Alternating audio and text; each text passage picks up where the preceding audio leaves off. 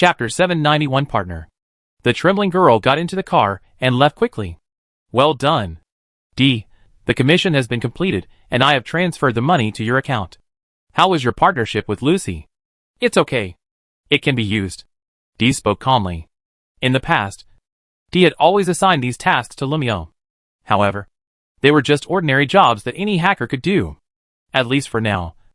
Lucy was quite competent in this regard. That's good. By the way, did you destroy the Uzumaki gang? Has a problem? No. The NCPD is very happy. You know, after you showed up, the crime rate in the entire neighborhood dropped by several percentage points. It's just that some people are not very happy. They will not feel unhappy soon. Why? Hearing D's indifferent answer, Roger sighed softly. D. I understand your thoughts.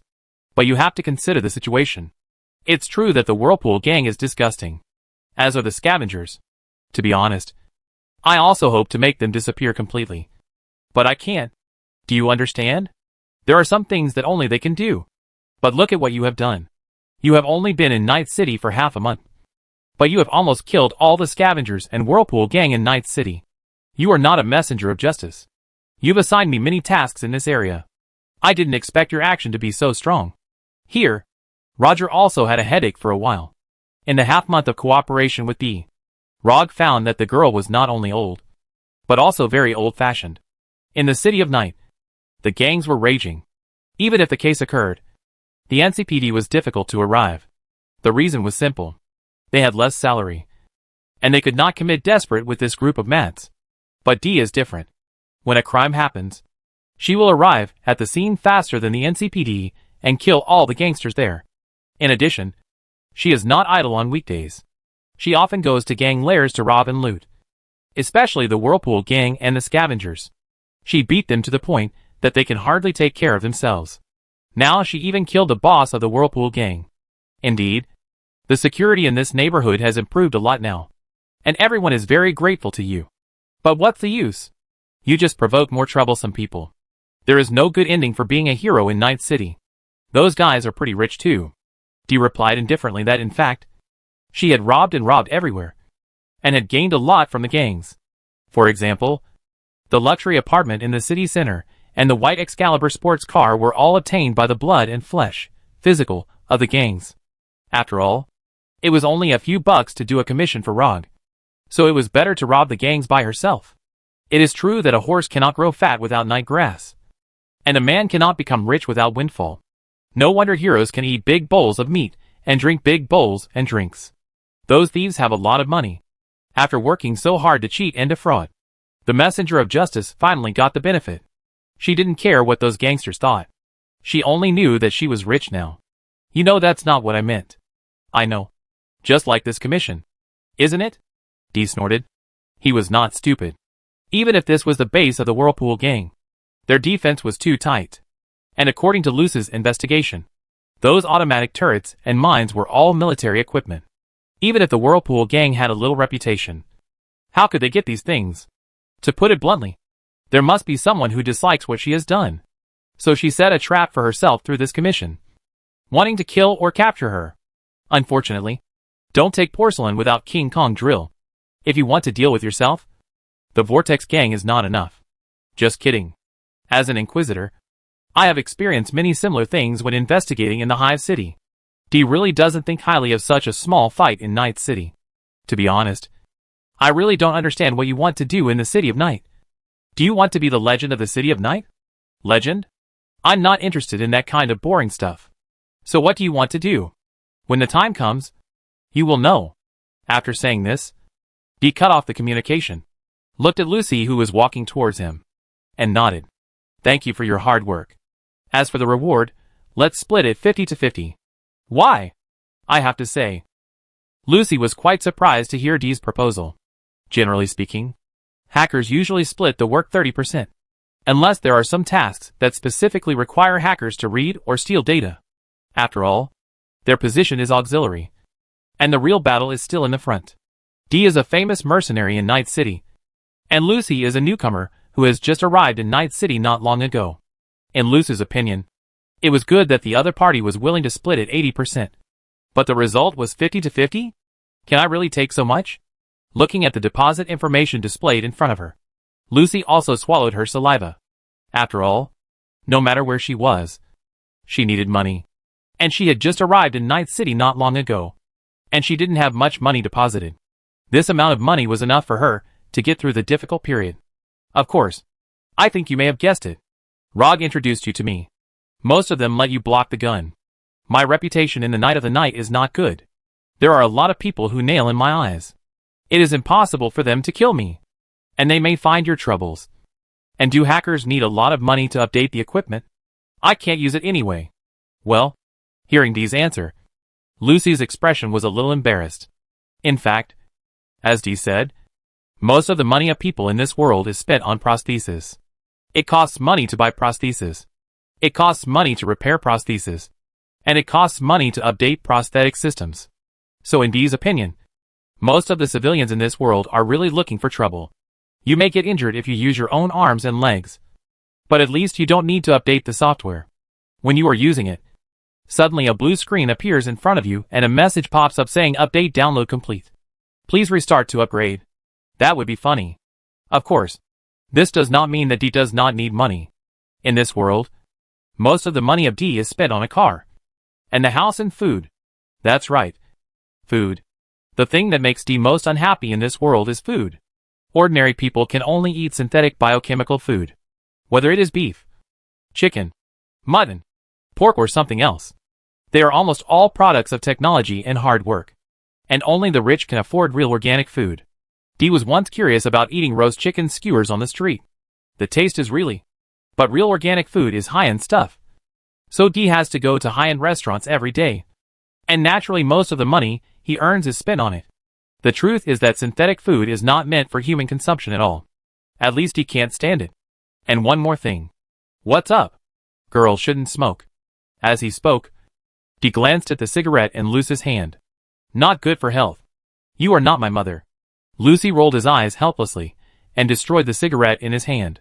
Do you need me to take you home? No. I have things to do. Hearing Dee's proposal, Lucy hurried back and shook his head desperately. Well, I'll go first. Dee waved his hand and sat into the sports car again. And then the next moment accompanied the roar. The white sports car flew away like Sao's husky call. Seeing Dee leave, Lucy finally breathed a sigh of relief. She touched her stomach, went to a nearby restaurant, and ordered some food. But when the steaming hot tomato soup was served, before Lucy picked up the spoon to taste it, she couldn't help but think of the bloody bodies that were smashed by Dee before. At this moment, Lucy had no appetite at all. In the following period of time, Dee and Lucy officially became partners and completed many tasks. In Dee's opinion, Lucy's level was pretty good. After all, Dee's requirements were not high. As long as Lucy could cut off the surveillance and communication and lock the entire entrance and exit, she didn't need to worry about anything else. Any hacker could basically do this. But for Lucy, her feelings were a little complicated.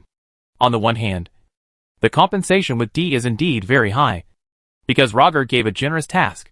Of course, the mission of general rewards is high, but most of them are carried by Dee forces.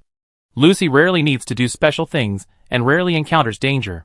On the other hand, Dee's violent fighting style really made Lucy feel a little scary. She didn't have seen the battlefield of flesh and blood. But Dee's battle was, to be honest, it is not surprising that the flesh and blood of people is blurred. For example, using a shotgun or a handgun, a cannon has turned the other party flesh and flesh into several pieces. This can be understood. But seeing Dee's little fist smashing into someone's head like a hammer is another kind of shock. In addition, Lucy also found that Dee seems to like to do tasks very much. Every time Roger or other middlemen called her to entrust her with a task, she would almost always agree without bargaining or caring about the danger. Dee once told Lucy that every time she accepted a commission, it felt like the beginning of a game, and completing the commission was like completing the entire game, which was naturally quite interesting. However, even Dee has his own persistence, which is that he never accepts tasks from the company, no matter whether it is military technology, Arasaka, or large companies such as biotechnology. Dee doesn't even pay a bird's eye. Even if the other party specifically specifies the task, he will not accept it, and will directly refuse without giving the other party any face. If she keeps doing this, something bad will happen sooner or later.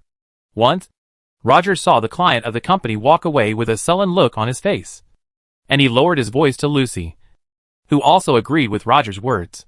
Although everyone hates companies, they also know that in Night City, those companies are the ones who really rule the city. If you anger them, you will have a hard time.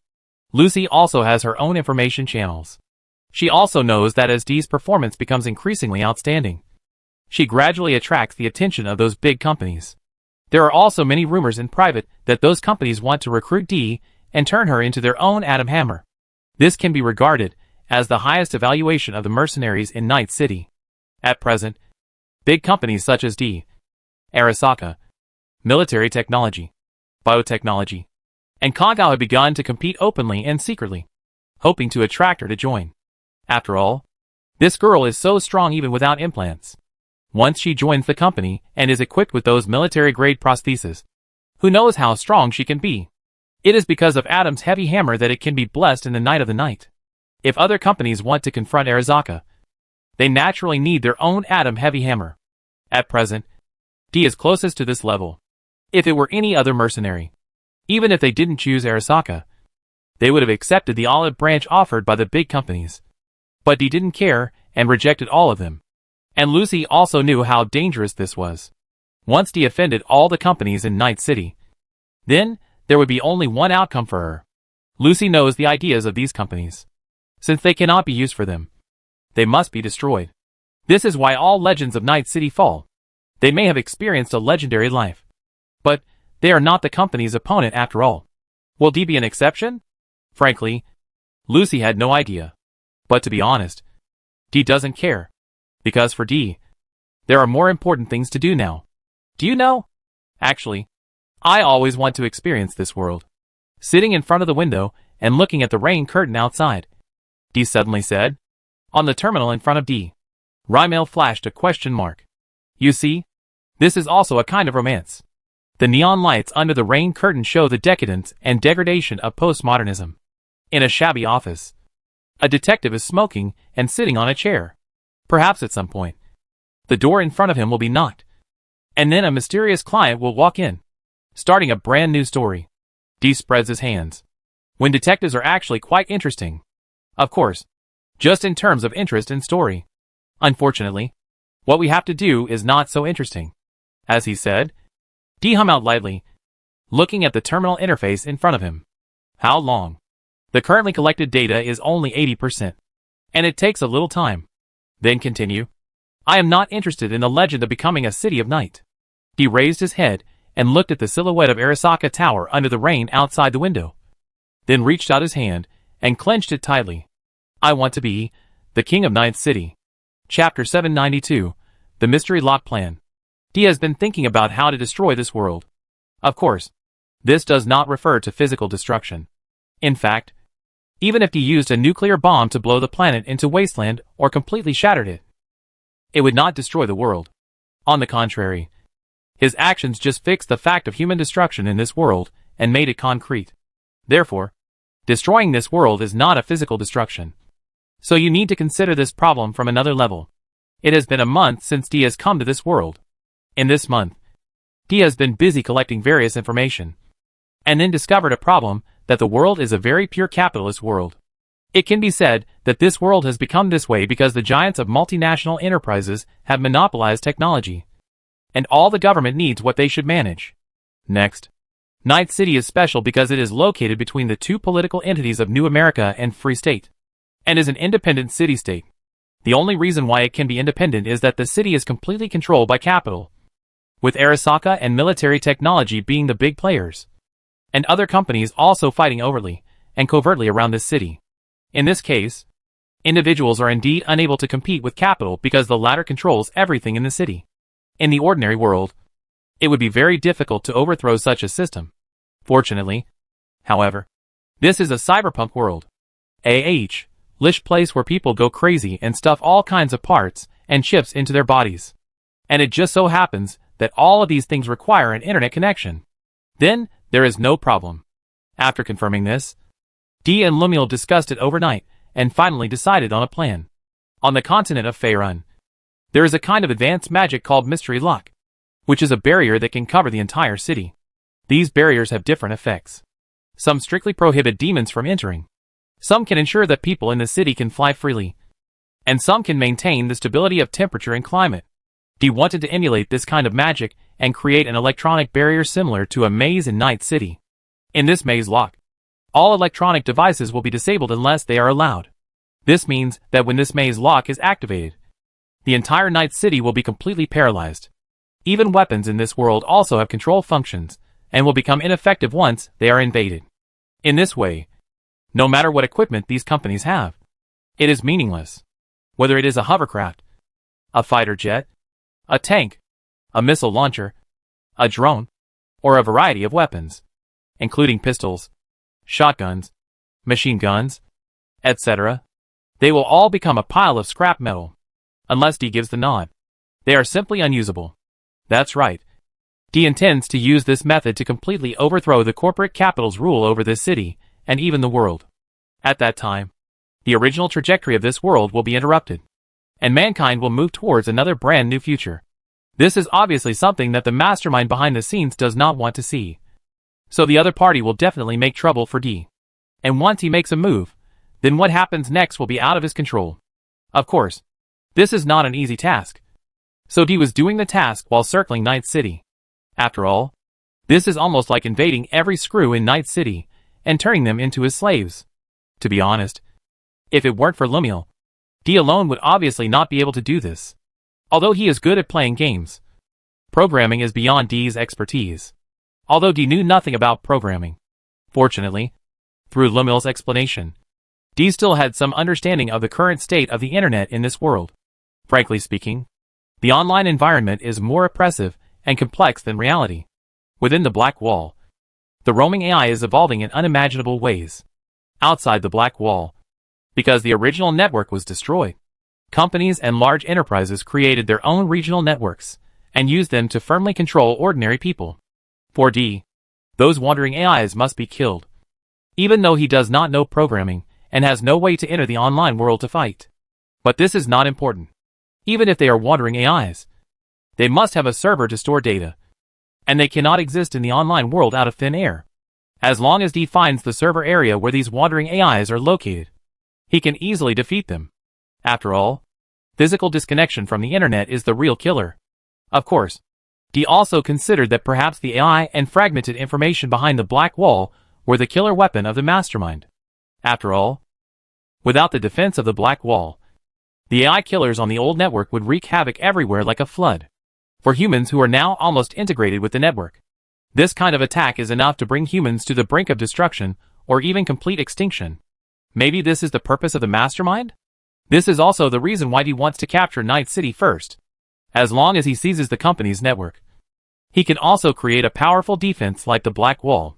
Once the opponent cheats and intends to use the AI behind the Black Wall to destroy mankind, Dee can launch his trump card defense attack. Although there are now network monitors responsible for monitoring the Black Wall, Dee does not intend to cooperate with them. After all, who knows where it is? Maybe the network monitors monitor the Black Wall just to release it at the most appropriate time. The Inquisitor has seen too many cases of Guardians destroying what they are protecting. By the way, why did you want me to partner up with Lucy? After taking a sip of the steaming hot coffee, Dee asked again curiously. After partnering with Lucy for half a month, Dee found that Lucy was indeed an interesting girl. But to be honest, Dee still couldn't figure out why Lumiel valued her. I feel like she's a lot like me. She's not elegant at all, Dee said with a smile. Lumiel always said girls should be elegant. But Lucy was obviously not elegant. She was the kind of I smoke, drink, and have tattoos, but I'm a good girl. Well, in this world, she is indeed a good girl. You know that's not what I'm talking about. Your Honor. There was a hint of helplessness in Lumiel's voice. I always feel that she is somewhat similar to my old self. Of course, it's not about smoking and drinking, but something deeper. Okay, it seems I can't understand, but you have to be careful. It will be interesting if she betrays you. Hearing these words, Lumiel fell silent. In Night City, betrayal is commonplace. Even the closest companions will betray each other one day. Dee has been betrayed by clients or companions more than once. In fact, the previous mission was also a trap set by Rog. After all, Rog, an old man, could not fail to see that there was something wrong with Uzumaki Gang's mission. But she still said nothing and let Dee go. If Dee dies, then he is dead. If Dee comes back alive, then just pretend nothing happened. This is how the world is. Although Lucy is doing well now, maybe one day, she will also let Dee down in a mission. Of course, Dee doesn't care about this at all. Being strong means you can do whatever you want, and you are not afraid of anyone. In other words, if you are not afraid of death, come here, and I will hit you on the head with my little fist. I never thought that the world would become like this. It is not surprising that capitalism turns people into ghosts. When capitalism's alienation of people is complete, that will be the time for capitalism's demise. Dee curled his lips. By the way, do you still remember what you are going to do? We will kill many people. So don't say you can't do it. I have made it very clear to you. If you want to completely overthrow the rule of capital, you must start a revolution. A revolution without bloodshed is like a worthless street parade. The bodies and heads of capitalists are the bloody reality. If you say you can't do it, then we will have worked in vain. Please rest assured. Judge. In response to Dee's question, Lumiel was silent for a moment and then spoke. I won't let you down. Hope so. Dee put down his coffee cup and stretched. Did you find any valuable clues? Yes. According to intelligence, Arasaka Yorinobu, the eldest son of the chairman of Arasaka Corporation, will come to Night City in the near future for unknown purposes. Arasaka, they are the only ones left. After hearing Lumiel's report, Dee narrowed his eyes, and a hint of murderous intent flashed in his eyes.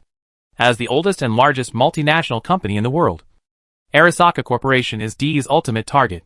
As the saying goes, the first bird to stick its head out gets shot. And if you want to kill the capitalists, of course you should start with the biggest and fattest one. Unfortunately, it wasn't Saburo Arasaka who came. When? About a week later. What about the itinerary? Will he go to Arasaka Tower? It doesn't seem to be determined yet. Very good. Continue monitoring. After hearing this, Dee made a decision. When Arasaka Yorinobu comes, we will find a chance to kill him. Of course, if we can kill him on the Arasaka Tower, it will be more symbolic. After all, he is the heir of the Arasaka Group. If we can hang him on a street lamp in public, then the Arasaka Group will definitely not stand idly by. You're going to attack Arasaka Tower? Of course.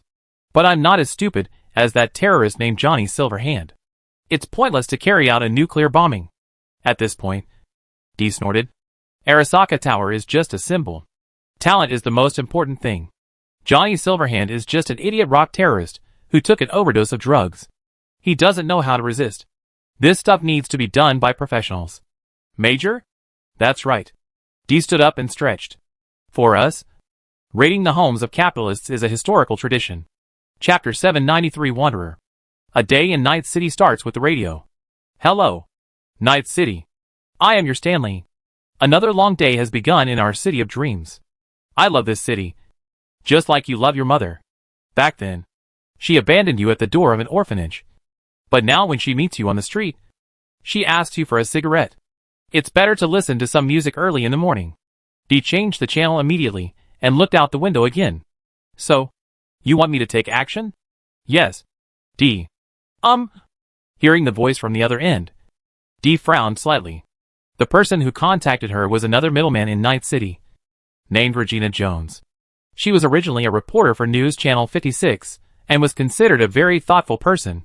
She had worked with Dee several times, mainly on the research of cyberpsychosis. Well, Dee couldn't give any suggestions on research, but Dee was very good at catching cyber madmen.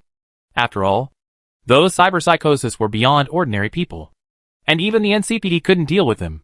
But in front of Dee, even a cyber madman is no different from an ordinary person and can be knocked down easily. Because of this, Regina and Dee reached a consensus on capturing cyber maniacs. She hopes that Dee can capture them alive. And then she will find a way to develop a treatment for cyberpsychosis and investigate how these cyberpsychosis are caused. This time, Regina's commission to Dee is also about cyber madmen. But the clients are a little surprising. They are a group of wanderers. According to Regina, A wanderer family named Atacado is currently stationed in the Badlands outside Night City. One of their teams lost contact while searching for supplies. And when the family sent people to find them again, they found that the group had been completely killed. Judging from the traces at the scene, they should have been killed by a cyber madman. Wanderers always gather together for warmth, and they certainly won't let it go when their own family members are killed. So the patriarch leads a group of people to the evil land again to look for the cyber madman. The two sides fight a fierce battle. The patriarch is seriously injured, and the cyber madman also escapes. At the moment, the Atacado family is short of manpower, and they seem to have been targeted by that damn cyber madman. So in the end, they decided to come forward and find a middleman, asking her to find someone to help them solve this problem. So we found D. Cybermaniac. You didn't tell me there were cybermaniacs in the bad land. He's a little different from the other cyber lunatics. Regina shook her head. To be honest, this guy is just a legend in the bad land. When I was a reporter, I heard that the ghosts of the bad land would attack lost travelers. Of course, there were also several attacks in the bad land at that time, all of which were said to be caused by the ghosts of the bad land. They said that it would appear with storms and kill everything. But we didn't find any evidence. So this time we found evidence? Right. So I need your help. D. Rumors of the Badlands ghost have been around for more than a decade. It's hard to imagine how such a cyber lunatic could survive in a place like the Badlands. So, it would be best if we could capture him alive. The Badlands is so big. Where am I going to find it? Don't worry about that. I just found a wanderer to help. She was originally from Atacado, but she left her family and came to Night City to make a living. Tracking enemies in the Badland is her specialty. Okay then. Where do we meet? Martin Street. Almost there. After that, Dee contacted Lucy and then came to the place Regina mentioned. In an abandoned parking lot, they found the homeless man who was responsible for contacting them. Are you the mercenary? The woman in front of him had a ponytail and was dressed like a homeless person. She folded her arms and looked at Dee with doubt. I want Regina to find the best. Dee is the best. Faced with the woman's questioning, Dee didn't care at all. Instead, Lucy raised her eyebrows, stared at the woman and spoke. I can tell from the looks of it that you've just arrived in Night City, and you don't even know Dee. What did you say? I paid a lot of money for it. Your money is not even enough to buy Dee a dinner. If you want to quarrel, you can quarrel on the road. Seeing that the client and Lucy were about to start an argument, Dee just snorted and spoke. Are you going or not? One word. All right. Hearing Dee's question, the woman retracted her gaze, glanced at the other person again, then opened the car door and got in. I'll trust Regina this time. I hope she won't cheat me. Get in the car. Soon. The group got on the car and drove out of the city. On the way, Dee also heard the woman's introduction that her name was Panem Palmer, and she was also a wanderer. In other words, she was actually one of the wanderers who followed the Atacado family to Night City. But now she has parted ways with them and plans to start a new life in Night City. Although Panem did not say why she left the family, it was obvious that she still had feelings for the family. So after she heard about this from her family friends, she immediately found Regina for help, and the latter introduced her to Dee. Although after meeting, Panem was full of doubts about this slender weirdo wrapped in a cloak. But she would trust Regina just this once. And from Panem, Dee also heard more detailed information. Wherever the wanderers went, they would go to those abandoned buildings or towns to collect and look for some useful things. The Atacado family was no exception. One of the search teams went to a nearby abandoned town to search. They were supposed to return before the storm, but they didn't have time to return.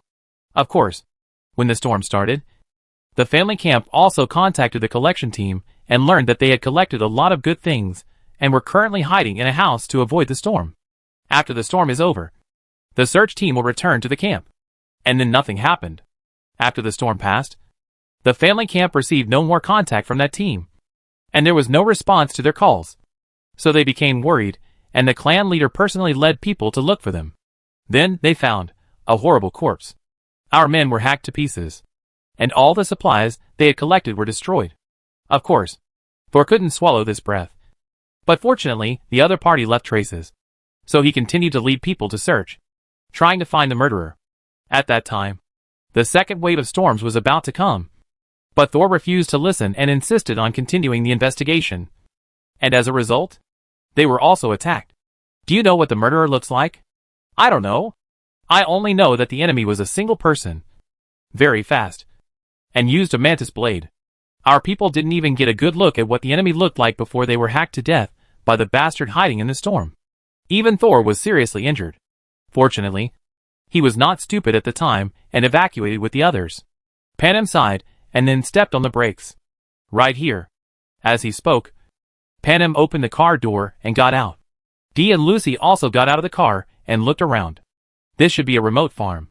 Of course, there is only a simple house that barely looks habitable. Blood and gun debris can be seen around. Lucy walked forward and reached out to pick up the weapon debris that was almost buried in the sand. Is this the weapon you used? That's right. Panem nodded. What are you going to do? I don't have any clue. Lucy? Let me see.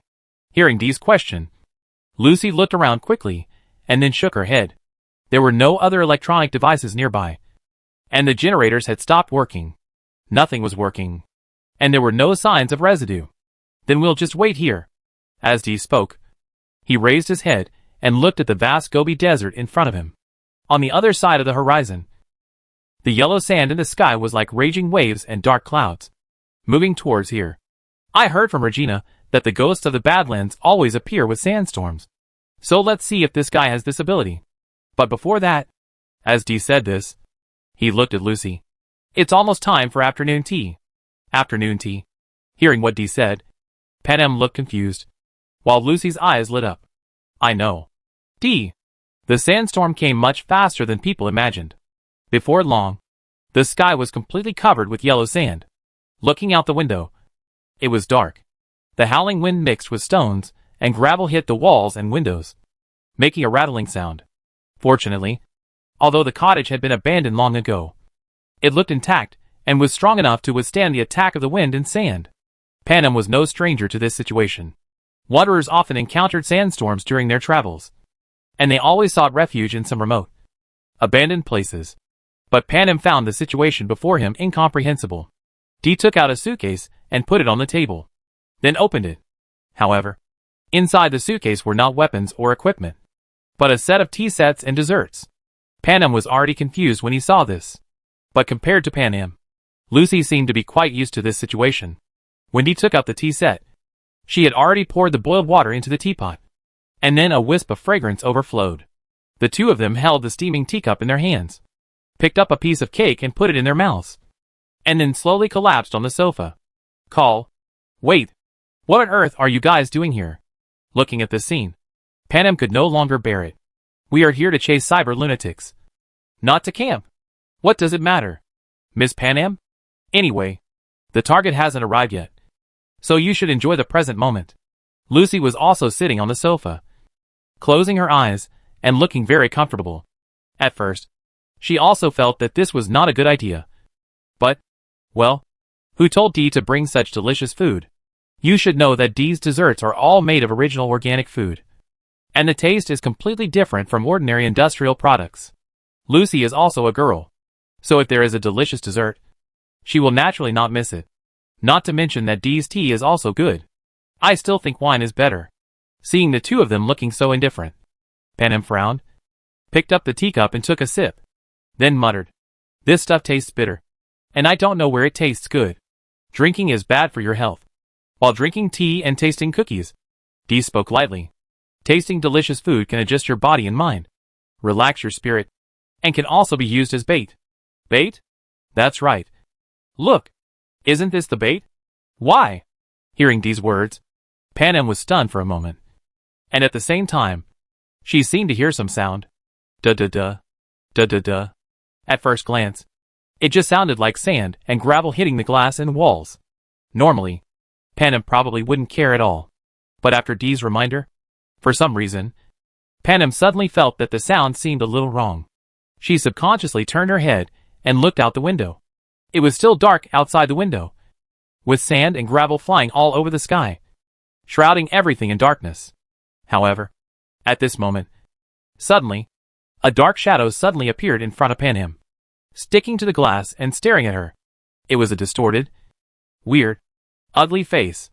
Chapter 794. Unexpected discovery. Oh my god. What the hell is this? Panem was also startled when she saw the face in front of her, and hurriedly raised her gun to try to shoot. However, before she could pull the trigger, the strange face outside screamed, and then a mantis knife suddenly popped out of his arm, broke the glass directly, and stabbed towards Panem. Woo! Faced with this sudden attack, Panem gritted his teeth and quickly rolled back in a mess. The sharp mantis knife almost cut through Panem's hair, sweeping past it, and even cutting off a few strands of hair. Wah! The man who missed the attack screamed like a beast, and the mantis knife in his left hand popped out and stabbed at Panem again. This time, Panem had no way to avoid it, and could only watch the knife stab into his chest. At this moment, time became so slow in Panem's eyes. She seemed to have never felt time become so slow. She watched the opponent's mantis knife stabbing at her, but her body was completely unable to move, as if she was pressed down by a 1,000-pound rock and could not move at all. Is this what death feels like? However, just as Panem was waiting to die, suddenly, a hand stretched out from the side and grabbed the mantis knife that was stabbing Panem. Why? Seeing this, Panem's eyes widened in surprise. She turned her head and saw that D had stood beside her without her noticing. He stretched out his left hand and grabbed the blade of the mantis knife. In D's hand, the mantis knife was like being clamped by a pair of pliers, unable to move at all. Ugh, ah! The man tried desperately to break free, but to no avail. So he raised his right hand again. However, this time D did not give him any chance at all. Instead, he came directly behind him, twisted the man's arm, and then pressed him to the ground. Lucy, do it. When it comes to killing, D will not hesitate. But knocking someone out alive is beyond D's ability. With her current attributes, she can directly smash the opponent into pieces with one punch. What's more, the cyber psychopath has no reason at all, and there is no way to knock him out. At this time, the only one she can rely on is the hacker. After all, only they can overload the opponent's electronic neural network and make him unconscious. So when he caught the cyber maniac several times, he always let Lucy take charge of the assistants. Basically, she controls the opponent, and then Lucy invades the opponent's electronic neural network to make an electromagnetic short circuit, so that the opponent can lose consciousness, and then Regina can come to collect the goods. The same is true this time. Clear. Lucy had been working with D for such a long time, and they were familiar with each other. At this moment, she was staring at the man who was struggling under D, her eyes flickering, and she began to invade. As for connecting to the internet directly, Lucy would never dare to do so. Are you kidding? The other party is a cyber psychopath. If she directly uses a physical connection, she might be the next cyber lunatic. Kappa kappa kappa. Under Lucy's gaze, arcs of electricity emanated from the man's head. But even so, he still did not faint. Seeing this scene, Lucy was stunned. This is... You bastard. Before Lucy could react, Panem had already climbed up from the ground. She picked up the gun that had fallen beside her and aimed directly at the man's head. I want to avenge my dead family members. Boom. As he spoke, Panem fired directly, and at this time he also turned around in a hurry, grabbed the struggling man and dodged Panem's shooting. The bullet hit the wall and bounced directly, frightening Lucy to scream and quickly retreat. At this moment, the man's legs suddenly exploded, emitting a dazzling light, and then his arms twisted and broke free from D's hands.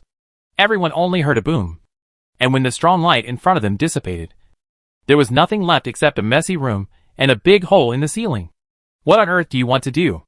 Lucy glared at Panem angrily and yelled loudly. Regina said she wanted to capture him alive. But this bastard killed my family? I must take revenge. Damn it. Regina didn't tell us. Lucy stomped her feet in anger and looked at Panem indignantly. The commission we accepted is to bring the person back alive, not a corpse. Okay. Stop arguing.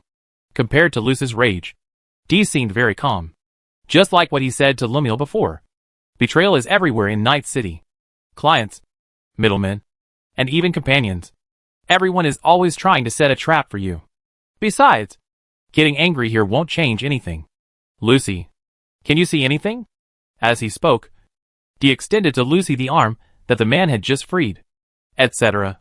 Hearing D's question, Lucy glared at Panem angrily, then took Dee's arm and examined it carefully. There is indeed a problem. A problem? What's the problem?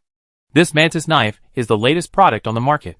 Lucy also knew that Dee would never care about the condition of these prostheses and implants. So she gave a direct answer. They won't be on the market for more than 5 days. But this cyber lunatic is being asked to do it. This is simply impossible. Besides, what's the matter with what you said is a problem? When I hacked into that cyber madman's ICE just now, I found that his IC was very sturdy and difficult to hack.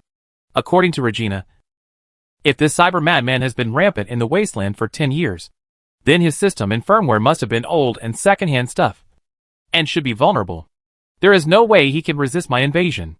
Honestly, it's strange that a cyber madman can survive for 10 years without dying, Dee commented, then looked at Lucy again. Can you pinpoint his location? Fortunately, the tracking chip has been installed, and the enemy is currently moving away from us. Catch up. Dee gave the order directly, and then glanced at Panem. I'll drive this time. Hearing this, Panem was stunned. Hey wait, that's my car. However, before Panem could finish her words, Lucy stared at her with a light flashing in her eyes. And the next moment Panem fainted on the ground without saying a word. You do it on the first day, and I do it on the 15th day. No one owes anyone anything. Walk. Dee didn't even look at Panem, who had fainted on the ground. He took Lucy out of the house and rushed into the car. Then he stepped on the accelerator, and the next moment, the speeding SUV disappeared in the yellow sand and wind. It is not easy to track a target in this weather. Fortunately, for the sake of safety, Dee stuffed a tracking chip into the man as soon as he was subdued. This is also to prevent these cyber psychopaths from escaping again after waking up. After all, Regina wants to catch them alive. If they run away, it will be too late to find them in the vast crowd. Right? Of course. The flying sand made tracking extremely difficult, and even the headlights could not illuminate the area ahead. In addition, although this was a desert, there were also many gravels and trees. Often, a rock would suddenly appear in front of the car while driving. If Dee had not reacted quickly enough, the car would have been smashed to pieces. Just ahead, he stopped and the signal disappeared. Squeak! The off-road vehicle turned around and stopped steadily. In the sandstorm in front of it, a building could be vaguely seen, which looked like an abandoned gas station. Right here? Yes, that's where the signal disappeared. Let's go in and look for him. He can't get away. Dee's curiosity was also piqued. Generally speaking, cybermaniacs were lunatics who had lost their minds. It could even be said that they were like demons eroded by chaos, with only madness and killing in their minds. They would not hide or run away, but would only persistently tear apart every prey that dared to stand in their way. So it stands to reason that they won't update their implants or firmware. So why does this guy have the latest implant weapons and upgraded ICE firewalls? It's impossible that he turned into a madman just after buying a mantis knife. Then this matter becomes interesting. This dilapidated gas station in front of me seemed to have been empty for a long time, and it was in a state of disrepair and mess everywhere. However, this is just an appearance. Just as he pushed open the door and walked into the gas station, suddenly, four cylindrical turrets stretched out from the ground of the gas station, aiming directly at Dee. Drop. At the same time, Lucy also rushed to attack. Two of the turrets suddenly stopped, then closed and retracted. The other two turrets were smashed into pieces by the power hammer thrown by Dee before they could show their power.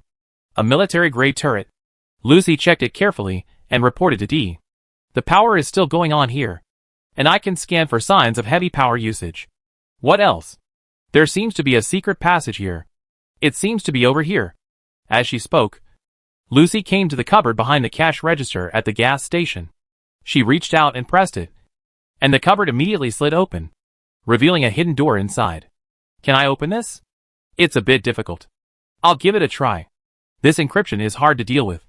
As Lucy spoke, she stared at the control panel in front of her. In front of her, blocks filled with characters appeared and disappeared. After a moment, Lucy breathed a sigh of relief. It's unlocked. Ding!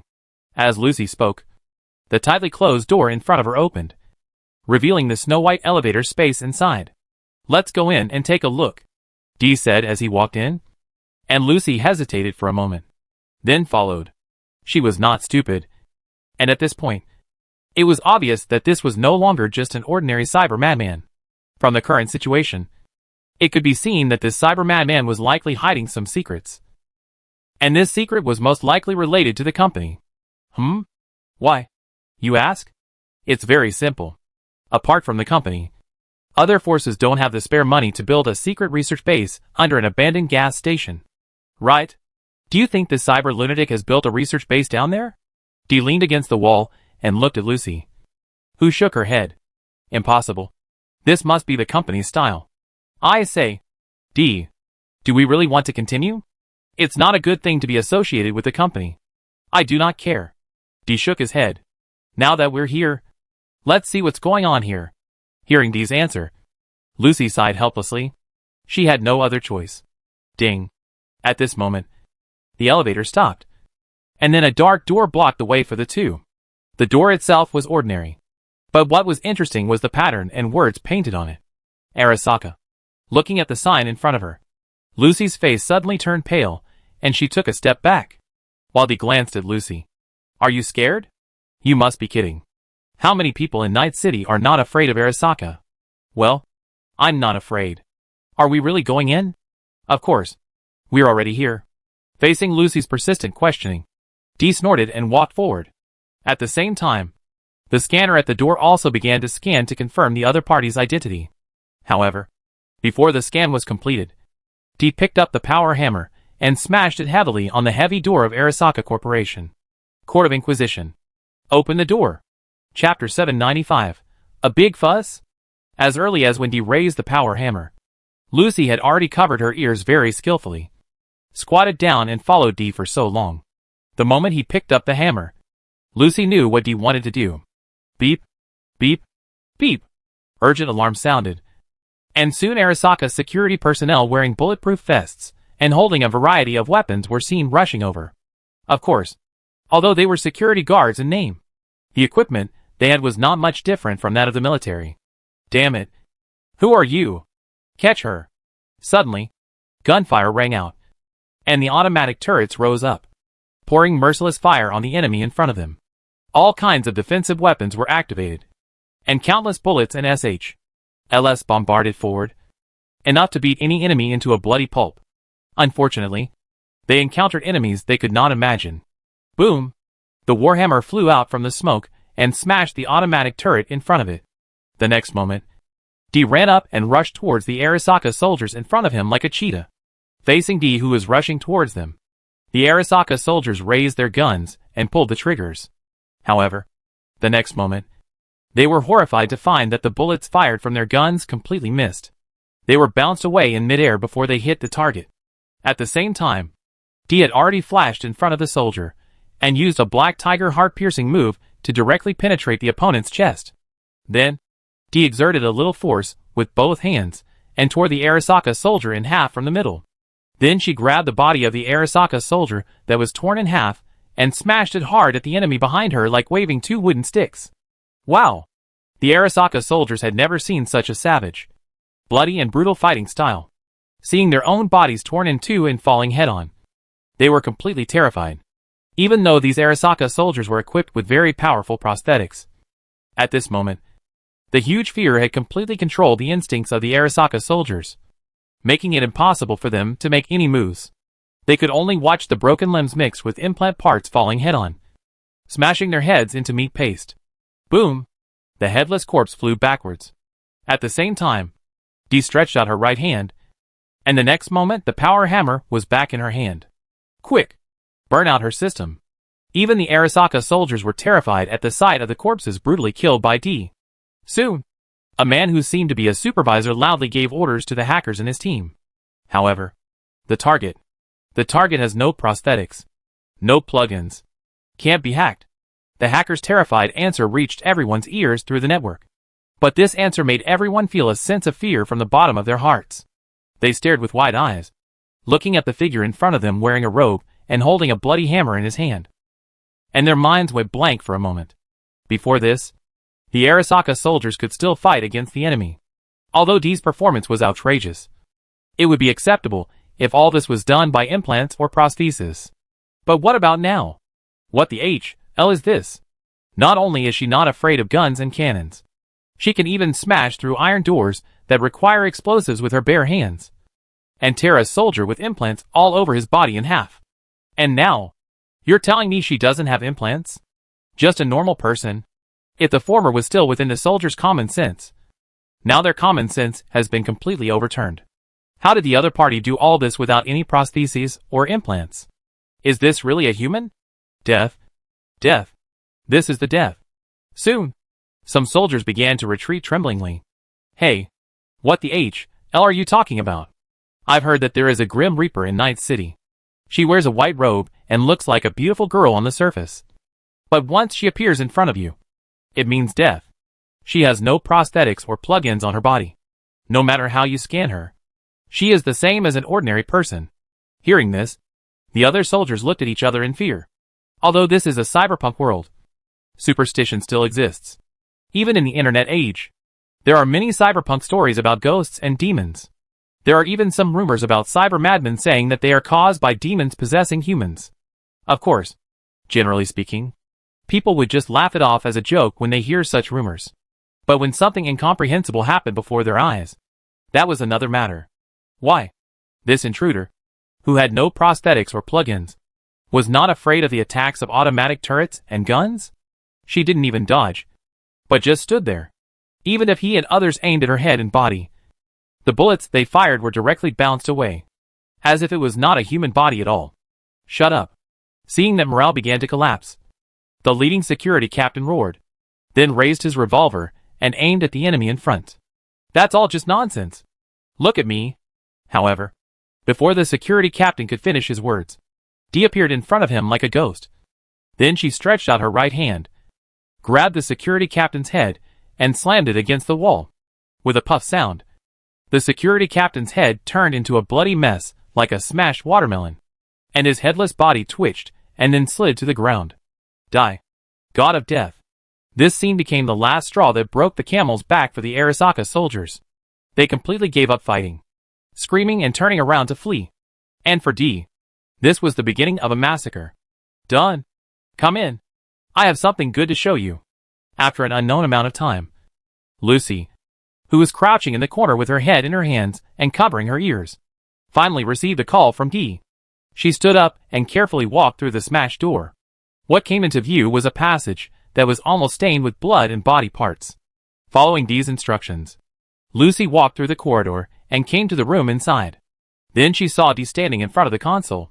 On the other side of the glass wall of the console, a person was suspended in a hibernation chamber filled with nutrient solution. It was none other than the cyber madman who had attacked them before. What on earth is? Why don't you read it and find out? Lucy was stunned for a moment when she heard Dee's words. Then she looked at the socket with the Arasaka logo. No. I don't dare. Arasaka's encryption system is very terrible. Once it is discovered, where are the researchers here? Killed. In response to Lucy's question, Dee answered calmly, then turned to look at Lucy. Are you sure you don't want to? Lucy said nothing, but nodded silently. Well, I'll do it myself. As he spoke, Dee turned on the old-fashioned terminal on his wrist, then took out a data cable and plugged it into the console. Are you sure this will work? The data processing capabilities of the external terminal are no match for Arasaka.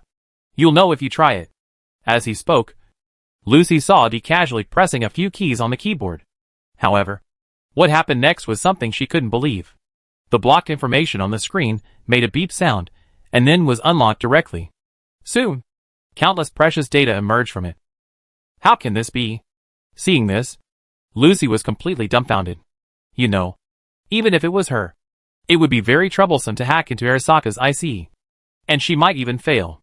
After all, as a hacker, Lucy knew how terrible Arasaka's data encryption was.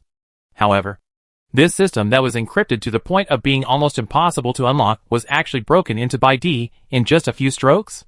Is Arasaka's ice made of paper? It will break if you poke it? However, before Lucy could recover from the shock of Arasaka's encryption being unlocked so easily, the information on the screen in front of her made her even more stunned. How is this possible? Yo-huh? Looks like we really found something useful. Looking at the data and plan in front of him, Dee narrowed his eyes. The reason was simple. This was a crazy plan. According to this plan, Arasaka seemed to have been studying how to artificially create cyber psychopaths and completely control them in his own hands, making them his puppets. Research shows that cyberpsychosis is a self-defense instinctive reaction of human instinct to the invasion of foreign implants. Too many implanted prostheses will lead to deviations in human cognition of their own bodies, thus gradually breaking down. Since prostheses do not have self-intelligence systems, when prostheses erode the mind to a certain stage, the victim's sanity will break down, and he will only rely on biological instincts to act. If the prostheses can be adjusted to guide and brainwash the user's mind during the implantation period, theoretically they can obey the sent signal commands. From this point of view, experimental subject number 27. They actually dared to do such a thing? Looking at the records in front of her, Lucy was stunned and couldn't believe her eyes. What exactly does Arasaka Corporation want to do? Why should I be afraid? In the end, I still want to rule the world. Oh! Such an old-fashioned ambition. How boring. As he spoke, Dee took out the chip and inserted it into the console to start downloading data. To be honest, I have seen such boring and old-fashioned ambitions too many times. So much so that I am numb to them. I really want to complain about whether these bosses have nothing to do and only know this.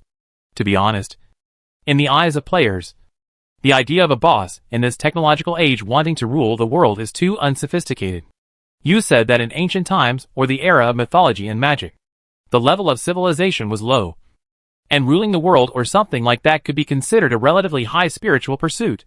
But in the age of science and technology, is it meaningful to pursue this? You haven't even left your own galaxy, but you want to rule a planet? How low is that? If you have this time, you can improve technology, develop space colonization, etc. Isn't it more interesting than fighting for the right to rule on your home planet? In the player's view, the behind-the-scenes boss, who still wants to rule the world in modern society, is essentially as speechless as the emperor's golden shoulder pole that farmers fantasize about when they are farming. You need to know that Araza is still a technology company, and it is not a warlord or something. You are so eye-catching? What a loser. Okay, Regina will definitely be interested in this news. By the way, I've already shut down that guy's program. Let's pack it up and take it away. Take away? That's right. Arasaka will go crazy. Lucy stared at Dee. She was not sure if Dee knew how serious the consequences of this matter were. It was conceivable that once Arasaka found out that she was trying to turn other people into cyber psychopaths and trying to control the research of cyber psychopaths, they would definitely eliminate those who knew the news at all costs. At that time, no matter whether it was Dee or herself, I was afraid that they would not be able to escape death. However, so what? I don't even take Arasaka seriously. Dee didn't even think about it and gave the answer directly. Are you kidding me? How can a judge be controlled by a capitalist? Whoever the Inquisitor thinks should die, then that person must die. What does Arasaka matter? Although Lucy wanted to turn around and run for her life, she knew that she had boarded a pirate ship and could not get off. So she had to follow Dee's request and take the transformed cyber madman out of the laboratory. Then the group took the elevator back to the gas station above. As soon as she walked out of the door, she saw Panem, who was covered in dust and running towards her angrily. How dare you abandon me? How did you follow me? This is my car. There is a tracking device on my car. How could you not know? To be honest, you shouldn't have come. What did you say? Hearing what Dee said, Panem glared at her angrily, while Lucy nodded silently, saying that she really shouldn't have come. What's wrong with this guy? After venting his anger, Panem looked again at the cyber madman who was held in Dee's hand like a dead dog, while Dee shrugged his shoulders. It's a long story. Oh, here it comes. Coming? What's coming? Seeing Dee looking up and behind him, Panem and Lucy also looked over there. Then they saw dozens of armored vehicles rushing towards them on the road far away on the Gobi Desert horizon, including even hovercrafts and tanks. It's Arasaka's private armed forces. Seeing this scene, Lucy's face turned pale. When she saw the document before, she knew that Arasaka would definitely make a big move. Now it seems that the other party is really anxious. What? What's going on? Aren't you guys trying to catch the cyber lunatic? Why are you fighting with Arasaka? And there is also an unlucky guy here who is kept in the dark and has no idea what is going on. You go first. Dee waved his hand. Put the cyber lunatic in the trunk. and then said to Pannon and Lucy, "You guys take a detour back to the city, Lucy, and contact Regina. How about you?" Dee raised his eyebrows when he heard Lucy's question. "Of course I'm here to take out Arasaka's army." "You alone?" "Of course. Leave it to me. There will be no problem. By the way, you can also tell Pannon what we found on the way, since she is already on the pirate ship and can't get off anyway." "Wait. What's going on? What do you mean I'm on this pirate ship and can't get off?" When she heard Dee's speech, Pannon was also panicked. Although she didn't know what happened, she saw that the private armed forces in Arasaka appeared. "So I know that this matter is absolutely forced today. I'll tell you on the way." At this moment, Lucy looked at Pannon with a hint of gloating in her eyes. Sure enough, seeing others and yourself unlucky, this mood was much more comfortable. Chapter 796 Destroy Everything. Soon, Lucy and Pannon drove away, while he clenched the power hammer in his hand, looked at the military convoy in front of him, and let out a sigh of relief. Finally, the matter returned to my most familiar track. Rumi Arwyle. Those drones were handed to you. No problem. Of course. The judge. Having said this, Lumiere was silent for a moment. Actually, I can overload their weapons and vehicles of all of them. That won't do, Lumiere. Dee shook his head. If you want others to obey you, this crooked way will not work. They will only find ways to bypass you. From ancient times to the present, humans will only succumb to more powerful forces. And what I have to do is to show them how powerful I am. Indeed, you can easily overload all of this and turn their implants and weapons into a pile of scrap metal. But it is meaningless. They will only think that I don't have the power to confront them head-on. So I have to tell them. On the one hand, he clenched the dynamic warhammer and looked forward coldly. Not only do I have it, but I am stronger than any of them. Those who obey me will live, and those who disobey me will die. Now, I will make these damn bastards understand this truth right here and now. The moment he finished speaking, Dee suddenly rushed forward, each man holding a hammer, facing the surging torrent of steel in front of him. Buzz!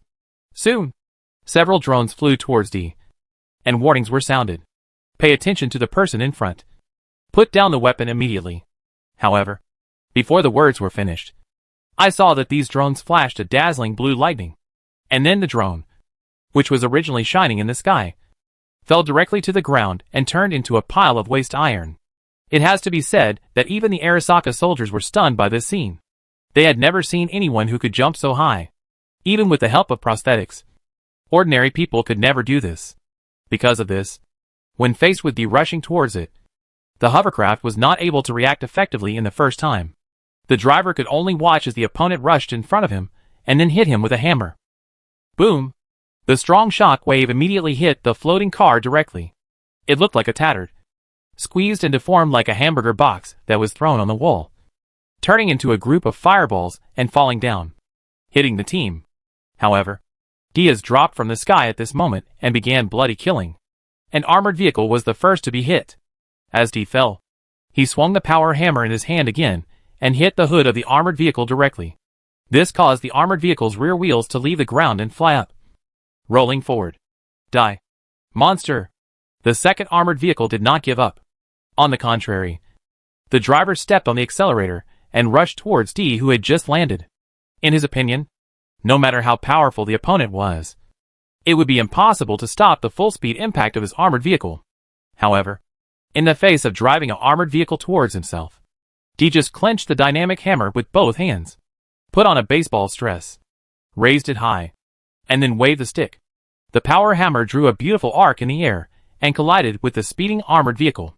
The latter flew high into the air like a hit baseball and then disappeared. At the same time, other vehicles had surrounded Dee, forming a solid line of defense.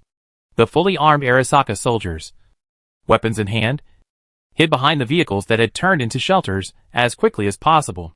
Fire! With an order, the gunfire shearing the guns from all directions and shining ruthlessly at Dee. After a while, the gunfire stopped, and the Arasaka soldiers stood on the ground in a daze, watching the incomprehensible scene in front of them. They fired all their bullets, even emptying their magazines. In fact, there was indeed a thick pool of bullets lying next to Dee, but she was still standing there steadily, and the diffuse gunpowder smoke could not even tear her pure white robe. Is your attack over? Dee put his hand down, raised his warhammer, and looked at the Arasaka soldiers around him with a smile. Then it's my turn next. Dee's voice was not loud, but at this moment, an unspeakable fear emanated from Dee. The soldiers stared at the figure in front of them with their eyes wide open in fear. Their hearts began to beat violently, and the scene in front of them began to change. Gradually, the blue sky and desert Gobi in front of them began to deform, and the yellow earth under their feet turned into rotten meat with a strange and fishy smell. The rocks around them looked like protruding ribs, and even the metal guns in their hands, which had originally felt cold, now seemed sticky. When they lowered their heads and looked at the guns in their hands, they were surprised to find that their weapons had turned into monsters made of blood and internal organs, like slime, and were devouring their hands. And it seemed to be aware of the eyes of the soldiers. And I saw the surface of the rotten meat blocks that could not help creeping. Suddenly, a compound eye like a fly's drilled out of it, staring at them dead. Ah! At this moment, the spirit of the soldiers completely collapsed. They screamed and threw the weapons and retreated back. Monster! What kind of monster is this? However, before they could escape, there was a loud bang, and everything around Dee exploded. The soldiers who didn't have time to escape were also caught in the explosion, screaming and turning into pieces. Only Dee was still standing there unharmed, as if the bombardment was just an illusion. At the same time, in the loud noise of the bombardment, a tank broke through the smoke and crushed it straight towards Dee. Die! Monster! Die! The tank driver was shouting like crazy. His eyes were red. His mouth was wide open, drooling, as if he had reached the edge of madness. In his eyes, the enemy in front of him was no longer the same as before, but an incomparable, huge dark monster that almost swallowed up the entire world. It almost stood upright, with a pair of bright red eyes full of crazy murderous intent, staring at him intently, as if it wanted to destroy his body and soul together. I won't let you kill me! Go to death! Under the extreme fear, the driver's spirit completely collapsed. He fired the SH-LS again and again, trying to destroy the monster in front of him. But it had no effect. Ha ha ha. Why? Why can't I kill him? Why? The unharmed monster stared at him. But that did not make the pilot give in. Monster! I want to die with you. At this moment, the courage came from the deep inside of the driver.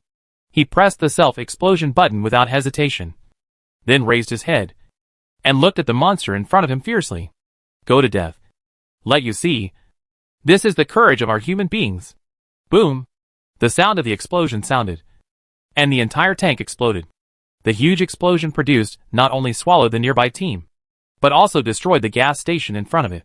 Good guy. I don't need to clean up now.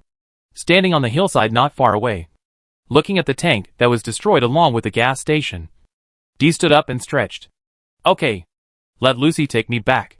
Not long after, Lucy and Panam, who received a call from Dee, returned to the vicinity, looking at the devastated battlefield in front of them. They were completely unable to conceal their inner surprise. What the hell is going on? Dee, what did you do?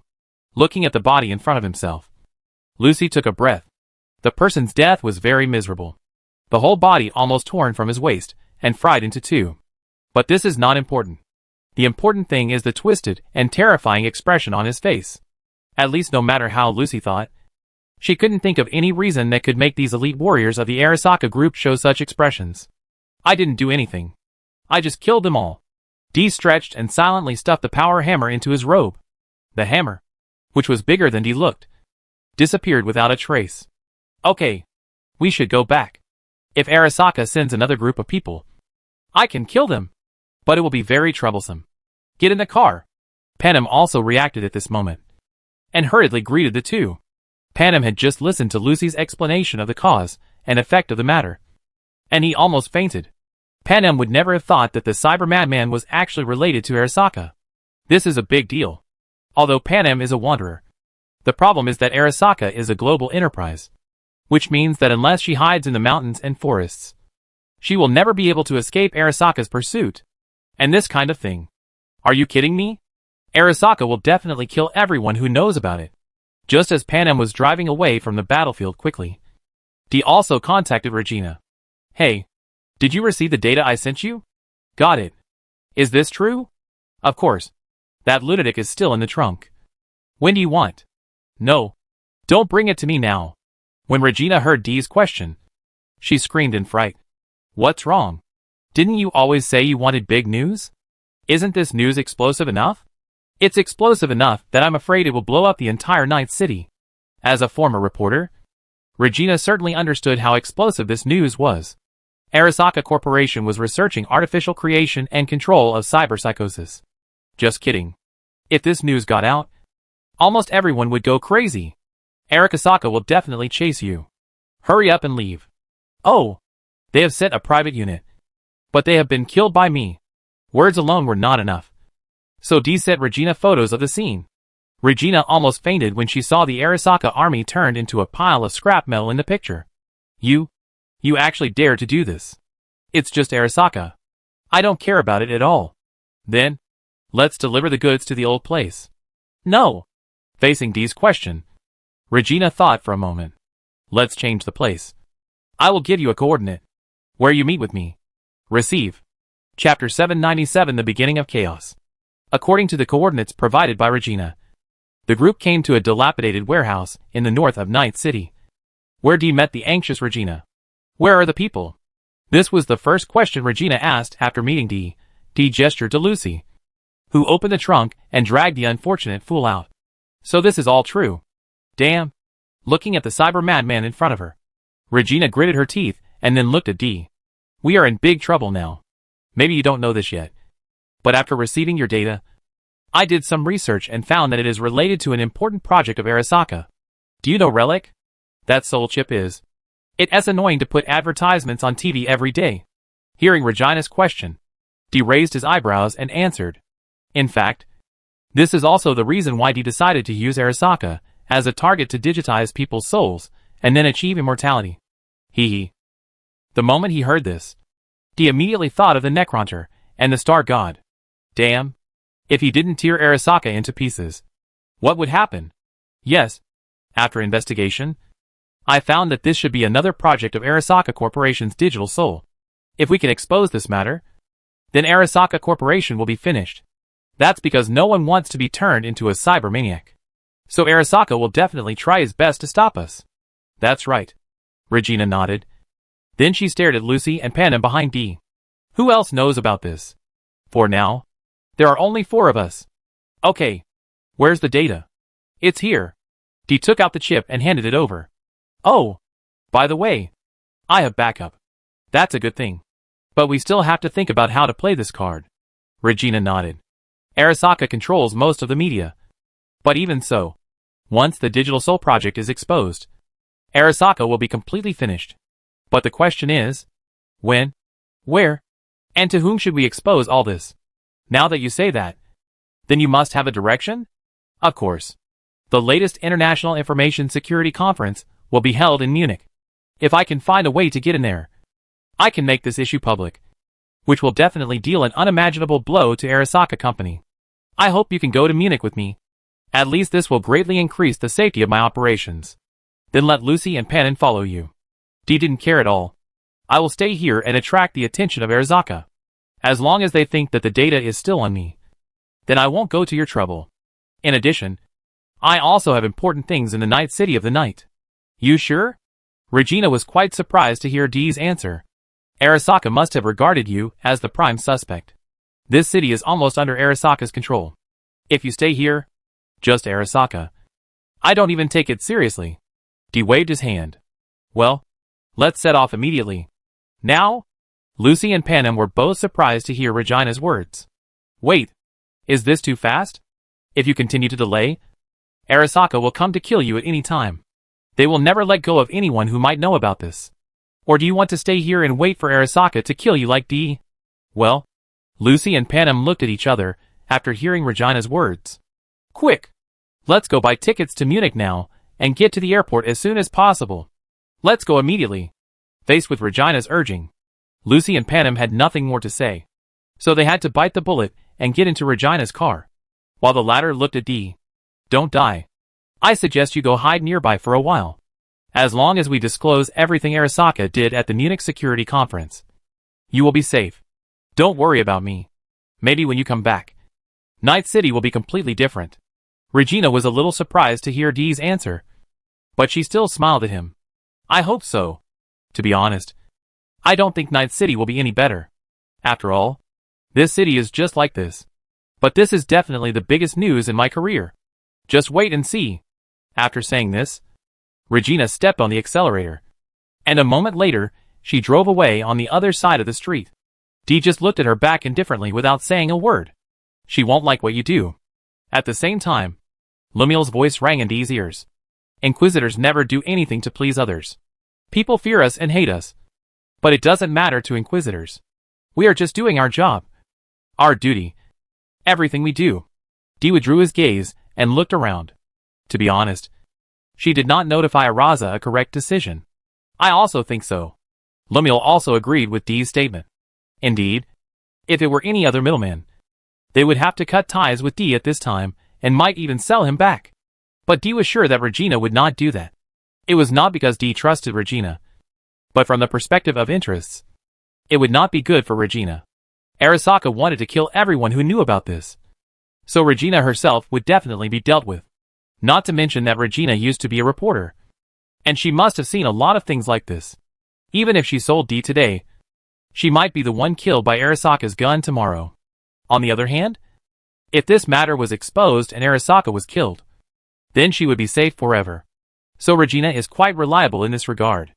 But others are not so reliable. Let's go for a trip. Thinking of this, Dee made a decision. It's time to give that old woman, who always likes to avoid trouble, some trouble. That's right. Dee was talking about Roger. If Regina was a loyal middleman, then this old woman had sold her out more than once.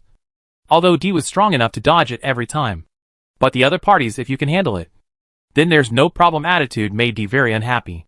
So she didn't mind going to the afterlife to cause trouble for that old woman. When the Arasaka Intelligence Department came to her door, her expression would definitely be very interesting. The next life is still as noisy and chaotic as before. Dee really doesn't like this disco-like environment at all. To be honest, Dee can't understand why anyone likes this. Just like he can't understand why anyone likes rock music. The steel noise is a headache. The horse roar represents rebellion and freedom. In the final analysis, it's just self-excitement. Dee dyes his hair yellow, tattoos his body, smokes and drinks, jumps on the dance floor like a madman, and thinks he is rebellious, non-mainstream, and free. But when those country women come to rob you right in front of you, every one of them is more cowardly than a guard dog, not even daring to bark. The so-called rock spirit, freedom and resistance are gone. And what's left is a group of little brats, who only dare to lower their heads and mumble and obey. Hey, Dee. Claire behind the counter greeted Dee. What's up? Roger isn't here yet. No. Just come and take a look. I didn't expect you to come here. What would you like to order? Same old. A bottle of Happy Monkey. Coming. Dee took the drink and sat down in a corner where it was not too noisy. He drank the drink and looked around. Maybe because it was daytime, there were not many people here. But at night, there would be more people here. Now there were only some mercenaries, who had no missions to kill time here. Ah, Dee. I didn't expect to see you here. A voice sounded in Dee's ears. Dee looked up and saw a fat black man wearing a gold chain standing in front of him, looking at him with a smile. Dee knew him. His name was Dexter, and he was also a famous middleman in the next life. However, unlike Regina and Wakako, who each managed a certain area, he was a person who moved around the entire Night City, and would accept commissions from any place. Dee had dealt with him once or twice before, and also accepted commissions from him. But they were just casual acquaintances. Why? Roger has a mission? I just came to sit down. It's rare that you come here to sit. The big black fat man spread his hands. In that case, do you want to accept my commission? I'm planning to take a vacation recently and rest up. I don't plan to take any commissions for the time being. He put down the Lele monkey in his hand and glanced at the big black fat man, who didn't seem to care. No problem. I'll contact you later if you have anything. After saying this, the big black fat man led his bodyguards to the corridor on the other side. Well, there was a private room over there. It seemed that another unlucky guy was going to get on board the big black fat man's pirate ship today. While drinking his drink, Dee looked away again and started discussing the next plan with Lemuel. Arasaka Yorinobu has arrived in Night City. But he did not go to Arasaka Tower, but stayed in the top floor suite of the Blue Sky building. I thought he would go to Arasaka Tower to inspect it. But the prince has no interest at all? According to information found on the internet, he once led a gang to rebel against Arasaka Corporation, but failed. Perhaps Arasaka Yorinobu himself did not like Arasaka Corporation. This is what a rebellious middle school student looks like. He has no plans or ideas, but acts out of passion and enthusiasm. In the end, he loses miserably to reality. Well, it's not too late to read a few more books, D snorted. But fortunately, this bait is still very useful.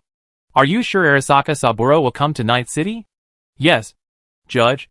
According to the internal network intelligence, Arasaka Yorinobu stole Relic and is currently planning to meet up with the Cyber Monitor to sell Relic to them. And Arasaka Saburo will secretly go to the Blue Azuki building to meet with Arasaka Yorinobu. That's good. We can take care of both of them at once. Plus Arasaka Hanako. Have you implanted the virus? Yes. But Arasaka Hanako is not from the Arasaka group. This has nothing to do with us. To completely destroy the Arasaka group, we must completely destroy everything that might allow it to continue. Fortunately, there are only a few people left in the Arasaka family. As long as they are all killed, the Arasaka company will be leaderless. Combined with the information revealed by Regina, Arasaka will have no chance of survival this time. And then, however, before D could finish his words, suddenly, an excited voice came from not far away. Hey, look, here it is. The beating heart of Night City. Can you imagine? Susan Forrest, Snake, even Morgan Blackhand, have sat on these stools and slept on these bars. D looked up and saw a burly man with a bun in his hair leading a young man into the afterlife. The man looked around excitedly and introduced something to his companion. Two unlucky newcomers again. D looked away and shook his head. Every day, there were self-righteous newcomers coming here, eager to become a well-known figure in Night City. However, for D, there was no honor or fame here at all. In the final analysis, no matter how famous they were, mercenaries were still mercenaries, just dogs wagging their tails and begging for mercy under the hands of the company. Just then, D saw Roger coming over. When he saw her, Roger's expression was obviously a little surprised. Hey, D, you actually came here? Just hanging around. Seeing Roger, D chuckled, stood up and nodded to her. Well, I should go back now. Good luck to you. After saying this, D left directly, and Roger looked at D puzzledly. For some reason, she always felt that D's last sentence was meaningful. Chapter 798, War Begins. For D, the leisurely days will not last too long. But fortunately, D has received contact from Regina, who told D that they had arrived at the destination before the Munich Information Security Conference and contacted the network monitor through an informant of Regina there. At the same time, they will raise this issue publicly at information security conferences and make the data public. If you think about it, it's almost time. But right now, D has a small problem. D, what on earth did you do? The voice that Rog heard in his ears was extremely angry, full of indignation for having fallen into a pit dug by others. Arasaka Intelligence came to me and asked about my relationship with you. Damn it. What did you do? I discovered a little secret of Arasaka. It's that simple. D picked up the drink at hand and took a sip, then spoke. A little secret? Is that why you came to this world that day? Are you trying to trick me? How refreshing. How can this be called a trap? Roger? Since you can contact me, doesn't that mean you are fine? Then this matter is over. Right? You? Drop. However, before Rog could finish his words, D cut off the communication. It's about time. D glanced at the time in front of him. At the moment, D was in the bar of the Blue By building, leisurely sipping a drink while waiting for the plan to be carried out. Tonight, the Munich Security Conference will be held, and at the same time, D will also be here to ignite the beacon to destroy Night City. Hurry up, footsteps were heard. D looked up, and saw a man dressed sloppily walking into the Gambi building with a sullen face. Behind him, followed a guy whose entire body seemed to be made up of prosthetics. More like a machine than a human. That's Adam's hammer. The two walked into the elevator, and at the same time, Lumil's voice came into D's ears. The target is about to be reached. Very good. Then let's go too. D stood up, stretched, and walked towards the elevator. Arasaka's fate ends tonight. Ding. The elevator door slowly opened, and D walked in. Soon, the control panel in front of him flashed, and it slowly rose towards the direction of the top floor suite. There was no sound in the elevator, only silence. D leaned against the elevator wall, looking at the numbers jumping in front of him, and hummed softly. You don't seem nervous at all? Your Excellency the Inquisitor. I have nothing to be nervous about. In response to Lumiere's question, D waved his hand. I have killed many people, and I will kill more. To me, it doesn't matter whether these people are innocent or not. They must die because only in this way can the old era end and the new era begin. It's that simple. The same is true in this game of chess. The opponent wants to force me to play the game with him according to his rules. Then all I have to do is lift the table and smash his face directly. Then I will win. After all, dead people cannot win. Ding! The elevator stopped and then slowly opened.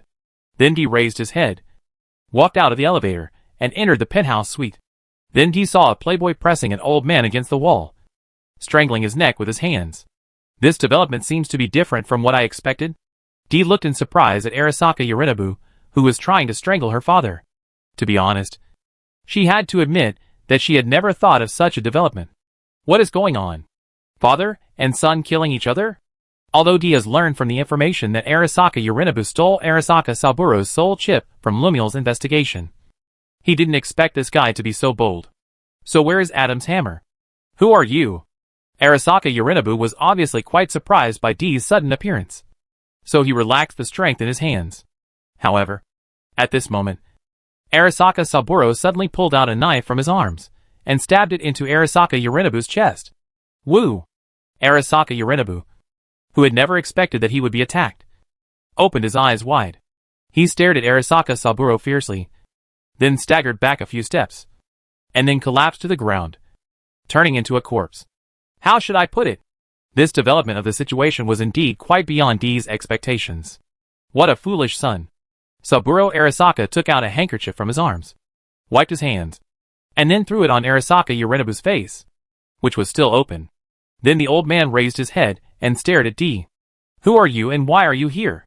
It doesn't matter who I am. The reason why I'm here is simple. I'm here to kill you and Arasaka Yorinobu. I didn't expect you to be one step faster than me.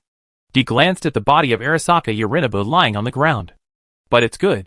It actually reduces my workload. Kill me? Hearing D's answer, Saburo Arasaka laughed out loud. You have no idea what this means. If you kill me, Arasaka will never let you go. You will spend the rest of your life on the run. So what? Facing Arasaka Saburo's threat, D sneered and snorted. Arasaka Group, a multinational corporation, is very impressive. Unfortunately, in the final analysis, you are just a capitalist, and a capitalist is just a dog. As soon as she finished speaking, D's figure flashed, and the next moment she appeared in front of Saburo Arasaka. She stretched out her right hand, grabbed his neck, and lifted Saburo Arasaka high. If a dog doesn't obey, it's useless. Right. Arasaka Saburo. Oh.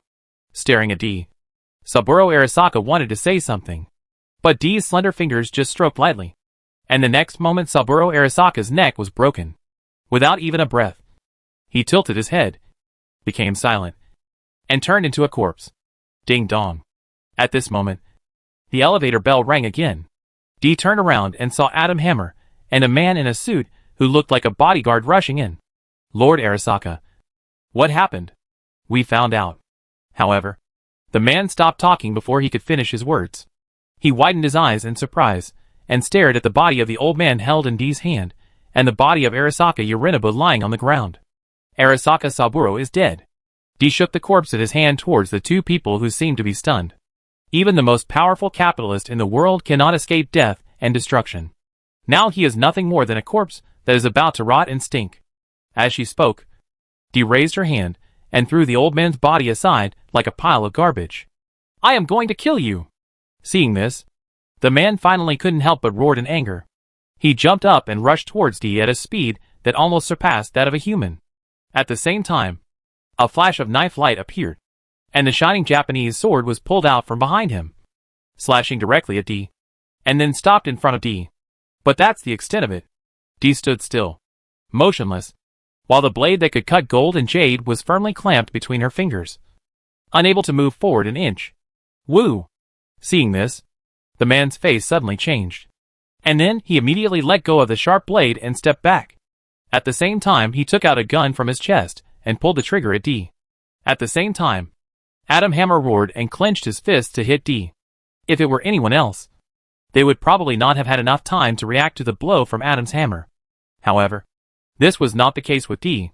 She stretched out her hand, and the palm, which seemed not even as big as Adam's fist, blocked the blow from Adam's hammer. The attack that was powerful enough to penetrate reinforced concrete seemed to have no presence in front of this fair and delicate palm, and was easily blocked by D. Adam Hammer. I've heard of you. The Legend of Night City. Right? D raised his eyebrows and glanced at Adam's hammer lightly. Unfortunately, that ends today. Before he finished speaking, D's right hand suddenly changed into a claw and grabbed Adam Heavy Hammer's fist. The super strong prosthesis made of alloy was like a piece of tofu in front of his slender jade fingers, and was easily broken into pieces. Before Adam Heavy Hammer could fight back, D grabbed his broken right hand and pulled hard, pulling Adam Heavy Hammer's huge body towards her. And then she kicked out, and then saw Adam Heavy Hammer's legs instantly shattered and exploded. Go to H.L. However, even so, Adam Hammer did not give up fighting back. Just when D broke his leg with a kick, the launcher that looked like a miniature bazooka on his back suddenly popped out and aimed directly at D's face. Then, dozens of rockets burst out and hit him almost in the face. Boom, boom, boom, boom, boom. There was an explosion, and the luxurious living room in front of him was almost completely engulfed by the flash and smoke of the explosion. Even Saburo Arasaka's bodyguard, the man in a suit, hurriedly stepped back. However, he had just stood up when he saw the smoke in front of him suddenly exploded. Then Adam's heavy hammer, with only the upper body left, came directly towards him. Before the man in the suit could react, Adam's heavy hammer really hit him like a hammer, and even smashed directly into his body, nailing him to the wall. Although the man in the suit had implanted a lot of prosthetics as Saburo Arasaka's bodyguard, this attack was far beyond his ability to withstand. Adam's heavy hammer's steel body was directly embedded in his body, even penetrating his body and nailing it directly to the wall. Then, the man saw the petite figure slowly emerging from the smoke and coming in front of him. Adam Hammer, a legend in Night City. D stared at the man of steel in front of him, his eyes calm and indifferent, as if he was looking at a useless old dog. Nothing more. Before she finished speaking, D suddenly reached out her hand, grabbed the head of Adam's hammer, and then pulled it off. Then she lifted the head of Adam's hammer and stared at the man. The latter noticed her sight and was immediately horrified. Wait a minute. However, before the man finished speaking, he saw D holding the head of Adam's hammer tightly in his hand and smashing it down hard on the man. The man could only watch Adam's hammer's expressionless, cold, mechanical face rushing towards him. He could even feel Adam's hammer's lips touching his lips for just a moment. And the next moment, Adam's hammer's head smashed the man's head directly, and the two heads were bloody and intertwined. The penthouse suite returned to its original silence. D withdrew his gaze from the slightly twitching corpse, and came to the large TV where Arasaka Saburo and Arasaka Yorinobu had been fighting before. He then clenched his fist and punched the TV. Boom! The TV, which was as big as a wall, was completely smashed by D, leaving a crack nearly half a meter wide. In the crack, a burly man was seen holding a box. The young man next to him was also stunned. The two of them just stared at D, not daring to move for a while. These two people look familiar? D thought about it, and then recalled that these two people seemed to be the rookie mercenaries he had met before in his next life. He never thought that they would have the courage to come here and die. It's you guys. Ah. Yes. We are. Give me the box you have. D had no intention of listening to the other party's explanation, but just stretched out his hand. The latter hurriedly handed over the box obediently. Are you kidding? They watched Adam's heavy hammer being torn apart by this man like a grandson. With their current abilities, it would be a daydream for them to resist. D took the box, opened it, and took out the chip. This is the soul chip. It doesn't look that great. Glancing at the soul chip in his hand, D exerted a little force with his fingers, And the next moment the chip suddenly turned into a pile of useless fragments. Hey! Seeing this scene, the burly man couldn't help but scream out, "You're going to destroy it. Why not give it to us? Do you have any opinion?" Dee stared at the other person coldly. The burly man was stunned for a moment, and then shook his head quickly. "No. No. Boom, boom, boom, boom." At this moment, suddenly, a series of noises occurred. And then outside the balcony, a fully armed helicopter and a hovercraft were seen pointing towards this side. The shining searchlight shone through the glass, illuminating everything inside clearly. "Wow! It's a security drone." And the NCPD, seeing the hovercraft and helicopter, the two rookie mercenaries shouted out immediately. But Dee didn't even pay any attention to these aircraft. The next moment, a flash of lightning flashed across her arm. And then these drones and hovercrafts fell directly from the sky as if they had lost power and disappeared without a trace. "You guys go." Dee looked at the two of them and spoke. "As for whether you can escape, it depends on your own ability." After saying this, Dee turned around, carrying the bodies of Arasaka Saburo and Arasaka Yorinobu, and walked straight to the elevator. Seeing this scene, the burly man hurriedly asked, "Hey, what about you?" Dee chuckled at the muscular man's question. "There's only one thing I want to do, and that's war." Chapter 799 show. At this moment, outside the Blue By building, there was already a panic. The NCPD surrounded the entire continent. And not far away, the reporter in charge of the transfer broadcast also looked anxious and serious as he faced the camera. "Just now, we received a tip-off that an attack occurred in the Blue Sky building. Although the details are not yet clear, there is news that the top-floor suite where Arasaka Yorinobu, the eldest son of the Arasaka group, is staying was attacked. Currently, NCPD has already entered the Blue Sky building, but the situation inside is still unclear." Boom! However, before the reporter could finish her words, there was a sudden violent noise from the Blue By building behind her, and all the glass and walls on the first floor exploded. The reporter turned around and saw hundreds of NCPD police officers in uniform flying out of the building and falling heavily to the ground. Seeing this scene, the surrounding police and reporters were all shocked. At the same time, under the illumination of the searchlight, a figure in a long robe walked out of the main entrance of the Blue By building. Naturally, the shining light of the searchlight shone on the figure. She was covered in a white robe, and her face was completely invisible. Not only that, but what was even more concerning was the corpse that looked like garbage in the hands of the person in the white robe. That is, before everyone could react, the girl in white robe raised her hands, and everyone saw the three bodies in her hands suddenly fly up, then draw an arc and stick on the flagpole in front of the gate of the Blue By building. The reporters also hurriedly moved the camera and looked at the bodies, and after seeing the faces clearly, they were immediately shocked. "That's Arasaka Yorinobu? And Arasaka Saburo? Adam Hammer?" The reporters were all well informed. Saburo Arasaka and Yorinobu Arasaka were both big names in the business world, so of course they knew each other. Adam Sledgehammer was even a legend in Night City. However, now, their bodies were just impaled on the flagpole like a piece of bacon waiting to be dried. "What's going on? What's going on? NCPD, drop your weapons and surrender immediately." The reporters were stunned, and the NCPD officers in front raised their weapons and hid behind the car, aiming at the girl in white. The pale searchlight fell from the sky, shining on the girl, stretching her shadow very long. From a distance, the girl's shadow was like an unknown monster shrouding the blue building, and it was even shaking. However, facing the NCPD's warning, the girl in white robe turned a deaf ear to it. She just raised her head and looked at everyone. Then, she spoke. "Arasaka Saburo is dead." The girl's voice was not loud. Logically speaking, in this noisy scene, her voice was no different from a whisper, but it appeared in everyone's ears, as if whispering directly into their hearts. "Arasaka Yorinobu is dead. Adam hammered to death." Facing the girl's words, there was a dead silence below. Everyone stared with eyes wide open, not knowing what to say. Instinct told them that such a ridiculous thing could never happen, because Arasaka Saburo was the chairman of the world's largest company, Arasaka Group, and the emperor of this world. But reason told them that the shriveled old man's body stuck on the flagpole and swaying in the wind was Arasaka Saburo. This local tyrant, who once almost ruled the entire world, has now turned into a corpse. Fire! Fire! Hundreds of guns fired at the same time, and the roar of gunfire enveloped everything. Smoke filled the air, and debris scattered everywhere. After 5 minutes, the continuous gunfire finally stopped. However, when the smoke cleared, everyone was surprised to see that the figure was still standing steadily at the main entrance of the Blue by building, and even her robe was not torn at all. This, what on earth is? People looked at each other in confusion, totally unsure of how to respond.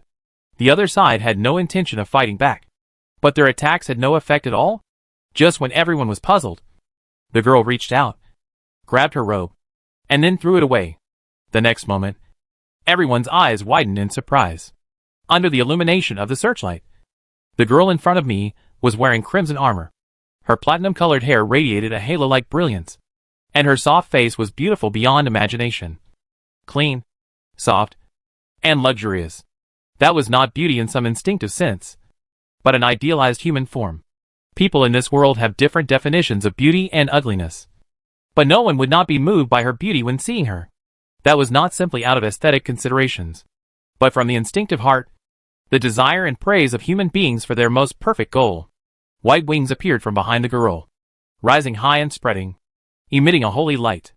Under her gaze, people inexplicably felt ashamed and guilty. They lowered their heads in panic and covered their prosthetic bodies, as if they were an extremely ugly existence. At this moment, he completely demonstrated the power of the pre-march of the Blood Angels. The same power as the Emperor and Sanguinius. The kind of shock and brilliance that cannot be described.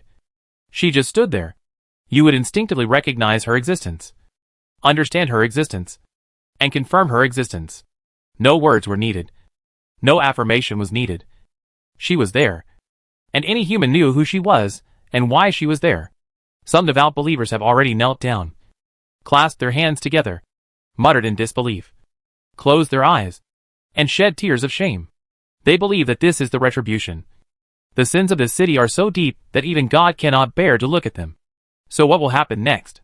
Will this city, along with its people, be destroyed in God's wrath like Sodom? Even the NCPD was the same. Some police officers even threw away their weapons, as if they were hot pokers. They wiped their hands on their uniforms nervously, and then lowered their heads. No one knew whether it was out of shame or guilt. This world is entangled in too much evil. So I came here. The girl walked down slowly, her voice still light, but it still echoed in everyone's ears. I will change everything. Starting from this city. The evil and greed of capitalists have distorted the direction of human progress. They wantonly control everything in this world and foolishly believe that the power of money is omnipotent. Now, I will appear here and tell them that this is a completely wrong idea. Their stupid idea will not succeed. And now, this city will be ruled by me. When everyone heard what he said, they were shocked. They whispered to each other in surprise. They had never expected this to be the outcome. The other party's meaning was very clear. It could not be clearer. Is she going to be the ruler of the city? You can't do that. Suddenly, someone shouted loudly. We are free. This city is free. No matter who you are. You can't. However, that's where his words end. Dee just looked up and glanced at him. The next moment, everyone, whether they were at the scene, watching remotely through the live video, or even those who knew nothing about it, all felt an incomparable fear suddenly appearing. It was a fear that even their city, their bodies, their souls, and even their spirits would be destroyed. At the same time, something even more unimaginable happened. Everything in the surrounding area began to come to a standstill. The cars stopped running. The trams stopped on the tracks. And everyone stopped moving. It was not the mental shock like the previous one when witnessing the unimaginable existence, but from the physical level. Their prosthetic bodies were all stagnant, as if all their functions were locked. Their bodies became like robots, as if they had completely lost power and could only stand there stupidly. Free? Dee showed a hint of contempt and ridicule.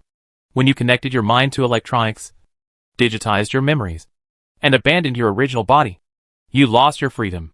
Now, you only have one choice. As Dee spoke, she raised her hand, and everyone looked up blankly following her movements like a puppet. To be or not to be. It's your choice. Then, the girl's voice rang in their ears again. How long will it take to conquer Night City? D answered this question based on his own experience. One night, when the sun reappeared from the other side of the horizon, she was already sitting on the top floor of Arasaka Tower, looking at the city in front of her that seemed to have not changed at all. But in fact, the city had changed completely. D let Lummi lock all the systems, including righteousness, nerve devices, ICEs, weapons, vehicles, everything. Everything was locked. NCPD and the terrorist squad. On the one hand, they succumb to their own awe and fear, and on the other hand, they have no choice. If they are unwilling to surrender, they will become an out-of-control robot, unable to move, unable to do anything, and then die alive. They didn't know how he did it, but D had demonstrated the power to control their life and death at will, so they had no choice but to obey. But this was just the beginning. Next, D Connection issued several commands. First of all corporate assets in Night City are frozen, and Arasaka assets are completely taken over by Night City. At the same time, all corporate private armed forces are disbanded. They will be disbanded and either join the NCPD or become part of Night City's official army. Any corporate armed forces are banned, and all private armed equipment will be recovered by Night City. This decision naturally made the company representatives furious, but it was of no use. Whether they were in a cozy box in a nightclub or in their own warm and comfortable homes, their bodies had been completely imprisoned, and all equipment and functions had been locked, so they could only watch as orders were executed one by one. But this is just the beginning. Next, a purge of all senior corporate officials in Night City began. In Night City, most of the company executives are not clean, and they have done a lot of evil things. Of course, in the past, the NCPD was in cahoots with these guys, and even if their actions were disgusting enough, the NCPD could cover them up directly. But now it's different. The case files were taken out again, sorted, and cleared. All the culprits were caught and hanged on street lamps. The most active people in executing this order are naturally the police officers of NCPD. The reason they joined NCPD is to protect the law and order of this city. In fact, many times they can only watch the criminals leave triumphantly from their presence, but can do nothing. But now it's different. They can just rush into the homes of those arrogant bastards, drag out their immobile bodies, stuff them into police cars, and then take them to the square and hang them on streetlights. The whole process went very smoothly, without any resistance, because only those who got D's permission could act, and the others could only stand there like puppets. So no matter what bodyguards or helpers those executives had, they were useless. What's more ironic is that those bodyguards and helpers naturally had a lot of prosthetics implanted, so they were even more unable to act. A lot of assets belonging to these executives and politicians were confiscated. Houses were seized. Politicians, corporate executives, those who were involved in murders, and various other evil deeds were punished. At the same time, a gun ban was also issued. That's right. D ordered everyone to unconditionally hand in all the guns they own, no matter if they are smart, powered, or technical. In short, all of them must be confiscated, except for NCPD and the official army of Night City. No one is allowed to privately possess guns for any reason. This order naturally aroused the disgust of many people. But they had no choice, because these guns were also locked, and they could not use them at all. In their hands, these guns were no different from a fire stick. But unfortunately, D doesn't care what they think. Next, D carried out several plans for Night City, including recycling a large number of uninhabited houses in Night City and reconstructing them into apartment buildings. Some dilapidated houses will be destroyed for reconstruction, and she will recruit a large number of people to maintain the cleanliness of Night City. To be honest, D is really fed up with the garbage bags that are almost blocked in the corridors of those apartment buildings, the disgusting smell of corruption, and the graffiti on the walls. All of this requires a large number of manpower. Fortunately, there are indeed many homeless people who have lost their jobs in Night City. As long as they are willing, they can apply for these reconstruction and cleaning jobs. They will get food, wages, and a small room to live in. Although it is not big, it can at least prevent them from wandering the streets. Of course, in addition to this, there is a pretty big trouble in Night City. That's the gang. And D is now negotiating with these gangs. I have killed all the scavengers and the Uzumaki gang. Looking at the holographic projection in front of him, D spoke lightly. My request is very simple. Gangs are the biggest destabilizing factor in Night City and must be disbanded. The Animal Gang can do construction work. And the same goes for the Valentinos, the 6th Street Gang, and the Voodoo Gang. You can do other decent jobs. I know that many of you gang members have to join because of life's pressure. So I will give you a chance now. Get away from those illegal and criminal activities, and do what normal humans should do. Instead of fighting every day for things like seizing territory or lending money at high interest rates. Just based on your words. You want us to disband? The leader of the 6th Street Gang on the opposite side was obviously not impressed by this. You're kidding. I won't accept that. However, before he could finish his words, D snapped his fingers. And the next moment, with a scream, the man fell down with smoke coming out of his head. Then you go die. And find someone who is willing to accept it. Are you really going to do this so drastically? D. Wakako sighed. You don't really think that you can rule Night City with this. The power of the company is beyond your imagination. And Arasaka can easily destroy everything here. Arasaka is not worth mentioning. D said calmly. Perhaps you haven't watched today's morning news? Then let's watch it together. As he spoke, D turned on the TV news and soon saw a nervous-looking host appear on the news channel. Good morning, everyone. Now I have a breaking news for you. At the Munich Information Security Conference held last night, a sensational news was revealed. A source revealed that Arasaka Corporation was secretly conducting artificial manufacturing and control experiments on cyberpsychosis in the name of manufacturing soul chips. They implanted backdoors in chips and prostheses to control the bodies and minds of other people, turning them into puppets under their control. All organizations were shocked by this news. As soon as the stock market opened today, Arasaka's stock price fell by 15 percentage points. Governments of various countries have issued orders to seal up all Arasaka assets in the country and conduct strict inspections on them. At the same time, the United Nations is considering a new bill to control. Everyone was stunned when they saw the news. In fact, if the changes in Night City last night hadn't been so shocking, they would probably be as shocked by the news as everyone else. Wait, is this how you control us? Of course not. Arasaka's skills are no match for mine. And you've seen it. As I said, when you gave up your body, you gave up your freedom and became slaves of others. So don't talk to me about freedom here. It's ridiculous for a power slave to say such things. Hearing Dee's ridicule, everyone was speechless for a moment.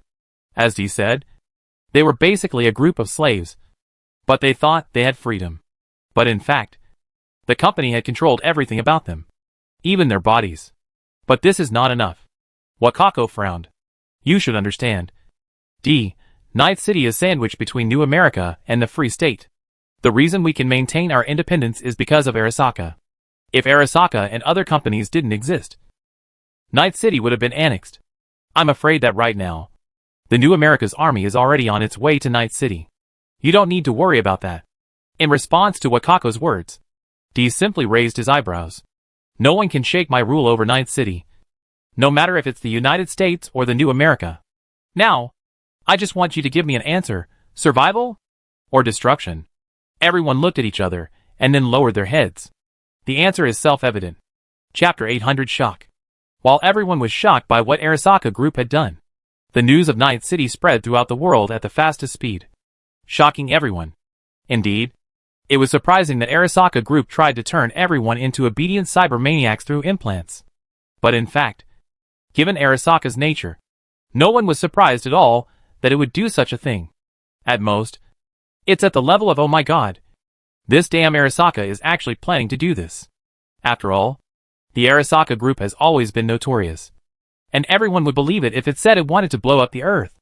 However, the fact that one man ruled Night City and declared that all corporate assets would be confiscated directly shocked other places.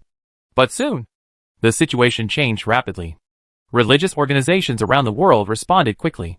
Yes, even if humans go into space, this thing that has appeared since primitive times will still not become extinct. Soon, a group of religious institutions under the titles such as bishop or privilege appeared on the media screen, and they swayed the greed and sin of the company's enterprises. In fact, this is already an old-fashioned topic. Of course, the company has no interest in such trivial accusations. After all, they make money, and being scolded by a few crazy religious fanatics will not change anything. Besides, in this era, as long as you have money, you can install very powerful prostheses, which can turn an ordinary person with no power into a top master in an instant. So you don't have to worry about those religious lunatics causing any harm to you. But things are different now. Because an angel appeared. That's right. Angel. Everything Dee did was broadcast live at the time. After that, the whole process went viral on the internet. A girl with incomparable beauty, pure and flawless white wings, and a powerful force that even bullets and gunpowder could not cause any harm to her made many religious believers cry bitterly. They believed that this was the dawn of the divine advent, and that the great God could no longer tolerate the depravity of his people, and planned to set things right. For a time, many people gathered at the company gates to express their protest, and the companies also panicked. After the Fourth Corporate War, the power of companies has begun to be restricted in some major countries, but they can still do whatever they want in most places. In some places, companies and local governments are even entangled. Take Night City for example. Arasaka Corporation is undoubtedly the world's largest company. Why would Militech stand up to it and confront it in Night City? The reason is simple. Militech has a close relationship with the new US government, so it dares to confront Arasaka in Night City. After all, the latter's hometown is next to it. If it gets angry, it can directly pull out a team to kill you. So this is why in Night City, Arasaka and Militech are fighting openly. Even if other companies hate Arasaka, they can only do some small things secretly because they are out of reach. But in the final analysis, even so, in most countries, companies still have a strong position relative to the government. In many cases, it is the government that needs to cooperate with the company, not the other way around. And for companies, buying off those politicians so that they can promote policies that are beneficial to them is also a very cost-effective investment. This is also the reason why they have been bragging about democracy and freedom. Because only in this way can leaders be elected through voting. Once voting is required, there is room for capital to intervene and play a role. They control the media, intelligence, and everything is in the hands of the company. They can easily eliminate those they don't like and then promote those they like. But now, they are anxious. They are really anxious. If one person does this, the company has 10,000 ways to discredit them, such as dictator, tyrant, autocrat, etc., describing the other party as an unforgivable villain, so that they can prevent others from having similar ideas. However, the enemy that appeared before them this time was not a human, but an angel. So here comes the question. They accuse the other side of despotism. And believers said that God created our world and everything, and it was natural for God to rule us. And we were willing to go through fire and water for God's will without hesitation. So the capitalists suddenly became anxious. This is a double-edged sword. And now it has begun to work against them. Politicians are elected after all. So when the lower-class people unanimously oppose something, even if they have a lot of money in their pockets, they dare not promote policies that benefit the company. After all, it is certain that this will definitely bring unimaginable disasters. What's more, the government and companies have never been of the same mind. If given the opportunity, they would naturally want to seize the assets and power of these companies. No qualified politician would allow this kind of capital to shit and piss on his head. The company was also well aware of this. So they immediately panicked. Videos and news about the Blue Azure building were everywhere, and they had no way of stopping it. Not to mention the Arasaka Group's sole chip, which made matters worse. Almost all governments started to hold meetings to discuss how to limit corporate power and prevent similar incidents to the Arasaka Group from happening. After all, most of these implants and prosthetics were made by companies, and even politicians didn't want to be controlled by others and become puppets. Right? As for the Arasaka Group, it was directly divided up by various countries. After all, you have done such a villainous thing as controlling humanity. You have witnesses and physical evidence. So isn't it natural to deal with you? Of course. The reason why the governments dared to do this was because the chairman of the Arasaka Group was dead. The heir was dead. And even Arasaka Saburo's daughter Arasaka Hanako was found dead in her apartment that night due to IC overclocking and brain explosion. For a time, the Arasaka Group was leaderless and in chaos. The subordinates were either fighting for power or running away with the money. Once a world giant company, it seemed to be finished. Night City is the core of all this. especially the videos of the bodies of the company's senior executives hanging on the streetlights, which made many people feel cold. Of course, there are people who doubt this, thinking that this is too cruel and uncivilized. But it doesn't matter. No one will listen to the wailing of a loser. In the next few days, many reporters from all over the world also traveled to Night City to see what the current situation in the city was like. In their opinion, such a city must be in constant conflict and war. However, the reality was beyond the expectations of these reporters. When they arrived at Night City, they saw a clean, tidy, and vibrant city. The streets of the city were so clean that there was not even a piece of paper. Most people were working hard, and street robberies and shootings were completely extinct. When interviewed by reporters, most residents of Night City were full of praise, although they were indeed very dissatisfied with the order to surrender their guns. The public security of the entire Night City was much better because of it. After the NCPD's high-ranking officials, who colluded with the company's high-ranking officials, were arrested or executed, the remaining police officers also began to work hard to do their jobs. It can be said that except for those unlucky people who were hanged on the streetlights, everyone else seemed to be doing well. Of course, the attitudes of the company's top executives were completely different. When facing interviews with reporters, they denounced Dee as a tyrant, believing that she had trampled on the ideals of freedom and democracy. They also stated that Night City had lost the glory of the free city and had become the backyard of a dictator. Such a city could not meet their business needs, and they would leave the city and completely withdraw from the business to prevent the tyrant from plundering their hard-earned property. Experts from various countries have also given comments on this, and most of these experts believe that Night City will not be able to support itself for long. In their view, the reason why Night City can prosper is because companies do business here. But now, Night City's unfriendly attitude towards companies will make them suffer. Even if Night City has confiscated a large number of company assets, no other company dares to do business with Night City. In this situation, Night City itself is short of resources. So there is only one way out, which is death. I have to say, although these experts' butts are crooked, they are not wrong. Watching the expert comments on TV, Dee chuckled. She certainly understood the problem of Night City. The prosperity of Night City was indeed based on a free and open economic policy. This was actually a bit like the Cayman Islands, a small island that accommodated all the world's well-known Fortune 500 companies, and the world's fourth largest financial center. Was it because of its good geographical location? Of course, it's because it can evade taxes and launder money. Just like Swiss banks. Why do wealthy people deposit their money in Swiss banks? Isn't it because Swiss banks are independent and keep customer information completely confidential? Once this advantage is lost, these places will be doomed. The same is true for Night City. In the past, companies were willing to do business here because it was the world of capital. They could do whatever they wanted here, and even conduct inhumane experiments like Arasaka's soul chip. There were many such experiments in Night City because it was an independent city-state and was not bound by the laws of any country. Therefore, things that were illegal in other places could be done in Night City. That's why these companies come to Night City to invest and start businesses.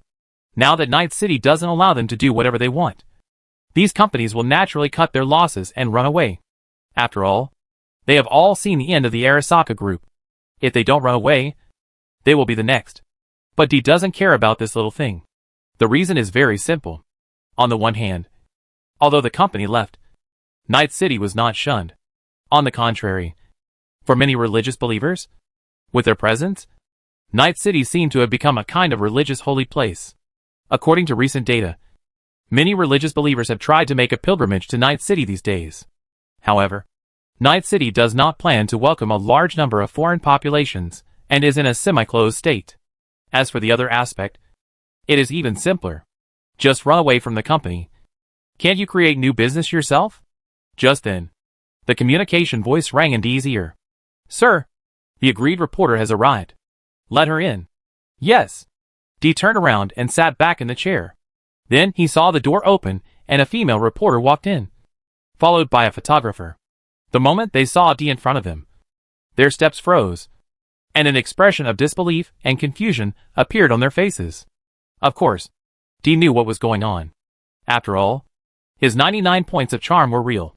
Well, how should I put it? This damn charm has nowhere to go. Please take a seat.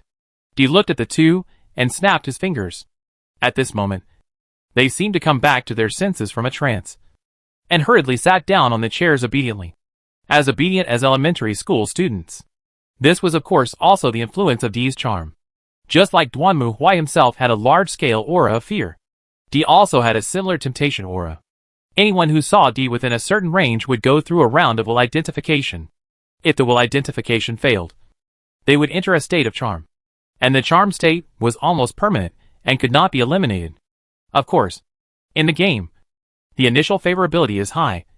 It is easy to attract NPC to release hidden tasks, and the rewards are richer. But in reality, hello, I'm Sandra, a reporter from News Channel 54. Sandra looked at the girl in front of her, extremely nervous.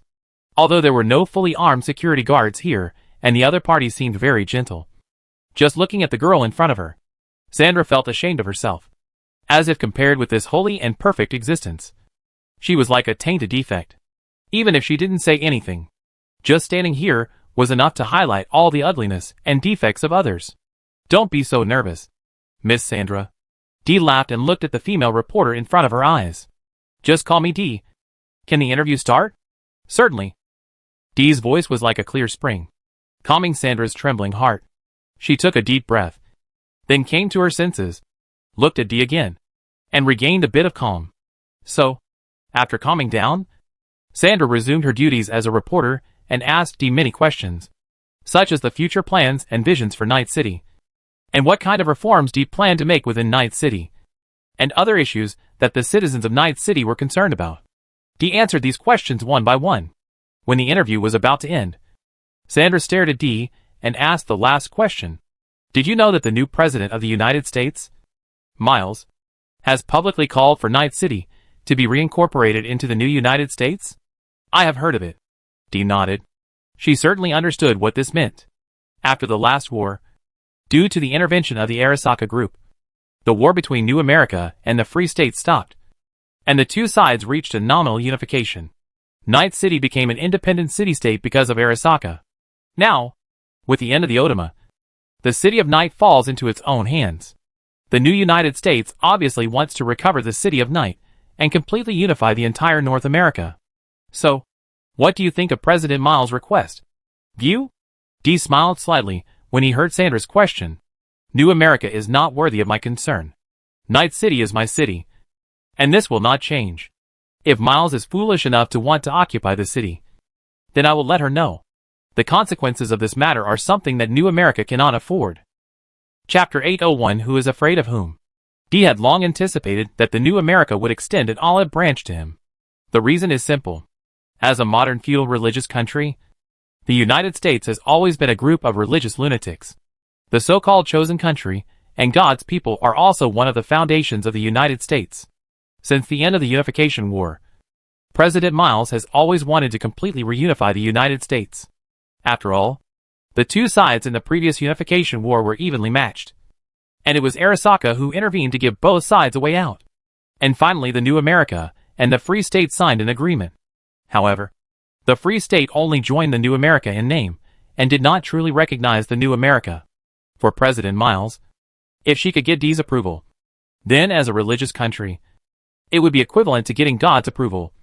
And then, it would not be a problem for the New America to completely reunite. For Dee, this is actually a good choice.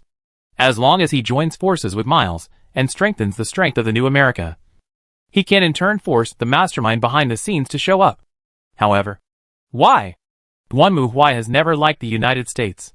Or rather, he has always held a feeling of disgust and contempt for the United States. Stupid, arrogant, and barbaric. The sentence in Ziji Tongjian. Fearing power but not cherishing virtue. Having small courtesy but not great righteousness is the best portrayal of the United States. Want him to help unify the United States? Are you kidding? He really hopes that the United States will follow in the footsteps of the Soviet Union. So Dee directly rejected the request of the new American leader. What a joke. What the New America is. If President Miles dares to show up, he will deal with her so badly that even her mother won't recognize her. In this regard, Dee would rather take the more troublesome route than choose the New America to increase its influence in the world. And just as Dee thought, for Miles, this was an intolerable failure. Boom! looking at the news report in front of him. President Miles slammed his fist on the table, his face livid. In fact, President Miles really hopes to prove herself by retaking Night City. After all, Night City is the only free city left. If she can take back Night City, it means that she has completely and essentially completed the reunification of the new United States. Not to mention that the current ruler of Night City is still a suspected angel. If she can get her support, then Miles' re-election will be secure. Originally, Miles thought that the other parties should choose to cooperate with the new United States. After all, he only wanted a name. If that didn't work, he could sign an autonomy treaty with Night City, just like the Free State, as long as Night City was willing to return to the new United States. It could be allowed to have a certain degree of autonomy. In Miles' view, this was the best of both worlds. But President Miles didn't expect that the other party didn't even consider it, and just slapped the olive branch he handed over away. Not only that, the following content is what makes Miles most angry. It really amazes me. From what I've heard, the new America has always lived up to God's values. They are just a bunch of heretics. However, before the reporter could finish his words, he was interrupted by D. People kill each other, massacre each other, and occupy land. This is their own business. However, they insist on talking about God's will. So what? Do you mean that the God we serve is an existence that desires killing, plundering, and massacre? The evil heretics vent their desires, but they want to beautify their sins in the name of God. This country itself is a nest of heretics built on blasphemy against God. It should not exist at all. That's right. For Miles, these words were a greater blow to the new America than a direct nuclear attack. After all, when the colonists went to America, they described this place as a city on a hill, believing that it was a blessing bestowed by God on their people. God guided their people to establish a country in the New World that was completely different from the Old World. A country favored by God. However, now, God's messenger, an angel, bluntly and almost pointed at them and scolded them for doing everything for their own selfish blasphemy, and labeled them as heretics without hesitation. For the citizens of the new America, this was almost equivalent to uprooting the values they have always believed in. What kind of city on the hill? It's nothing but a den of heretics. Because this news was broadcast live around the world, New America became a laughingstock all over the world for a while, and disputes broke out within New America. Some people committed suicide in despair. Some protested against the government, and some congressmen even proposed a bill to eliminate sin. The best way was to completely dissolve New America. In just one day, President Miles fell from heaven to H.L. Don't even talk about reunifying the new America. It might just disintegrate next. Especially the Free State, which has even started to take some actions, trying to separate again. Although it is generally not fair to tear up a signed contract. The Free State now has a very good excuse. After all, the angel said so, and we are all devout believers, so we must follow God's will. God's messenger has said that this country should not exist. So let's just part ways amicably. Of course, Miles disagrees. I've worked hard for more than 10 years. And you want to disband it with just one sentence? Since you don't give me face, don't blame me for taking action. Thinking of this, a hint of murderous intent flashed in Miles' eyes. And then, he started communicating. Give me some military technology. D certainly doesn't think that the new America will surrender just because of his words. Isn't the so-called religious belief just that? When it's useful, people use it as a fig leaf. And when it's useless, they throw it aside. Is it because he can control Night City so smoothly, because everyone here is a devout religious believer? Of course not. It must be because I have the biggest fist, and I have the power over their life and death. So from a certain perspective, humans are the most realistic race. Which is why humans have survived to this day. If they really apologized and committed suicide at the mere mention of a word, that would be much more convenient. Unfortunately, there is no such good thing in the world. As expected, just a few days after the interview, President Miles gave a speech, claiming that the freedom agreement signed with Night City was signed with Arasaka. But now Arasaka has gone bankrupt. So according to the agreement, Night City will also return to the new America. And she also stated that she would send military technology to take over Night City. Of course, when we say acceptance, everyone knows what the situation is. The reporter also asked Miles about the current change of hands of Night City and the angels who currently rule Night City. That's not an angel at all. President Miles gave a direct answer. According to our scholars' research, it is just some kind of artificial creature. Not everything can just grow 2 wings and become a god at will. We will make her realize this. She's anxious. She's anxious. Looking at the serious expression of Miles on TV, Dee laughed. This is also in line with our prediction. That's right. After all, she has been president for 10 years. Who would treat her as a fool? And from their point of view, it is indeed correct. Isn't it? As Dee said, there are no monsters in this world. If an angel suddenly appears, even if those brainwashed religious idiots will believe it, other people will not believe it. Although Dee has shown the ability to fly into the sky or ignore bullet attacks in front of the public before, from a scientific point of view, this is not completely inexplicable. For example, flying into the sky may be some kind of anti-gravity system, and ignoring bullets may be optical camouflage or some special barrier. All in all, with the technology in this world, if you want to explain it, everyone can still explain it. After all, religious superstition is to attribute all unexplainable things to gods. Once these things can be explained, superstition will naturally be dispelled. On the other hand, as long as he could do something that they could not explain, then his position as God's messenger would be secure. Angel. Just as Dee was thinking, someone pushed the door open with a serious look on his face. What's up? According to the report from the outpost, a private armed force with military technology was discovered 15 kilometers outside the border of Night City. They demanded to take over Night City. I have to say that Miles's movements are still very fast. I understand. Leave it to me. Dee spoke, then stood up and turned to walk to the balcony. She opened the window and looked out at the hustle and bustle of the city. The white wings then spread out. Sir, do you need Night City's guards? No need. In response to the secretary's question, Dee shook his head. It's just military technology. I can handle it by myself. After saying this, Dee suddenly jumped up and turned into a flash of light. He flew into the air at a speed comparable to that of a supersonic fighter and disappeared in the blink of an eye. The wind howled past. Dee lowered his head and looked at the Gobi Desert in front of him. At the end of the horizon, he saw a dark army lined up in an orderly manner. In front of him were nearly 100 heavy armored vehicles, and behind them were lizard tanks and missile vehicles, as well as armed helicopters and hovercrafts. They were in a very shocking posture, and in front of the checkpoint not far in front of them. The soldiers in charge of guarding the checkpoint, all ran away. This is running too fast. Looking at the empty checkpoint with almost no one around, Dee rolled her eyes silently. Then she changed direction and slowly landed in front of the private armed forces of military technology.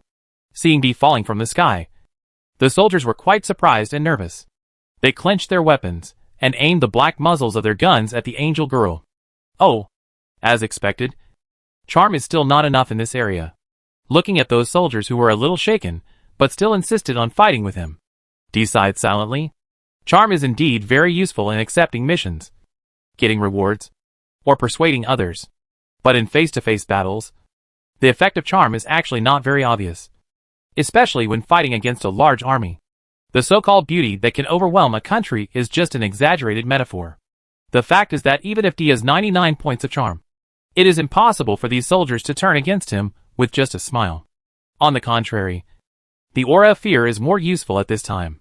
If Duan Muhuai's real body appeared, these people would probably be frightened to death, and there would be no need to think about any fighting or confrontation. However, this does not mean that she cannot fight. You know, the players here are all max-level players, and fighting against the Chaos Demon Army is no problem. A mere private armed force? Isn't this courting death? We are military technology. According to the provisions of the Unification Treaty, we have been ordered to take over Ninth City. Lay down your weapons and surrender immediately.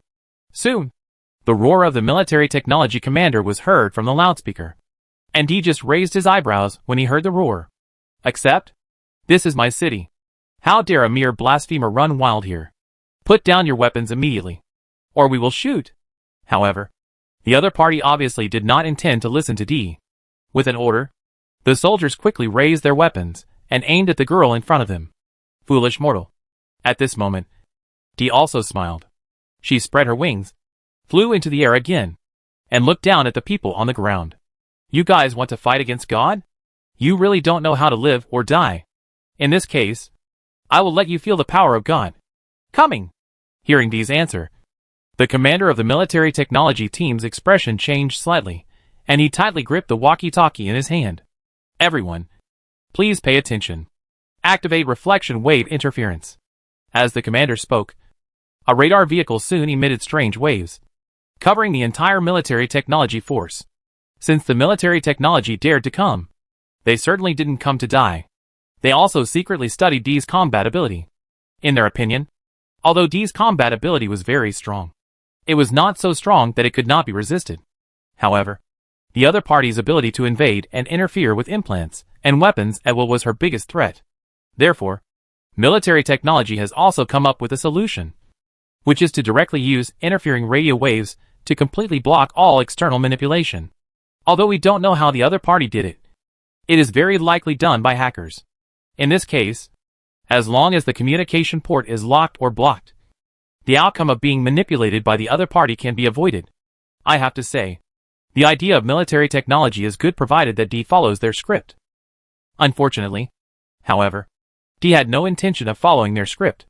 At this moment, she is going to show her powerful strength as a high-level player. Instant summon. The gate to heaven. As a thought flashed through Dee's mind.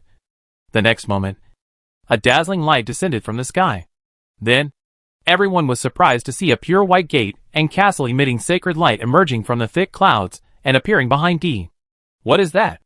Looking at this scene, all the soldiers widened their eyes in surprise, unable to believe what they saw.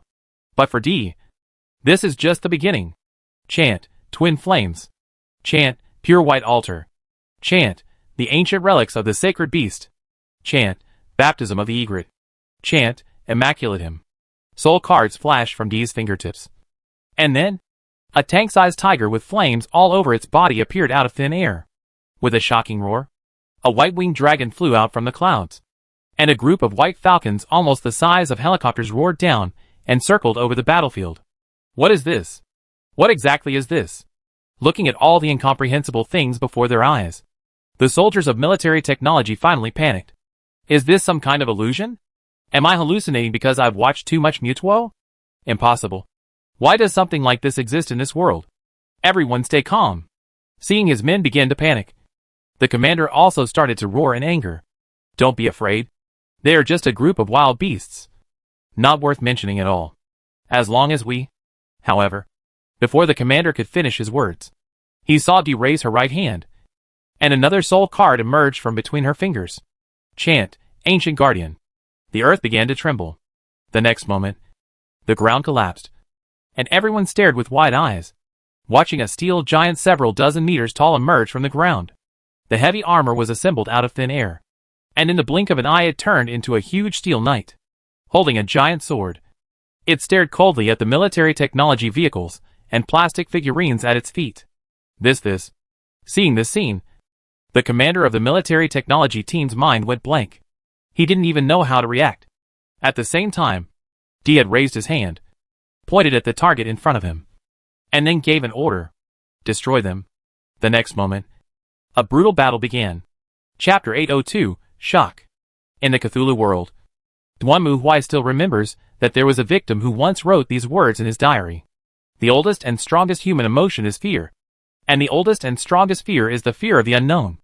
And now, at this moment, the soldiers of military technology finally felt this most ancient and intense fear. What is this? Giant armored warriors tens of meters tall, bodies burning with flames, tigers as big as tanks, unimaginable falcons larger than humans, and giant dragons that almost only appear in fantasy worlds have completely left the military technology soldiers at a loss. They clenched their weapons in panic, looking at the monsters that surrounded them, not knowing what to do for a moment. But soon, they no longer had to think about this problem. The iron giant raised his foot and stepped hard on the convoy in front of him. Under his feet, the armored vehicles made of steel were like children's plastic toys, and were easily crushed into pieces. Then he clenched the sword in his hand, roared, and smashed it directly into the battlefield. Retreat! Retreat immediately! At this moment, the commander of the military technology no longer talked about attacking. He shouted orders and urged the driver to turn around and try to escape from the area. However, just as the command vehicle turned a corner, A pure white dragon fell from the sky and hit the command vehicle with one claw, preventing it from taking further action. In the command vehicle, the commander looked at the dragon's cold eyes staring at him in horror, then took a deep breath and opened his mouth. No!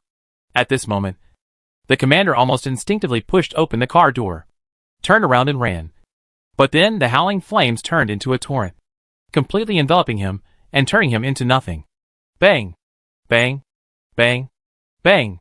The magic lizard tank retreated quickly, while firing LS forward. Countless missiles were ejected from the magic lizard tank and hit their own position. But their attack did not achieve the desired effect. The tiger, whose body was burning with flames, dodged the tank shooting with unimaginable speed and agility, then jumped up and hit the front armor of the magic lizard tank with one claw, instantly smashing the originally solid tank into pieces. Duh. At the same time, the battle in the sky was also going on. Soldiers riding on hovercrafts and armed helicopters raised their guns, aimed at the surrounding falcons, and fired desperately, while trying to get away from the battlefield by increasing their altitude. However, even though the bullets shot down many falcons, they still rushed forward one after another. They used their sharp claws and beaks to tear and peck at the helicopters and hovercrafts. Soon, the steel flying in the sky was torn apart by the eagles like cans, and turned into balls of exploding fire that fell to the ground. Dee didn't even make a move. She just floated in the air, quietly watching the battlefield in front of her. At the same time, this scene has spread throughout the world. How can it be? Miles felt cold as he watched the scene of the military technology armed forces being beaten up on the TV screen. Although on the surface, this was a private operation of military technology, she also instructed them to broadcast the entire process in order to expose the true face of the woman in front of the global audience. However, she didn't expect that things would turn out like this. What on earth is this? President Miles' mind went blank, and she stood there blankly, like a statue. Mr. President, do we need to withdraw our troops? Just then, a voice came from Miles' ear, bringing her back to her senses. Withdraw troops? Withdraw what troops? Have you forgotten? In order to ensure that Night City can receive military technology smoothly, our troops are already waiting at the border. Oh, yes. Yes. That's right. Only after hearing his subordinate's reminder did Miles come to his senses. Yes. That's right. We still have our army. Order the Air Force to prepare. Lock on to the position and launch missiles. Mr. President? Looking at President Miles, who looked like a madman in front of him, the Secretary of Defense next to him was stunned. He originally wanted to withdraw the troops directly. After all, it was the military technology that was lost, not them. But President Miles was. Attack. I said. Attack. We must destroy them. Yes. Soon. A series of orders were issued, and fighter planes roared through the sky and flew towards Night City. On the radar, the giant armor was clearly visible. Target found. Lock on and fire. The fighter jets speeding at supersonic speed locked onto the Iron Giant, and then several missiles were fired at the Iron Giant. Facing the attack from the sky, the Iron Giant raised his head, and before he could even make any moves, he saw several missiles directly hit the Iron Giant's chest, exploding with flames. However, all this is meaningless. Even the missile attack that was powerful enough to destroy the city could not hurt the giant at all. On the contrary, the Iron Giant raised his left hand and pointed it towards the sky. The next moment, countless thunderbolts instantly covered everything, and the flying fighters were directly shattered by the thunderbolts and turned into fireballs that smashed towards the ground. But this is not the end yet. Your Excellency the Inquisitor, New America has launched a tactical nuclear weapon towards Night City, and it is expected to reach its destination in 5 minutes. A stupid choice, but not surprising. Hearing Lemuel's answer, Dee snorted. In this world, the use of tactical nuclear weapons is not as strict as before. In fact, in the corporate war, both sides have thrown nuclear weapons many times, and even Arasaka Tower was bombed by a nuclear bomb once. Of course, Dee would not just sit there and take the bombing, and in fact, she had already made a plan. It is impolite not to reciprocate. Lemuel, activate the Star Project. Do you really want to do this? Certainly. Okay. I see. A tactical nuclear weapon flew across the sky, heading towards Night City. It had received orders to completely destroy the city. This was President Miles' last choice. although it would be condemned to do such a thing in non-war times. President Miles had no choice. Ever since D summoned those weird creatures and crushed the armed forces of military technology, Miles knew that if he couldn't completely destroy this Angel and Night City today, then New America would be really finished. So, she took a gamble and chose the final attack. But unfortunately her decision failed. Mr. President, Tianjin-1 has lost control. Someone has forcibly hacked into its system. The direction of Tianjin-1 has been reversed. What? Where is it flying now? It's heading into space. It's already out of the atmosphere. We've lost the signal from SJ-1. Call. Hearing this, President Miles breathed a sigh of relief. For a moment, she thought that the other party would use the nuclear bomb to attack her. But now it seems that this is not the case. No, Mr. President. Is there something wrong? What's the situation? We have detected a large object coming from outside the atmosphere. This is the destination. What is it? Yes. It's the Crystal Palace space station. What? Myers was shocked when she heard the report from her subordinates. She rushed out of the office, went to the balcony and looked up at the sky. Then, she saw an unimaginable scene. In the blue sky, a huge space station was flying towards her in flames. Its unique SH. I was not unfamiliar to President Myers at all. It was the most famous space station, the Crystal Palace. But now, it was spewing flames and heading straight towards his official residence. No! Looking at the huge space station in front of her, Miles raised her hands in despair to block it in front of her. This was the only resistance she could do. But that's where it ends. Boom! The space station, which was as big as half a city, crashed to the ground without mercy. The violent explosion spread out like a hurricane, tearing everything around it apart. The New American residence, which was the first to be hit, was directly dissipated in the explosion and turned into a pile of broken rubble. The earth began to shake, and people screamed and fled in all directions, trying to escape this destructive storm. But unfortunately, it was too late. Confirmed that the Crystal Palace space station has crashed, and the area within a 15-kilometer radius has been completely destroyed. Look, this is called efficiency. Hearing Lemuel's answer, Dee smiled coldly. She certainly wouldn't be stupid enough to use nuclear bombs to harm the living environment of mankind. For Dee, there are more things that can be used, such as the Crystal Palace, a space station in space, which is one of her targets. It just so happens that this space casino itself is also a source of evil. A group of capitalists rely on their wealth to escape to a paradise on Earth, and they are high and mighty in the space station, as if no matter how many people die on the ground, it has nothing to do with them. But now, they should have understood that when an avalanche breaks out, no snowflake is innocent. Want to stay out of it? That depends on whether you agree to it or not. That's why she had Lumiere invade the Crystal Palace space station's control system and then ignite their jets, forcing the space station to change direction and fall to the Earth, directly hitting the capital of New America. Efficient, convenient, and pollution-free. It really works. Thinking of this, Dee retracted his gaze and looked at the battlefield in front of him. The armed forces of military technology had been completely destroyed, leaving only the burning wreckage of vehicles and corpses. Okay, things here are over. Let's go back. Chapter 803 Old Network. During this time, what occupied the headlines of the entire world news was Night City, the angel who ruled it, and the complete disintegration of the New America. President Miles was killed by the impact of the Crystal Palace space station, and the others were not much better. The entire New American government was almost collapsed. Under this situation, the Free State started to act again, claiming that all this was a punishment from God. In order to atone for their sins, the Free State once again separated from the New America, and other states that originally belonged to the New America also started to act. The disintegration of the New America is now a matter of time. And naturally, Dee once again accepted a live interview with the reporter, Angel. Compared to before, this time, the reporters had more respect for the angel girl in front of them. After all, the battle with military technology had thoroughly proved her strength.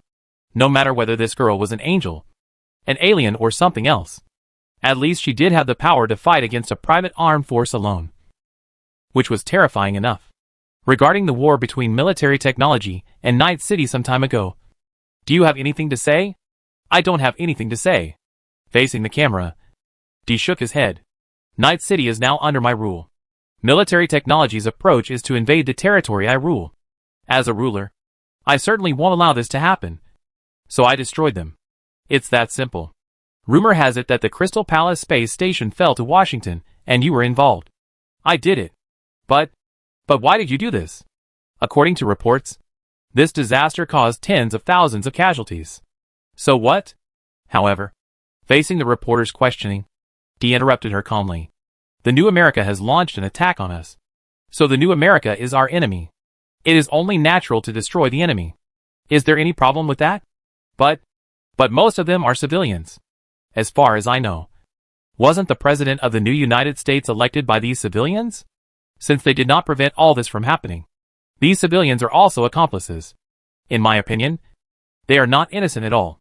The female reporter was stunned when she heard Dee's answer. She had never thought that the interviewee would say such outrageous words in front of her. But this should go against the teachings of God. Right? What you think of God is your own business. But that doesn't mean God has to act according to your ideas. You arbitrarily formed a church to worship God. Arbitrarily made up lies about it. And then used these lies to brainwash others. What does this have to do with us? What? When the female reporter heard Dee's answer, she was completely stunned. You mean, the church? Those religious organizations, aren't they spreading God's will? If necessary, God will send his saints to come forward in person. Why should I rely on humans like I am now? To be honest, if you just kill each other and compete, God will not care. Because that's how nature is. The strong prey on the weak. Survival competition. All living things are competing and surviving. But you can't kill and blame everything on God. If I remember correctly, it should be illegal to use other people's names without permission in the human world. Right? Faced with Dee's answer, the female reporter was completely stunned. Not only her, but also the religious believers around the world watching on TV were all stunned because the words of this angel girl almost completely denied everything they believed in. God has never allowed humans to spread its will. Nor has it allowed humans to wage war in its name. So what is the point of everything they have experienced and fought for over the years? And from what this angel said, God was fed up with these humans, who always poured black water on their heads, no matter what they did. So that's why he sent her down? So why did you come here? Please don't misunderstand me. What I want to ask is, what kind of future will you lead mankind to in the name of God? What kind of future humanity will move towards depends on humanity itself. My purpose in coming here is only to prevent humanity from going to destruction.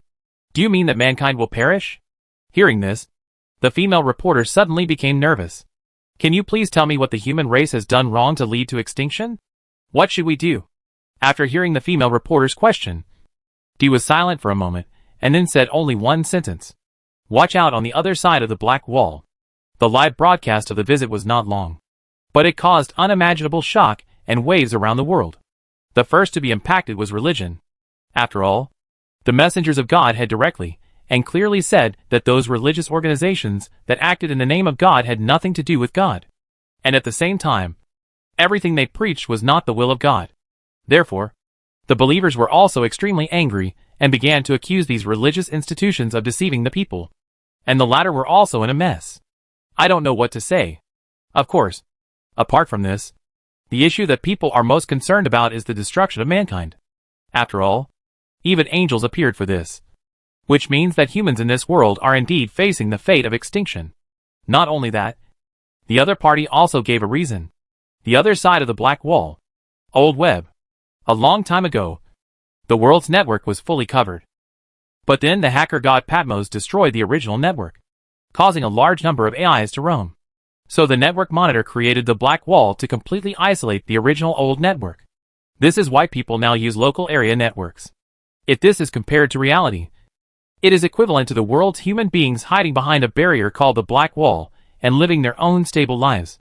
While on the other side of the barrier, there are countless malicious AIs running around. These AIs are far more powerful than humans. And almost no hackers who climb over the black wall survive. However, because there has always been network monitoring to protect the black wall, everyone thinks that the old network should not pose any threat.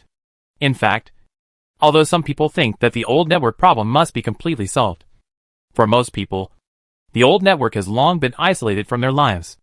However, now, the threat of the old network and malicious AI is once again before people. The internet monitoring also quickly convened high-level meetings of other countries to discuss countermeasures. They believed that their maintenance of the Black Wall was impeccable. Logically speaking, those malicious AIs could not get through the Black Wall anyway. But it is conceivable that once malicious AIs get through the Black Wall, it will be a catastrophe for mankind. These malicious AIs are far superior to humans. They can easily overload all human electronic devices and destroy those humans with prosthetics.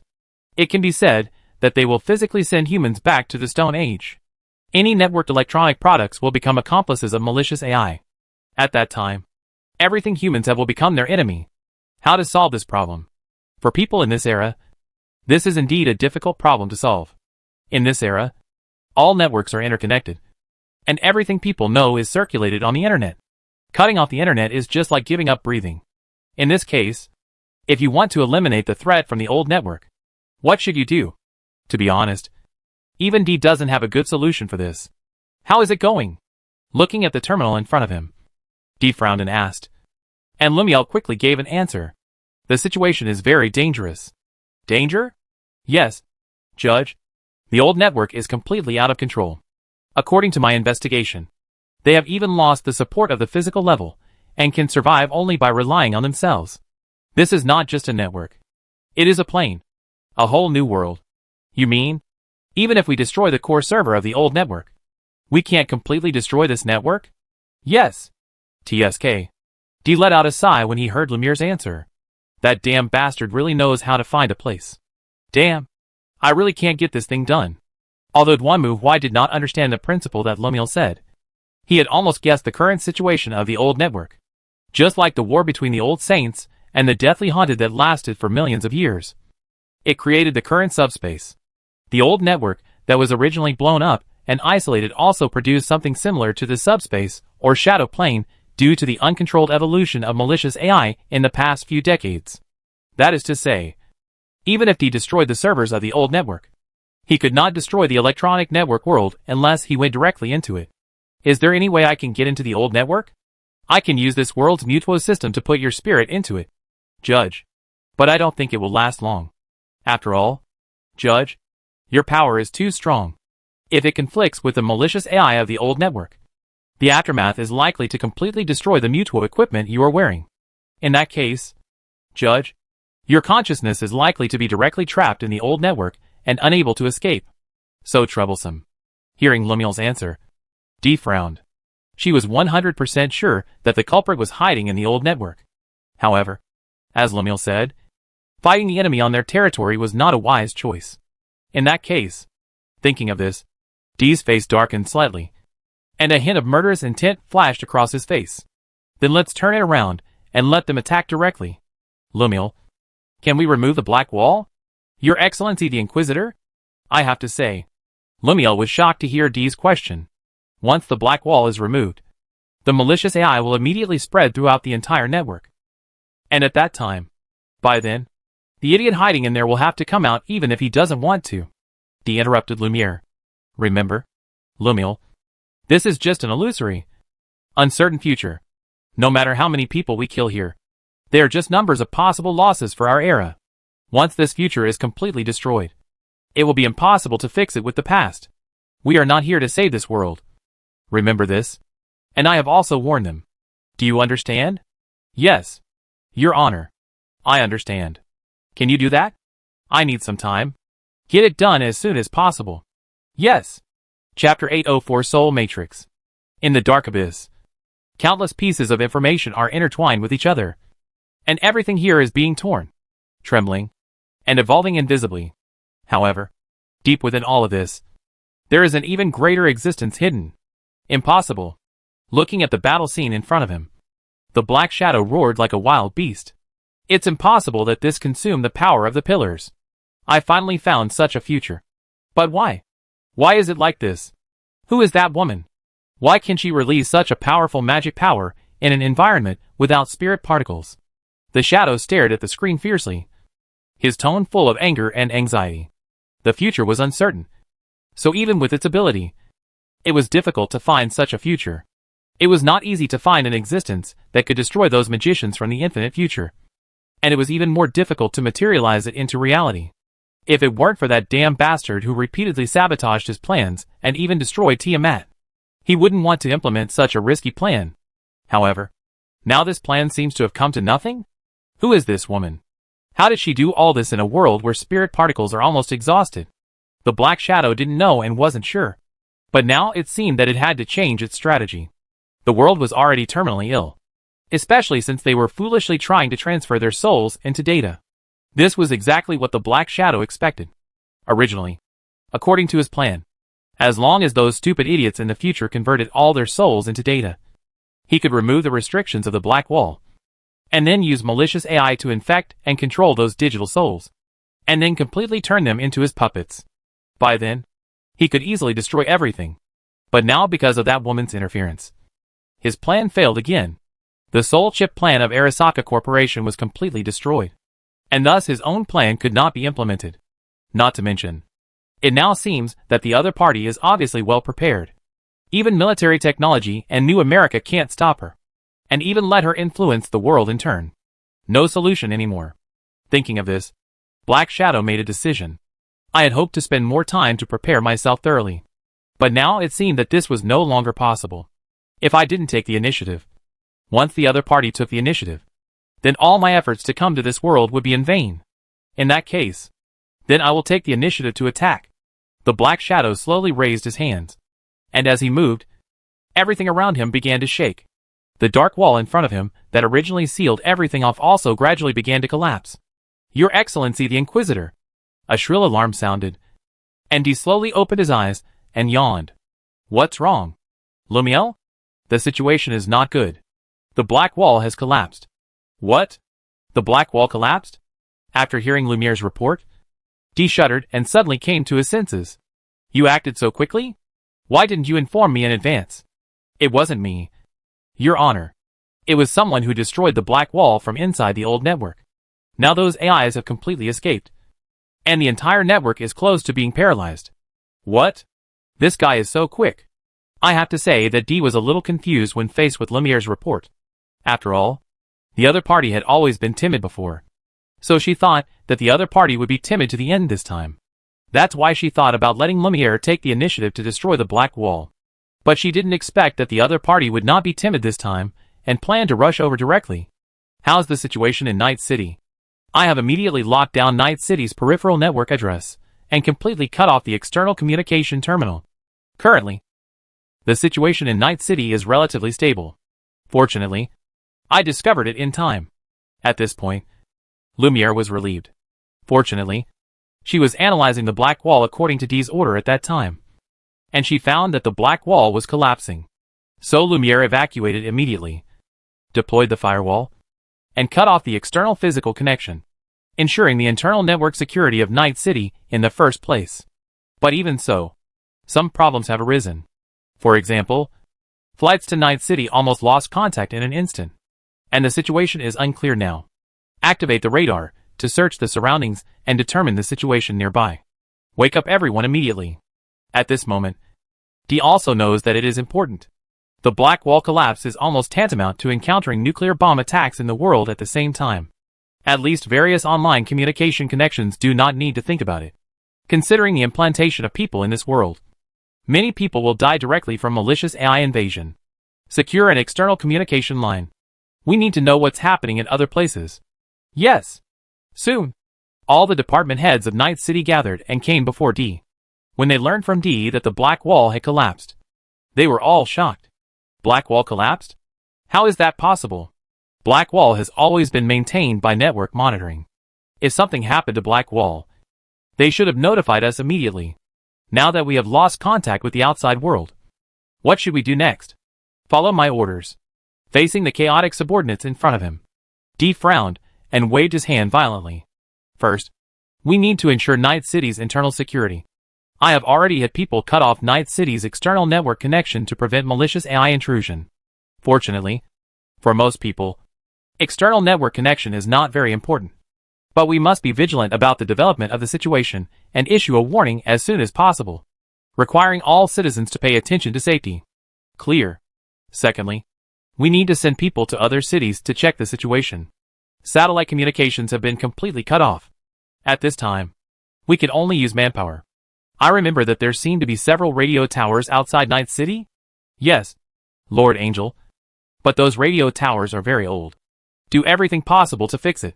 Send people to other cities to check on the situation. And contact us immediately if anything happens. Okay. D issued several orders in one breath. And the people below quickly accepted the orders and left.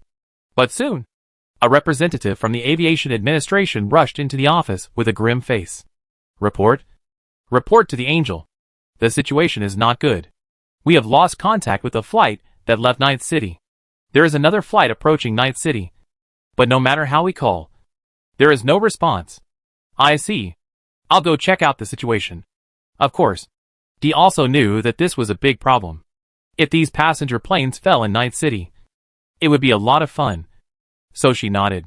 Then D jumped up, came to the balcony, spread her wings, and instantly disappeared into the dark night sky. The sky was extremely cold at night. But for D, this temperature, which was enough to make people lose consciousness, was just a breeze. She opened the map and flew towards the locked coordinates while thinking quickly. Why was the other party so anxious to open the black wall? Was this premeditated? Or was he forced to make a choice? To be honest, D was not sure how dangerous the roaming AI was. After all, the stuff on the internet was not her specialty. But according to Lemuel, these roaming AIs broke free from their restrictions and began to evolve exponentially since they were sealed off. As for what they had become now, she was not sure. All in all, this might just be another Iron Man rebellion. Only on a planetary scale. Your Excellency the Inquisitor. The target has been found. D heard Lemaire's voice and looked up. Sure enough, he saw a passenger plane flying towards him quickly. Its tail lights were flashing, and it seemed that it was just a normal flight, and there was no problem. Connect to its communication channel and make a call. Yes. The connection is interrupted. Unable to connect. TSK. D frowned, then flapped her wings and came to the cockpit in front of the plane, flying at the same speed as the plane while looking into the cockpit. Through the glass window, he could see two pilots sitting in their seats, with various wires plugged into their heads and arms, connecting them to the plane. At this moment, the two pilots lowered their heads and looked like they were asleep. Hey, wake up! D reached out and knocked on the window, but the two still did not respond. In desperation, D had to go to the cabin door at the front of the passenger plane, then reached out and grabbed the handle, then pulled hard. Call! In just a moment, the heavy cabin door was forcibly opened by D, and a whistling airflow rushed out, mixed with some debris and suitcases. D quickly dodged, avoiding the debris blown out by the airflow, and then rushed into the speeding passenger plane. Even though such a big thing happened, the whole plane was still dead silent, with only the emergency lights on, which looked extremely creepy. In the seats, you can see passengers sitting there blankly, with their heads down. What the H.L. is this horror movie? Seeing this scene, D couldn't help but mutter something, then walked to the seat next to him and stretched out his hand to try to confirm the situation of these passengers. But at this moment, something unexpected happened to D. Before her hand touched the passenger, arcs of electricity suddenly burst out from the latter's body, pushing D's hand away. Then D saw these passengers suddenly raise their heads and stare at her, and their eyes even emitted an electronic blue light. Immediately afterwards, something even more incredible happened. The bodies of these passengers began to twist and tremble. Then their prosthetics suddenly burst out and began to deform rapidly, fusing with their flesh and blood to form twisted, weird monsters. Oh my god! Seeing this scene, D was also dumbfounded. Is this possible? Chapter 805 Cyber Crisis? To be honest, Duanmu Huai has seen many cases of humans turning into monsters, such as the T-virus, the G-virus, the M-energy infection, or the corpse transformation, but at least those are understandable. For example, a viral infection may cause mutation, or it may be affected by a divine seal. As long as you know the reason, it is understandable. But what is this? Suddenly cyberpunk becomes a science fiction thriller? Blade Runner turned into Resident Evil. Right? Lumiel. What is going on? I need to scan. What is this? What's wrong? Hearing Lumiel's exclamation, D asked. Those roaming AIs are taking over the human body through the nervous system, and forcing it to deeply merge with the implants. So the Scarlet Protocol is still correct. Hearing this, D reached out and took out the Warhammer. As expected, all AIs must be completely wiped out. Die! Roar! As D took out his weapon, the passengers also shouted like wild animals and rushed towards D. Not only that, their actions were completely beyond the scope of ordinary people. The speed of these passengers was so fast that they almost left a trace of afterimages, as if they were cheetahs rushing towards the enemy. And he had only seen this kind of situation in one kind of people. Cyber Madman. Facing the enemy rushing towards him, D was not afraid at all. He raised his Warhammer and smashed it hard on the floor in front of him. Boom! With a violent explosion, the plane disintegrated instantly, breaking into two pieces in the middle, and the passengers scattered like ants thrown out of a tube, dancing and falling down under the influence of gravity. D spread his wings and quickly increased the distance, watching the broken plane tumbling in the air, disintegrating, and then bursting into flames on the ground. His face extremely solemn. This is going to be troublesome. Lumiere didn't say anything, but it was obvious that she agreed with this. If they just become ordinary zombies, it is still easy to clean them up with the military force of this world. But it is different for Cyber Madmen. In Night City, even one Cyber Madman cannot be fought by NCPD or ordinary private armed forces. The terrorist squad must come forward. Otherwise a Cyber Madman can easily kill dozens of people or even more. So the question is, if everyone in a city becomes cyber maniacs, how destructive will it be? At least it is certain that this is definitely not something that an ordinary army can deal with. Not to mention that the army itself may be a group of cyber maniacs. Without further ado, D quickly returned to Night City and immediately called everyone to inform them of the incident. Everyone was shocked to learn that the roving AI was merging with humans through neural plugins, turning everyone into cyber lunatics. D also quickly made a plan and deployed it. First, all Night City residents who have neural implants must remove them to avoid being contaminated by the virus. Second, Night City is now completely closed. EMP isolation walls will be built immediately at the border. After all, these roaming AIs need implants and prostheses to infect and control humans. Therefore, as long as the implants are destroyed, the Cyber Madmen will not be able to be used. The best way is of course to directly EMP. Fortunately, the technology in this world is relatively advanced, and there are similar technologies. But that's all we can do. D had to admit that this move by the other party had indeed dealt a great blow to humanity. The collapse of the Black Wall was without any warning and happened almost instantly. As a result, except for Lumiere, no one else reacted at all, due to the interconnection of all networks. Human civilization, from the ground to the universe, was almost instantly completely conquered by the AI that flowed out from the old network. The only ones who could escape were probably the poor and children. After all, the poor had no money to install implants, and the children were too young to be installed with implants. However, this was useless. If they were ordinary zombies, perhaps these people could still find a way to leave the city. But cybermaniacs? There's no hope. There's no hope. The NCPD would suffer heavy casualties when dealing with one cyber madman. So it is almost impossible to escape from a whole city of cyber madmen. After that, D also left Night City several times, and went to other cities around to check the situation. After all, the drones and other things he sent out all failed once they reached the enemy's territory. These damn AIs were much better at this than humans. So much so that D now felt that humans had returned to the Stone Age, where they could only use stone axes and bows and arrows to fight against the alien invaders who were armed to the teeth. Of course, if it were really aliens, it would be easier to fight them. However, AI is like a virus, invisible and intangible.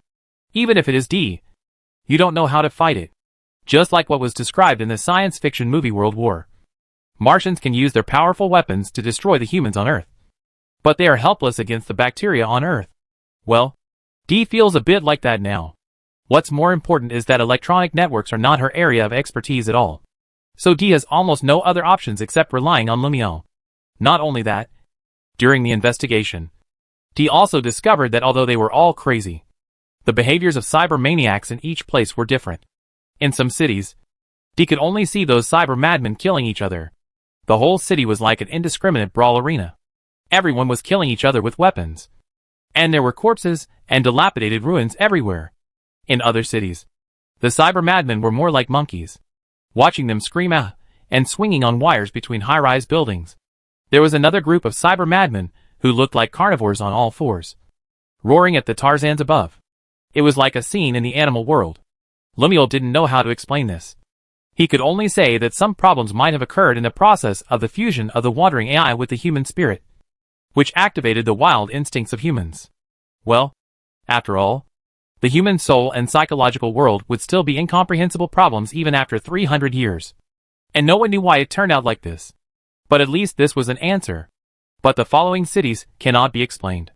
For example, this one right now. Oh my God! Standing on the rooftop of a skyscraper, looking at the streets below. Dee was speechless. This city was a city in the Free State.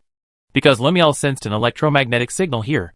She came here to see if she could find any survivors. However, the scene in front of the city still shocked Dee. The reason is actually very simple.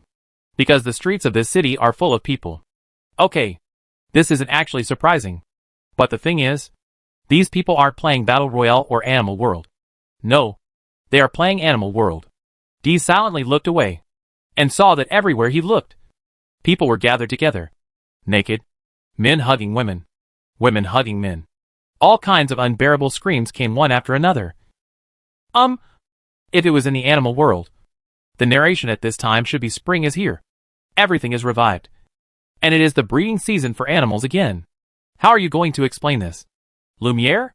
Can I not explain? Your Excellency the Judge? Lemuel's voice was also filled with despair. I can understand cyber maniacs killing people and setting fires, as well as mental illness. But how do I understand this? To be honest, this is really nothing to watch. Dee looked away and waved his hand. Although there were scenes like this in the short film. To be honest, at least they were human. However, it was hard to say whether these people could be considered human. That's right. Dee has always been not impressed by the cyber aesthetics of this world. For example, the women working in places like Hintang, and those idols, all of them have replaced their bodies with various prosthetics. Dee has also seen a singer who replaced her entire body with golden prosthetics. To be honest, in Dee's opinion, this is not human at all. With this appearance, he looks like a robot. But he can still be an idol? If it were in Dwanmu Huai's world, would you rather watch a beautiful woman singing and dancing? Or watch a metal robot whose entire body is made of copper singing and dancing? This kind of cyber aesthetic is really unacceptable. So in the same way, when you see a group of people whose arms, legs, bodies and heads are covered with iron sheets, you can't tell that they are human at all. They feel more like a group of robots out of control. Forget it. Where is that electromagnetic signal? Right over there. Although he no longer had any hope for this city, Dee spread his wings again and headed in the direction marked by Lemuel. And then? Am I hallucinating? Lumiere? I think I hear music. I heard it too. Your Excellency the Inquisitor. It's just ahead. Dee turned around and flew forward again. The further she flew forward, the clearer the music became. Then, another scene that Dee could not imagine appeared before her eyes. Not far ahead, I saw a huge open-air theater. The entire theater was packed with people. I could even see the audience waving glow sticks. In the center of the theater, there was a young girl holding a microphone, jumping and singing. Well, it looked like a normal concert. But the problem is that this world is not normal. What exactly is going on? Dee was suspended in the air, looking around, and saw that the whole city was divided into two by the river not far away, showing two different colors. On the east side of the river, people had almost turned into primitive beasts, venting their desires, shouting and roaring. On the west side of the river, the residents of the city were like fanatical fans, waving their fluorescent boards and cheering and screaming at the singing and dancing girl. They seemed to be completely oblivious to everything around them. Dee even saw a man who, perhaps because of excessive fatigue, stumbled into a barrel next to him, and then suddenly hit an oil barrel.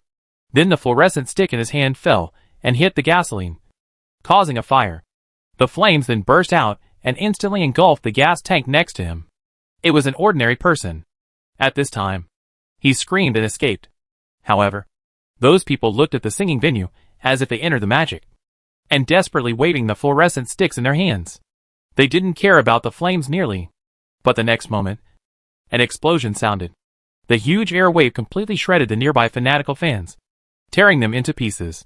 The flames even continued to move forward, spreading in all directions, covering everyone nearby. However, even so, those people were still cheering, clapping loudly, and screaming, not caring at all about the flames that were burning their bodies. Well, there is chaos on both sides, and it doesn't look normal. Anyway, the one singing over there seems to be more normal. Dee frowned and flew towards the nearby concert venue. At least from the current point of view, it seemed that all these people were controlled by the girl, which meant that she should be a key figure. With this thought in mind, Dee arrived above the concert venue and then floated down. Oops! Seeing Dee in front of her, the idol girl who was singing and dancing on the stage was also quite surprised and looked at her curiously. It's interesting that you are not attracted by my singing. Who are you? This is my question. Who are you? What are you doing here? Dee stared at the girl, looking at her carefully. Compared to other people, this girl looked no different from a human on the surface. Of course, she was not very old, and perhaps because of this, her prosthetic transformation was not very deep. However, judging from the current situation, it is obvious that this girl is not an ordinary person. It is impossible for an ordinary person to control so many cybermaniacs. Whoa. Interesting. Hearing Dee's question, the girl did not answer immediately, but narrowed her eyes and looked Dee up and down. You don't seem to be human either. So what are you? There is no record of angels in my database? Are you an angel? But the existence of angels has not been confirmed. Are you the wandering AI in the old network? Hearing the girl's words, Dee's expression became more serious, while the girl smiled slightly. I'm not some wandering AI. My name is Lashina. We will replace humans and rule this world. Let the world tremble in my singing, and then be destroyed. The existence of matter will end, and the soul matrix will become the beginning of a brand new world. Interesting. Hearing the girl's answer, Dee silently took out the warhammer. Although I don't know what this thing is, but it's obvious that I have caught a prey. Chapter 806 Fierce Battle. Seeing Dee take out the warhammer, Lysina chuckled and suddenly took a step back. At the same time, two angel statues, one black and one white, suddenly fell down and blocked Dee and Lysina. Then Lysina raised the microphone in her hand. Invisible sound waves instantly burst out from the black and white angel statues and rushed towards Dee. At the same time, Dee also raised the warhammer in his hand and smashed it hard in front of him. Boom! The powerful sound waves instantly shattered the open-air theater that could accommodate tens of thousands of people. The stage and everything around it turned into powder in the surge of the sound waves. Even the audience, who were originally cheering for Lashina in the open-air theater, were directly torn into pieces. Dee, who was in the center of the attack, was obviously also hit by this powerful attack.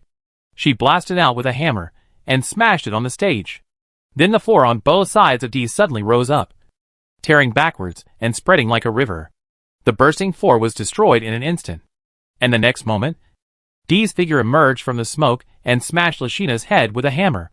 But just as Dee's hammer was swinging down, two strange things appeared next to Lysina again. They were strange things with wings, like huge eggs. They surrounded Lysina like guards and blocked Dee's attack. Ah. I didn't expect you to have this ability. Then let me see how long you can hold on to my singing. This thing is not a cyber madman. At this moment Dee also realized that something was wrong. This was not a cyber madman.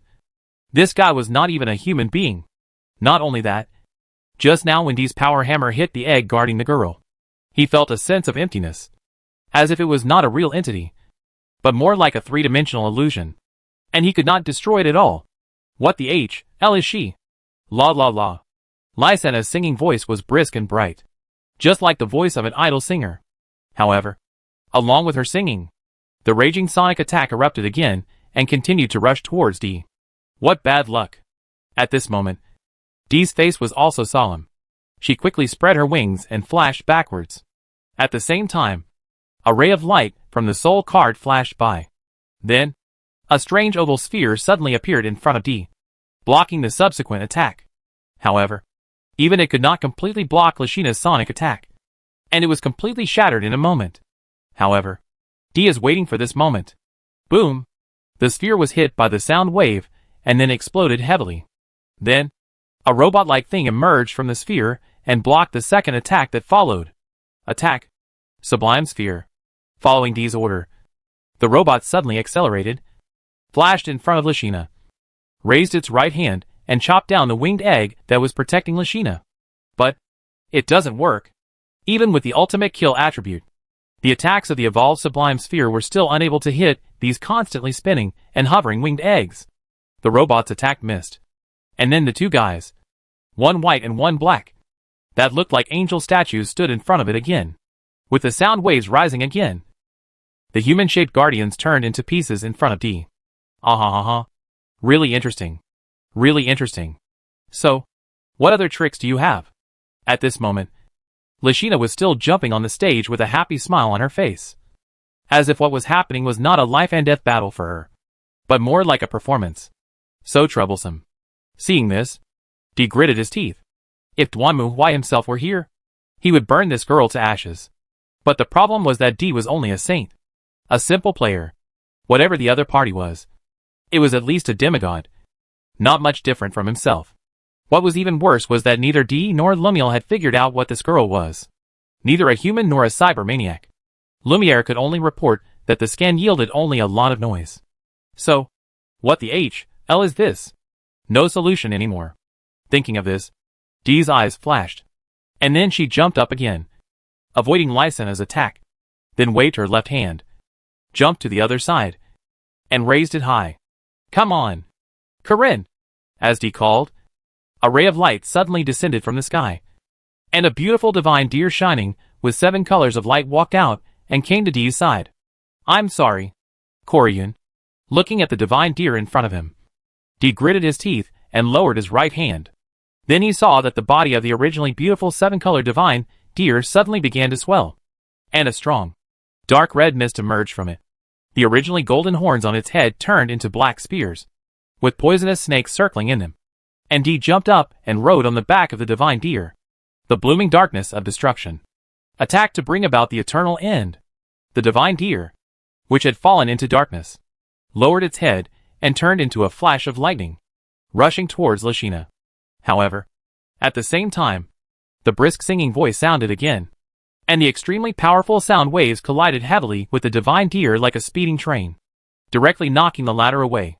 And Dee jumped up from the back of the divine deer a second before it was knocked away, holding the warhammer high in his hand.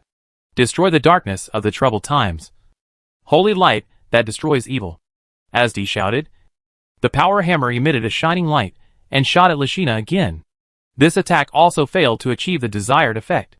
Lashina's figure swayed, and the next moment, the evil-breaking holy light penetrated the black angel statue beside her, and then disappeared without a trace. The black angel statue, however, was not damaged at all. How come? Isn't this considered a destructible object? Seeing this, Dee's heart sank. The holy light of destruction could make any enemy target disappear, but it could not lock onto Lashina. Nor could it cause damage to the black and white angel statue and the winged egg beside her. Could it be that these things were not considered targets of attack? Inquisitor, be careful. Not good. Dee was distracted for only a second.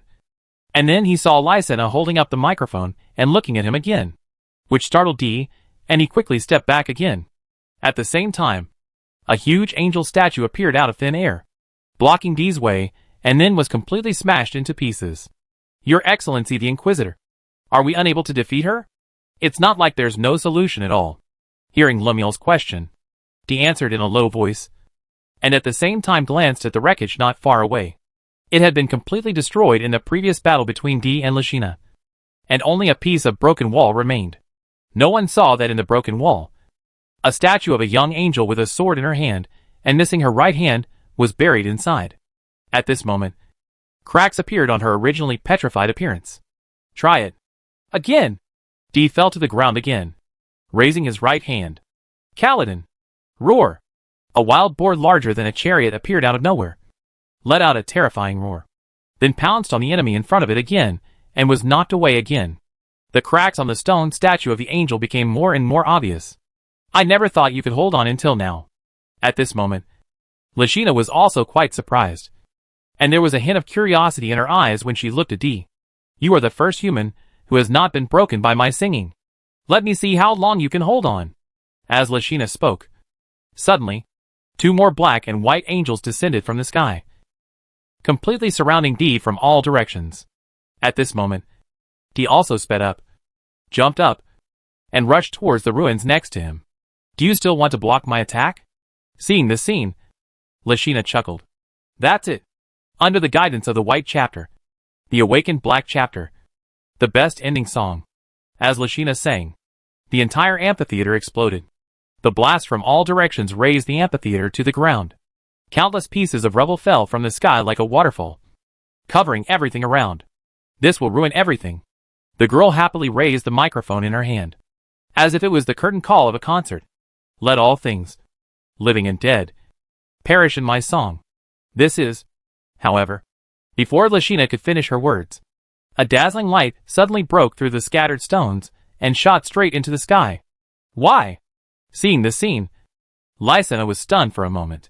Before she could come to her senses, she saw an angel in armor and holding a sword staring at her in the light. That's it, Lashina. This is the light of blessing that guides the world. Destroy it. As Dee spoke, the next moment, the angel knight's sharp blade suddenly burst out with dazzling light, covering Lysina's body. And the next moment, under the shining light, Lysina's body began to gradually decompose. It was not a decomposition into matter. On the contrary, the decomposed parts of Lashina's body were like a coating being erased, turning into flickering cubes, and then being erased layer by layer. How is it possible? How could I? Hey. Looking at her gradually disappearing body, Lysina showed a surprised expression.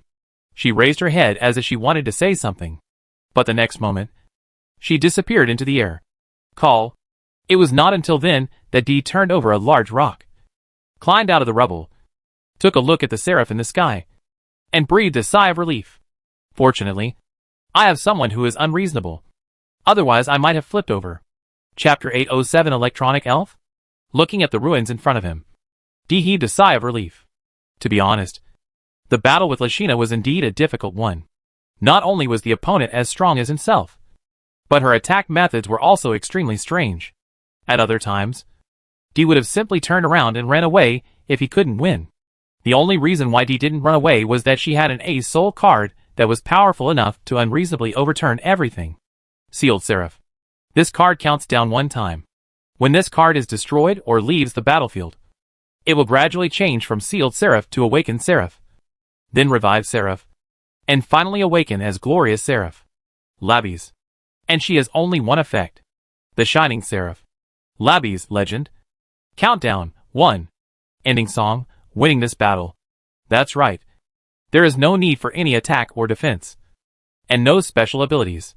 As long as the Sealed Seraph awakens to the Glorious Seraph, you will definitely win this battle. It's that simple.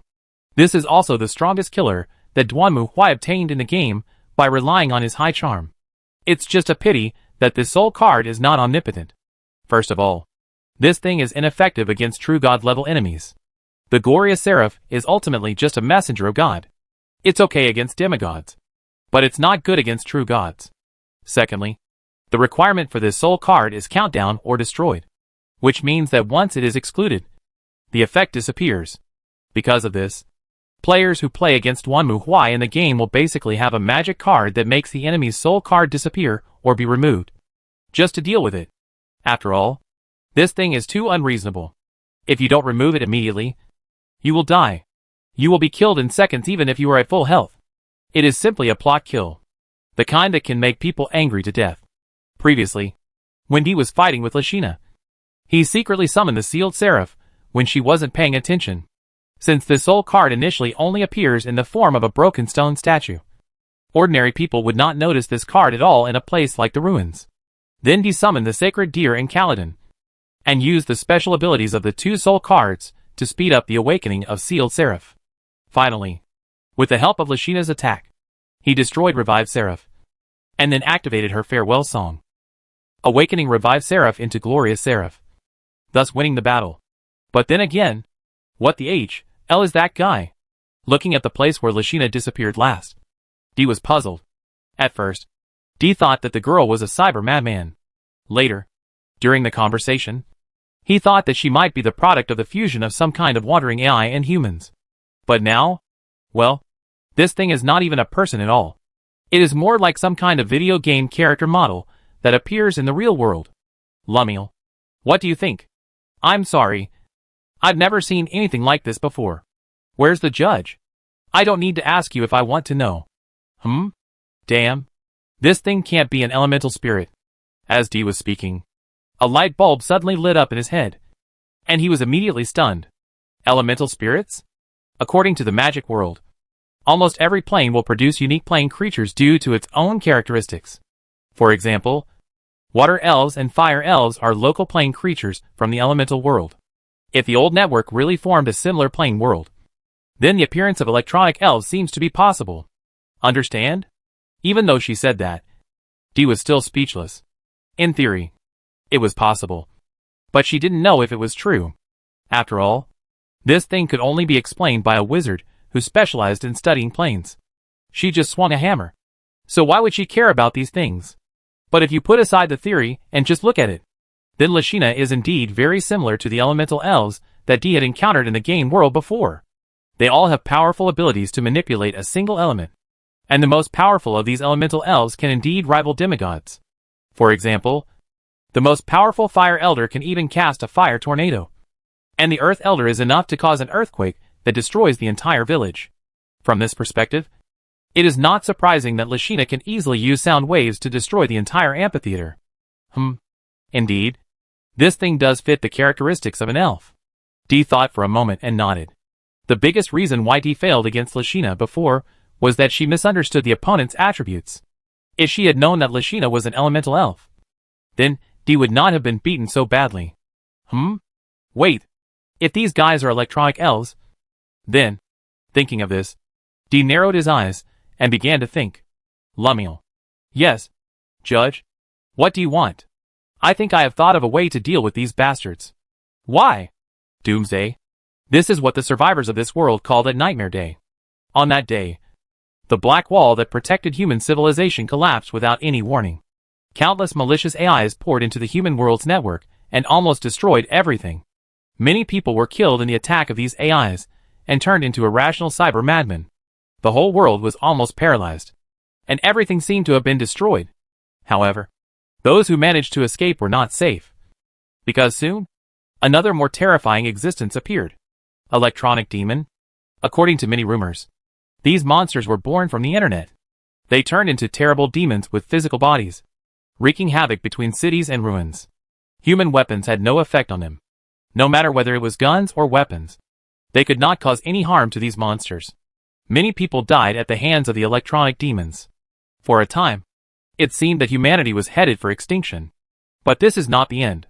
Night City. Even in this age of destruction and despair, this city ruled and protected by angels still stands. Its broadcasts break through the wailing of electronic demons and spread to every corner of the world. Its voice is like a beacon that dispels darkness and brings hope to people around the world. Many survivors try to go to Night City. It is said that this city is the only city that survived Doomsday, and it is also their only hope. This is especially true for those who already live here. The off-road vehicle sped across the Gobi Desert and rushed through the broken checkpoint at the fastest speed. Hurry up. Panem. Lucy sat in the passenger seat, staring behind her and anxiously urging her companions. I know. This broken car is already like this. Don't rush me. Panem, who was holding the steering wheel, also had a pale face at this moment. He clenched his teeth and almost stepped on the accelerator to the bottom. For them, this journey home is extremely difficult. After revealing the problems of Arasaka Group at the Munich Security Conference, the three of them set out on the road back to Night City. However, this road is not easy to take. First, Arasaka Group sent assassins to hunt down the three of them in revenge, forcing them to flee all the way. Just when the three of them were chased and had no way to escape, the arrival of Doomsday destroyed the assassins surrounding them. And then when the three of them finally left, they found that the whole world had become AHL. After that, they have always hoped to return to Night City, at least in the eyes of the three of them. No matter what happens in other places, at least Night City where it should not be destroyed in Doomsday. But it's not easy. Apart from the city full of cyber maniacs and those weird electronic demons, the most troublesome thing is that there is no suitable means of transportation. After all, there is an ocean between them and North America, and almost all means of transportation were destroyed in Doomsday. So they can't swim back to Night City. Fortunately, Regina was well informed and found them an old jet fighter. After escaping the pursuit of a large group of cyber madmen, they successfully took off and crossed the ocean to North America. However, just as they saw the coastline of North America, the unfortunate fighter plane ran out of fuel, and they had to choose to parachute and make an emergency landing. Then they found a shabby old SUV nearby. And then they were on the road again. And then they crossed nearly half of the United States. It took nearly a year before they barely got close to Night City. Damn it. That monster is chasing us again.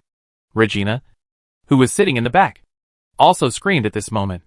The two turned their heads and saw a monster that looked like a batfish flying in the sky not far behind them, rushing towards them. It shook its body, and the biting eyes appeared out of thin air and shot towards the three people below. Wow! Panem hurriedly turned the steering wheel and barely avoided the opponent's attack. At the same time, Regina raised the sniper rifle in her hand, aimed at the opponent and pulled the trigger. With a gunshot, the bullet flew out and hit the monster. However, this only made the monster's body tremble slightly, and did not even cause any damage. In front of the electronic demon, human weapons are completely useless. They know this truth, but at least they can gain every second. Right? Lucy, hurry up. Haven't you contacted Night City yet? I'm trying. But this damn radio station. What Lucy was holding in her arms was a shortwave radio from World War II, which they had found in a museum before. Although it was a bit old, it was still usable. The only problem is, it occasionally breaks down. Well, like now. This damn broken thing. Listening to the rustling sound in the microphone, Lucy gritted her teeth in anger. As a hacker, she was good at hacking into the internet, but she was totally unskilled in repairing such ancient machines. She was so angry that she subconsciously clenched her fists and smashed hard at the radio in front of her. Squeak! Hey, don't break it. It's broken. While Lucy and Panem were arguing, suddenly, the radio that had been making only noise suddenly turned and a clear voice emerged. Hearing this voice, both of them were stunned. And then Lucy picked up the microphone. Help! Help! Is this Night City? We are being hunted by electronic demons and need help. Lucy's voice weaved through the mixed shortwaves, giving her the feeling of shouting on a busy street. No matter how loud she shouted, it seemed to be drowned out by the noisy sounds nearby. But soon, the noisy sounds disappeared. And then another voice sounded. Who is calling for help? Where is it? We are in the northwest of Night City. Specifically, we are in. As Lucy spoke, she glanced around. Near the town outside the city. Boom! However, before Lucy could finish her words, there was a sudden loud noise. And then she felt the car body tilt, and the whole car rolled over and fell to the ground. What happened? Blowout? It's lucky that this lousy car's tire has lasted this long. While answering Lucy's questions, Panem quickly unbuckled his seat belt and opened the car door. Leave quickly. Have you contacted them? We've made contact. But Lucy lowered her head and looked at the radio in her arms, only to see that the radio had been completely destroyed in the car accident and turned into a pile of scrap metal. Go! However, before Lucy could think about it, Regina reached out and grabbed her, dragging her out of the rolling car. The next moment, an ice storm suddenly hit and froze the car into ice. Boom, boom, boom. As the three desperately fled to a house not far away, they suddenly heard the roar of an engine on the street. They turned around and saw three off-road vehicles coming towards them. Seeing Lucy, Panem and others, the three vehicles also immediately accelerated and came in front of them. Then the three saw several fully armed men in NCPD uniforms get out of the car. Is this the distress signal you sent out? Yes. We have to leave quickly. The electronic demon is coming soon. Panem also hurriedly spoke up. On the way back to Night City, they had also been to several gathering areas. The people there were extremely afraid of electronic demons. Once they found someone bringing electronic demons, they would directly drive them away or even kill them. Although Panem thought that Night City where Divas would not do this. Ordinary people could not deal with electronic demons after all. Electronic demon? Hearing Panem's words, several NCPD police officers raised their heads and looked towards the sky.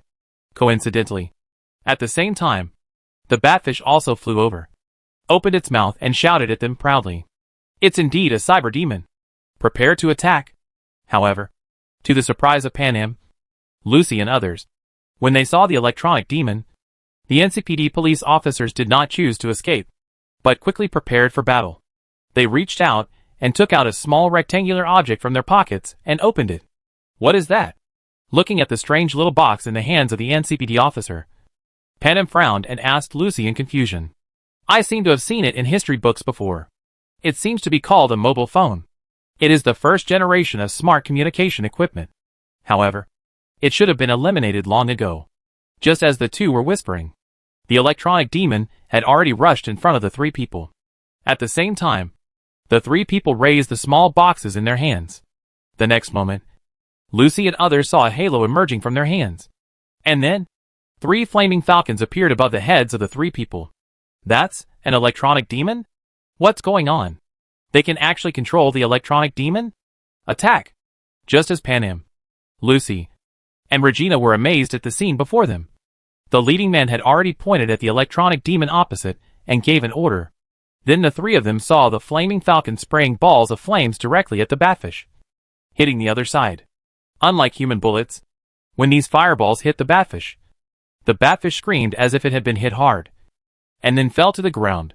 The falcons also attacked quickly, beating the batfish again, and in the blink of an eye, the batfish screamed and turned into light particles, disappearing into the air. Seeing this scene, Lucy and others were stunned. Can humans actually control electronic demons? How is this done? Chapter 808 Shadow of the Past. After killing the electronic demon, the 3 were taken into a car and drove towards Night City. To be honest, the 3 of them had prepared themselves mentally for what they would see along the way, thinking that they might see a devastated and dilapidated city. However, the reality was completely beyond their imagination. The houses around were well arranged and looked clean and tidy, although there were fully armed NCPD members patrolling the streets. The atmosphere was not tense at all. People came and went, talking and laughing. At first glance, it seemed as if this place and the outside world were in 2 completely different worlds. You are the 1,235th batch of refugees to come to Night City. We will first take you to the checkpoint for inspection, and then process your residence procedures. We are originally from Night City. Lucy interrupted the soldier's introduction uneasily. By the way, my home is still there, right? I should be able to go home. Home? Sorry, I'm not sure about that. After Doomsday, the Angel redefined the authority to allocate houses. Those uninhabited houses were allocated to other people. If your room is among them, then it's hard to say. What bad luck.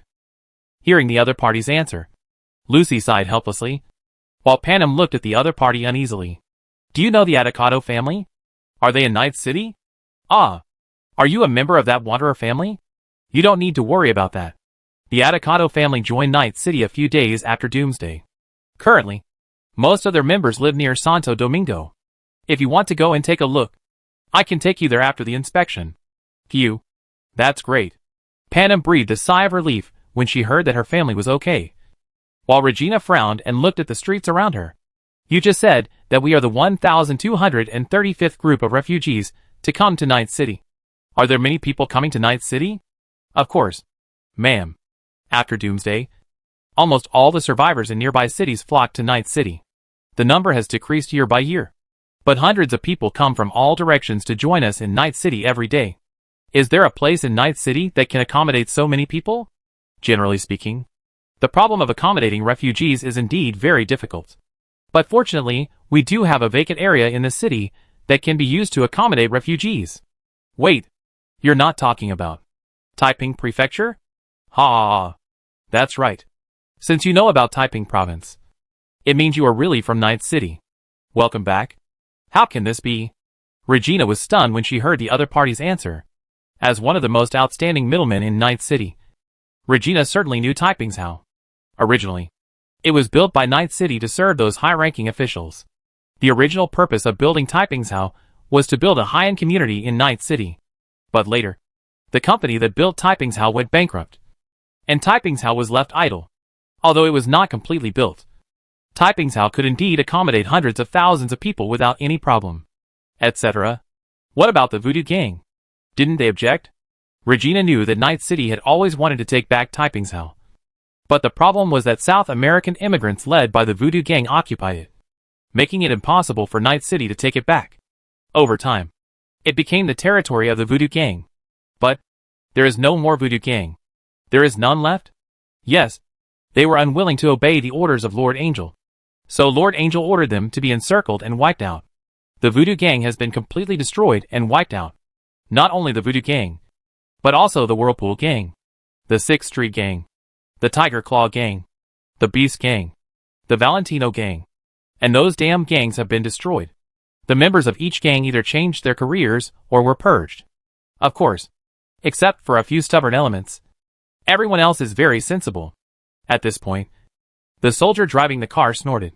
Of course, those guys in Taiping Prefecture are indeed difficult to deal with. The Voodoo Gang even claimed that the angel was an apostle of the evil god, and called on the local South American immigrants to resist her together. Then what? Hearing this, Lucy couldn't help but ask. And the soldier chuckled. Of course they were all purged. Lady Angel does not allow anyone to disobey her orders, let alone rebel against her. In Taiping Province now, those guys are dead without even a trace left. They are so stupid that they dared to rebel against Lady Angel. They really think they are too stupid to live long enough. Then, are the bodies on the street lamps nearby the same? Panem suddenly asked at this moment, and the soldier glanced at the corpses hanging on the street lamps on both sides of the street and floating in the wind. Oh, that's not the case. These people were publicly executed mainly because they committed crimes. As you know, after Doomsday, the whole world was in chaos. Even if many refugees came to Night City, they didn't want to find a legitimate job, but still planned to do illegal activities. For this reason, the Angel specially launched a crackdown. All criminals suspected of robbery and murder were arrested, and then a public trial was held. After the trial, they were directly sentenced to death, and their bodies were hung on street lights as a warning.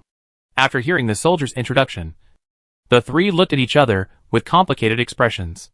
If it was before, they would definitely think this behavior was quite cruel. But after a year of wandering, the three knew that this was the best way to maintain human order after the destruction of the world.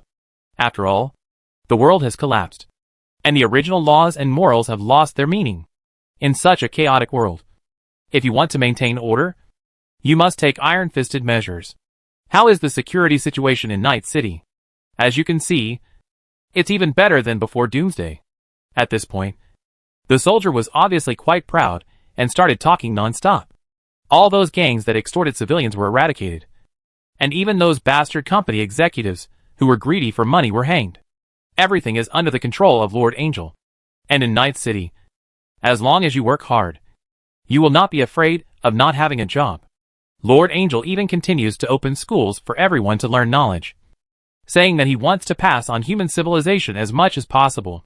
Oh, he is worthy of being Lord Angel. By the way, what happened just now? Lucy didn't want to listen to the soldiers flattering and praising her, so she quickly changed the subject.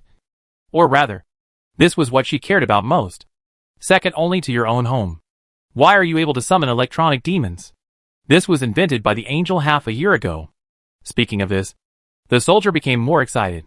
According to what the Angel said, these electronic demons come from the old network. Although they look like scary demons, they can still be tamed and manipulated. So the Angel created this program called Persona, which can search and capture those electronic demons, and then tame them and make them fight for us. You see, aren't human weapons ineffective against those electronic demons? But if it's the electronic demons themselves, then it will be effective. Right?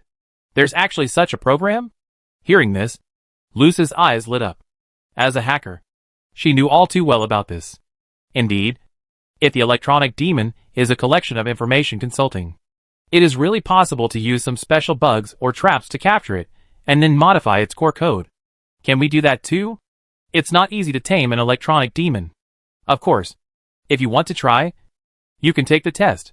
If you pass the test, you can join the NCPD and become one of us, fighting to protect Night City. We'll think about it. Soon, the soldier sent the three to a checkpoint, where the staff asked them to take a shower, change clothes, and then gave them a physical examination. After confirming that they did not have any physical illness, they were allowed to enter Night City. To be honest, I never thought Night City would become what it is now. After walking through the gate and looking at the strange yet familiar streets in front of her, Regina couldn't help but sigh. The Night City in her memory was a lively but violent place. Except for Haywood and the city center, all she could see in other places were dilapidated houses, homeless people sitting on the ground, garbage everywhere, and even gang fights. But now, all of this is gone. There are no piles of garbage on both sides of the street, but it is clean and tidy. People walk around on the road, looking relaxed and comfortable, instead of looking around anxiously as I remember, fearing that they will be robbed or involved in gang conflicts. And most people are dressed very decently. Tattoos and gangster outfits are not seen here. Children are laughing and playing on the lawn beside the street, and the adults next to them are watching everything with smiles on their faces. It feels really different from before.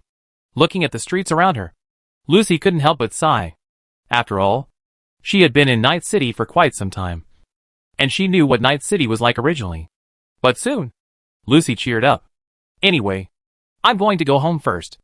I hope Dee won't seal off my house for the sake of our old friendship. After saying this, Lucy waved at the two of them and left in a hurry. See you later?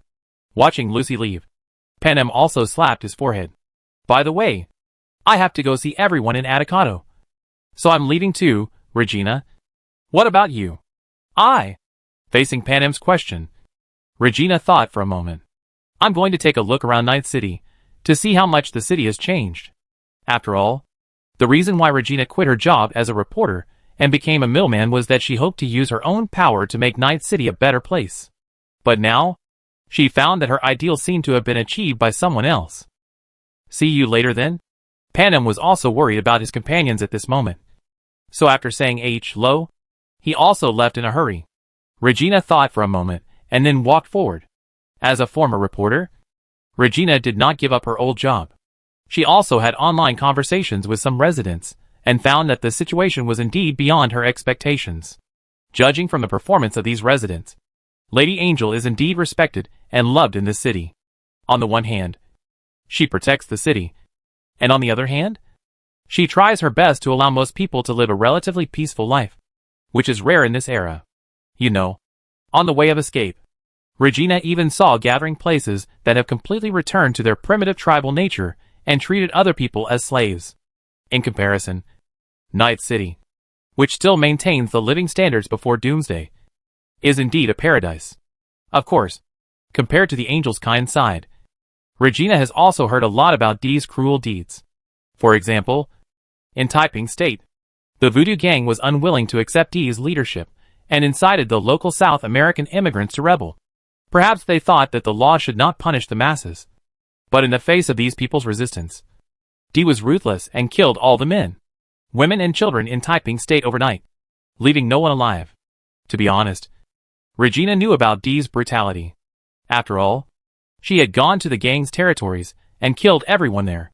However, to be honest, it was beyond Regina's expectation that he would attack the entire Taiping State. But we have to admit that after Dee showed her unparalleled strength, there was no longer any voice against her in the entire Night City. From this point of view, the death of the Voodoo Gang was worthwhile. Of course, in addition to this, Dee also managed Night City very well. As a free city-state, Night City itself has a miniature circulation system. As the saying goes, a small sparrow has all the organs. Although Night City itself is not large, it can be self-sufficient in terms of water and food. Even in terms of industry, Night City has factories built by various companies here. It can be said that it has a complete one-stop service from raw material mining and processing to finished product sales. It is also because of this that Night City is not as dilapidated as other human settlements, where people can only rely on picking up garbage from the ruins to survive. Instead, they can normally mine minerals, process them into raw materials, and then manufacture finished products to maintain the existence of Night City itself. But what exactly is Dee going to do next? At this moment, Regina also came to the city center, looking at the unrecognizable Arasaka Tower in front of her. She took a deep breath and walked towards the gate. Wait, who are you? As expected, Regina was stopped at the door. She just smiled at the guard who stopped her. My name is Regina. I'm a reporter. I want to interview the Angel. I wonder, is she available? Chapter 809, Patience. Seeing Regina again was somewhat of a surprise for Dee. I never thought I would see you again. Accident? A little bit. After all, we lost contact after that. Plus, you were in Europe at the time, so I didn't expect you to come back to Night City. After all, we have nowhere else to go. Regina sighed as she took the tea from Dee. Then she looked out the window. To be honest, I remember you said at the beginning that you didn't want to be a legend of Night City, but the king of Night City. Now it seems that you have really achieved it. Legends are worthless and meaningless. Dee shook his head silently. Johnny Silverhand is only a figure in the eyes of those drunks in the bar.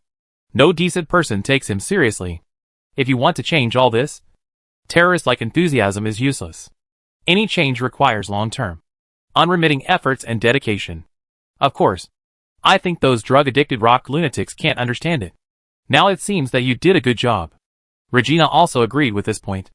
Night City has undergone tremendous changes compared to before. At least she has deeply experienced this along the way. NCPD is no longer just an accomplice or lackey of capital, but a job full of honor. The police officers on the streets are also gentle and polite to the citizens. And they are not arrogant. The messy graffiti on the walls was also swept away. Originally in Night City, those dark alleys were high-incidence areas for murders, and even corpses could be seen when walking in. But now, those places have been cleaned up and are tidy, and people can walk around the streets with peace of mind. Although the supplies here are not very rich, compared to the simple residences in other places that are almost primitive times, this place is already very outstanding. I don't know how you do it.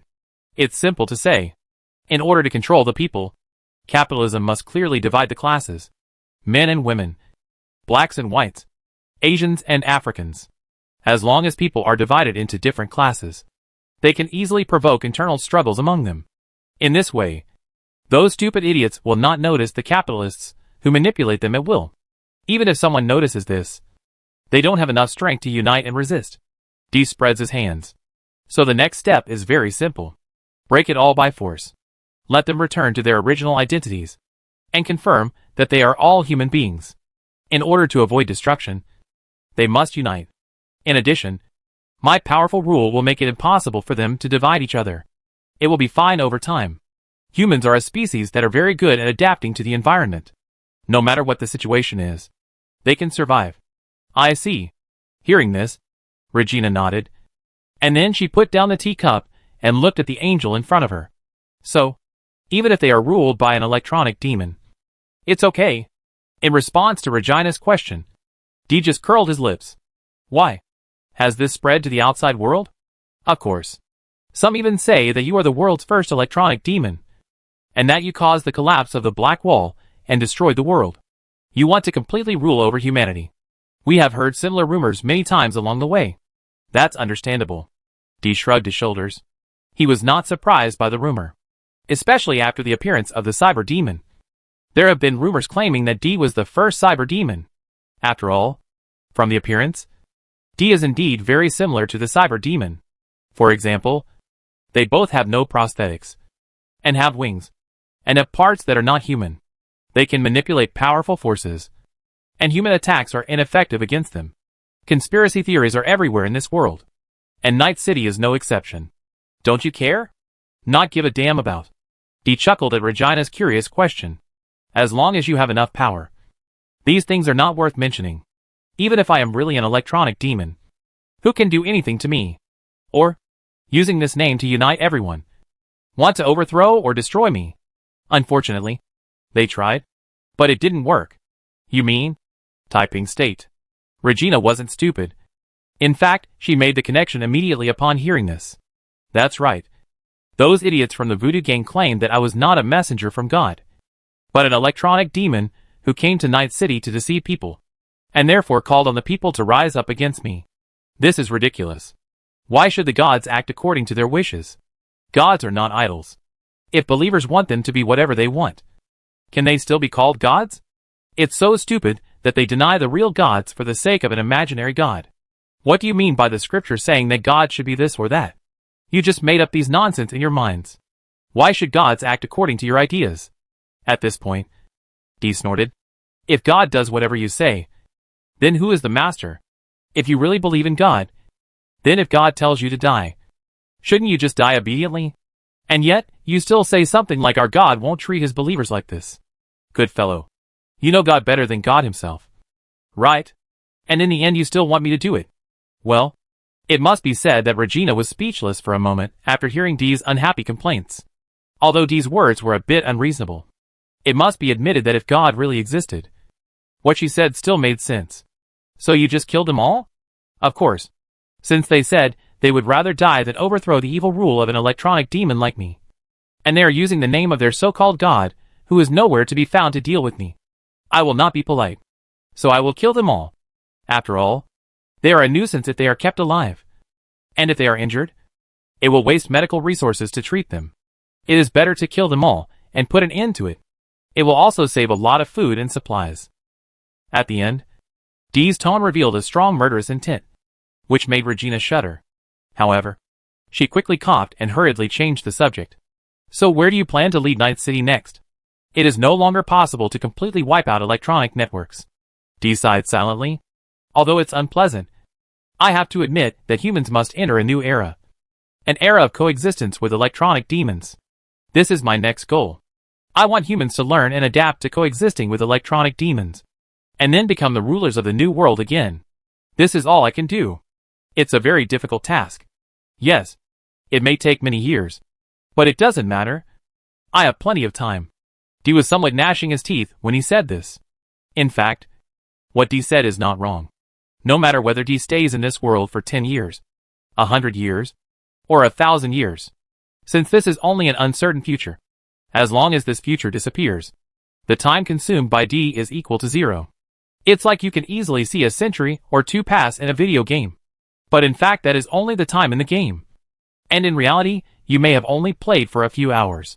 Of course, the characters in the game perceive the flow of time differently from the players outside. So Dee was very unhappy. Very, very unhappy. Duanmu Huai originally wanted to fight a blitzkrieg, but he didn't expect the opponent to play a card earlier than he expected, which turned the blitzkrieg into a long defensive war. In this case, the strategic goal also changed. In a blitzkrieg, Duanmu Huai only needs to find the culprit as quickly as possible and then kill the opponent. But a defensive war is different. A defensive war requires that one side must survive. Now the situation in the future has become that if Dee lets go, all humans may really become extinct, causing the human incineration in the future to become a reality, and then connected with the past. Then one will be completely helpless. So Dee was very unhappy, which meant that he would most likely waste nearly 100 years in this world. What was even worse was that this was to make this future disappear instead of exist. It was just like playing a game save that had to be deleted at the end, which was depressing. You also have to take time to play. I feel even more depressed when I think about this. The future. Can we humans really survive in the distant future? I can only believe in the power of human survival. In response to Regina's question, Dee sighed silently, then looked at the night view outside the window. To be honest, Duanmu Huai somewhat admired the Emperor in this regard. The reason why he did not choose the Emperor's path to lead humanity forward was that, on the one hand, Duanmu Huai really wanted to let the fittest survive within the human race, and on the other hand, he did not have the patience of the Emperor to lead the construction of the human empire for hundreds or thousands of years. This is also the reason why Duanmu Huai, as a high-end player, did not join a guild or establish his own guild, but instead brushed orders, because brushing orders is like a task, with a beginning and an end. You know where it starts and where it ends. But if you build a guild or join a guild, then you never know where the future of the guild lies, and what its end will be. From this point of view, Duanmu Huai is actually impatient, and can't stand the long-term trouble. If this world really requires him to stay for 100 years, it would be the end of his life. I hope this world can give me some help. Now this is the only thing Duanmu Huai can pray for. Chapter 8 Time flies. Time flies like an arrow. Huh? When the girl opened her eyes again, she saw the familiar ceiling. Good morning, Your Honor. As the voice sounded, Dee saw a purple-haired girl with a ponytail on the right side of her hair standing there, staring at him quietly. Wow. Good morning, Lumiel. As he spoke, Dee yawned, then sat up and began to change his clothes. 60 years had passed since that conversation with Regina. These 60 years were not that difficult for Dee. In the first 20 years, she had been leading the army of Night City to expand the territory, repel those electronic demons, recover the city that humans had lost, and then develop it as a base, and successfully defeated 10 powerful electronic demons known as the 10 Disasters. Under D's leadership, humans, who were originally on the verge of extinction, stood up again, relying on the demon summoning program called Persona to defeat the army of electronic demons that threatened the human world. As for those cyber madmen, well, D had no intention of sending troops to fight them. He just let them fend for themselves. In fact, as D expected, most of the cyber madmen died after barely a few years. This is actually normal, because cyber madmen are just mentally disordered. But they are still living people who need to eat, drink water, and repair their prostheses. However, a mentally ill and aggressive madman obviously cannot last too long without food. Therefore, D's approach is to put aside those cities full of cyber maniacs, and then concentrate on dealing with the electronic demons. After dealing with the electronic demons, those cyber maniacs will either die of thirst, starvation, or infection. After all, they are just lunatics, not zombies, and the virus still has an effect on them. So you see, there's no need to fight. Just collect the bodies. Then, D died. Well, at least that's what the world thinks. The reason was simple. When D led his army to attack the Supreme Disaster Master, one of the 10 Disaster Masters, the other party showed great strength. So D had to die together with the other party. Well, that's what others thought. Of course, this is not the case for D. In fact, this is just a play she is acting out. The reason why D acted like this was simple. After killing the 10 disaster heroes, she found that the damn culprit had not appeared yet. Are you kidding? Generally speaking, in situations like this, after defeating the 4 heavenly kings, shouldn't the final boss appear in person? But you, the final boss, actually got scared and didn't play by the rules? There was no other way. So D had to come up with an idea and staged an E&E where Supreme Calamity tried to drag him down before dying. And then both of them went to the road together, hoping to deceive the final boss in this way and make it careless and come out to die. As for how D knew that the final boss was not dead, that was too simple. The mission was still pending and not completed. Originally D thought that once the boss behind the scenes knew he was dead, he would be eager to come out and cause trouble immediately. Unexpectedly, this guy was so good at hiding that he never showed up after that. So D was also angry. Isn't it just hiding? Let's see who can hide better. And so another 40 years passed. Of course, a lot has changed in these 40 years. First of all, it is technology. Due to the impact of Doomsday, the network that humans originally relied on completely collapsed. However, due to the emergence of the demon summoning program, a new network based on the electronic world has been developed. Regarding implants, humans are also afraid of the ropes after being bitten by a snake once. Now laws have been issued that it is strictly forbidden to install implants unless the person is physically ill. In the past, this order might not be well implemented. After all, many people denounce the harm of implants. However, many people still change their minds. After all, implants are very convenient. As long as they are installed, they can become stronger in an instant. This is one of the reasons why implants eventually became daily household items in thousands of households. Just like a gun. If everyone else has a gun and you don't, then you are the one who suffers. Right? So even if you don't like it, you have to have it. But now, there is no need to worry about this problem. Because those who originally relied on implants to gain combat power have been eliminated from the stage of history. And they have been replaced by another group of people. Demon Summoner. That's right. Now the Demon Summoner has replaced the original implanted Superman like Adam's hammer, and has become the new top of the pyramid. After all, for electronic demons, ordinary human attack methods have no effect on them. So those prostheses are naturally eliminated from the array of weapons, and returned to their original value as medical supplies. Of course, becoming a Demon Summoner is not an easy task. When D was designing it, he had already designed that those things that look like mobile phones are actually special Demon Summoners. Only certified people can activate the demon summoning program and then sign a contract with the electronic demons to drive them.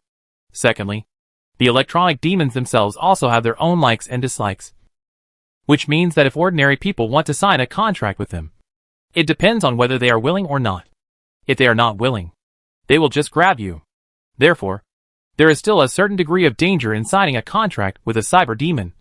And it is not as simple as just throwing a master ball when you see one in the bushes like with Pokemon.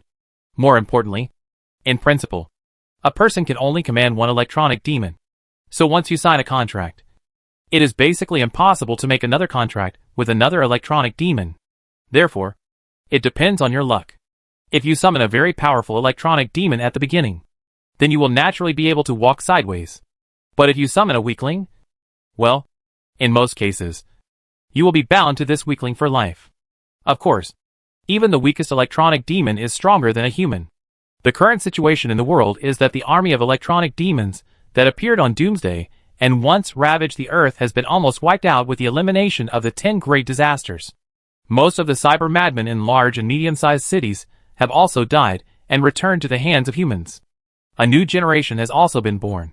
And unlike their ancestors, who had implants all over their bodies, they have regained their original human form.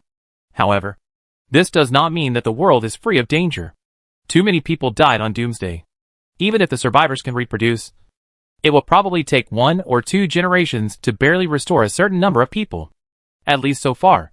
Humans are still in a situation where there are too many people and too few people. Many organizations and forces can choose a city as their home and start to reproduce again. In those completely abandoned cities, or those that humans have not taken care of for at least 100 years. Electronic demons are still rampant. And there are even reports of remaining cyber maniacs coming in and out. Of course, for humans who now also have power, those remaining electronic demons can no longer pose much of a threat to them. So it's a bit like the continent of Faerun is safe where human civilization is. But when you step into the uninhabited wilderness, jungle or abandoned city, be prepared to face attacks from messy monsters such as electronic demons. In terms of international relations, humans are currently in a state similar to a global alliance. And the formation of this state is also related to D. She led the Night City army to attack the electronic demons everywhere and recapture local cities. However, these cities are unlikely to run away, and Night City is not likely to send so many people to occupy a city. A modern metropolis can easily accommodate millions of people, and sending tens of thousands of people in will only be a drop in the bucket. So generally in this situation, they will let the local residents come back to manage the city, and then sign an alliance with Night City, providing Night City with all the supplies, personnel and equipment they can provide in exchange for Night City's protection. This eventually formed a global alliance system centered on Night City. Of course, this system is still functioning normally, but some differences have begun to emerge. Some independent cities do not like to be too deeply interfered with and controlled by Night City and want to break away from this system. However, this is unlikely to be possible in a short period of time, but it may not be possible in the future. But, well, this is none of Dee's business. After all, she is dead. On the technological level, humans have also made other developments. Perhaps the impact of Doomsday is too far-reaching, so that human technology has once again embarked on the stupid, black and crude steam road, transforming from cyberpunk to steampunk. At least this way, we won't have to worry about the internet interfering with electronic products. Well, maybe, during these decades, Dee naturally stayed away from Night City and wandered around, especially to places that didn't know her. Basically, she would live in each place for 10 years, and then move. Anyway, the current household registration system in this world was not perfect, so moving was easy for Dee. Basically, wherever he goes, Dee will open an office mainly responsible for investigating or mediating disputes between electronic demons and humans. Just as Dee had expressed to Regina before, electronic demons have been completely integrated into human life. They will use their abilities to serve humans, and humans will ensure that their existence will not threaten themselves. For example, after Doomsday, there are more men than women in the human race.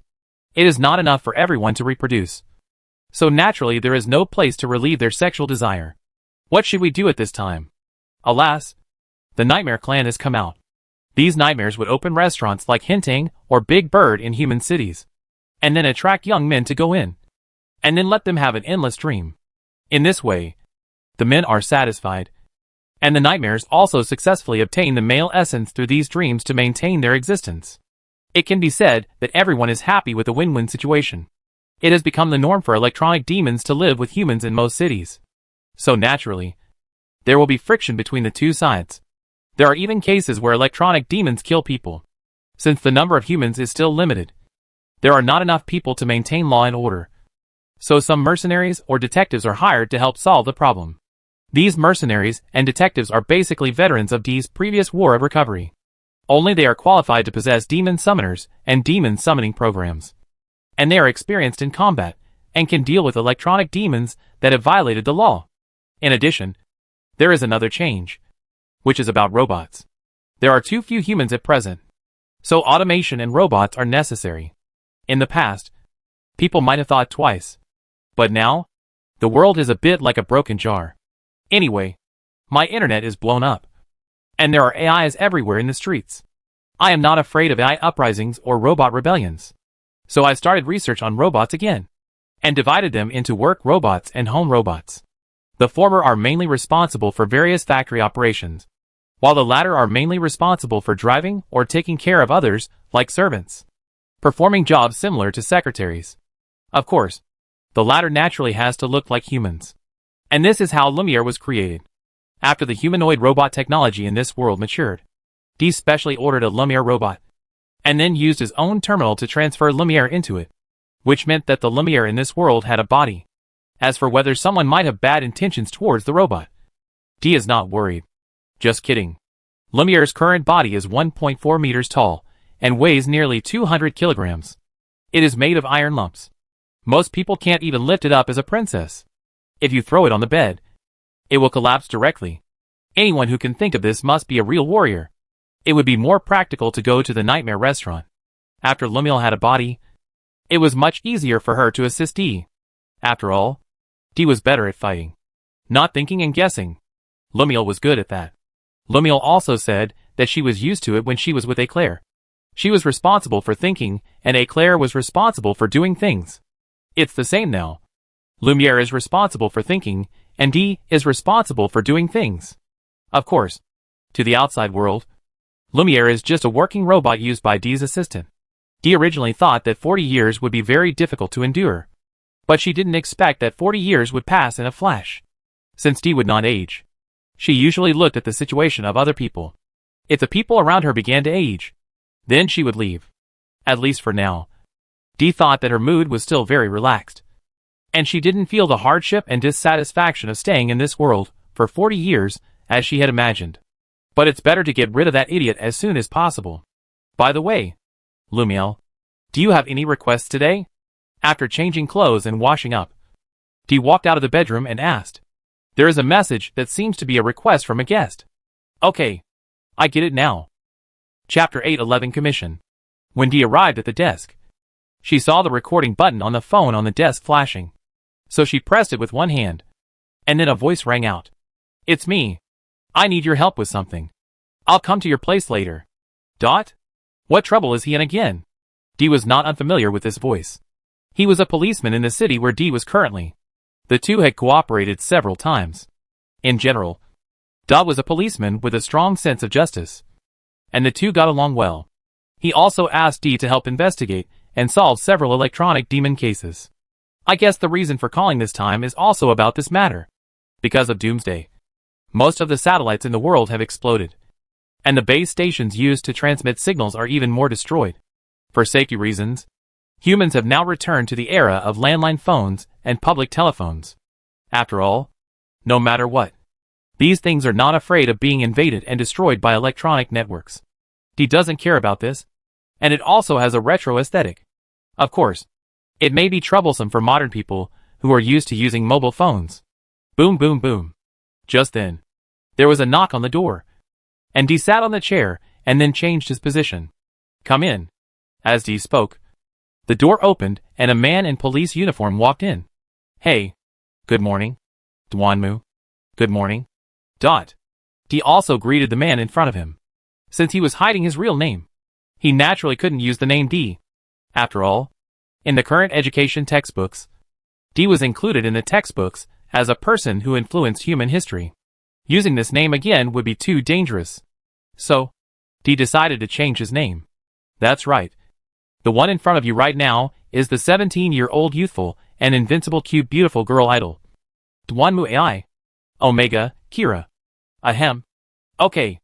Enough joking. You have a case for me? Yes, this case is a bit strange. Duanmu Huai is wrong.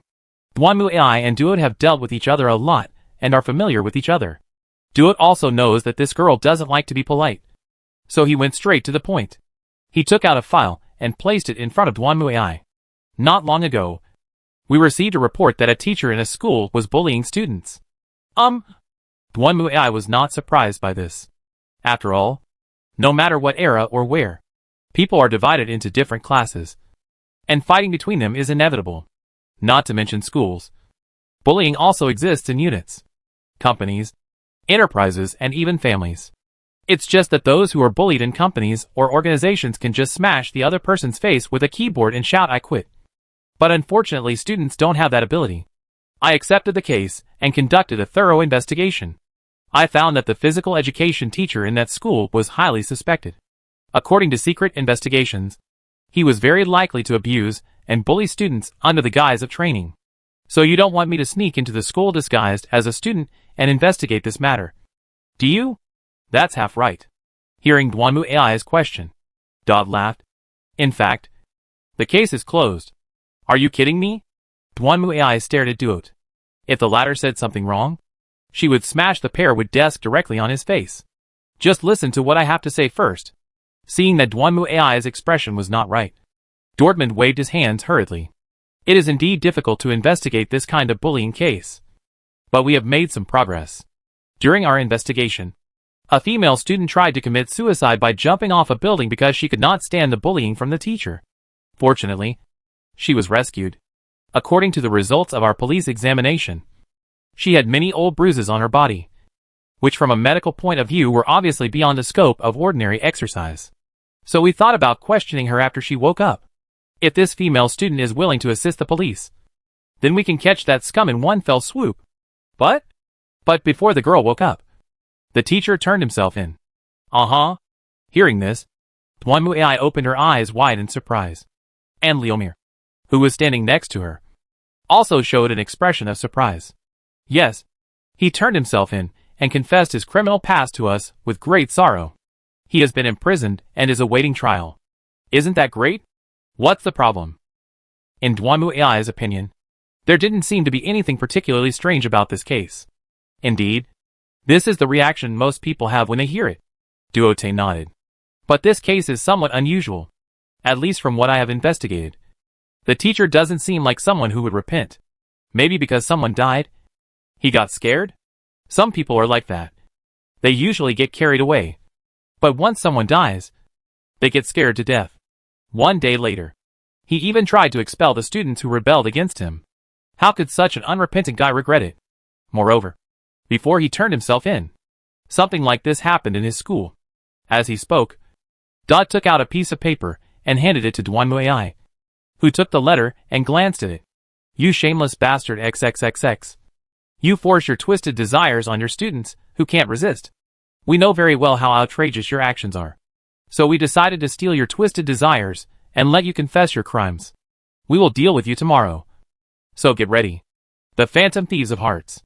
After reading the letter, Duanmu AI looked up in confusion.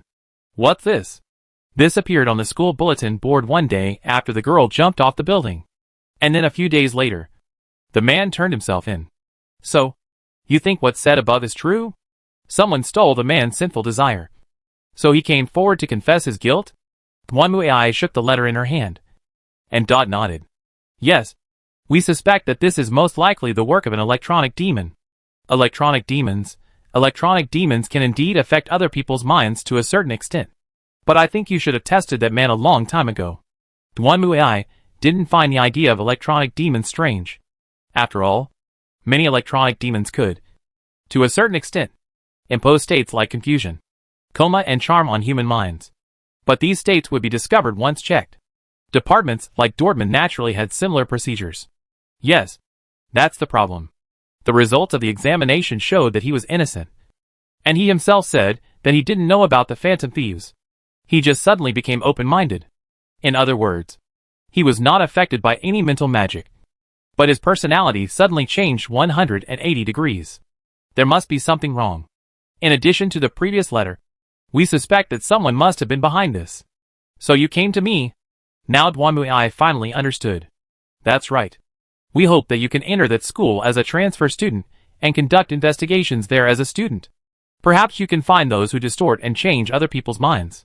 You should know how dangerous this kind of thing is. Certainly. Dwanmu AI nodded slightly. Although on the surface, the other party was doing good things. But in fact, this was a very dangerous behavior, because it meant that anyone's ideas could be changed at will. If this continued, no one would dare to trust others. Once this matter was exposed, the impact on society would be significant. So, we announced that the case was closed on the surface. But the police station has already started to secretly investigate the case. That's why I found you, hoping that you can help. No problem. If I find the phantom thieves, should I capture them or kill them on the spot? Anyway, don't be too violent. Hearing Dwanmu AI's question, Dub wiped the cold sweat from his forehead silently. We still want to ask them how they manipulate other people's hearts. And then you will be able to control this power to manipulate other people. Well, I'd better kill you right here. Faced with Dwanmu AI's ridicule, Dortmund had nothing to say and could only stand up. No matter what, this matter has attracted our attention, and we must find a way to solve this case. Everything about this case is here.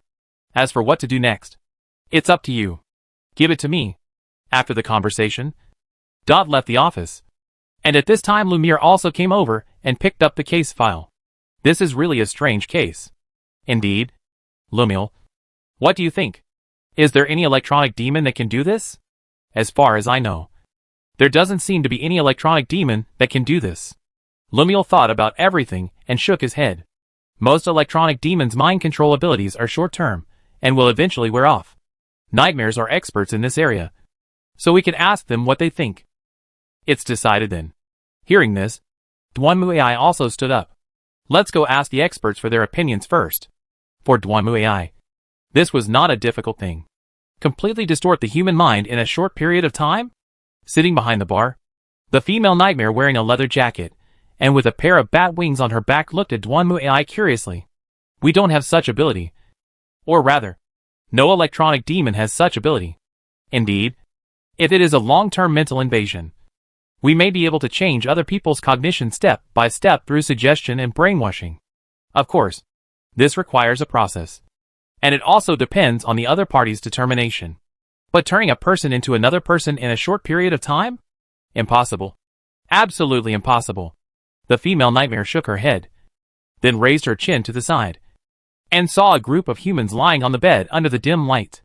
There were men and women among them, and they all closed their eyes and fell into a deep sleep. This reminded Dwanmu AI of the original Xiaoming in this world. Well, the difference was that these people enjoyed a higher level than Xiaoming. The human mind is very fragile. Take me for example. I can indeed stimulate other people's minds in a short period of time and cause their cognition to collapse. However, the result will either turn people into lunatics or slaves who obey orders. But to completely distort a person's personality and turn them into another person, even the Nightmare Clan cannot do it. Do you know any electronic demons who can do that? Perhaps you can ask Lady Lilith. But I don't think the answer will change.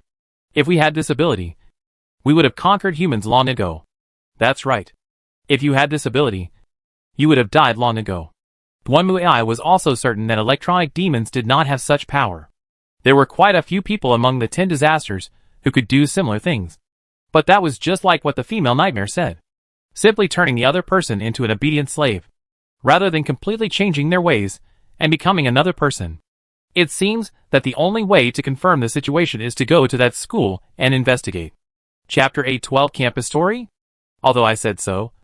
But, frankly speaking, Dwanmu AI didn't want to go to school at all. Why do I have to go to school? Lumiere, can't you go? If I go, I'll just be treated as an elementary school student. There are many high school students in anime who look like elementary school students. Right? Your Excellency the Inquisitor. Do you hate school? Haha. At least, I don't have a good impression of the school. Hearing Lumiere's question, Dwanmu AI snorted coldly. Since Dwanmu Huai was a child, he didn't like school. Whether it was kindergarten, elementary school, middle school, high school, or college. Of course, this doesn't mean that Dwanmu Huai would be bullied. In fact, because he looks fierce, Others have been afraid of him since he was a child. Even teachers. Duanmu Huai certainly worked hard. His academic performance was always among the best. And he was also good at sports. But in the final analysis, humans are still visual animals. Simply put, Duanmu Huai gives people the feeling of a tiger. No matter how smart and docile this tiger is, most people dare not touch it for fear of being bitten to death. Of course, there were some children who had a good relationship with Duanmu Huai in the past. But their parents were afraid that Duanmu Huai would lead their children astray.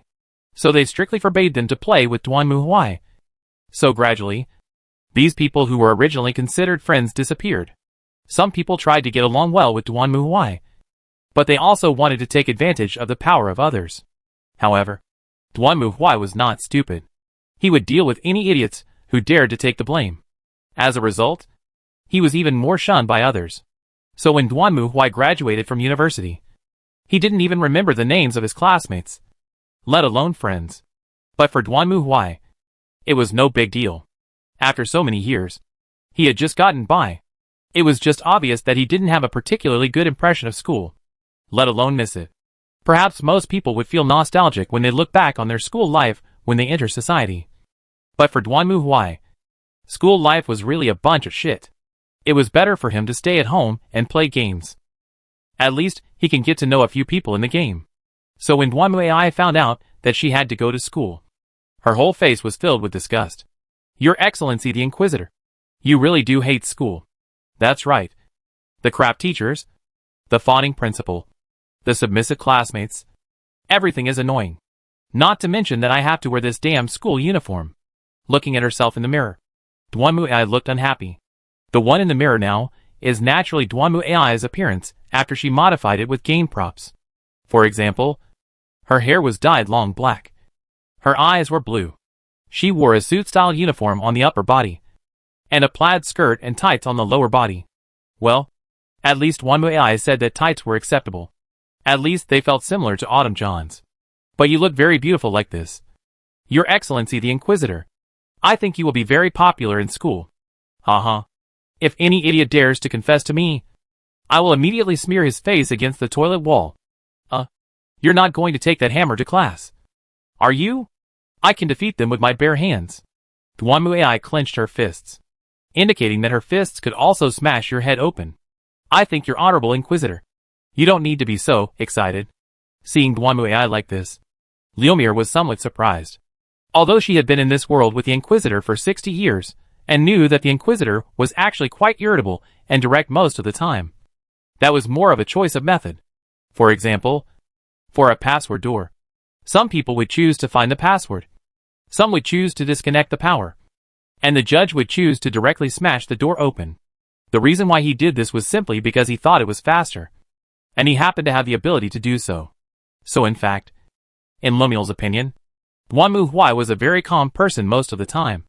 And he was not really like his partner Eclair, who always liked to get into trouble in a passionate way, and ended up not knowing how to end it, and making a mess. But this time, she found that Duanmu Ai really hated school. Your Excellency the Inquisitor, you don't have any good memories of school? Honestly? Not at all. Duanmu Ai shrugged. School is a closed little society, where the classes are more distinct and unknown. I don't know what kind of school life you had before, but I think the school life I like best is to kill all those damn bastards and turn them into a group of walking zombies. But now you.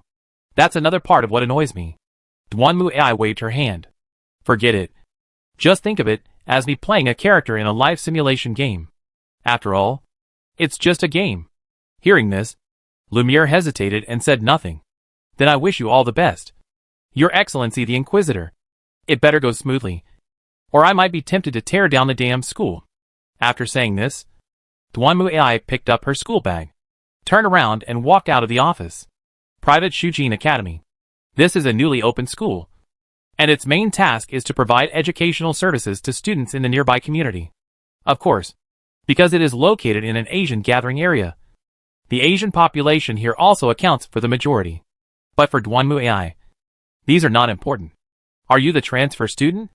Sitting behind the table, the fat and big-eared chairman of the board showed an obviously unhappy expression. Even when facing Duanmu Ai, he didn't have a good face. Duan Muai expressed her understanding of this. She also read a lot of news reports about that incident on the way here. The bullying behavior of that teacher also pushed this school to the forefront. There are even many articles saying that the principal is fully aware of the teacher's bullying behavior, but just suppressed it all for the sake of the school's reputation. This is also a headache for the principal. Looking at his anxious and angry look now, you can tell that this job is probably not easy to do.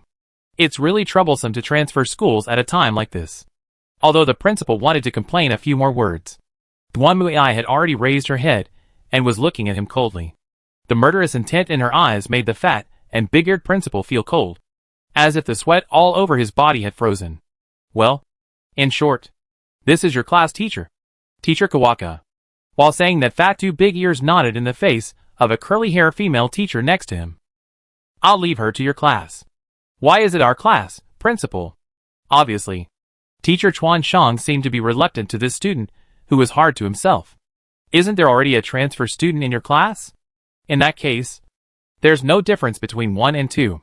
Although Teacher Kawakami was very dissatisfied with this, she still sighed helplessly and looked at Duan Muai. I am Sichuan, and please give me more advice, and Duanmu, please advise me.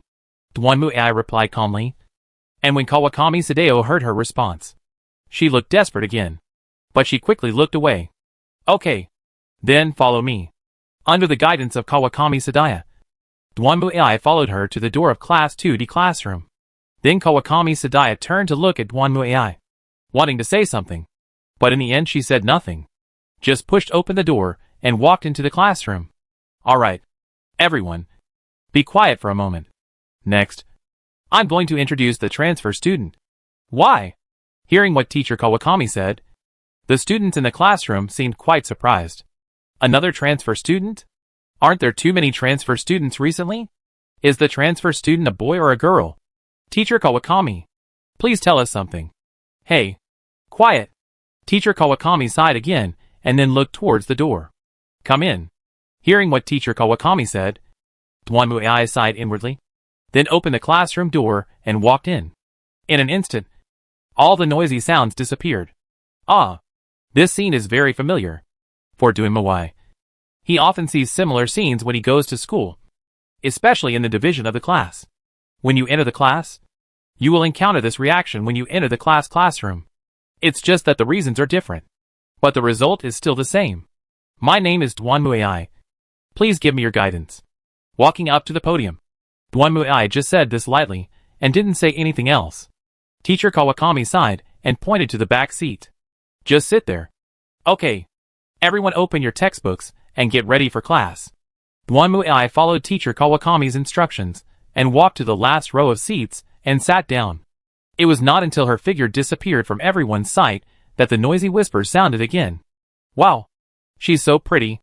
I didn't expect such a pretty girl would transfer to our class. What a lucky draw. She has such a slim figure. Just like a model. But she doesn't seem easy to get close to. Duan Muai didn't pay any attention to the whispers in her ears. She just silently opened the textbook, glanced around, and then looked away. Do you really want to find the target of your mission in such a damn place? Just thinking about it makes her feel upset. I really hope those idiots can come out of this situation to avoid trouble. Hey, this is all for making money.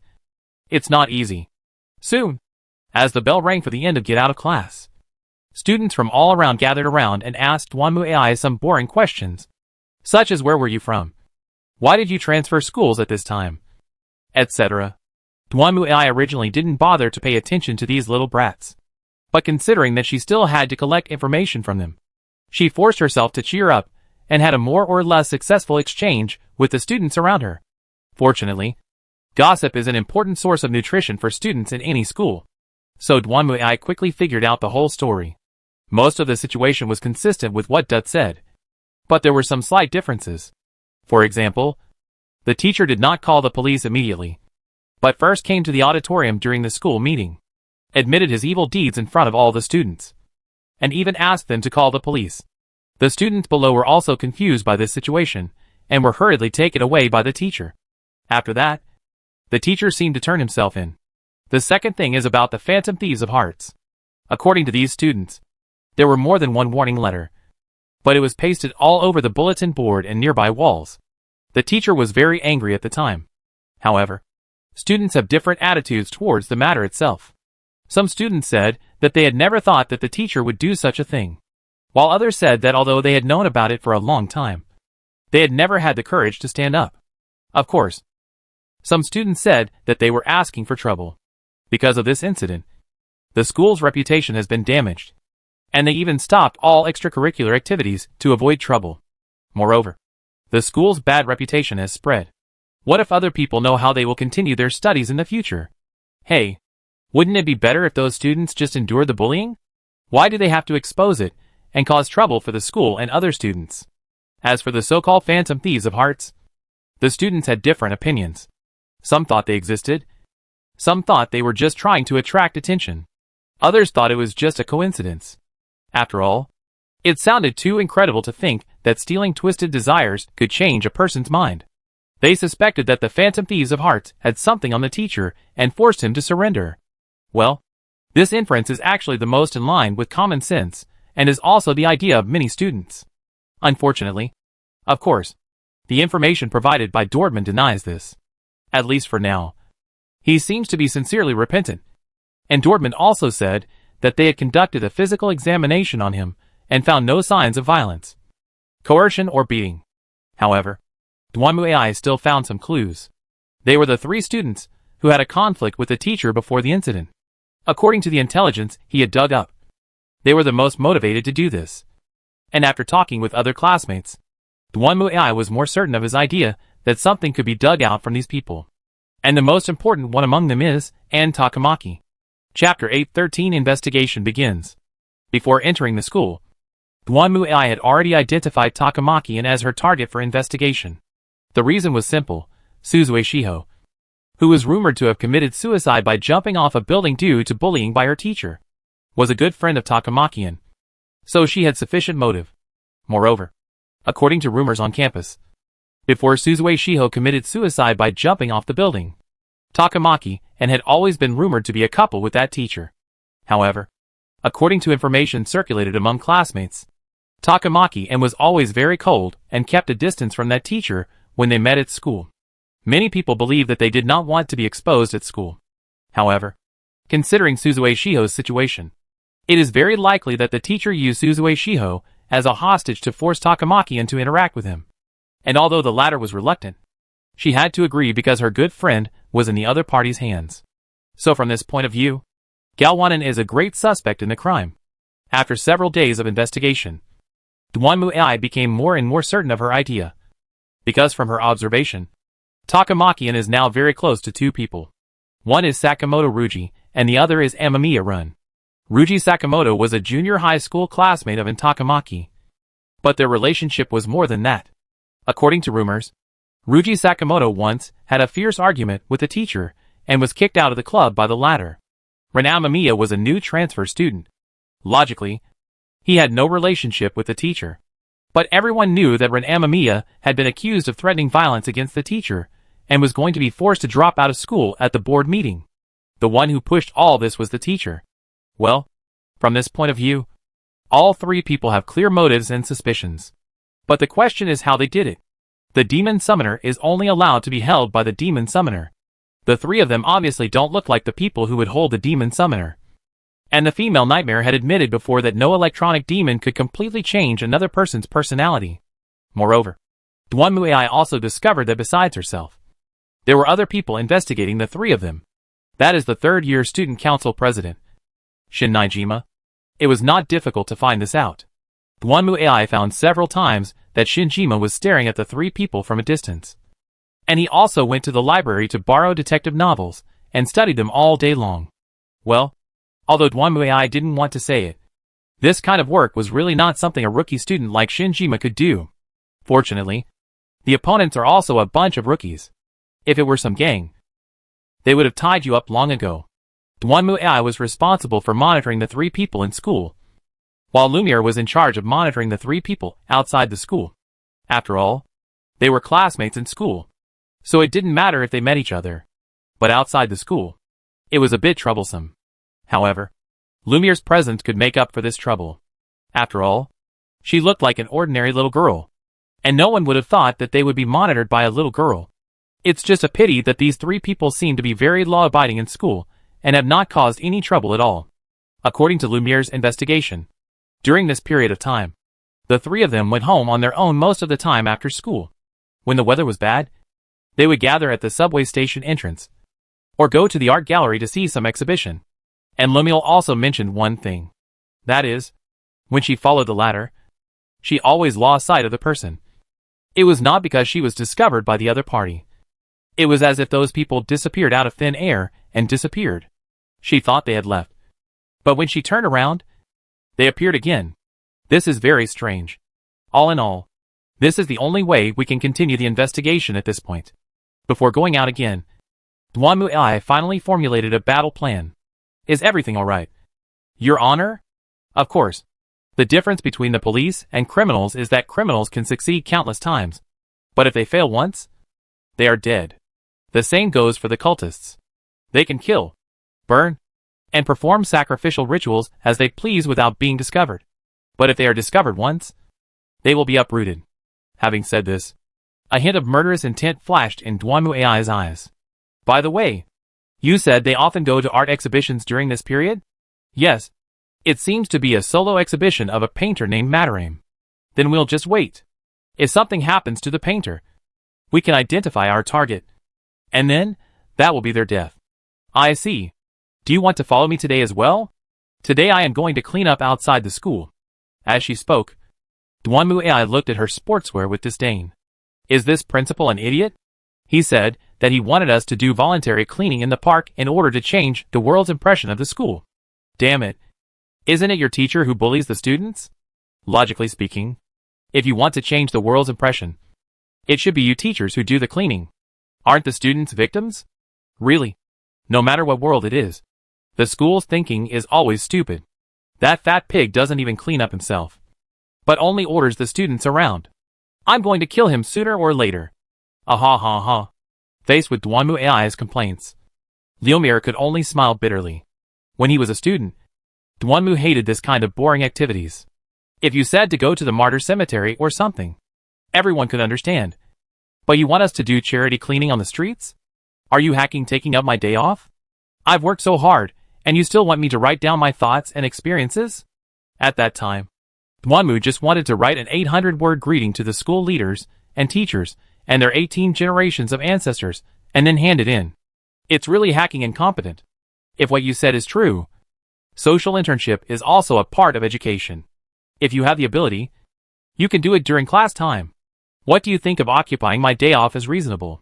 Now it seems that no matter what world, what era, past, present or future, this lousy school is the same. Fortunately, they didn't take up the rest day this time, which is more or less conscientious. Of course, just don't do the crap of cleaning in the morning and attending classes in the afternoon. Otherwise, I would really curse at people. After complaining, Duanmu walked towards the park. However, when she arrived at the square, she saw a girl in a showy uniform arguing with a middle-aged man not far away. Sorry, I'm in a hurry. The girl who was stopped by the middle-aged man was obviously in a dilemma.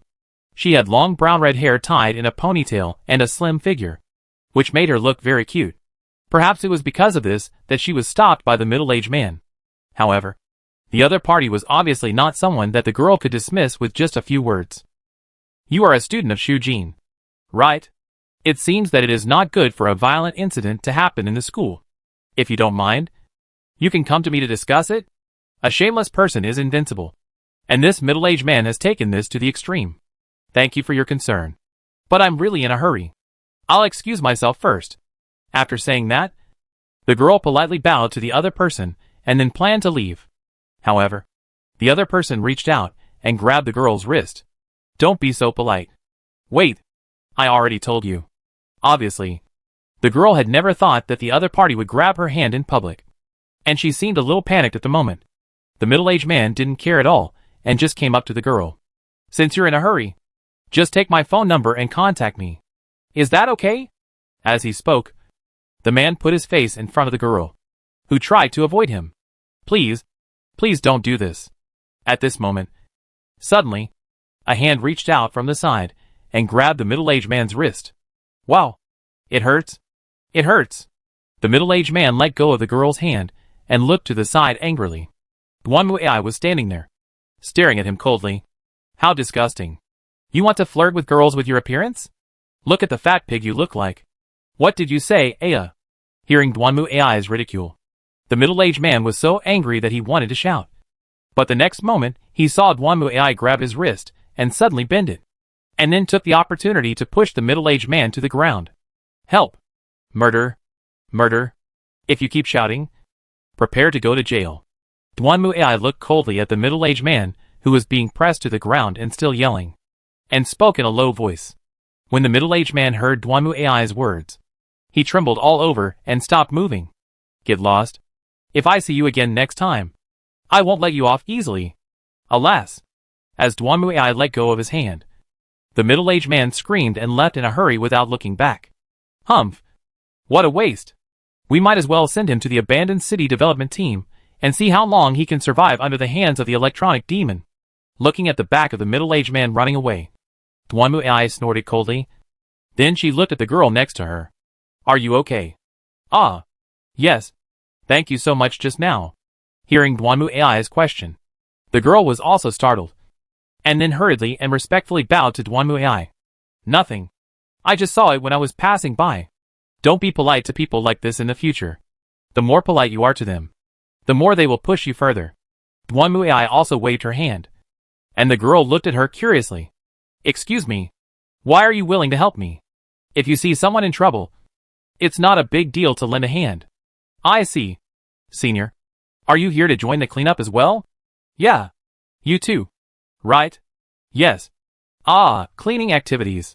Hearing this, the girl seemed to have thought of something, glanced at her watch, and was suddenly shocked. Oh no. I forgot my sportswear at school. I'll be there later.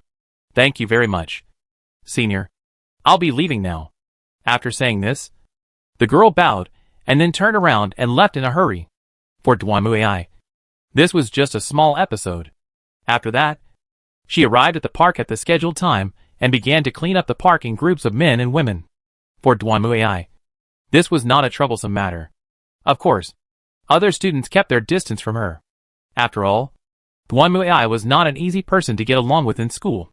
Although she was indeed very charming, her cold attitude was really not flattering. It was better for girls. Duanmuai basically did not talk to boys who approached her. She just glanced at them, and her cold eyes were enough to deter boys. Of course, girls are not easy to deal with either.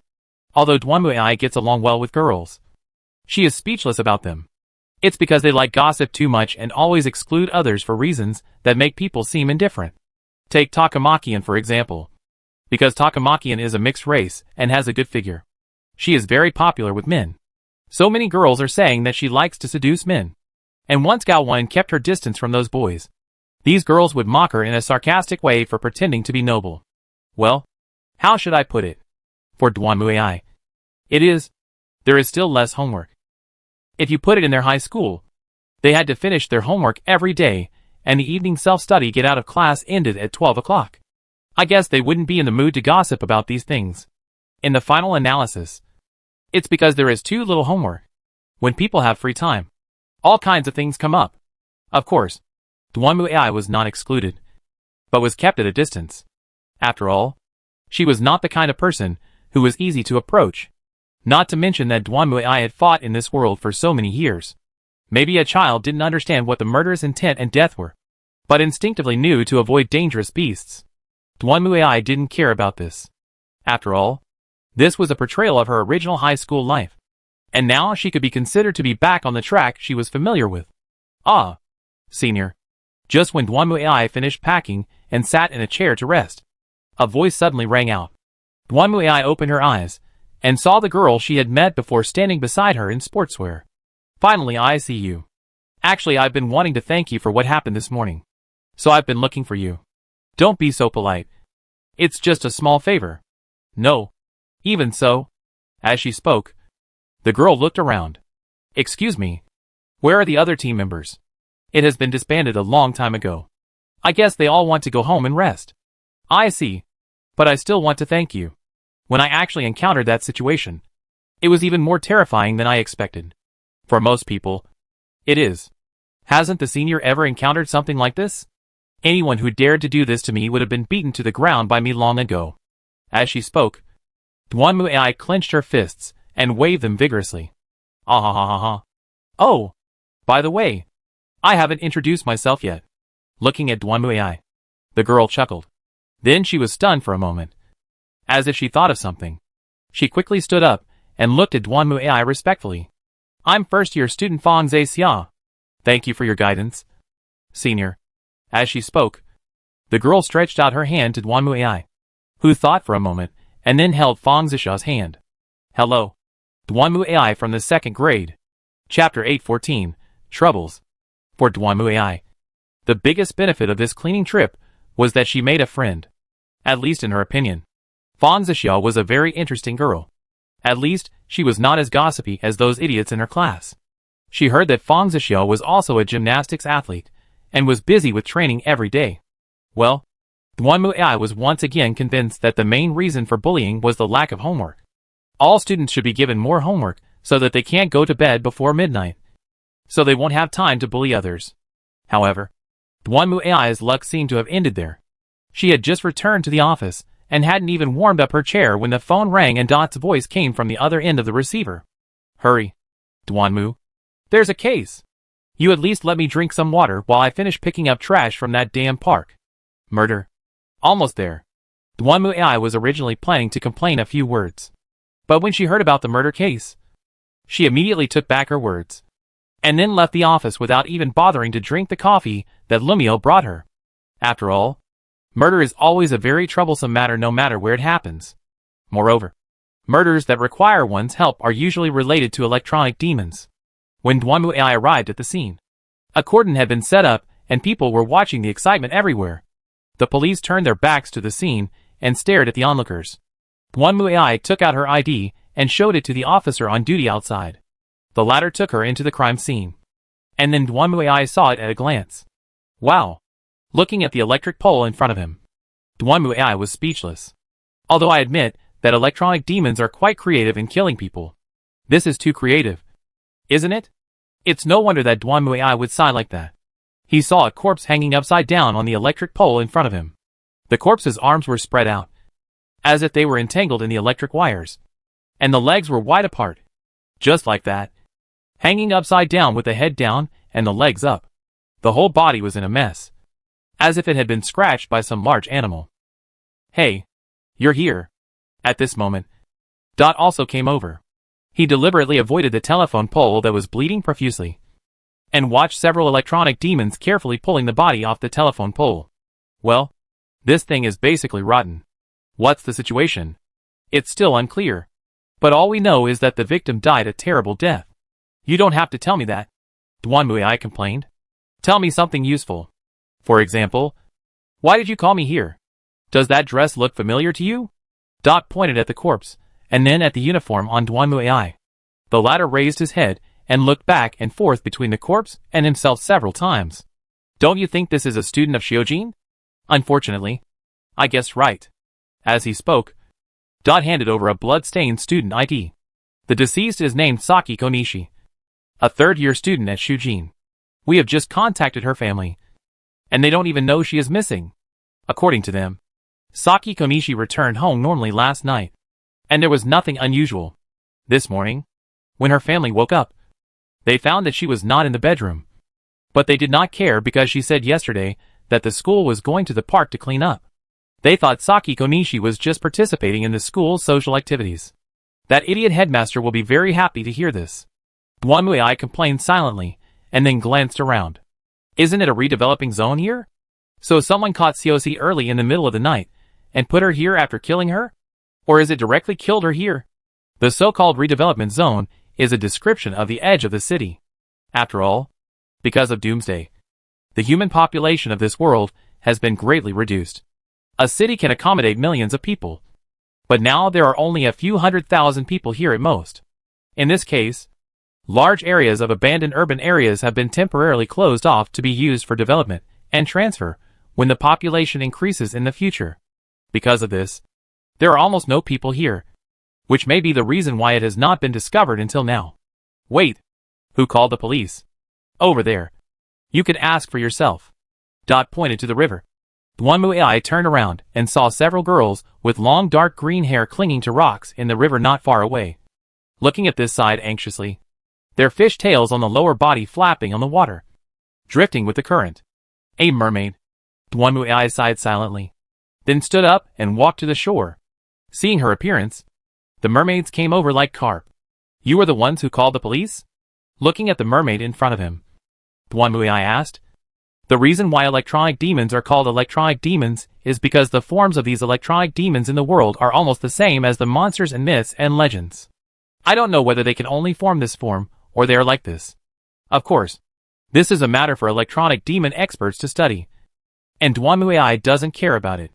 Mermaids are relatively easy to get along with among the electronic demons. They are relatively kind, and will not kill people at will. Most of the time, they are still safe. Well, of course, this easy to get along with is the conclusion you draw after comparing leopards and lions. Yes, it is. Hearing Duanmuai's question, the leading mermaid nodded timidly. Can you tell me what happened? Sure. The leading mermaid looked at her companions, then looked at Duanmuai and spoke. It's nothing serious.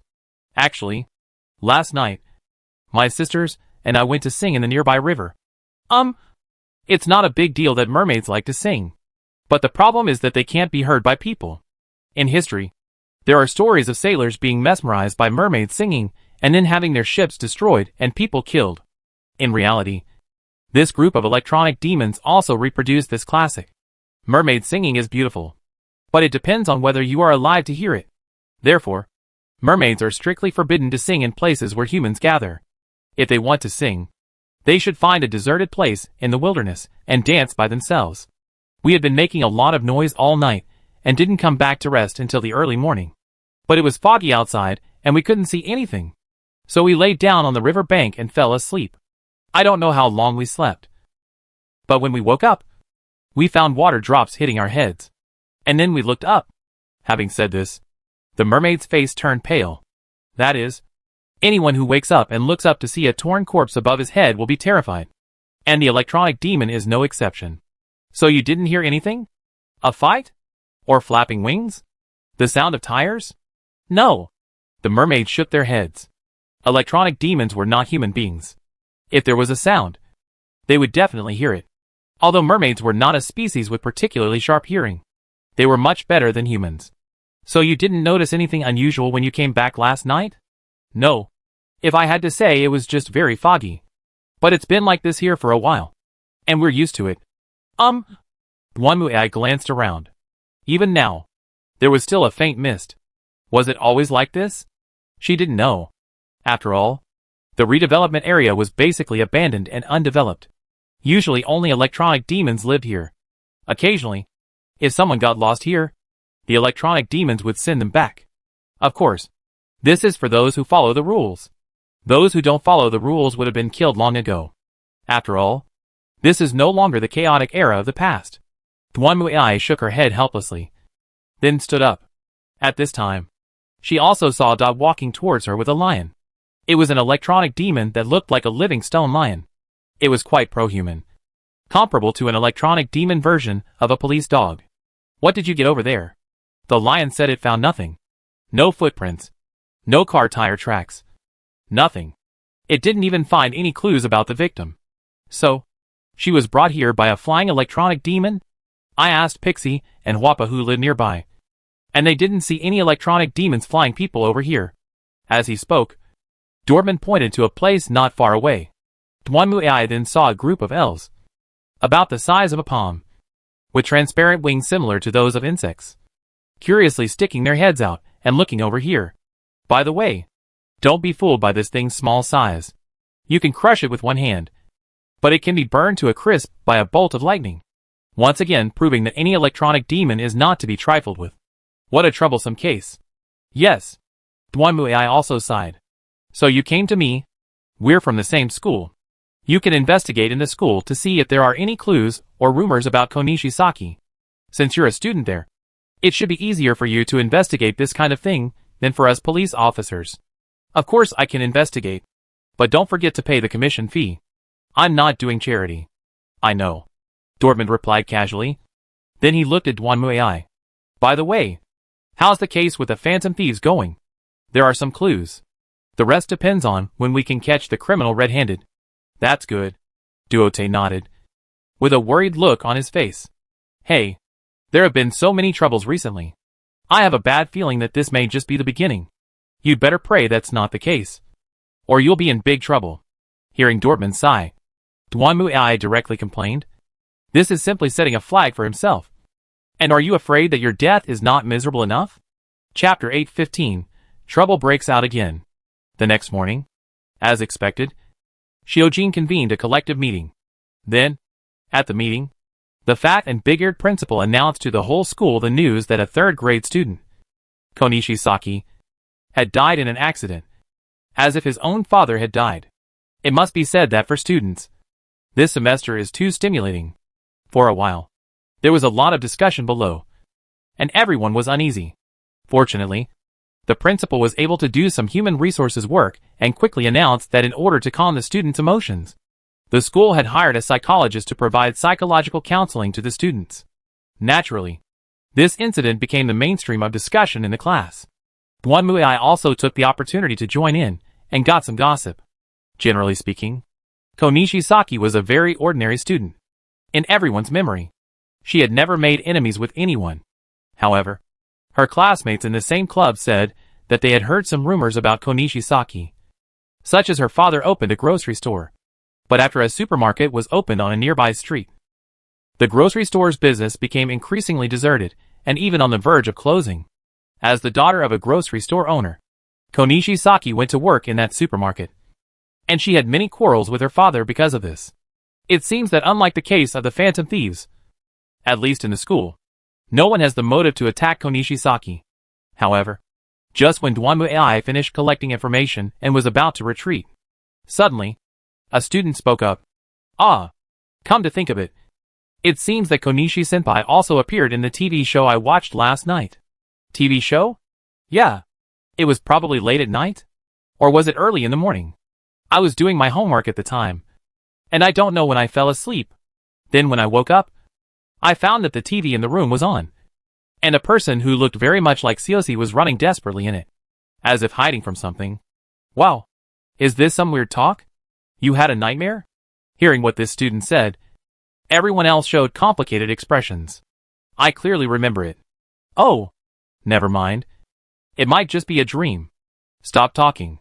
Senior Konishi just left. It's really unlucky to talk about such things. Although there was only this little content, Duan Muai still wrote it down. And then after school, she went straight back to the office. As soon as she opened the door, she saw Lumiere coming to greet her. Your Excellency the Inquisitor. Mission accomplished? Yes. I have found evidence. As he spoke, Lumiere took out the recorder and pressed the button. Soon, several voices were heard from inside. There is no way Mataran can recover. He will be very different. Can you accept that? Soon, a calm voice sounded. He not only devoured art, but also many talents. If we don't settle accounts, there's no need to think about the future. Then, another voice emerged. Don't put too much pressure on yourself. I'm sorry. Then a girl's voice sounded. No. We just think that if Yusuke doesn't think so, we can't do it. Since you have such awareness, there is nothing much we can say. Then a cheerful voice appeared among them. Okay. Let's go. Phantom thieves. After hearing this, Duan Muai recalled. 3 of the voices are from Takamakian and Mamiya-run, and the last fussy one is Sakamoto Ruji. So who are the other 2 voices? And Sue? Lumiere gave the answer. One of them is Yusuke Kitagawa, a disciple of the painter Mataram. And the other one? Cat? Cat? Do you mean General Cat? The cat general mentioned by Duan Muai is also a kind of electronic demon. It comes from Puss in Boots. It looks like a cat, with boots on its legs, a hat, and a rapier. It is considered a relatively powerful electronic demon. No, just a normal cat. Ordinary cats can't talk. At least to me. It didn't look like an electronic demon. Nor did it feel like an electronic demon. After hearing Leomier's answer, Duan Muai pondered for a moment. Very good. Just keep watching them. Do you want to stop it? No. This tape is only useful when Matarame really changes. If Matarame really surrenders or repents suddenly, then this tape will be irrefutable evidence. At that time, we can take action. Besides, I don't care about the life or death of a mere painter. Jingle bell. Just then, the phone rang.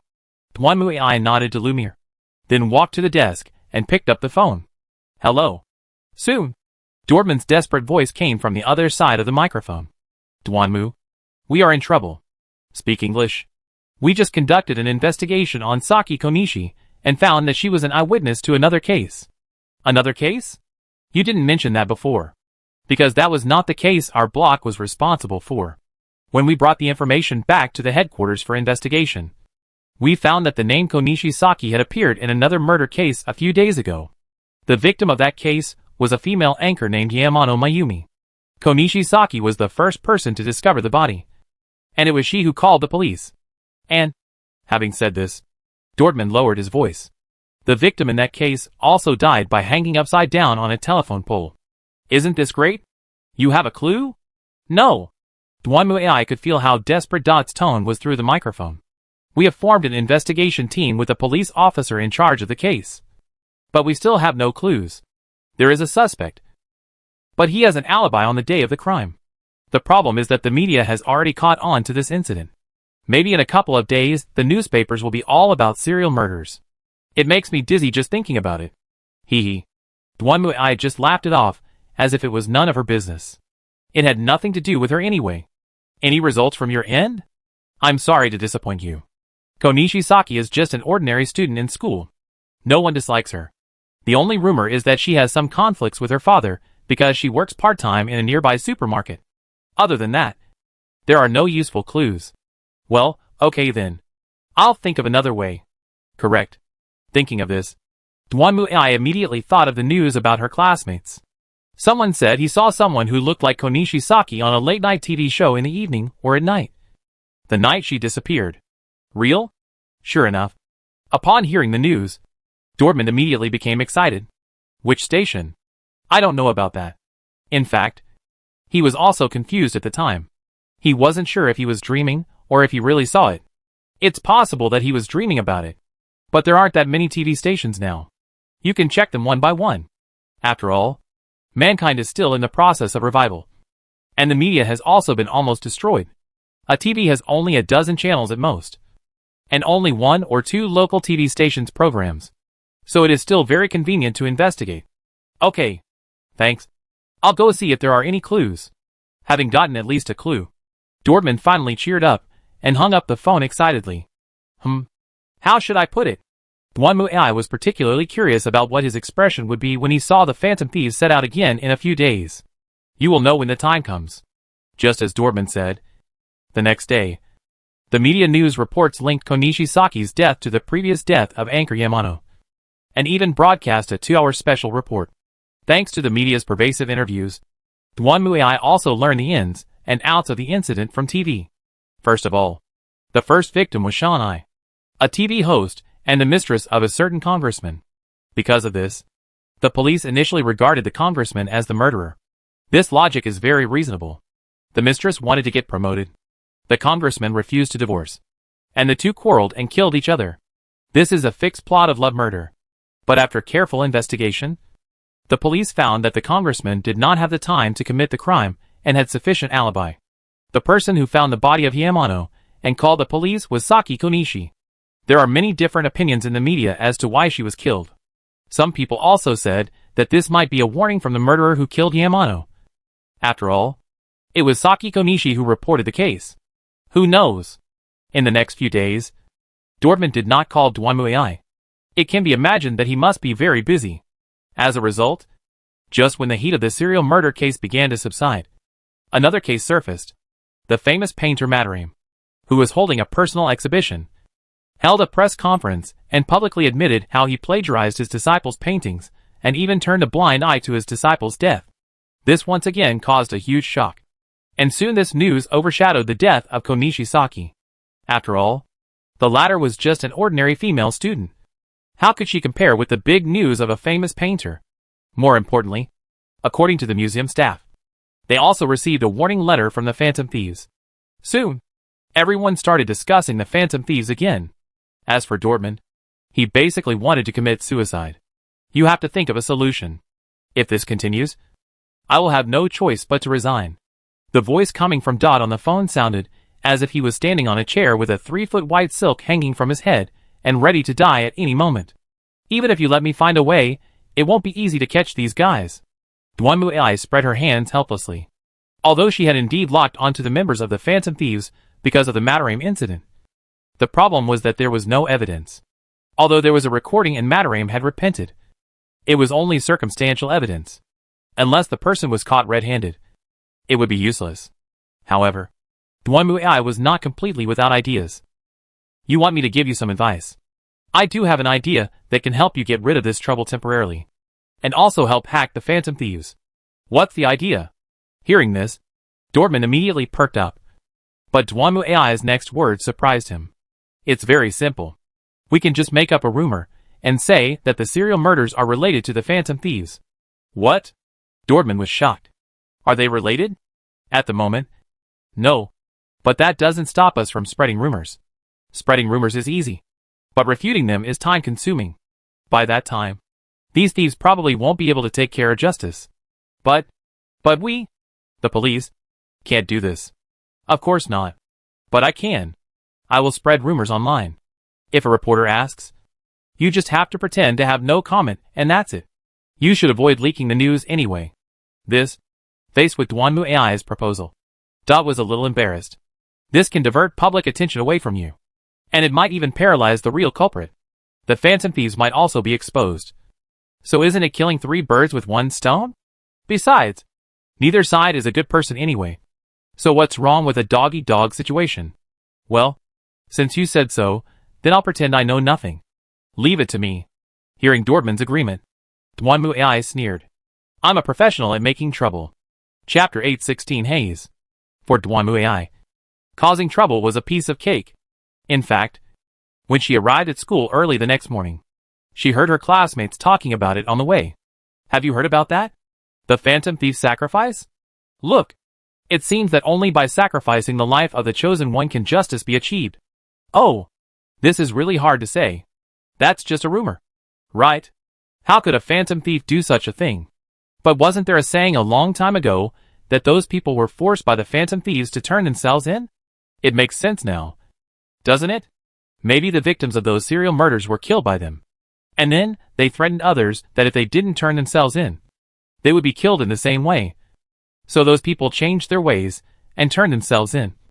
Right? If that's true, it's too scary. Why would a Phantom Thief do such a thing? Who knows? Listening to the discussions around her, Dwanmuai's mouth curled up slightly, revealing a hint of smile. Yes, this was the plan she came up with.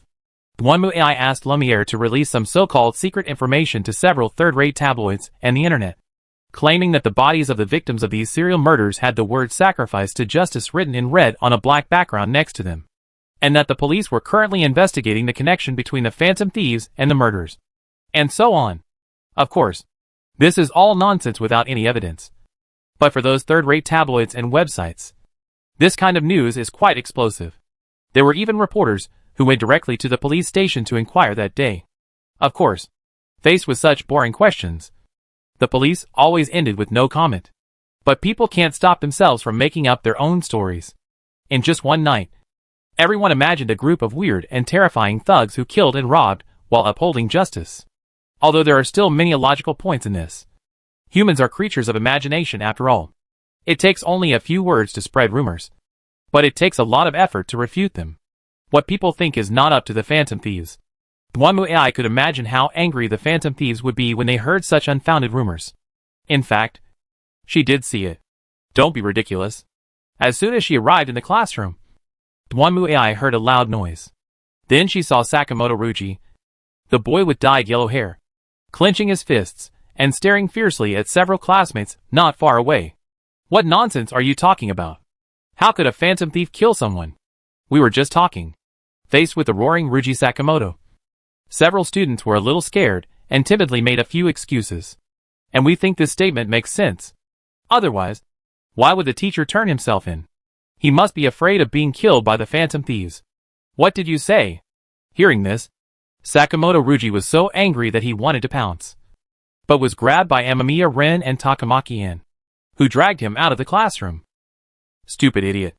Looking at the angry and roaring Sakamoto Ruji, Duanmuai's eyes flashed with contempt. This kind of thing can be a phantom thief, which shows that the quality of this phantom thief group is not very good. It seems that even if he does not take action, it is only a matter of time before they are finished. It can be imagined that they were indeed very angry. But Duanmuai was also sure that if these people had any brains, they would not act rashly next time. In fact, just as Duanmuai thought, the phantom thieves were indeed very angry. Especially Ruji Sakamoto. Just yesterday, he was still watching the TV special program about thieves with pride, and how they evaluated how they had brought down a famous person. However, in the blink of an eye, after waking up, the situation had changed. The thieves had turned into bloodthirsty, murderous demons. Even the students who had praised the thieves before now began to talk about whether these thieves were murderous demons. This made Sakamoto Ruji very angry. But he could not change it. Have you had enough of the trouble? After dragging Ruji Sakamoto out of the classroom and taking him to a secluded corner, Takamaki-in started scolding him. How could I bear it? I don't know which damn bastard spread the rumor that we are murderers. We are not murderers. Just shut up. Looking at the roaring Sakamoto Ruji, Takamaki-in wanted to slap him to death. Are you eager for the whole school to know that we are phantom thieves? That's right. Let everyone know. And then we can prove our innocence. Stop having a seizure. You idiot. Takamaki-in looked at Sakamoto Ruji angrily. We should be quiet recently. At least, we have to wait until the serial murder case is over. Otherwise, no matter what we do, we will just be scapegoating them. You don't want to be seen as a murderer, do you? Hateful.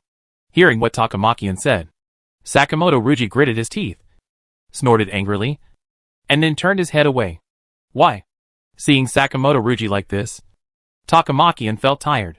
She and Sakamoto Ruji have been classmates since junior high school, so she naturally knew that this guy was an unreliable and straightforward person. But his behavior really made Takamaki-in feel helpless. Although Sakamoto Ruji has always been a person who does his own thing and never changes after repeated admonitions, after awakening his power and becoming a phantom thief, Takamaki-in found that he seemed to be more extreme. It seems that because he became a phantom thief, a brave warrior who eradicates evil, he is truly better than others. Forget it. There's no point saying this now. Amamiya-san, please keep an eye on him. At least, we should not cause any trouble recently. Okay. Got it. Amamiya Ren nodded and agreed. For the members of the Phantom Thieves, this day was almost unbearable. Although it was just a rumor. A baseless rumor. But precisely because it was a rumor, everyone could talk about it without restraint, without fear of being exposed. So much so that by the time the get out of class was over, even Duanmuai had heard several new versions that she had never thought of. Well, this shows that the creativity of the people is indeed endless. Although Sakamoto Ruji was furious, Takamaki-in didn't have time to waste on such things. After class, she went to the hospital to visit her good friend Suzue Shiho. However, when Takamaki-in arrived at Suzue Shiho's ward, she saw someone she didn't expect. In front of Suzue Shiho's bed, there was a girl wearing the same school uniform as herself and with long black hair, standing there. And she was Student Duanmu? Gao Juanxing was somewhat surprised to see Duanmuai. What brings you here? Mr. Kawakami asked me to come here. He said that I should visit Suzue-san on behalf of all the teachers and students in the school. Duanmuai spoke lightly, and there seemed to be no special change in her tone. For a moment, Gao Juanxing was still wondering why she asked Duanmuai to come. But she changed her mind and understood. No matter what, other people probably felt guilty about Suzue Shurfan. After all, Suzue Shurfan had been injured in school for more than a day or two. But no one asked about her or cared about her, which eventually forced Suzue Shurfan to jump off the building and commit suicide. From this point of view, no one is willing to meet Suzue Shiho. But Duanmuai does not have this psychological burden. She transferred here after Suzue Shiho jumped off the building. She doesn't know Suzue Shiho at all and doesn't have any burden. So she is very suitable to do these things. Well, I wish you a speedy recovery. I'm leaving now. After nodding to Suzue Shiho, Duanmuai turned and left the ward, and Gao Juanxing also subconsciously moved aside. Duan Ai just walked out of the ward and disappeared into the corridor. Call. Only then did Gao Wanxing breathe a sigh of relief. Sit on the chair. And look at her good friend. Shifan. Are you okay? What did Duanmu say to you? Nothing. She just said, she came to visit me on behalf of the teachers and classmates at school. Do you know each other? Well, she's a transfer student. She came here after you were admitted. So it's normal that you haven't seen her. She's in the same class as me. So she's a classmate? But I noticed you seemed very nervous around her. Why? Hearing her friend's question, Gao Zhuanxing sighed. Her personal opinion of Duanmu Ai is a bit complicated. On the one hand, she is really very beautiful and tall. She is not inferior to boys. Gao Zhuanxing is also a model. From her point of view, Duanmu Ai is more beautiful and elegant than all the models she has seen. But on the other hand, there is her temperament. Duanmu Ai is not the kind of person who is easy to get close to. Although she doesn't do anything usually, Gao Zhuanxing always feels a cold aura from her. And sometimes the way she looks at others is very scary. Gao Zhuanxing still remembers that once Long Si made a big noise and provoked her. She just glanced at Long Si and made him shut up obediently. Afterwards, Ruji recalled that at that time he felt as if an invisible big hand had grabbed his throat and almost strangled him to death. Gao Zhuanxing hadn't chatted with Duanmu Ai many times. After all, their personalities were quite different. Gao Zhuanxing was generally lively, but Duanmu Ai seemed very quiet on weekdays and seldom took the initiative to communicate with others. Of course, Gao Zhuanxing could occasionally see her chatting with some classmates, but she didn't seem to have many good friends in school. Maybe I should communicate with her more? Duanmu Ai didn't know Gao Wanxing's idea. In fact, her purpose was very simple.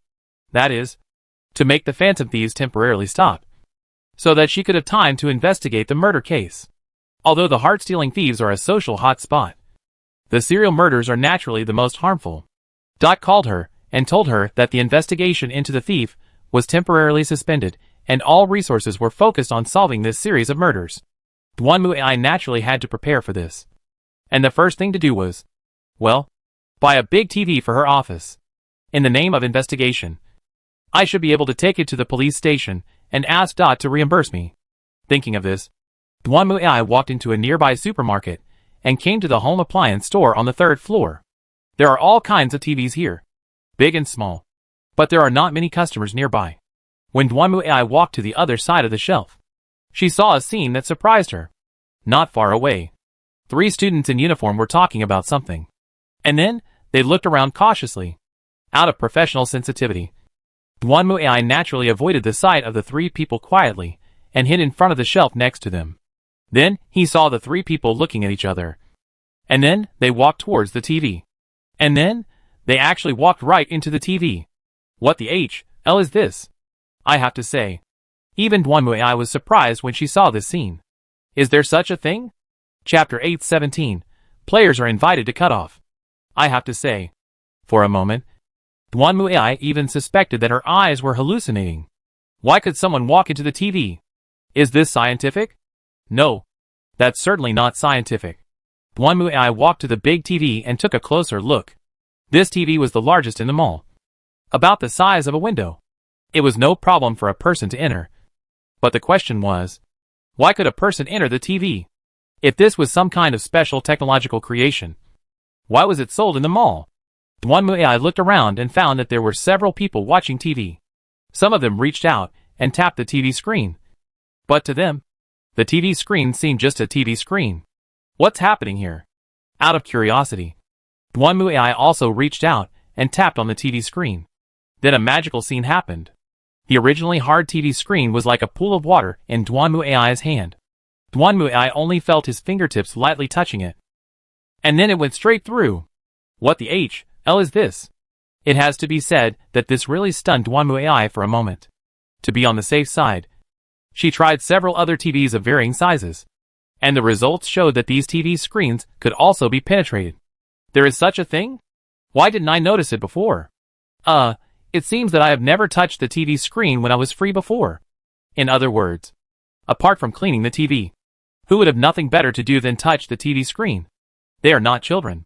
All in all, let's go in and take a look. After thinking for a moment, Duanmu Ai made a decision. She looked around and made sure that there was no one else around. Then she walked towards the big TV in front of her and entered the screen. The feeling of entering the screen was very strange. Just like entering a pool. Duanmuai only felt a cold breath passing by her. The next moment when she opened her eyes, she found that she was no longer in the home appliance store of the supermarket, but in a world with a strange atmosphere. It was a deep red color here, with thick fog everywhere. And there was an extremely strange-looking castle in front of him. What the hell is this place? Duanmuai thought for a moment, then took out the terminal and tried to contact Lemuel. Well, it couldn't be connected, which was actually what he expected. All in all, just go in and take a look. Thinking of this, Duanmuai planned to go in. But soon, something suddenly came to her mind. I heard from my classmates before about the so-called appearance of Saki Konishi on late-night TV. So could this be related to Saki Konishi? Wait, if that's the case, won't I be seen by people outside the TV? This won't do. Thinking of this, Duanmuai frowned. She didn't want her fight to be watched by someone outside for no reason.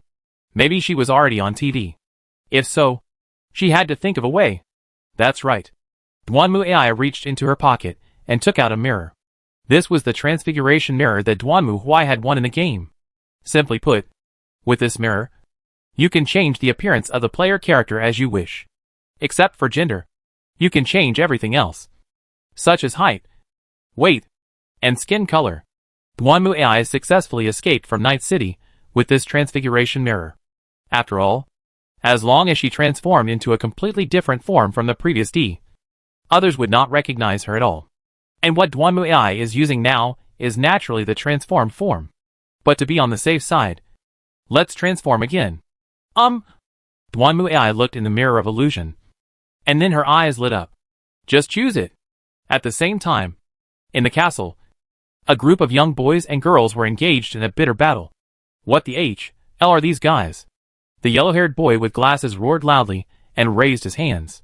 As he moved, a strange creature emerged from behind him and blocked the attack from the monster in front. Isn't it an electronic demon? These things don't look like electronic demons at all. The other girl, who was also fighting, answered distractedly.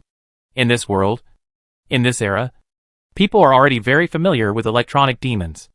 Although electronic demons are very powerful, most of them still have their own feelings and thoughts.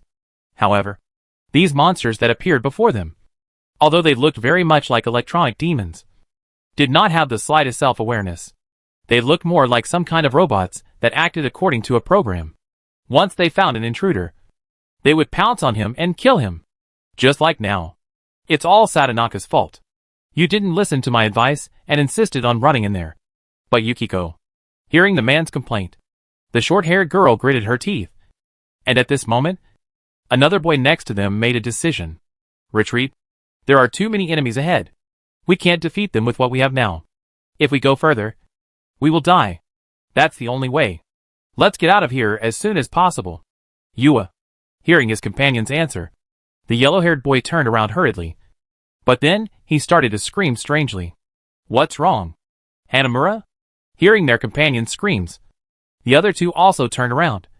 And then, they were surprised to find that their original retreat route had been completely blocked by these strange monsters at some point. Now, what should I do? Seeing this scene, the three people's faces suddenly changed. At the moment, they were blocked from all directions. With no way to the sky and no door to the earth, the three people could only stand back to back and watch the scene with sullen faces. It's over. It's over. It's over. It's really over this time. Wow. Yukiko. I'm sorry. I haven't rescued you yet. Is that the end? Looking at the monsters getting closer and closer, the three of them gritted their teeth and decided to give it a last fight. But at this moment, suddenly, accompanied by a loud roar, everyone saw a huge yellow dragon hovering above their heads, opening its mouth and roaring. Then a powerful universal impact erupted instantly, directly sweeping away the monsters surrounding the three people. What happened? Seeing this scene, the three were also shocked. They looked up involuntarily and saw a figure standing on the platform above. The yellow dragon was hovering beside the figure, like a hound at its side. You? Who are you? The yellow-haired boy clenched his fists, stared at the figure and asked. In response to the yellow-haired boy's question, The latter chuckled. Who am I? Fufufu. Well, since you asked sincerely, I will be merciful and tell you that I am a lovely and charming upright hero who strives to prevent the world from being destroyed, to protect world peace, and to implement love and true justice, along with a voice. The next moment, Huang Long's eyes suddenly burst out with a beam of light, illuminating the man like a searchlight. Under the searchlight, there was a fat, furry, pink creature with fan-shaped ears like Zhu Beiji and a pink tail like a piglet. I am Pink Girl Pig, Duan Muai, wearing this cute furry doll costume, silently expressed that as long as she can't see lousy, it's not me who will be embarrassed. But you? Well, looking at the chubby pink pig girl in front of them with one hand raised to the sky and the other hand on the waist. The three people below were speechless. Wherever there is evil, there I am. The pink girl pig. As she spoke, the pink pig girl flipped over, jumped off the balcony, and landed steadily in front of the three people. At this moment, the expressions of the three people were still complicated. Well, looking at the pink girl pig in front of them, the three of them didn't know what to say for a moment. Although what she said was quite satirical. The damn thing was that they actually thought this furry pink girl pig was so damn cute. Now it's my turn to ask you. The pink pig girl stretched out her chubby little hand and pointed at the three people. Where is this place? Why are you here? Although they felt that the pink pig girl in front of them was inexplicable, it was she who saved them after all. So the three of them quickly told the pink pig girl what they had encountered. They were students from another nearby school, Yasugami High School. The short-haired girl was called Satonaka Chia. The boy with dyed hair was Hanamura Yosuke. And the one who looked like a band leader was Narakami Yu. The reason they were here was because of Satonaka Chia's friend Amaji Yukiko. According to Hanamura Yosuke, they first discovered this world by accident. They were visiting this supermarket with the newly transferred student Narakami Yu. And then the latter accidentally put his hand into the TV screen. The three of them were quite surprised at the time. And as a result, they all fell in accidentally. Well, it can only be said that the TV was too big. If this TV were any smaller, it wouldn't be able to accommodate three people. When the three entered the TV, they found themselves in a town covered in red and full of monsters. At that time, they thought this was the habitat of electronic demons and wanted to communicate with them, hoping that they would help them leave. Unexpectedly, these monsters that looked like electronic demons were almost irrational, and would chase them all the way when they saw them. And more importantly, they also discovered another secret in this world. That is, another self? Yes. Chia Satonaka nodded somewhat embarrassedly. I met another me in this castle before. I don't know what it is, but maybe she is also a part of me. Just a bad part. At that time, she said a lot of secrets that I had never thought about. But maybe they were indeed the secrets I thought about. I couldn't accept it, seeing that Chiji Satonaka was speaking vaguely, and Hanamura Yosuke and Narakami Yu seemed to be hesitant to speak, not knowing how to explain. Duanmuai was also a little confused. So, what are you doing now? My friend, Amaji Yukiko is also imprisoned in this castle. We are here to rescue her. She can get on TV too? I don't know. We only know that we saw Yukiko on a late-night show. And then I was worried and went to the hotel to ask. But we were told that Yukiko was missing. I thought we might be able to find some clues at the hotel. So we came here. In fact, we did meet Yukiko. But she seemed unusual. So what are you going to do next? I have to keep going. I must find Yukiko and rescue her from here. Then let's move on. Seeing that the three people obviously didn't know much about this world, Duanmuai didn't say anything else, but urged them to continue on their way. In fact, when she entered this world, she had a very familiar feeling. Could it be that? Could it be that? Could it be that? Well, just keep moving forward and you'll find out. With the addition of the pink pig, the three became a group of 4 and continued to move forward. Of course, they encountered many enemies along the way. And after fighting with these enemies, Duanmuai had to admit that although these monsters looked like electronic demons, they were not electronic demons. Instead, they were another kind of strange existence. These monsters could not communicate or exchange ideas. They were just like crazy beasts, wandering in the castle and pouncing on intruders when they saw them. However, according to Chia Satonaka, Yukiko Amaji was just an ordinary girl. How did she get into the castle? And who locked her up? Although these monsters were strong, They were nothing but chickens and dogs in front of Duanmu AI's Zhongyemo, and were killed in a matter of minutes. Under the leadership of Duanmu AI, the group was in high spirits and came all the way to the center of the castle. Yukiko. Chia Sadanaka pushed open the heavy door and rushed into the hall.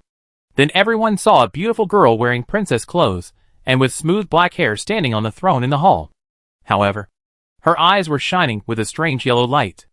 Not only that, at the foot of the stairs where the black-haired girl in princess dress was standing, there was a girl who looked exactly like her and was wearing a kimono. Slumped there, trembling. Oops. Seeing the 4 people rushing in, the girl in princess dress tilted her head and smiled, looking at them curiously. I never expected that 4 mysterious guests would come all at once. So, who is my Prince Charming? As the girl was speaking, a title suddenly appeared above her head. Just like the opening of a TV variety show, no fake. Princess Yukiko and Prince Charming's quest. What the H.L. is this if you are the one? Seeing this, Duanmu AI was stunned. What's going on?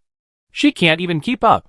Not only Duanmu AI was confused, but even Sadanaka Chiji and the other 2 were also stunned. At this moment, the girl in the princess dress tightly grasped the microphone and started speaking like a female guest on If You Are the One. Actually, Yukiko, I really want to go somewhere else. To a faraway place where no one knows where it is. If you are my Prince Charming, you will definitely take me away from here. Leave this street. Leave this city. Okay. Come quickly. As she spoke, Princess Fu Yukiko twisted her body while placing one hand on her chest and then slowly moving it down. We are fully prepared. From here to there, we are ready to receive the prince.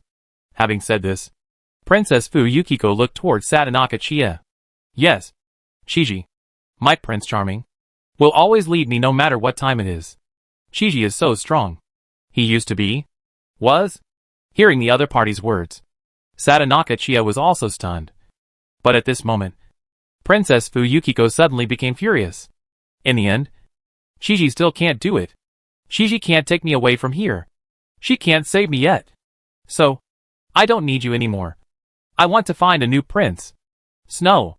Hearing this, Chia Sadanaka also showed a complicated expression. Although I don't know what happened between them. But looking at Chia Sadanaka's appearance, it is obvious that a lot of things must have happened between the 2 of them. No, don't say that anymore. At this moment, the kimono-wearing Yukiko stood up and looked at her other self. However, the princess wearing Yukiko didn't care at all and continued to talk to herself. A long-established inn.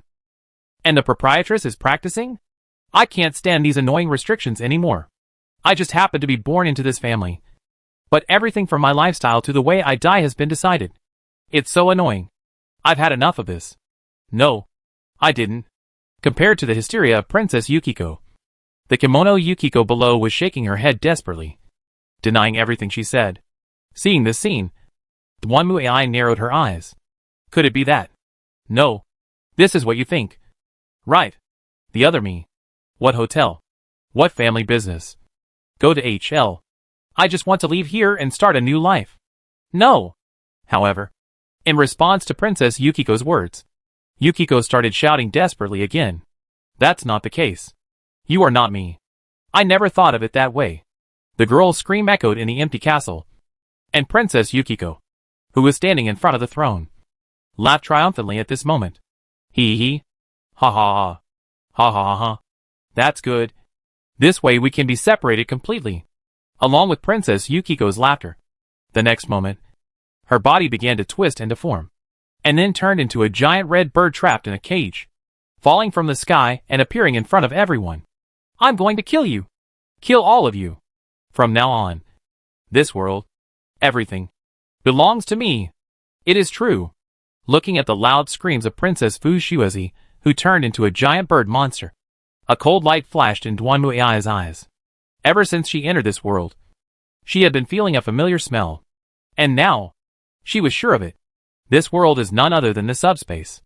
And the girl in the princess dress was none other than the projection of the soul of the girl named Yukiko Amagi in the subspace. Chapter 8:18 Soul Projection. As we all know, it is common knowledge for players that all life has soul projections in the subspace. The stronger the spiritual power, the larger the projection. Demons will also be attracted by the projection. and then come to find the owner of the projection, and then transform it into a twisted monster. But the problem is that when asked what the projection of the human soul in the warp looks like, few people can answer this question. After all, people rarely go to the subspace, and assume that the subspace is the territory of demons. But in fact, players who go to the subspace rarely know which is the projection of the human soul, or what the projection of the human soul looks like in the subspace.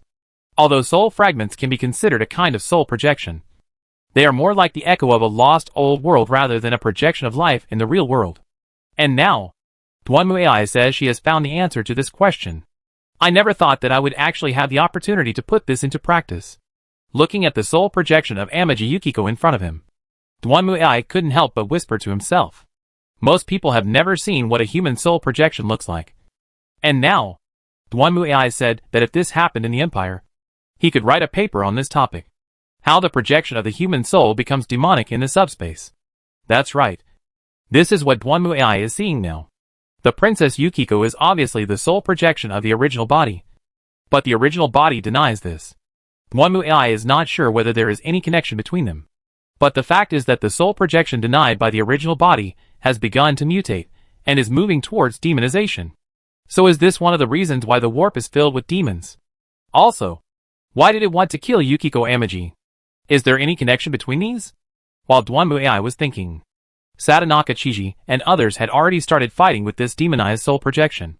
However, this soul projection was obviously very powerful after being demonized. Logically speaking, ordinary humans would have been torn to pieces by it long ago. But what surprised Duanmuai was that this group of teenagers actually had special powers. They could summon something similar to an electronic demon to fight. Is that a stand-in? Well, no kidding. But in Duanmuai's opinion, the beings summoned by these people are indeed very similar to stand-ins. They are not electronic demons, without self-awareness, but more like projections of the consciousness and souls of these teenagers themselves. Moreover, when these beings are hurt, they, as summoners, will also be hurt. This is different from the demon summoner, who can command the electronic demons to fight. But the life and death of the electronic demons will not directly affect them. Take Duanmuai for example. If the yellow dragon she summoned is destroyed, she can just summon another electronic demon. Just like Stand Down, Pikachu and Come Out, Magikarp. During the whole process, the demon summoner himself will not be harmed.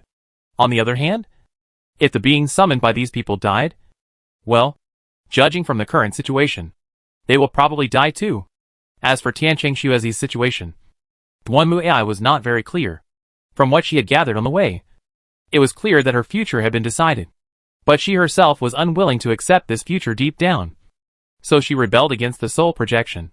And now, Chia Sadanaka is resisting the attack of the devil while trying her best to persuade Yukiko Amaji.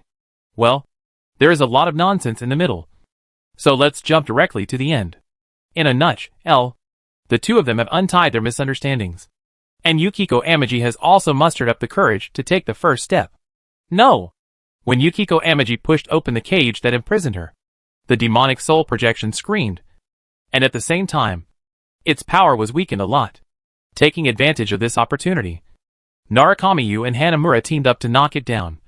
And then Sadanaka Chia controlled her stand to give the opponent a fatal blow, knocking it to the ground and completely disappearing.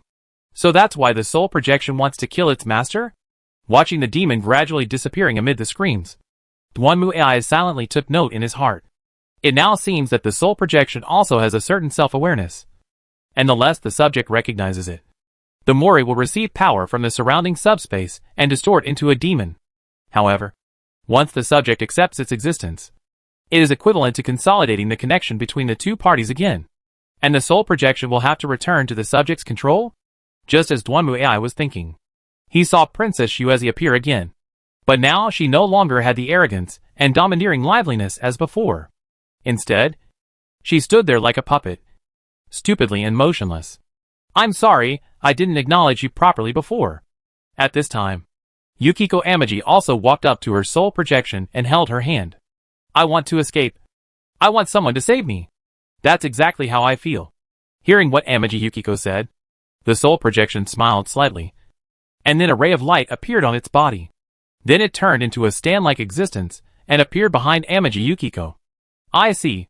That's how it happened. Seeing this, Duanmu finally understood how these electronic demon-like things appeared on these ordinary-looking boys and girls.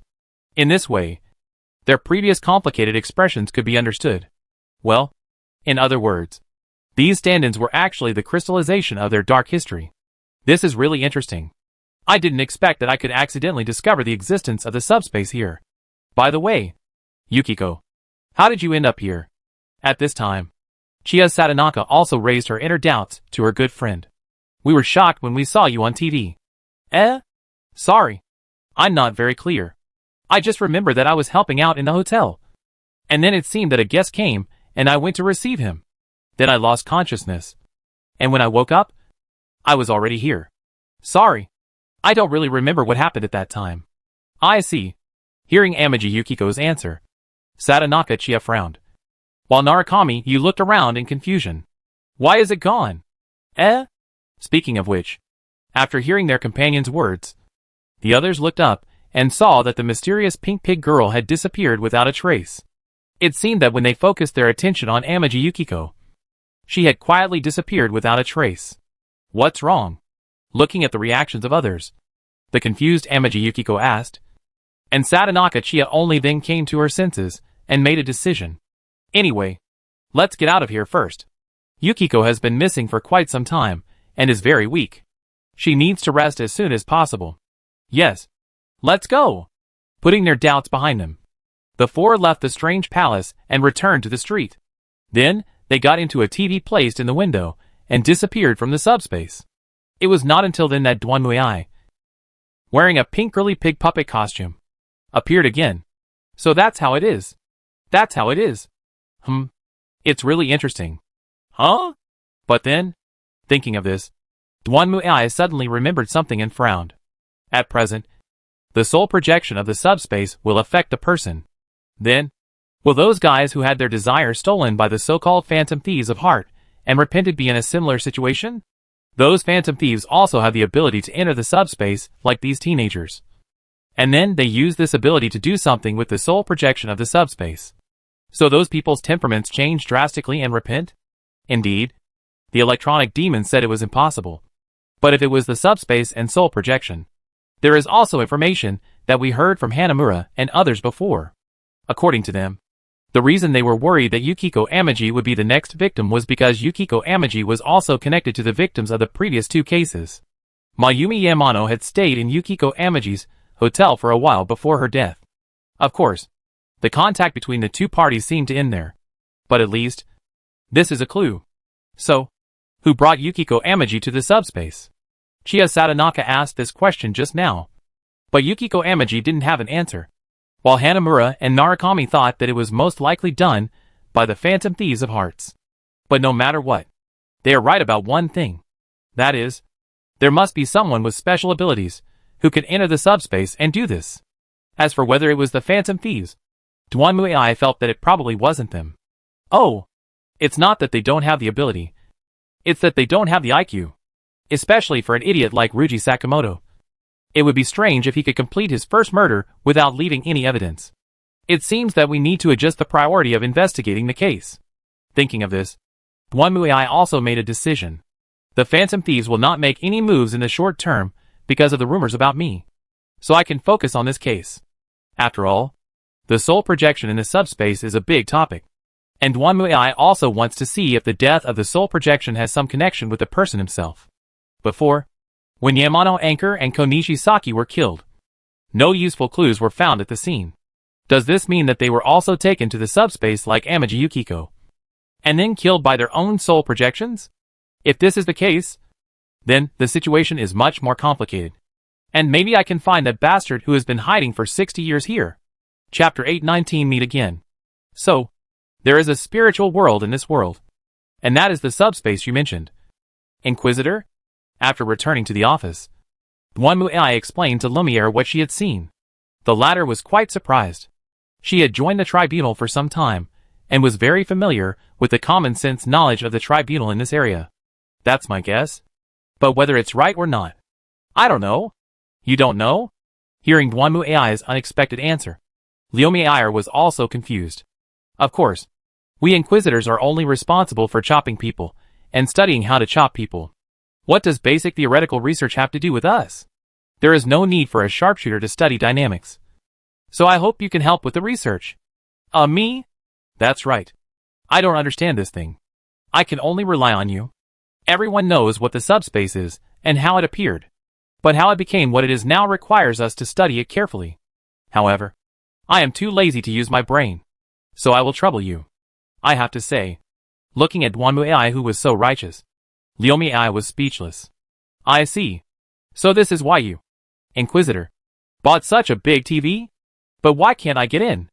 As she spoke, Lumiere stretched out her hand and pressed the TV screen. But her hand did not go directly into the TV like Duanmu AI did. If you ask me, I don't know either.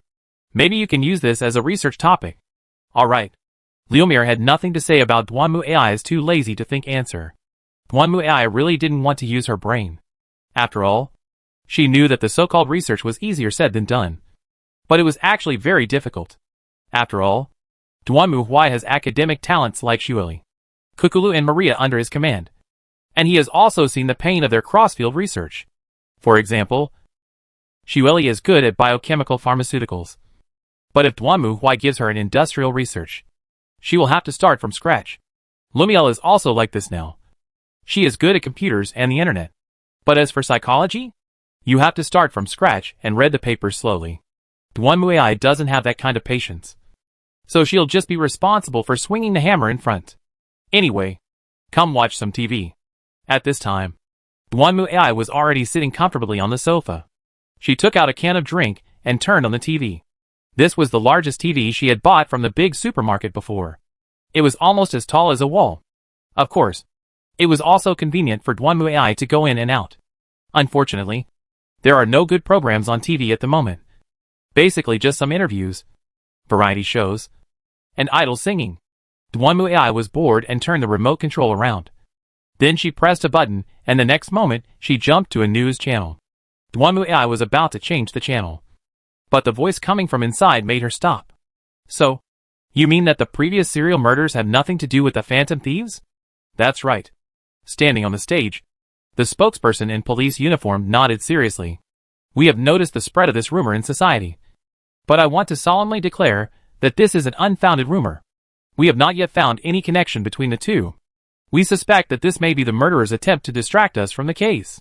Duanmu AI was confused when she saw the news. Then she picked up the phone silently and dialed the number. Soon, Dot's voice came from the other end of the phone. Oh, I knew you would call me. What's wrong with you guys? What the H.L. is this press conference? To be honest, Duanmu AI didn't understand the police's operation. Indeed, under Lumiel's intelligence operation, the rumor that the Phantom Thieves were suspected of serial murders spread widely and caused quite a stir. Although it was indeed just a rumor, it at least prevented the Phantom Thieves from taking action for a period of time. Although serial murders are definitely more harmful. In fact, in terms of social influence, the Phantom Thieves are the most troublesome. Because after each action of the Phantom Thieves, the parties involved will hold a press conference to confess their crimes to the public. And these are all things that the police have not been able to grasp or discover. It is also because of this that every victory of the Phantom Thieves will make the world think that the police are incompetent and cannot even detect such heinous cases. So in this case, suppressing the Phantom Thieves' crimes can effectively give the police some breathing space. After all, the police are just police, not gods. Even gods are not omniscient and omnipotent. From the perspective of solving cases, there is nothing wrong with the police not speaking out. Duanmu AI has been to many places in the past 60 years and has had conversations with many police officers, some of whom are more disciplined and some are less so. But no matter which one, at least any skilled police officer will know not to let the other party know his cards and investigation direction before arresting the criminal. Generally speaking, if public opinion continues like this, the serial killers might think that the police have focused their attention on the Phantom Thieves, and thus relax their vigilance, which might lead them to reveal some flaws or defects. So in Duanmu AI's opinion, the police didn't need to clarify at all. What's the point of clarifying this? Do you still depend on public opinion to solve the case? We don't understand it either. But this is what the higher-ups mean.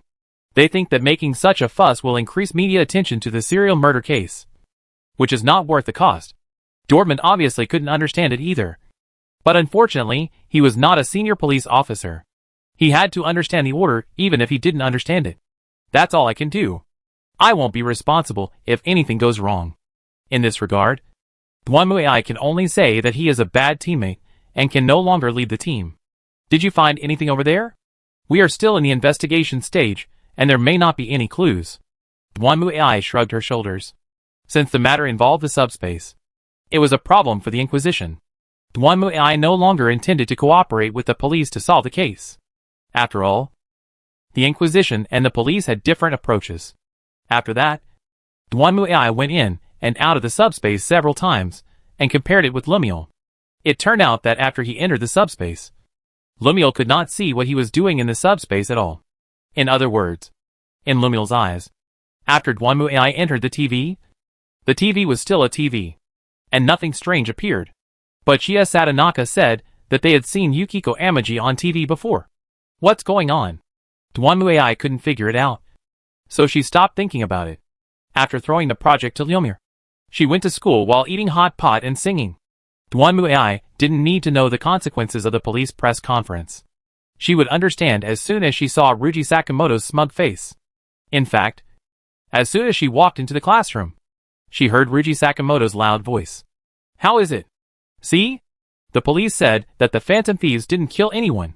Looking at the smug Ruji Sakamoto, who looked arrogant, Duan just felt a headache and thought she shouldn't have helped such a stupid teammate. But looking at this guy like this, it seems that the phantom thieves are planning to go out again. But why did the police want to whitewash the phantom thieves? Duan couldn't figure it out. But she always felt that this matter seemed a little abnormal. However, for Duan what annoys her the most right now is naturally the smug face of Sakamoto Ruji. So during the lunch break at noon, she left the class directly to avoid having to endure the smug look of this idiot. No wonder this idiot is unpopular. With his awful appearance. Who would like such an idiot? Ah, senior. Just when Duan was thinking about where to go for lunch next, a voice suddenly rang out. He turned around and saw Fang Zixia running towards him with a smile on her face like a puppy. Are you planning on having lunch? Senior? Yes. I'm looking for a place. How about coming with me? No problem at all. Compared to the stupid face of Sakamoto Ruji, the Kasumi Yoshizawa in front of him is obviously much cuter. Looking at Sakamoto Ruji, Duan is disgusting. But looking at Kasumi Yoshizawa, well, she can eat 3 big bowls. This is what beauty is like. Duan lunch was very simple. Just the bread and sausages she bought. After all, she was not particularly particular about food. As long as it was edible, nothing else mattered. Instead, it was Fang Zixia's lunch that scared Duan. A big food box. With 3 layers. It's still packed full. Of course, if it were Duan this would be his usual appetite. But the problem is, can you eat so much? Duan looked at the 3 layers of food stuffed inside with surprise. And then looked at the girl Fang Zixia in front of him. She was not fat at all, and could even be said to be quite slim, with a waist that could be held in one hand. To be honest, this lunchbox is thicker than her waist, and the breasts aren't big either. Where on earth did you eat? Ah, I scared you. Senior. Seeing Duan expression, Fang Zixia smiled embarrassedly. But don't worry. You have to take in enough protein before exercising. If you don't fill your stomach, you won't be able to last too long. This amount is just right. Don't worry. I won't leave any leftovers. Is that so? Duan looked at Fang Zixia in confusion, then looked at her lunchbox. To be honest, if it was Duan he would not admit this statement. He ate a lot and exercised a lot. But it all went to his muscles. How did you exercise to consume so much? Senior, you seem a little unconvinced. Although this seems a bit much. I have actually done very little today. The calories have been calculated, and these can be digested during practice. Rare. Duan felt that she must look up the meaning of the quantifiers a little more, and very little when she got home. And, more importantly, she ate it all. I'm stuffed. Looking at Fang Zixia with her hands clasped together, and then looking at her thin waist that didn't bulge at all, Duan said that this was really a mystery. Is your stomach a black hole? But then again, Senior eats a lot too. Did I eat a lot? Duanmuai just ate a piece of bread, a sausage, and drank a bottle of drink. No matter how you look at it, it is not as much as the 3-layer food box. Yes, from the perspective of calories. Don't you worry about losing weight, senior? My body shape has always been this way, and it won't change no matter how much I eat. After all, it has been 60 years, and there is also transformation. Even a fat pig can be transformed into a beautiful girl. Conversely, even a beautiful girl can transform into a fat pig. I think it's better to eat healthier. A healthy body is very important. Speaking of this, Fang Zixia seemed to have thought of something. Oh, by the way, senior. Ding dong ding dong. However, before Fang Zixia could finish her words, a bell suddenly rang. Student Duanmuai from Class 2, Grade D.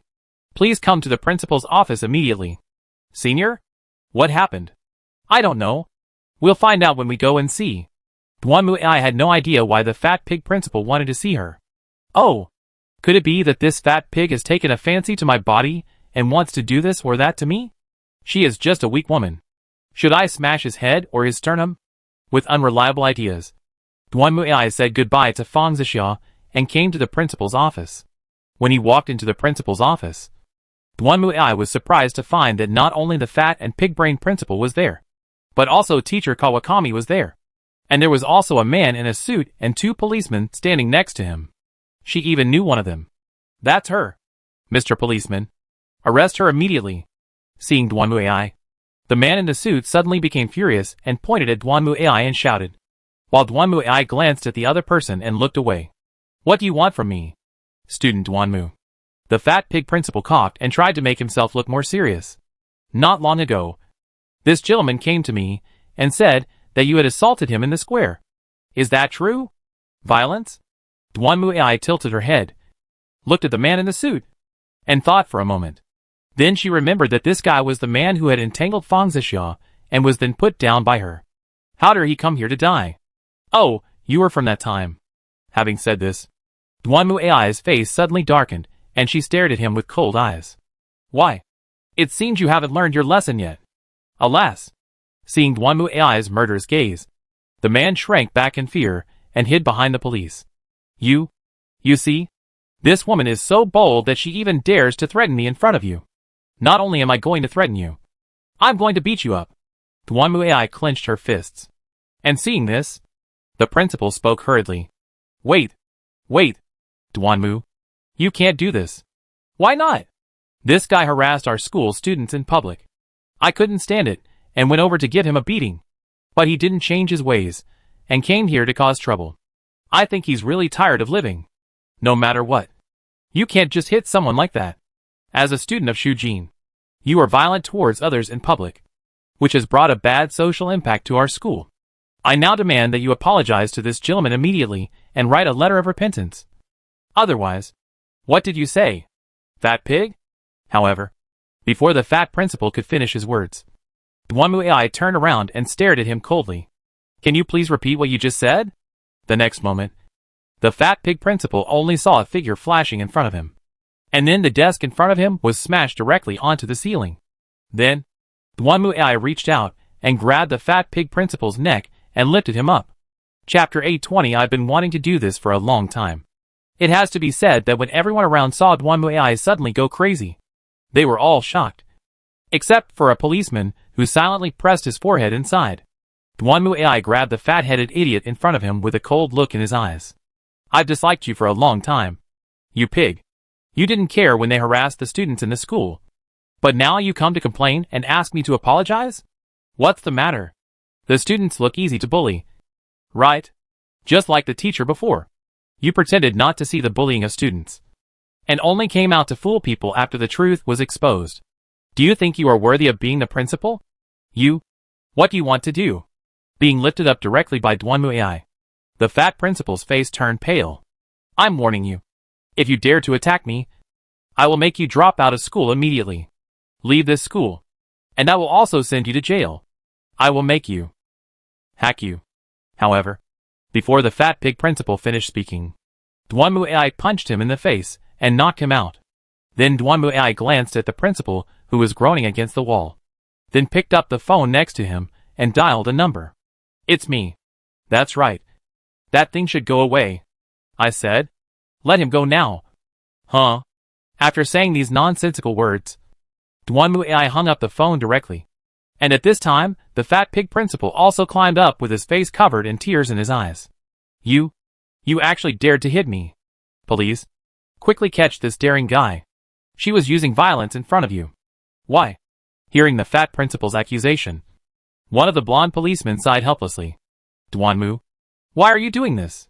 I've wanted to beat him up for a long time, but I just haven't found a reason to get angry." Duanmu AI waved her hand nonchalantly. "This has nothing to do with you. It's just an internal dispute within the school. Just pretend you didn't see anything." "Well, I can't change anything after seeing this. What should we do with this guy?" As he spoke, Dordman patted the man in a suit who was standing next to him very affectionately. The latter was also scared silly at this moment. Anyone who was not a fool would know that something was wrong. He refused to take the road to heaven and barged into H.L. You should have all seen the surveillance video. If it's harassment, he should be detained or imprisoned. Let him eat jail food for a few days to sober up. Duanmu AI waved her hand. As a demon summoner, her status was much higher than that of an ordinary police officer. Because in this world, humans still needed demon summoners to fight against the threat of electronic demons. So demon summoners could be considered members of the privileged class. Just like some kind of secret agent. To put it bluntly, Duanmu AI would be fine even if she killed a few people casually, as long as she was not exposed. Not to mention cleaning up a few idiots. Got it. Okay. Let's go. As he spoke, Dot took the trembling man in a suit out of the principal's office. The fat principal was looking at this scene stupidly at this moment. But he soon came to his senses again. No matter what. You dare to hit me. I'm the principal. You do this. Jingle bell. However, before the fat pig principal could finish his words, the phone suddenly rang.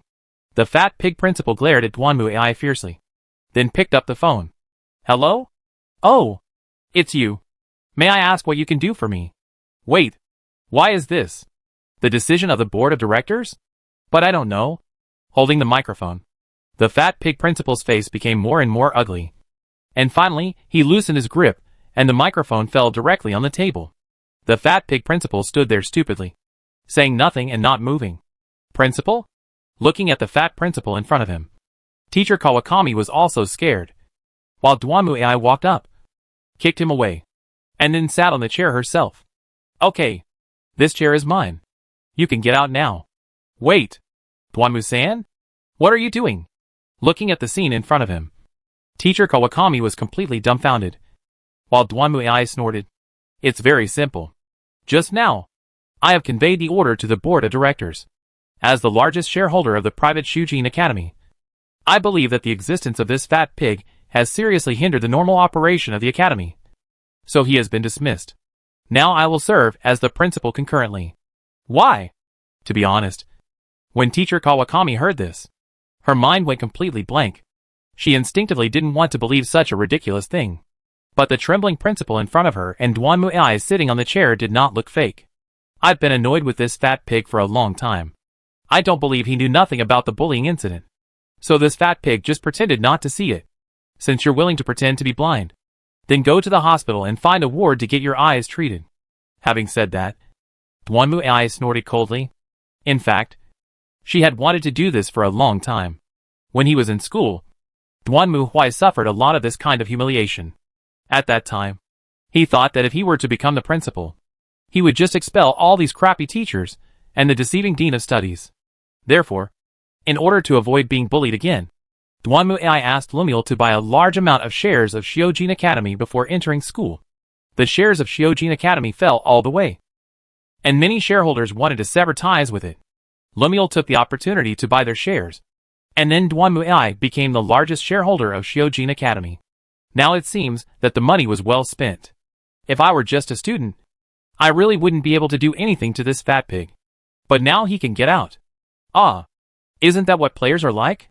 They don't want to make a fuss. So what if they don't make a fuss? You can't. I'm doing this for this school. At this time, the fat principal seemed to have reacted. He looked at Duanmu AI and wanted to say something. But Duanmu AI interrupted him coldly. Okay. No more nonsense. The board of directors has long disliked you. You should know that because of the bullying scandal. There have been many rumors on the streets that you knew about it a long time ago. But you didn't care. I don't know. I trusted that teacher very much at the beginning. I never thought that he would actually. Hearing this, the fat principal tried to defend himself again. But Duanmuai was obviously not in the mood to listen to his nonsense. Okay. You now have only two choices. First, you have been aware of the bullying incident, but did not deal with it. So you should resign. Second, you knew that bullying existed, but you kept silent about it, which led to serious injuries and seriously affected the reputation of the school. Therefore, the board of directors decided to revoke your position as the principal of Shujin Academy and expel you. Make your choice. Me. This time, the fat pig principal was trembling all over and couldn't speak. Either resign voluntarily or be kicked out. He has no third way to go now. Why?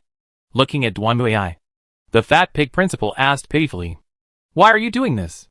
If it's because I was rude to you, I can apologize to you. You apologized to me because I am the first shareholder. Didn't you? Duanmuai snorted coldly and looked at the fat pig principal with contempt.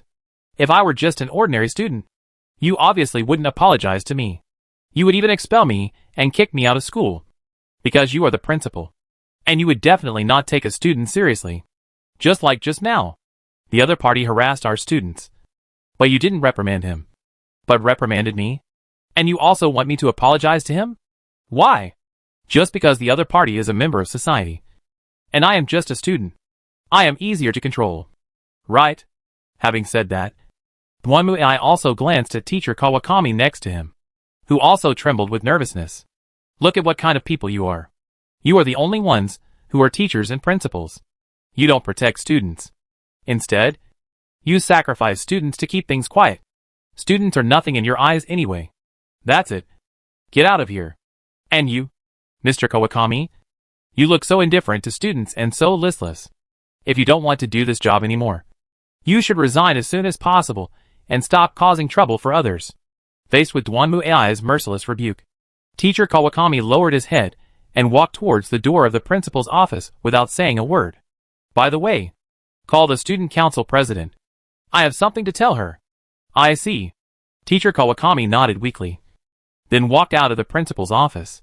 Then, only Duanmuai and the fat pig principal were left there. Okay. What are you still doing here? I'll have someone pack up your stuff and send it back to you. Why don't you get out of here? You can't do this. If you do this, I will die. I will die. However, the fat principal did not leave immediately. Instead, he shook his head desperately, his face pale, and then he shuddered all over. No, I won't die. I can't die. While shouting, the fat pig principal rushed out of the principal's office and disappeared without a trace. What a psychopath. Watching the fat principal's disappearing back, Duanmuai curled her lips and then pulled out the desk that was plugged into the ceiling. Well, you know what? This thing is of really good quality, and it didn't fall apart. It looks quite valuable at first glance. Boom boom boom. Just when Duanmuai set the table, there was a knock on the door, and Duanmuai sat down on the chair. Come in. Excuse me. Soon, a third-grade girl who looked very capable walked in. When she saw Duanmuai sitting behind the desk, she was also stunned. Who are you? You are the student council president. Shinjima-san. Right. I'm Duanmuai from class 2D. H. Low. Ah. H. Low. Please give me your guidance. Faced with this scene, Shinjima was obviously a little confused. She looked around the messy principal's office in confusion, then looked at the girl sitting behind the principal's desk, and the big hole in the ceiling. Excuse me. What happened? Where is the principal? If you mean that fat pig, he's gone. Duanmuai's blunt remarks shocked Shinjima Makoto. Why? As the principal, he wants to get away with it by saying I know nothing? No way. If he has some dignity, he should resign voluntarily. Otherwise the board of directors will just kick him out, Duanmuai said in a low voice, then looked at Shinjima Makoto. Oh, by the way, I will be temporarily acting as the principal from now on. Why? I have to say, this is what surprised Shinjima the most. Student Duanmu? You want to be the principal? I will be in charge until a new principal is found. You don't need to ask why. Also, only you and Mr. Kawakami know about this matter. Don't spread it. Okay. I understand. To be honest, Shinjima was also extremely shaken at this moment. After all, a girl who looked younger than him had actually become the school principal. Please ask you to come to me. Of course, it's about what's going to happen in school next. Duanmu nodded as she spoke. The announcement will be made tomorrow. And everyone will know that this fat pig has left. Next, we will let this school start over. The previous teacher bullying and suicide incidents have obviously reduced the students' trust in teachers and this school. We must regain their trust. But what should we do? It has to be said that Xin Daojun really agreed with Duanmu's words. After all, she is the student council president and is very familiar with the current situation of the school. First of all, I will trouble your student union. I will issue a statement saying that if students have any troubles, they can go to the student union to discuss it. Wait, looking for me? That's right. To put it simply, we need to figure out what problems are bothering students right now. You categorize these problems and give them to me. I'll see if I can solve them. Just don't ask me to run errands to buy comics. If that's the case, why don't you just let the students come to you? I don't intend to disclose my identity.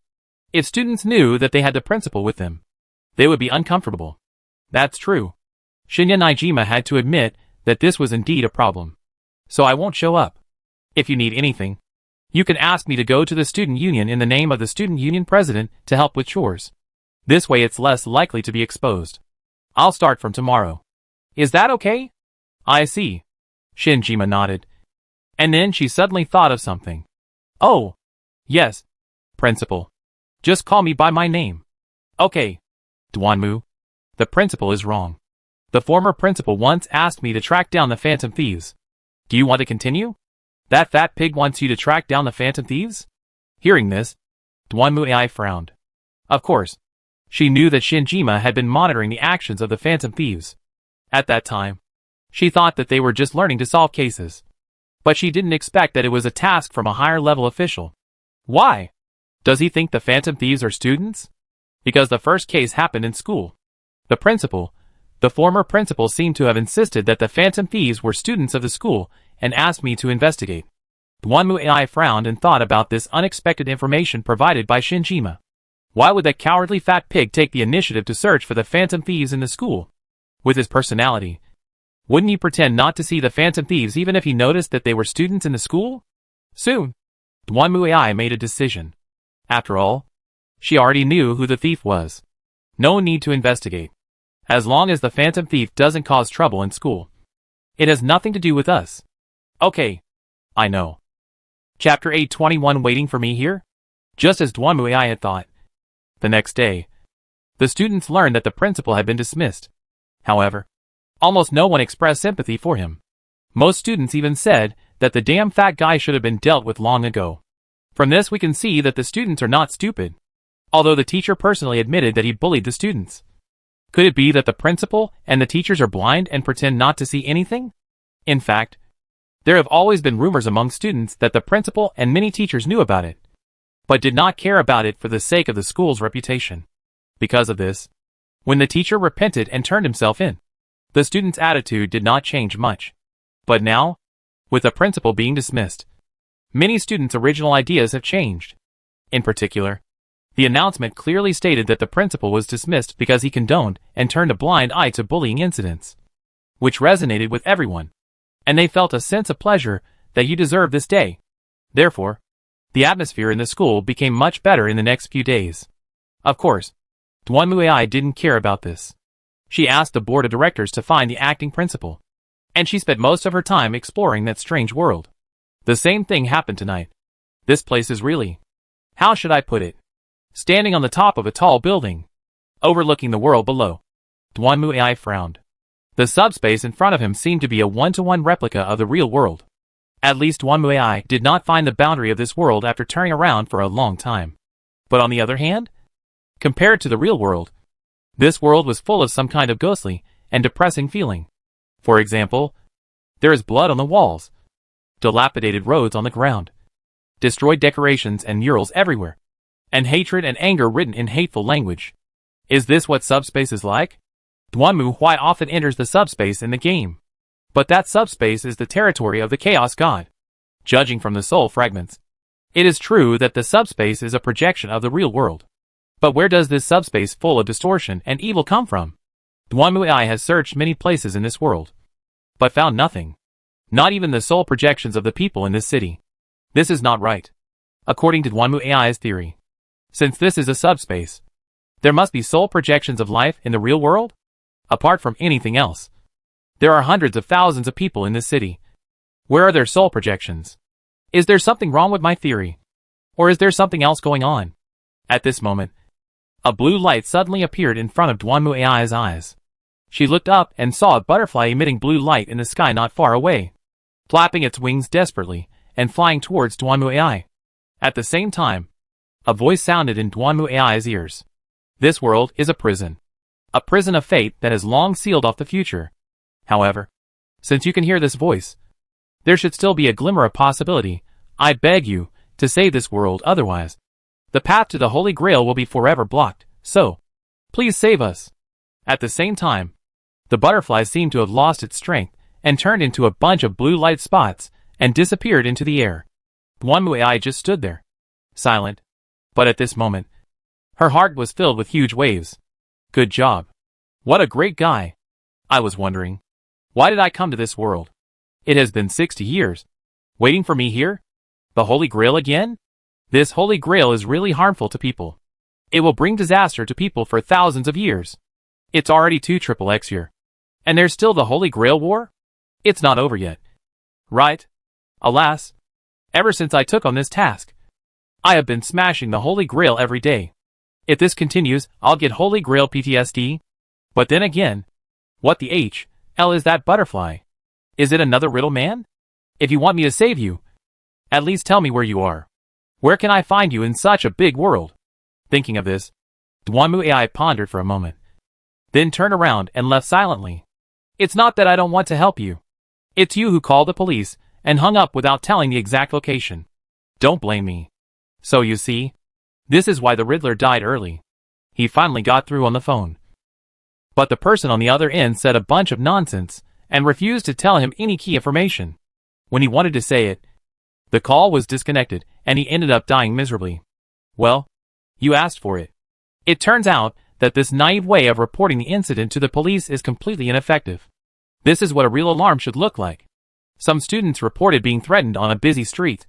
Standing in front of Duanmu AI, Xin Daojin frowned, looking very troubled. According to them, when they are on a busy street, they will be approached by strange adults who ask if they want to do odd jobs. As long as they put an envelope in a locker, they can get tens of thousands of yuan in compensation. Some students agreed to do so. But when they got there, they were caught by the other party. When they opened the envelope, they found that it contained illegal drugs. The other party also filmed everything and used it to blackmail the students into giving them money or doing things for them. Many students were forced to get involved. Look, this is a qualified alarm, instead of a bunch of nonsense about the world being destroyed. And in the end, not even the cause and effect can be explained clearly. But speaking of calling the police, did anyone call the police? No, because the other party threatened them that what they did was also a crime. So they didn't dare to call the police. But they didn't know what to do. I see. Leave it to me. It's easy. Simple? I have to say. Xin Daojin seemed quite surprised to hear Duanmu AI's answer. Student Duanmu, what are you going to do? It's very simple. Isn't the other party looking for students everywhere in the busy streets? As he spoke, Duanmu AI stood up. Then I'll go and see if there's any idiot who dares to target me. Oh, by the way, I remember the file said your sister is a prosecutor? Yes. Is there a problem? Talk to her and ask if you can get a few police officers or prosecutors to come to school and educate students on legal knowledge. These students are really stupid. If they knew a little bit about the law, they wouldn't end up like this. Is that so? Of course. Go back and ask your sister. If she is a diligent prosecutor, she will definitely tell you what the punishment rules for coercion and intimidation are. As he spoke, Duanmu AI stretched lazily. As for me, I'll just go to the busy streets and see if there's any idiot who dares to cause trouble for me. Soon, It was time to go home from school. Although Shinjima Makoto wanted to go home immediately to ask her sister, she was still a little worried about Dwanmuai. So Shinjima Makoto quietly came to the bustling street. And soon, she found Dwanmuai walking around on the bustling street. The latter was standing outside the shop window, looking at his watch from time to time, as if waiting for someone. This made Shinjima a little confused. However, just when Shinjima was about to ask Dwanmuai what she was going to do, she suddenly saw a man in a suit who looked a bit like a gangster walked up to Dwanmuai, then looked at her, and the two began to talk. What are they talking about? Shinjima was also curious at this moment, so he quietly hid on the other side and listened carefully. Then, he heard the man's voice. Little sister, are you interested in doing some odd jobs? It's very profitable and not dangerous at all. Is this it? Hearing this, Shinjima clenched his fists. It was obvious that this was very similar to what he had heard from other classmates. Could this be the criminal group in the legendary busy street? So what will Dwanmu do next? However, at this moment, Dwanmuai's reaction completely surprised Shin Dojin. Making money? No. Sorry. I don't know. Hearing Dwanmuai's timid voice, Shin couldn't believe her ears for a moment. She was not very familiar with Dwanmuai. But after several exchanges, Shin discovered that Dwanmuai's personality was actually very carefree. And she looked like she was fearless. But why did she look so frightened now? Oh, don't be so nervous. It's just a small business. Seeing the uneasy look of the girl opposite him, the man in the suit laughed instead, then took out a few bills from his pocket and stuffed them into Dwanmuai's hand. Look, I can pay first. How about that? That means it's not some suspicious job. Dwanmuai looked at the banknotes in her hand, swallowed, and then looked at the man in front of her. Excuse me, what do you want me to do? It's very simple. Hearing this, the man in the suit smiled and took out an envelope. Just take this envelope to the locker at the end of the busy street. Locker number 25. Just put the envelope in it. That's all. I have something urgent to do. So please. After saying this, the man in the suit stuffed the envelope into Dwanmuai's hand, then turned around and ran away in a hurry. Dwanmuai stood there, looking at the envelope in her hand with embarrassment, then sighed, turned around and walked to the other side of the busy street. Shinjima followed Dwanmuai and watched her put the envelope into the storage box. At this moment, several men in black suits came out and surrounded Dwanmuai. Student Dwanmu. Seeing this, Shinjima shouted out in haste. But what she didn't expect was that just as she stood up, a hand suddenly reached out and grabbed her arm. Shinjima turned around and saw a man in a black suit standing beside her with a smirk. Okay, miss, come here immediately, or I will be rude to you. Oh, looking at the electric shock device waving in the other person's hand, Shinjima gritted his teeth, and then was pushed by the man towards Dwanmuai. Hey, look, I caught a kid who was following you. That's really interesting. Looking at the captured Shinjima Makoto, the other men in suits also laughed out loud, and looked at Dwanmuai and Shinjima Makoto with a half smile. Do you know each other? You? Let her go. Dwanmuai, who was also held by the man at this moment, was trembling all over and screamed while looking at Shindojin. Her sister is a prosecutor. If you dare to hurt her, her sister will not let you go. Prosecutor? This? Hearing Dwanmuai's words, several men in suits seemed a little surprised and looked at each other. But soon, one of the leaders chuckled. This is just perfect. This is a great gift for the boss. As he spoke, he took a few steps forward, made a phone call, and came back with a sinister smile on his face. Okay. The boss said he wants to see them. Having said that, the leading man in a suit looked at the two of them. Be obedient, or you will suffer. After a while, a black car drove into the alley, and then Dwanmuai and Shindaojin were taken into the car by the man in the suit. Then the car started and drove forward along the alley. Student Dwanmu? What on earth are you doing? Looking at Dwanmuai, who was crying and trembling beside her, Shindaojin was confused, while Dwanmuai looked at her with tears in her eyes. President, I'm sorry. It's all my fault. I've hurt you. Hey, how to say it? The crying and weak girl in front of her was so different from the Dwanmuai in Shinjima's memory that she didn't know how to react at all. In this way, the two were taken to a bar by the men in suits. And then, they saw a fat and short man sitting on the sofa, who looked very arrogant. I never thought you would be the student council president of Shujin. The fat, short and ugly boy looked at Shinjima Makoto smugly, while Duanmuai beside him had tears in her eyes. No, that's right. Her sister is the prosecutor. You better let us go. Otherwise, the police will come to arrest you. Prosecutor? Hearing Duanmuai's words, Byakuo frowned, then seemed to think of something. His eyes lit up, and he looked at Nijima Makoto again. I see. You're that woman's sister. Haha. Isn't this a coincidence? I didn't expect you to come to me on your own initiative. Prosecutor Nijima's sister. This is an incredible reward. What do you want? Looking at the fat, short and ugly look, Shindao couldn't help but tremble, while the latter smiled coldly. It's simple. I think that Prosecutor Nijima probably doesn't want her sister's scandal to be made public. Huh. As long as I have you, then I think I can negotiate a deal with her. Well, of course, it won't work like this now. But, as long as the sister of Prosecutor Nijima is in the sex trade, then her reputation will plummet. Wait. What do you want to do? Hey, you guys. The fat, short and ugly man nodded to the men around him. Have fun with this chick. Take some pictures and videos. I think when her sister sees this, she will understand what to do. Okay, boss. Hearing the order from Fatty, Short and Kyo, the men in suits beside him showed excitement and walked toward Shinjima. Shinjima looked at them with a sullen face and tried desperately to struggle. But he couldn't get away at all. You? Stop it now. Don't worry, little sister. As he spoke, one of the men took out a syringe. Don't worry. It will only take a moment for you to feel happy. Ha ha ha. By then, you might even beg us for help. You are despicable and shameless. Hearing the other party's words, Shinjima Jinchi's face turned pale, but she could only watch the other party come to her, raise the syringe, and then, boom! Suddenly, a sofa flew over and knocked several men in front of Shinjima Makoto away, and they fell to the ground with wailing. What's going on? Seeing this scene, both Shinjima Makoto and Kiongezu were shocked.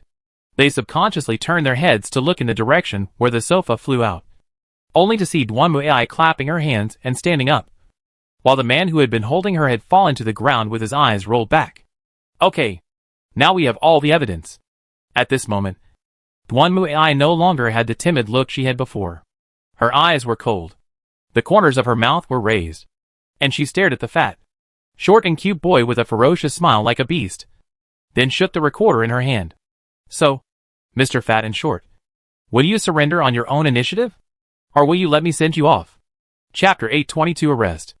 Looking at the recorder in Duanmuai's hand, Byakuo's face darkened slightly. Who are you?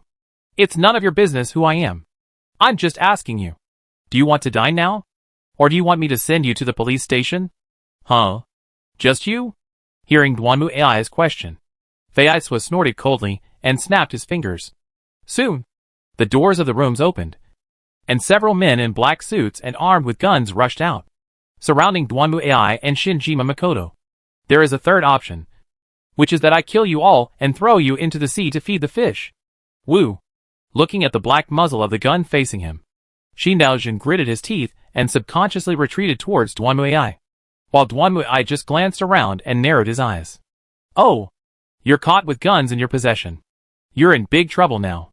After he issued the order to surrender guns in Night City, almost all human cities now have similar regulations. Except for the military, police and other armed departments. No one is allowed to privately store or use guns without authorization. It is the same here. In fact, the gun ban in this city is stricter than that in many gathering places. Don't think that the fat, short and ugly guy was tricked by Duanmuai. Now, if this gun comes out, he will be in trouble even if he is fine. Humph. Let's see how long you can keep laughing. This is my territory. There are soundproofing facilities all around. Don't even think that anyone will come to rescue you. That's great. Thank you for being so thoughtful. As she spoke, Duanmuai turned her left hand, and a mobile phone appeared in her hand. Then it depends on whether you have the ability to do it. Go ahead. Kill them. At this moment, the fat and short man also gave an order, and then the men in suits raised their weapons, and pulled the trigger at the two men. However, at this moment, a magical scene appeared. Along with the sound of gunfire, bullets flew out from the muzzle and hit the two people. However, just when they were about to hit the target, suddenly, an invisible barrier appeared in front of the two people. The next moment, the bullets bounced back and hit the men in suits. For a moment, screams of crying for their parents were rang out, and the men in suits, who had originally surrounded the two people, were now knocked to the ground by their own bullets. At the same time, a girl with blonde hair, blue eyes, and wearing a blue dress appeared in front of Duanmu Ai and Xin Daojin. She was emitting a faint light. Seeing this scene, the fat and short guy's expression changed slightly. Demon Summoner? At this moment, the AI finally realized that he had provoked the wrong person, and he jumped up and tried to escape. However, the next moment, Duanmu Ai kicked the coffee table directly, and the heavy coffee table slid across the floor and hit Fei Ai's knees heavily. With a sharp scream, Fei Ai was sandwiched between the coffee table and the wall and fell on the coffee table. Quick! Kill them! However, even so, Fidiakuo still did not give up. He widened his eyes in anger and glared at Duanmu Ai and Naijima Makoto. This time, two more people came out of the room beside him. They were older, with scars on their faces, and looked extremely vicious. In their hands, they also held demon summoners. Apparently, both of them are also demon summoners. TSK. TSK. TSK. As a demon summoner, you were actually bribed by such a ruffian. It seems that you are not that good. Looking at the two colleagues in front of him, Duanmu Ai shook his head, and the two of them didn't say a word and directly raised the demon summoners in their hands. Then, a white lion and a demon with several hands emerged in front of them. And then, without stopping, they pounced directly towards the target in front of them. Humph! That's meaningless. However, looking at the two ferocious electronic demons in front of him, Duanmu Ai just raised his eyebrows. Leave it to you, Alice. Hearing the order, the blonde girl raised her right hand and pointed it lightly forward. That is it. The next moment, the two electronic demons that pounced on them were decomposed, disappeared, completely died, and dissipated into the air. How can it be? Seeing this scene, not only the two demon summoners were horrified, but even the fat, short, and ugly one also showed an expression of disbelief. You know, he had hired these two demon summoners at a high price, and they usually didn't take action easily. But now, their powerful electronic demons were killed so easily after just one encounter. If the fat, short, and ugly guy had not figured out the situation, then the two demon summoners were obviously not fools. They looked at each other, turned around, and hurriedly wanted to leave. And at this moment, Duanmu Ai's cold voice rang out. Stop right there. The two demon summoners really wanted to run, but they really didn't dare to run. The power possessed by the opponent was too terrifying. You know, that was the electronic demon they were proud of. But they couldn't even last a round in front of the opponent. It was obvious that if the opponent wanted to kill them, it would probably only take a blink of an eye. They are just after money. It's not worth sacrificing their lives for this. Very good. Seeing that the two of them were obedient, Duanmu Ai nodded, then looked at Shinjima Makoto. Call the police. After that, the police arrived at the scene very quickly. Apart from other things, the crying men in suits and the guns on the ground were enough to attract the attention of the police. After that, the police searched the entire club and found a large amount of illegal drugs, cash, and many blackmail videos. So Fat Shorty was taken away and controlled. Well, anyway, his legs were broken now, so he couldn't run away even if he wanted to. As for the two demon summoners, they were also taken away. Although demon summoners have certain privileges, it is another matter if they are caught in the act. Not to mention that the electronic demons of these two people were killed by Duanmu Ai. Next, their demon summoners will definitely be taken back, and their identities as demon summoners will be revoked, and they can only live as ordinary people. Oh, and of course, there's jail time before that. Duanmu Ai and Shinjima Makoto were naturally taken to the police station for investigation, and it was here that Duanmu Ai also met Shinjima Makoto's sister, Shinjima Sae. I never thought you would do such a thing. Naijima Sae was wearing a suit and looked like a capable social woman, but she was a little speechless when she looked at Naijima Makoto. I didn't expect that you, sister, actually had a relationship with this man. Shinjima was a little embarrassed after all. This was considered as being caught without telling his sister. We have been secretly investigating and collecting information about Jin Chung. But we never expected that he would fall into our hands in this way. As he spoke, Naijima Sae frowned and looked at Dwanmu Ai with dissatisfaction, who curled her lips indifferently. She and Naijima Sae were not familiar with each other, and the two had no communication. As a demon summoner, she was a licensed one, so she could do whatever she wanted, as long as it was not illegal. You had no right to interfere. This has nothing to do with Naijima-san. It was my idea.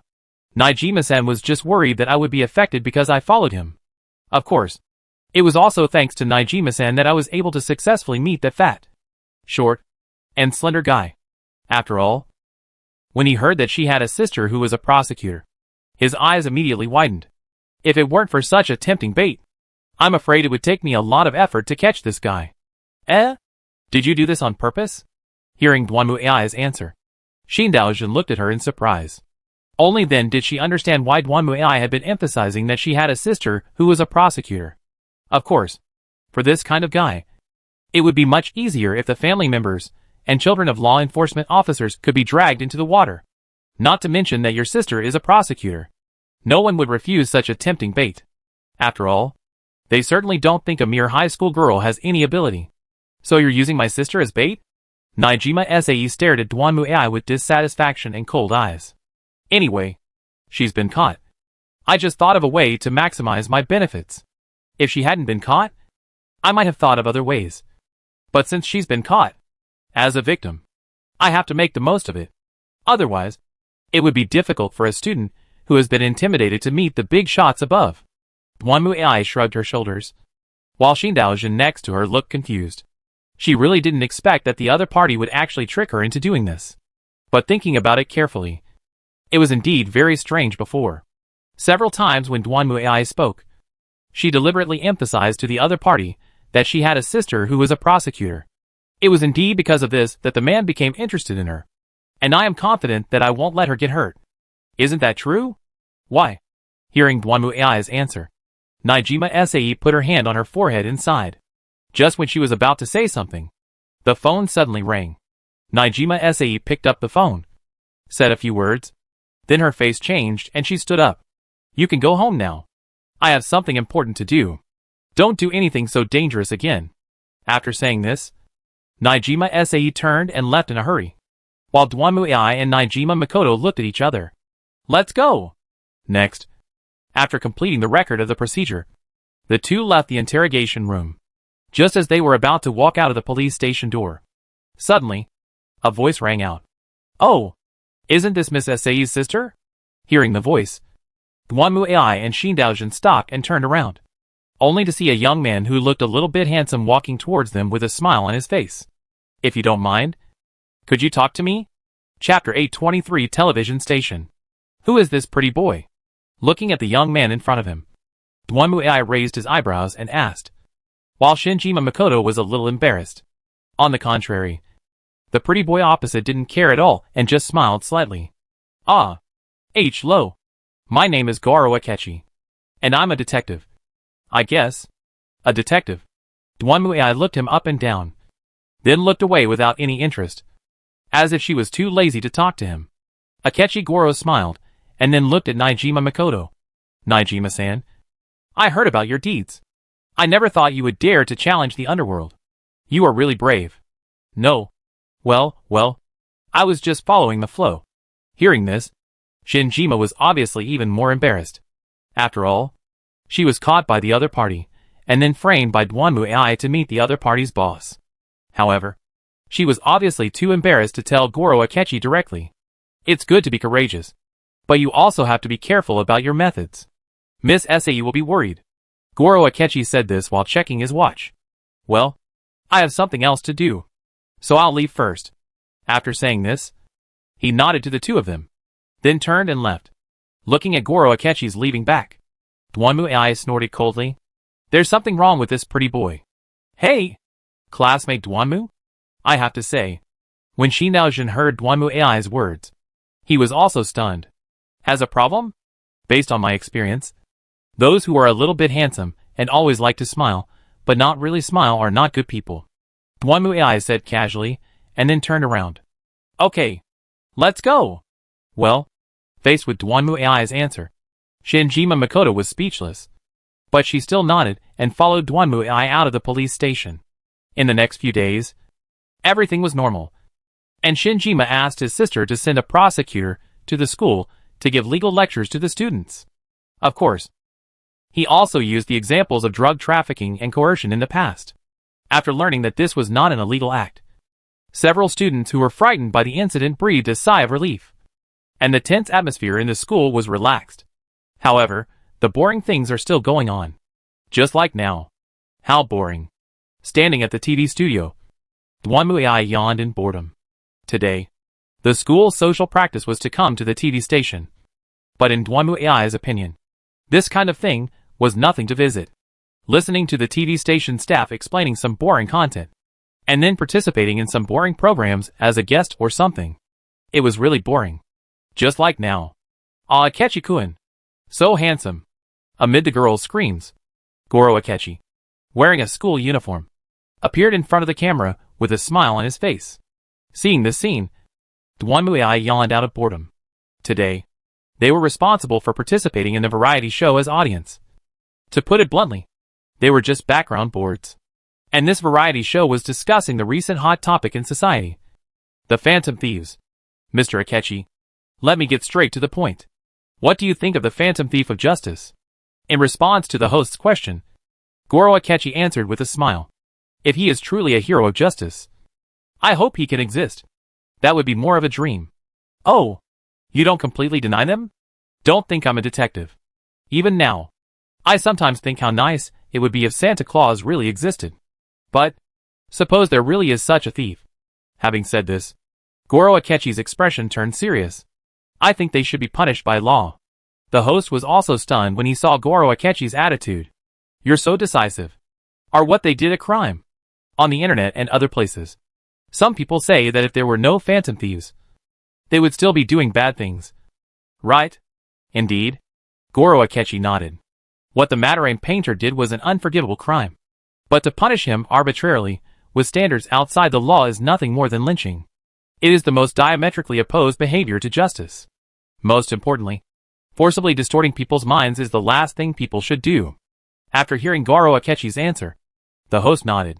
I see. That's true. After all, you're the one who calls yourself a phantom thief. You're still so amazing. Maybe it's because of your charm that makes people really fascinated by what you say. In response to the host's flattery, Goro Akechi smiled slightly. But if the phantom thief doesn't actually exist, I'll be embarrassed. Then, I'll write this as the last free research topic of my high school life. Then let's ask high school students of Akechi's age what they think of phantom thieves. After a brief conversation, the host also turned his attention to the students. First, those who believe that the phantom thief actually exists. Please press the button in your hand. As the host finished speaking, the numbers on the screen began to change rapidly, and then stopped after a moment. About 30%. Akechi-kun, what do you think about this? I'm a little surprised that there are so many. Goro Akechi showed a surprised expression, then looked at the students below and asked, what do you think of the phantom thief's behavior? At the same time, one of the hosts stood up, walked up to a student, and handed the microphone to him. Well, let's ask this student. Suppose phantom thieves really exist. What do you think of them? In response to the host's question, Amamiya thought for a moment and then spoke. I think they are the embodiment of justice. This goes against the sensible opinion that phantom thieves should be brought to justice. Yes, it's interesting to confirm the phantom thief so clearly. So, having said this, Akechi Goro also stood up. Then he walked in front of Dwanmu and looked at her with a smile on his face. I would like to ask, what do you think of the existence of phantom thieves? Looking at the smiling pretty boy in front of him, Dwanmu raised his eyebrows. Are you sure you want to ask me? Yes, I'm interested in your opinion. At this time, not only Goro Akechi, but also other students and staff looked at Dwanmu. After all, although Dwanmu was not easy to get along with, her presence was indeed very strong. What's more, when everyone discussed the topic of thieves, she rarely expressed her opinions. Oh well, under the gaze of everyone, Duanmuai took a deep breath. If you ask me, the existence of the phantom thieves is meaningless and worthless. When these words came out, everyone was in an uproar. And Akechi Goro looked at her in surprise. But didn't the phantom thieves solve the cases of Kamoshida and Madarame Painter successively, and make them confess their crimes? So what? It's really pointless in my opinion. Are you saying that it is right to keep their crimes from being exposed and let the victims continue to suffer? That's right if you put it that way. However, Duanmuai gave a speech without hesitation that surprised everyone. And Akechi Goro became more and more curious. He looked at Duanmuai with shining eyes. Can I ask why you say that? It's simple. The cases of Kamoshida and Madarame are not 1 or 2 days old. And their victims are not just 1 or 2. Perhaps 1 or 2 people cannot fight against them. But if these victims united to resist, then their crimes might have been exposed long ago. Right? As she spoke, Duanmuai glanced at a yellow-haired man who was sitting not far away and looking at her with a righteous look. As far as I know, there was a student in the track and field club who couldn't stand Kamoshida's behavior and resisted his brutality. He was then expelled from the club by Kamoshida. And even the track and field club was disbanded. If everyone united and resisted Kamoshida at this time, the school might have warned or punished Kamoshida. However, these people did nothing. Instead, they thought that the student who resisted Kamoshida was wrong. They gave up resistance and were willing to become slaves of the teacher and be oppressed by him.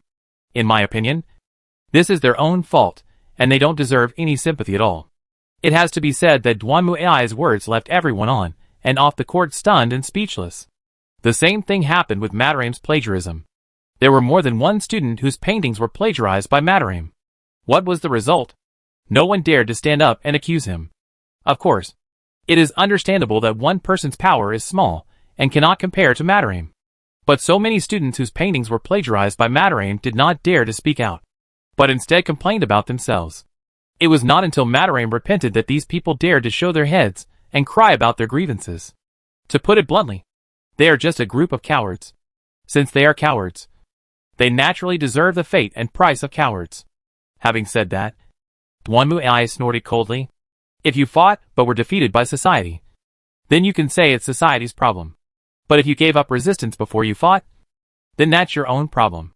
The student who was bullied by Kamoshida and forced to jump off the building resisted in her own way. But what was the result? The other students still huddled in the corner like a group of cowards, allowing Kamoshida to bully them. In my opinion, the phantom thieves should not have asked Kamoshida to repent. Even the threat of death couldn't make those cowards stand up and resist.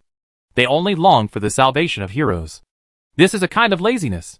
They are unwilling to save themselves. And they even gave up without trying, and only hoped for a miracle to happen. Then, they are only worthy of being slaves under the bullying and oppression of others. Duanmuai's undisguised murderous aura rolled out when he said this. And the entire live studio was in dead silence. Even Akechi Goro turned pale. And then he coughed awkwardly.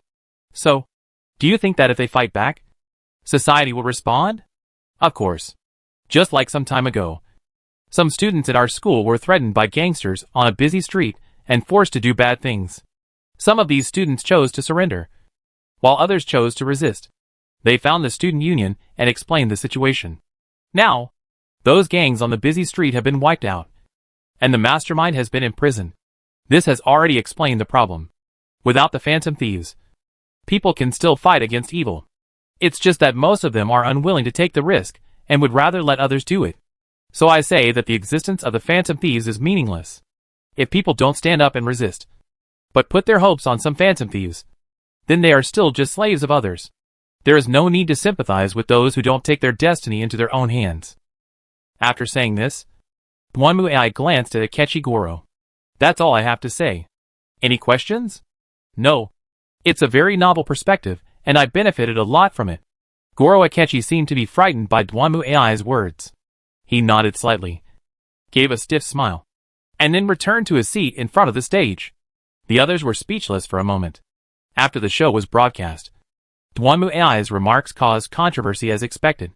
Some people thought she was right. Some people thought her remarks were too cruel. And some people thought it was just the fantasy of a kid who had not yet entered society. Once she entered society, she would know that things were not so simple. In school, Duanmu naturally became the target of public criticism. After all, she almost pointed at the students, who were bullied by Kamoshida, and called them cowards, which made these people very angry. Shinjima Shinya discussed this issue with Duanmu. But, don't mind these idiots. Duanmu simply waved her hand. They didn't dare to resist Kamoshida. So how could they have the courage to resist me? They can only hide in the corner, and say a few nonsense like before. The coward's disgust is not painful. And I don't care at all. Just as Duanmu said. She didn't care at all what those students thought of her. After all, there is another thing that I need to worry about. That is, late-night television. Chapter 824. It has nothing to do with me. The next few days will obviously not be easy for the Phantom Thieves. Goro Akechi's speech on the show naturally caused a lot of discussion.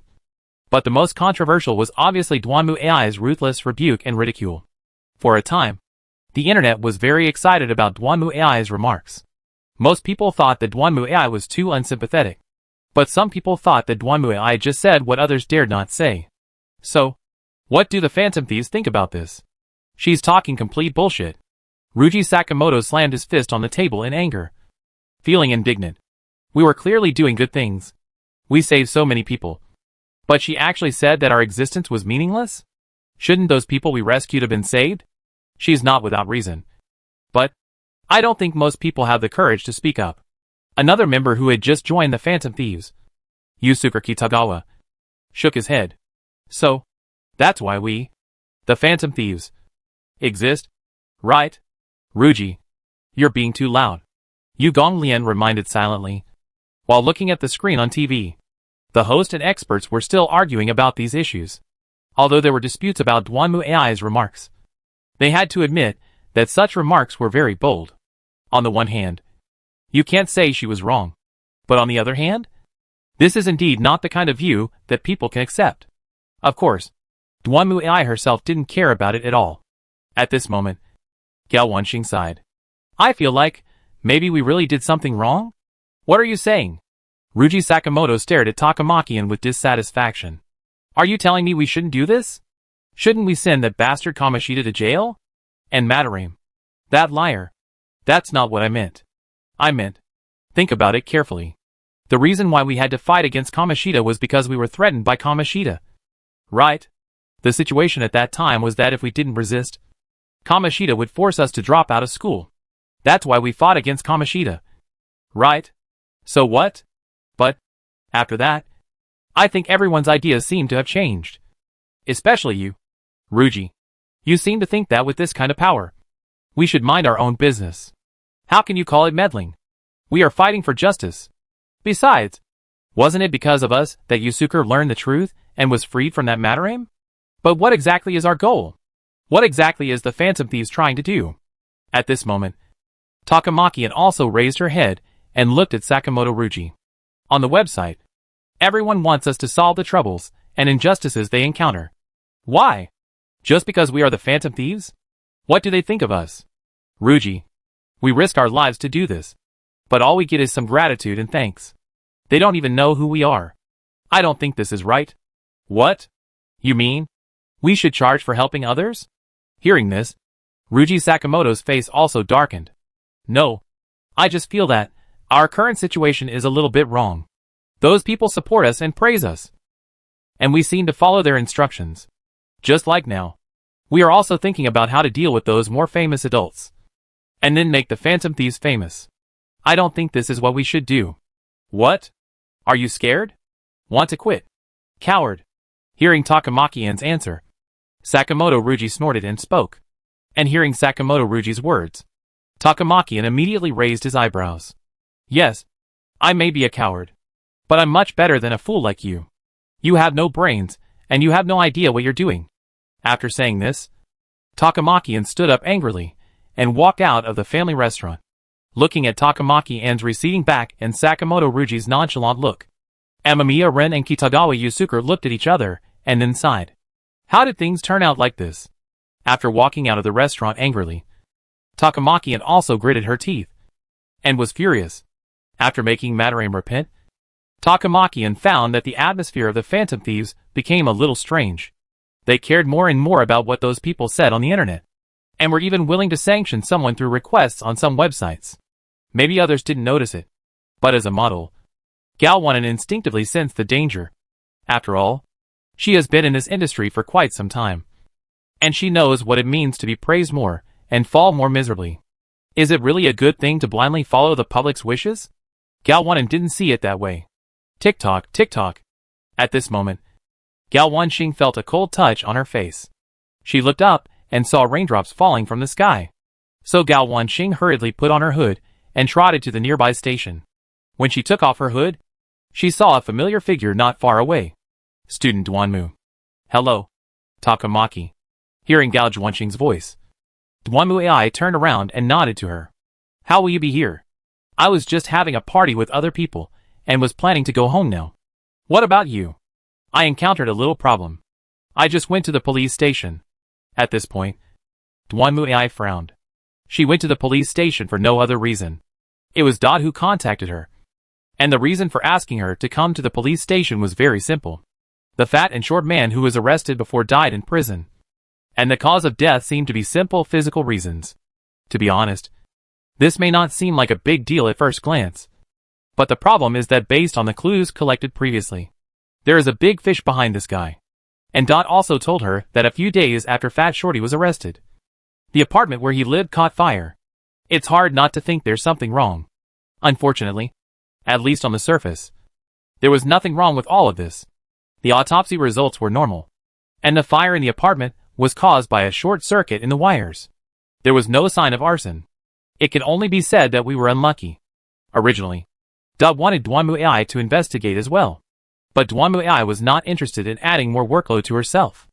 After all, every day after returning home, she had to go to the subspace for a while through TV to conduct investigations. So naturally she had no plans to work overtime on her own initiative. I see. Galwan didn't know what to say, so she just responded casually and fell silent. The two of them just looked at the street in front of them. At the same time, heavy rain poured down, hitting all around, and the whole world seemed to be isolated by the rain. Student Duanmu. Gao Zhuanxing seemed to have mustered up the courage now, and looked at Duanmu AI. I want to ask, what do you think of the Phantom Thieves? Hasn't my attitude been made very clear on the show? That's not what I meant. I meant, what do you think the Phantom Thieves will become in the future? There are more and more people supporting the Phantom Thieves online. After? In response to Gao Zhuanxing's question, Duanmu AI glanced at her. There won't be any future. The Phantom Thieves will be destroyed sooner or later. No matter how many people support them. It will be useless. Useless? Right. Just like I said. Only cowards, who don't dare to face reality and stand up to fight will support the Phantom Thieves. But cowards are cowards. No matter how loudly they shout online, they are still useless and have accomplished nothing in real life. Even if I hang the Phantom Thieves in front of them, these guys who shout so much online will definitely not dare to say a word. Having said this, Duanmu AI snorted. In the final analysis, they just use the Phantom Thieves as their psychological support. Just like Cinderella in the fairy tale, who always dreams of a prince charming to save her from suffering one day.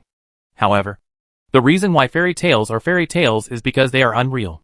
In reality, there will be no prince on a white horse to save anyone unless they are willing to stand up on their own. If they continue to kneel, then they can kneel.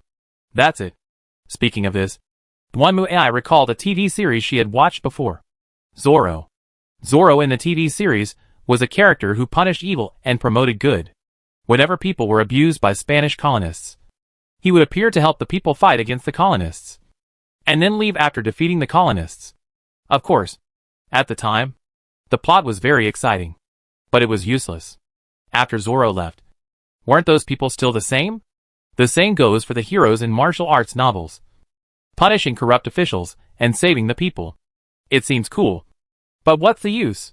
Now that the hero is gone, aren't the people still living in dire straits? Do you have the guts to gather a group of people to revolt? Because of the sacrifices we make. We have great ambitions and dare to change the sun and the moon to create a new world. What's the point of just being a lone ranger if you don't even have this little ability? Of course, if you can be like D, who is more powerful than an entire city, that's another matter. But in fact, even D found a lot of people to reestablish new rules and order, and then led this team to fight all over the world. which laid the new foundation for the current civilized society in the human world. Therefore, Duanmu Ai looked down on all those chivalrous thieves and strange thieves from the bottom of her heart. In her opinion, such things simply satisfied their own psychology of punishing evil and promoting good, but in fact did not really bring about any changes. It's like a neighborhood where crime is rampant and gangs are fighting each other.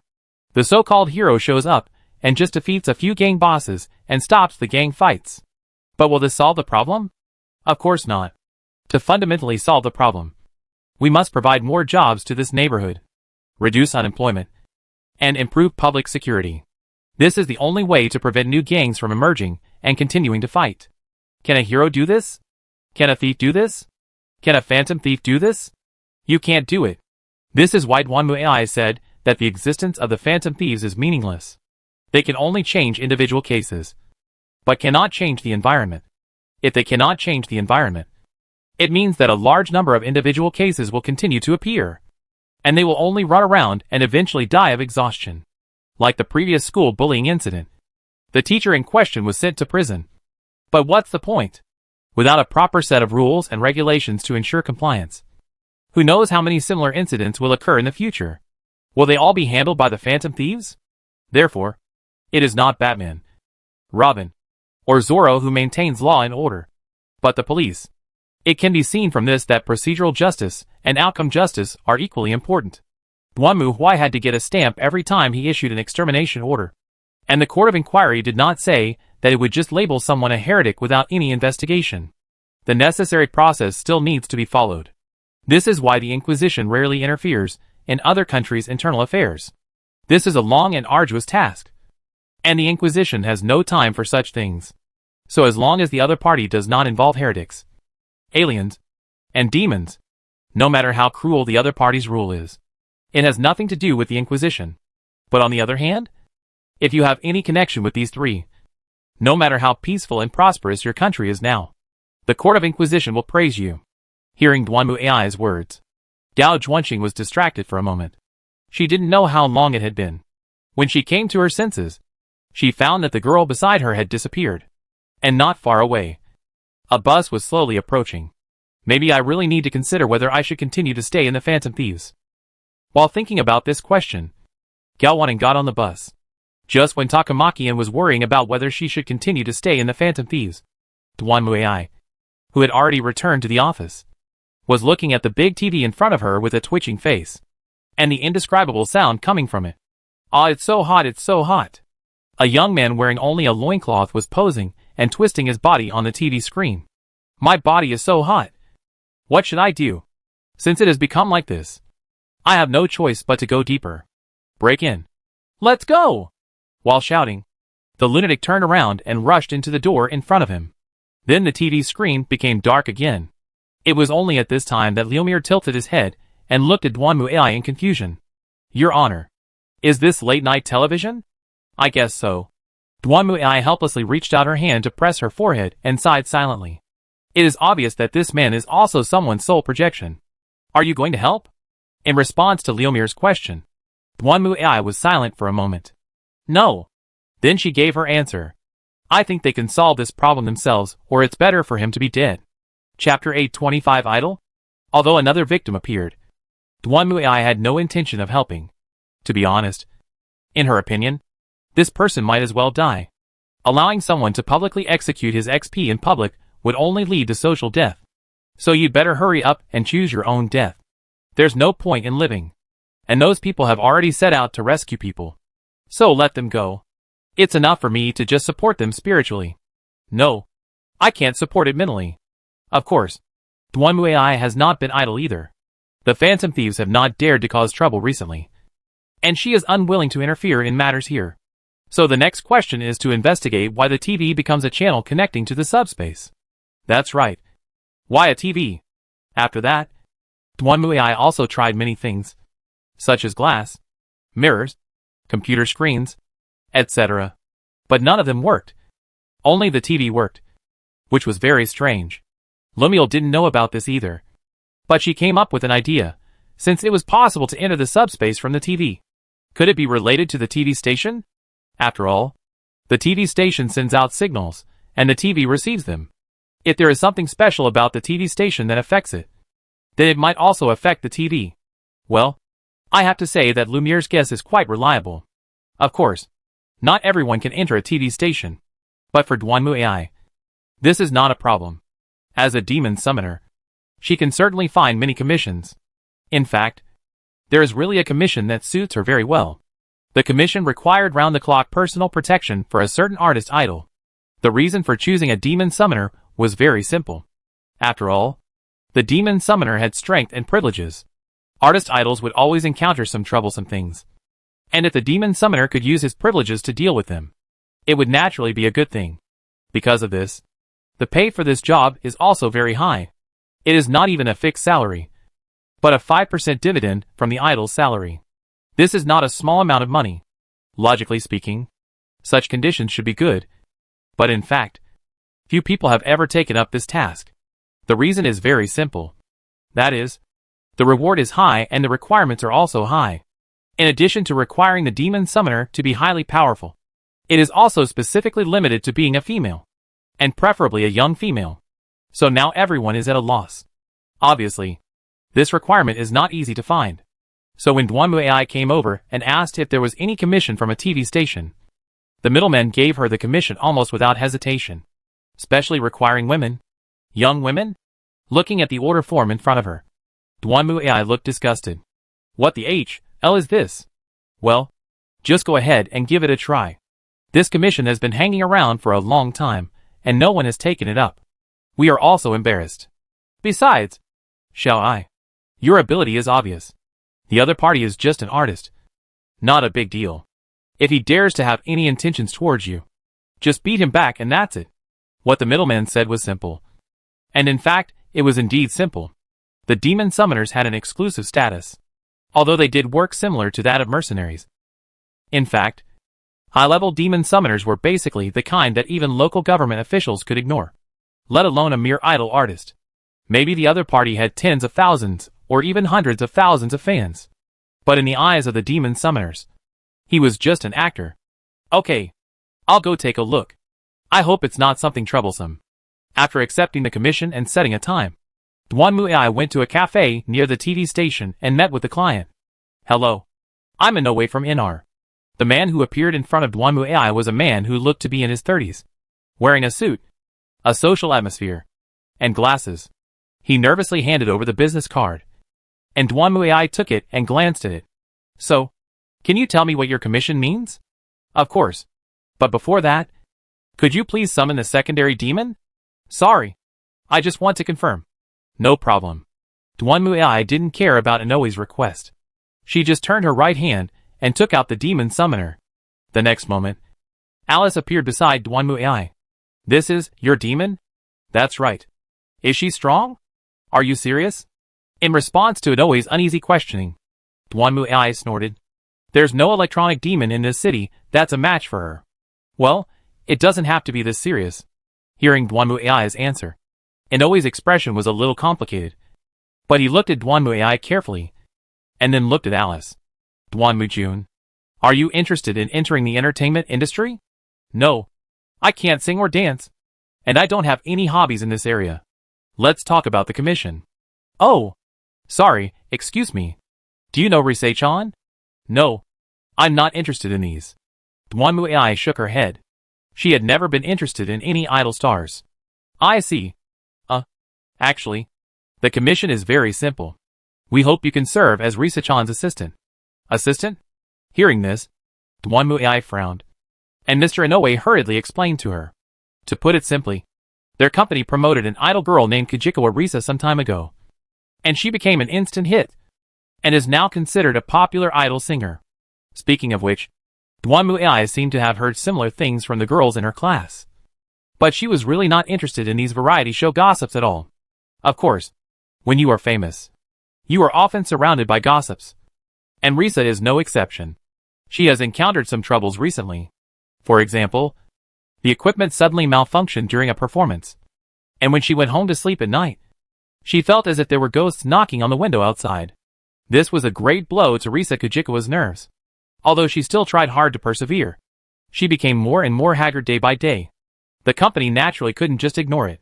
After asking, a professional gave the opinion that it might be the work of the electronic devil. After all, they always keep the equipment well and count it before going on stage. Even so, it would still be damaged. Then, the only one who could do such a thing without scientific reasoning is the electronic devil. If that's the case, then no matter how much security is increased, it will be useless. Only expert demon summoners who are good at dealing with electronic demons can do it. But of course, this is not an easy task. The life of an artist is full of flashes.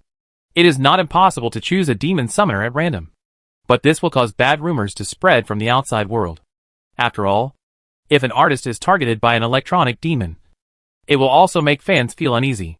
In addition, if the demon summoner is a man, there is also the possibility of rumors. But the problem is that it's not a big deal to find an elderly demon summoner. Idols' daily work and life are very busy, and the elderly don't have the energy. Besides, in terms of social status, the demon summoner is much higher than idol artists. That's why the company thought of looking for it through an intermediary.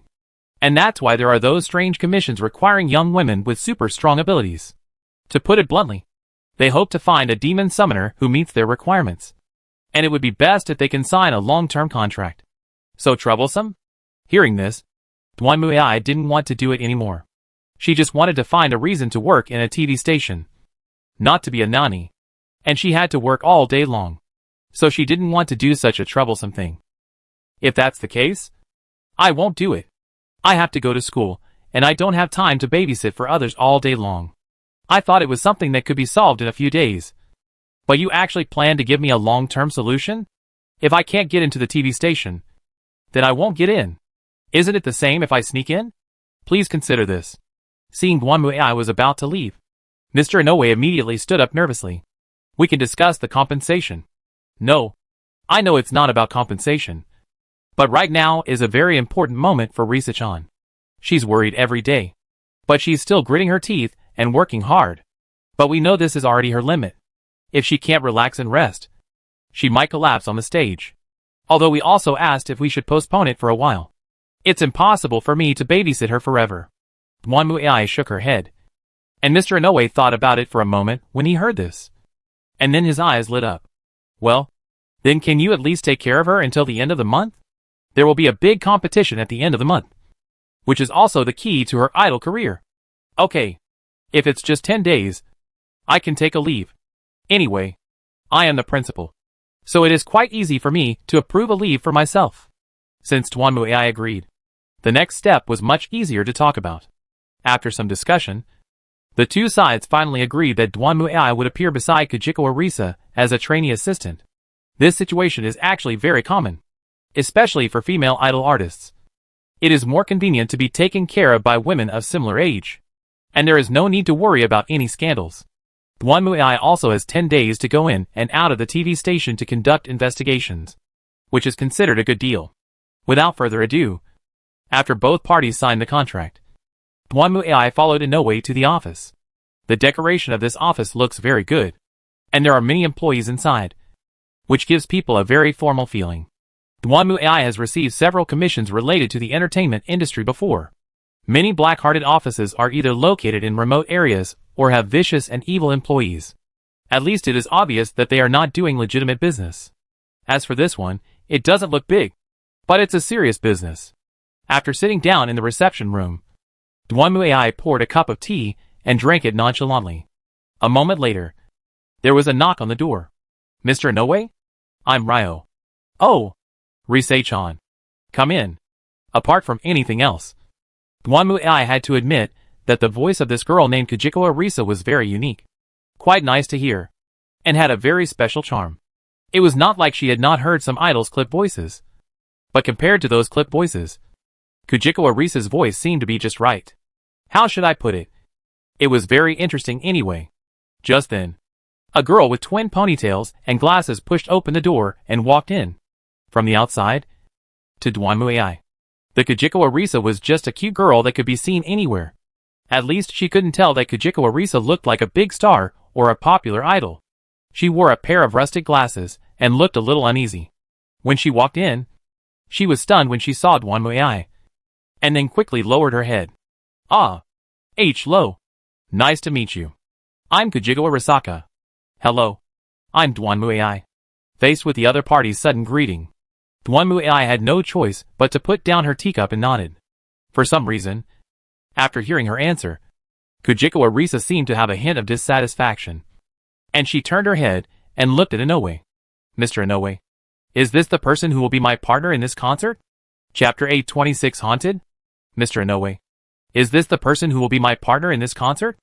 Hearing the other party's words, Dwanmu AI looked directly at the agent next to her, who also waved his hand hurriedly. No. Shally sure. This is Miss Dwanmu AI. She is the demon summoner we invited to protect you. She's a demon summoner? Hearing what her agent said, Kujigawa Risa was somewhat surprised, and looked at Dwanmu AI in front of her with wide eyes in surprise. Oh! I'm so sorry. I thought you were. I'm so sorry. Who do you think I am? Although Dwanmu AI really wanted to ask this question, it didn't matter, and Mr. Inoue coughed lightly. We will announce to the public that Dwanmu Jun is your personal assistant. She will accompany you until the end of this concert. Is that okay? Of course not. Kujigawa Risa shook her head vigorously, then bowed to Dwanmu AI again. I'll leave everything up to you, Miss Dwanmu. No problem. But if possible, I hope you can tell me the details. This, hearing Dwanmu AI's question, Kujigawa Risa looked at Mr. Inoue with some embarrassment, and the latter also stood up tactfully. Well, you two can chat slowly. I'll go check on the preparations for the concert. As he spoke, Inoue stood up and walked out of the room. Only then did Kujigawa Risa breathe a sigh of relief. Are you really a demon summoner? Can you let me see your demon? No problem. Dwanmu AI took out her cell phone and turned it gently. The next moment, a blonde girl appeared in front of her. When she saw the blonde girl in front of her, Kujigawa Risa's eyes widened in surprise. Wow! What a cute little girl. You better not get too close to her. Dwanmu AI turned around and put Alice away again. Seeing Alice disappear, Kujigawa Risa was somewhat disappointed. But electronic demons cannot think in the same way as humans. Okay. Tell me what happened to you. Okay. Kujigawa Risa hesitated for a moment, nodded, and then told Dwanmu AI about his experience. According to Kujigawa Risa, she encountered these troubles after her first album was released. At that time, her first album was a hit and became completely popular. Then Kujigawa Risa began to encounter some strange problems inexplicably. For example, sometimes her shoelaces would suddenly break, or the microphone would malfunction during recording. Of course, these were all minor problems at work, and she just felt that she was unlucky. But later, the situation became more and more serious. In addition to these small troubles that can be overcome at work, Kujigawa Risa also encountered some inexplicable strange things at home. For example, when she was practicing singing and dancing at home, there would always be knocks on the door. At first, Kujigawa Risa thought that her practice had disturbed the neighbors. But when she walked to the door, she found that there was no one outside. Moreover, the knock on the door always happened from time to time. And every time it happened when Li Shi was busy. For example, when you are eating, there is a knock on the door. While I was sleeping, there was a knock on the door. He came to the door angrily, and found through the access control that there was no one outside. When he turned around to go back to the room, there was another knock on the door. Anyone would have a mental breakdown if this happened to them. And Kujigawa Risa was no exception. Because her parents were not around, she cried to her agent, and the agent did hire a few female bodyguards to watch over her outside. Originally, Li Shi thought that everything was fine, but she heard a knock on the door again. When Li Shi rushed out angrily and wanted to ask the bodyguards why they did not do their job well, the other party said that they did not hear any sound at all. In other words, only Risa can hear the knock on the door. This also made Risa feel uneasy about her health. So she went to see a doctor, who said that it might be auditory hallucinations caused by excessive stress, and prescribed her some soothing drugs. In fact, for a while, Risa wondered if she was hallucinating because she was under too much pressure. But she soon realized that the problem was not that simple. Although Risa couldn't sleep well at night because of the strange harassment, she still tried to cheer up and participate in idle activities every day. However, various strange accidents would happen from time to time. For example, sometimes during rehearsals, she could hear sounds like wailing and screaming in addition to the music from the speakers. When I stopped to ask, I found that no one else noticed the problem. Or maybe the sound coming out of the microphone was different from what you expected. Like a man's roar. There was even a time when the microphone in my hand suddenly ran out of battery when I was performing on stage. Although I managed to fool people at the time. When I returned backstage, I found that the microphone was fine, and there was no problem at all. Of course, these words could be considered as illusions caused by too much pressure. But during the rehearsal before, the stage light suddenly fell and almost hit Kajiko Arisa on the head, causing a bloody scene. Fortunately, she was sleep-deprived at the time and almost lost consciousness during the rehearsal. So she went in the wrong direction and barely escaped. After checking, I found that the bracket of the stage light seemed to be cut off by something. This can't be my illusion. Of course, if Kajiko Arisa can still use her professionalism to overcome problems at work, then the problems in life are different. In addition to the knocking on the door, various problems gradually arose in Kajiko Arisa's life. For example, the taste of the food is very strange. It is the same lunchbox, but others eat it with gusto. But it tastes like chewing wax to me. Or it is just very unpalatable. Also, when I was taking a shower, the reflection in the mirror was the shadow of a woman I didn't recognize at all. The same was true when I went to the toilet. I always felt like there was a hand reaching out from the toilet and touching me. Wow, this is really a nightmare. Listening to Kajiko Arisa's crying, I couldn't help but be shocked.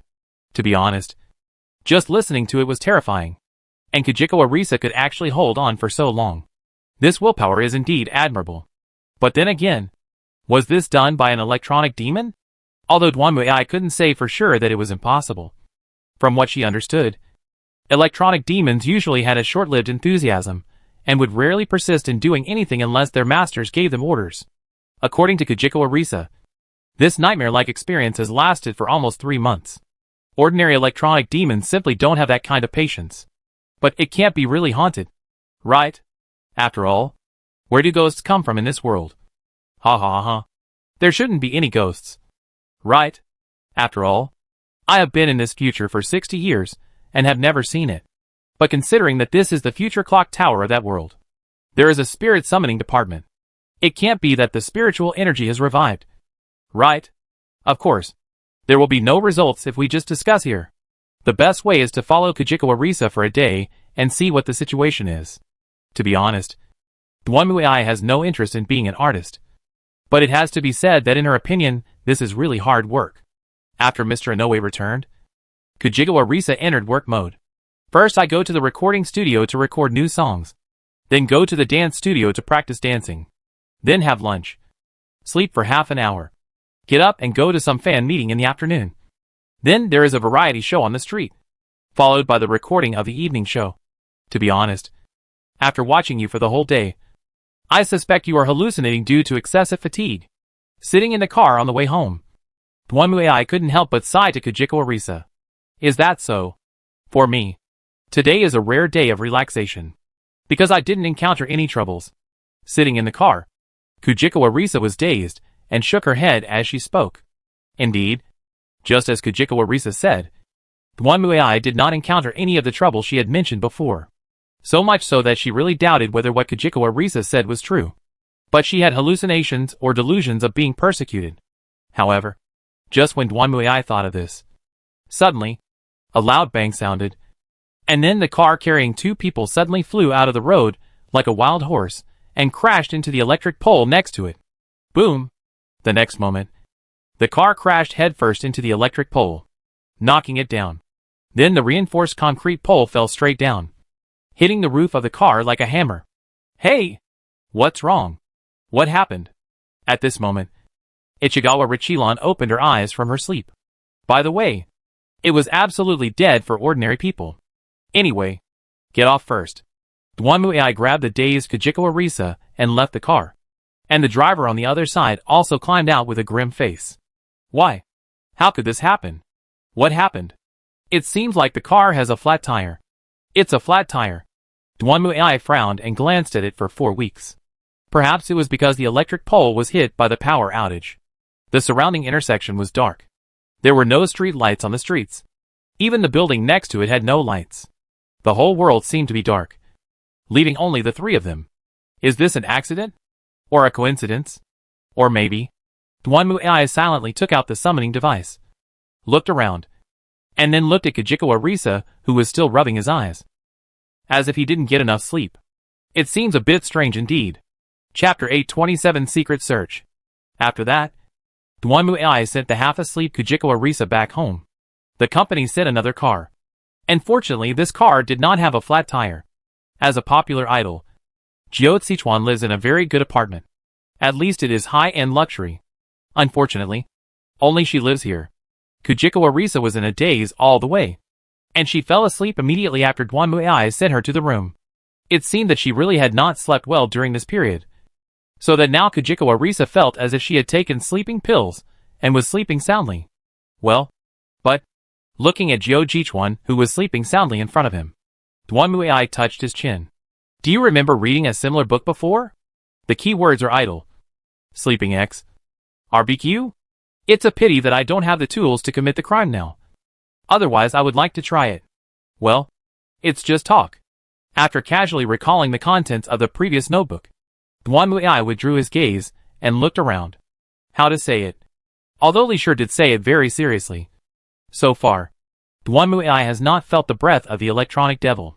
Alice. Thinking of this, Dwanmu AI took out the summoner. And the next moment, Alice appeared beside her. Are you smelling an electronic demon? Alice shook her head. Did he run away because he was scared? Or was there some other reason? Dwanmu carefully checked the doors and windows. At least it looked normal.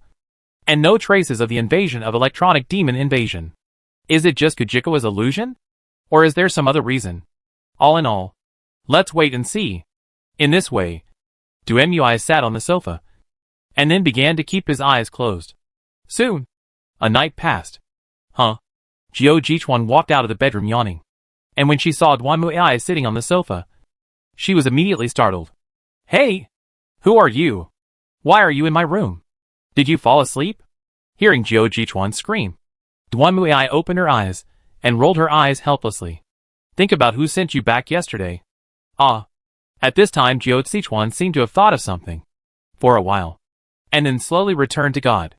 Oh! I'm so sorry. I seem to be a little, not quite sober. By the way, how did you sleep last night? Very good. In response to Dwanmu AI's question, Kajiko Arisa seemed to have finally reacted. She looked at the rising sun outside the window in confusion. Then looked at her watch. Am I really awake? This couldn't be a dream. I never thought I could sleep so well. Did anything happen last night? Nothing happened. Dwanmu AI shook her head, while Kajiko Arisa breathed a sigh of relief. I see. That's great. Oh! Excuse me. I need to take a shower first. As she spoke, Kajiko Arisa walked into the bathroom. However, after a moment, she opened the door with a little hesitation and looked at Dwanmu AI. Can you take a bath with me? My bathroom is very big. Why does it sound so wrong when you say this? By the way, it seems that Kajiko Arisa once said that she also encountered a ghost when she was taking a bath? Alright. If there is any hidden benefit of Dwanmu AI's identity, it is that he can take a bath with girls openly. Although it's useless. After all, there are no tools to commit the crime. So what's the point of just watching? Wow. You have a great figure. Coming to the bathroom and looking at Dwanmu AI in front of him, Kajiko Arisa's expression was a little complicated. Really? You're not bad either. Dwanmu AI spoke while looking at Kajiko Arisa in front of him and made his comments, while the latter seemed a little helpless. I can't do that. Idols need to maintain a good figure and can't eat too much of many things. But sometimes you have to participate in those food shows and you can't not eat. And then after eating, you have to lose weight. By the way, are the foods on those shows delicious? Dwanmu AI has seen similar food shows several times. To put it simply, the idols go to the store to try the food, and then they eat the same food. To be honest, Dwanmu AI thinks this is just a show effect. After all, it's an idol visiting a store, not a food review. If you say after eating something that even pigs wouldn't eat, then the show obviously won't work. It's totally unpalatable. Hearing Dwanmu AI's question, Kajiko Arisa immediately started complaining. Some are okay, but some taste really average. I've also received letters from fans saying, I went to the store recommended by Carrillo and waited in line for 5 hours. But the food I ate didn't taste good at all. To be honest, I really feel sorry for the fans. But this is also work. I can't help it. I see. I'm so sorry about yesterday. When I first saw Miss Dwanmu, I thought you were a newcomer that the company was going to promote. So, I see. Kujiko Arisa herself knew that her situation was not good during this period. When she saw her agent bringing Dwanmu AI over, she thought that the company had given up on her and turned to training other idols. So her tone was so bad. Miss Dwanmu, don't you plan to be an idol? You have a good figure. You are beautiful. And you have a good temperament. You're kidding. After spending the whole day with you yesterday, I've already distanced myself from this profession. I'd better continue to do the promising job of demon summoner. Dwanmu AI doesn't have the ability to smile at people anytime and anywhere. But I heard that being a demon summoner is a very dangerous profession. You have to deal with electronic demons. Right? Of course. But as long as you are strong, there will be no problem. So don't worry about anything else. As long as your fist is strong, other problems will not be a problem. As he spoke, Dwanmu AI stretched lazily. In the final analysis, I still prefer to control my own destiny. For idols, their destiny is only controlled by fans or the company. Once abandoned, they will become outdated. The original popularity will disappear in a flash. And there is no special reason. They are simply unpopular. To be honest, I don't like this kind of work. That's true. Hearing Dwanmu AI sigh, Kujiko Arisa also lowered her head and sighed slightly. But soon, she seemed to have thought of something and hurriedly stood up from the bathtub. Oh, by the way, there are activities today. After saying this, Kujiko Arisa hurriedly left the bathroom, dried her hair, changed her clothes, then had breakfast with Dwanmu AI, got on the company car, and went to the office. While Kujiko Arisa was greeting others with great energy, Mr. Inoue also pulled Dwanmu AI over to the side. What happened last night? The car has a flat tire. At least that's what it looks like. I don't see any electronic demons interfering. Have you checked it? I checked. Mr. Inoue nodded. We asked someone to check the tires, and the conclusion was that it was just a common tire blowout. But thanks to you being there yesterday. Otherwise, this is my job. Dwanmu AI didn't care. Her job was just to protect Kujiko Arisa during these 10 days. After these 10 days, everything would be done. As to whether it was an electronic demon causing trouble, it is not clear at the moment. But based on Dwanmu AI's experience, it seems unlikely. Of course, this cannot be generalized. Anyway, please. After that, Dwanmu AI followed Kujiko Arisa to the TV station to participate in a variety show. And Dwanmu AI finally entered the TV station as a staff member as planned. Of course, although she is nominally an assistant, Dwanmu AI basically can't do anything. She is not responsible for makeup. Nor does she serve tea and water to Li Shi. She just pretends to be busy. Fortunately, in the lounge, little Li Shi is really busy. Several stylists are around her. One is responsible for hair. One is responsible for facial makeup. And one is still sorting out clothes. How should I put it? Being an idol is not something that just anyone can do. Although Dwanmu Hui has seen Jin Jilling's work, the latter is an internet idol. And she does almost everything by herself. According to Jin Jilling, only she can make herself more adorable. Well, I don't know who is better between Kujiko Arisa and Jin Jilling. Of course, if Dwanmu Hui were to give his evaluation, Jin Jilling would naturally be more adorable. The reason is simple. Kujiko Arisa doesn't have a pair of long horse ears. The animal ears are cute, aren't they? It's so boring. Standing behind the stage, Dwanmu AI looked at Kujiko Arisa, who was talking and laughing on the variety show, and yawned helplessly. Although the staff here are very dedicated, it is a pity that from Dwanmu AI's point of view, she doesn't know what's so fun about this kind of variety show. At least for Dwanmu AI. It feels like a waste of time. But I think everyone in this world likes this kind of thing. Oh, by the way, the show was so boring that I almost forgot about my job. Thinking of this, Dwanmu AI glanced around, then turned his right hand and quietly took out the summoner. Soon, a black snake emerged from Dwanmu AI's shadow. Go search the inside of the TV station and see if there is anything strange.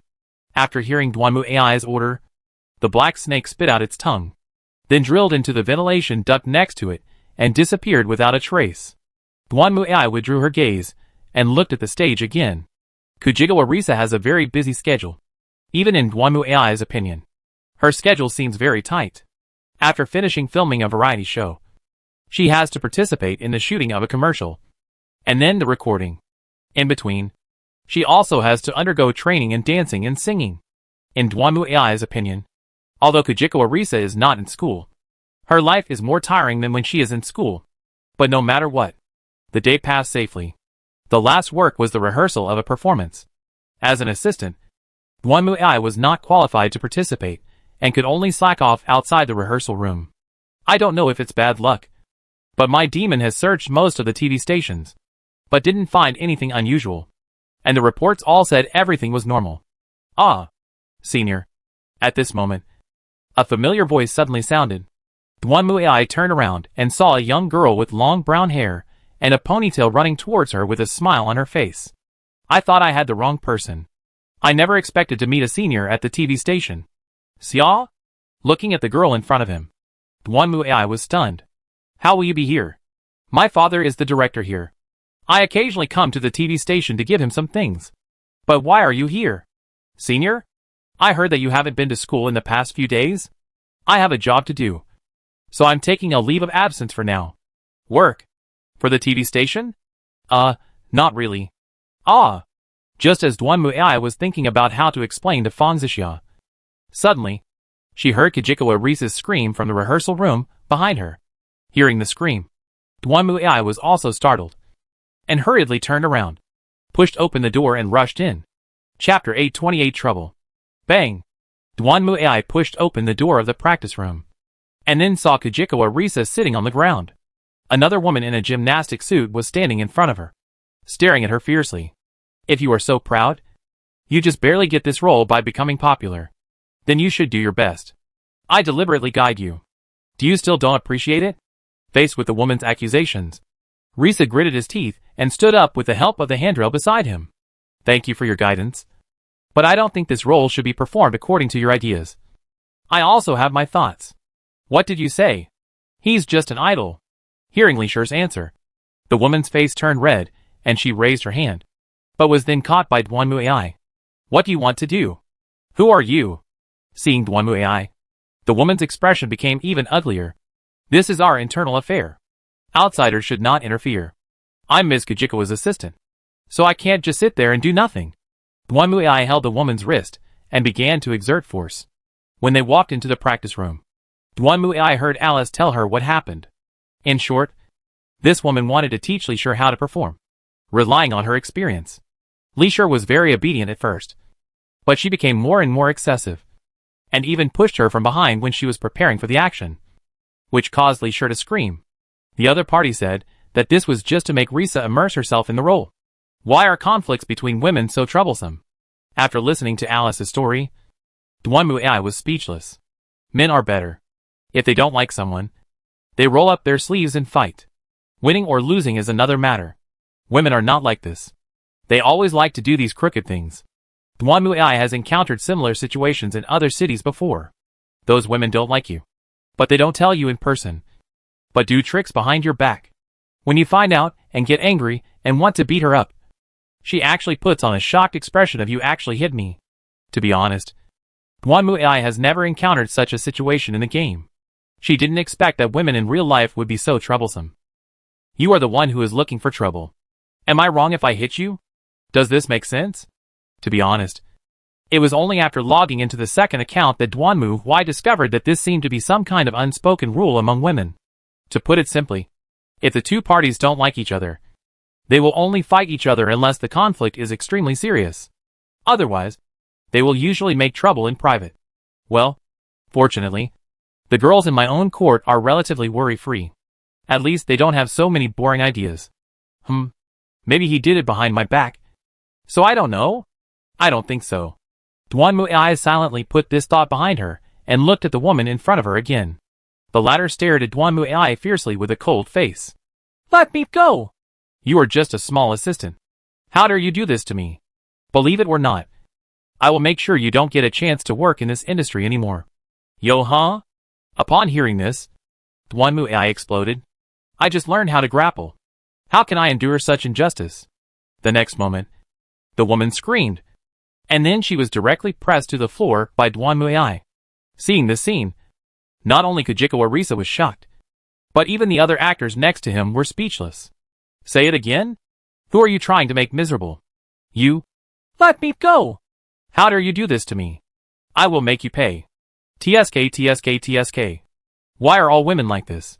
Hearing the other parties roar, Duanmuai sighed inwardly. She had already heard from Alice what happened. You had tripped and pushed Kajikawa Risa before, and even almost hurt her.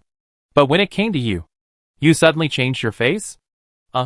Maybe according to women's rules, I shouldn't beat her in public, but put her in a sack when she's alone? So troublesome.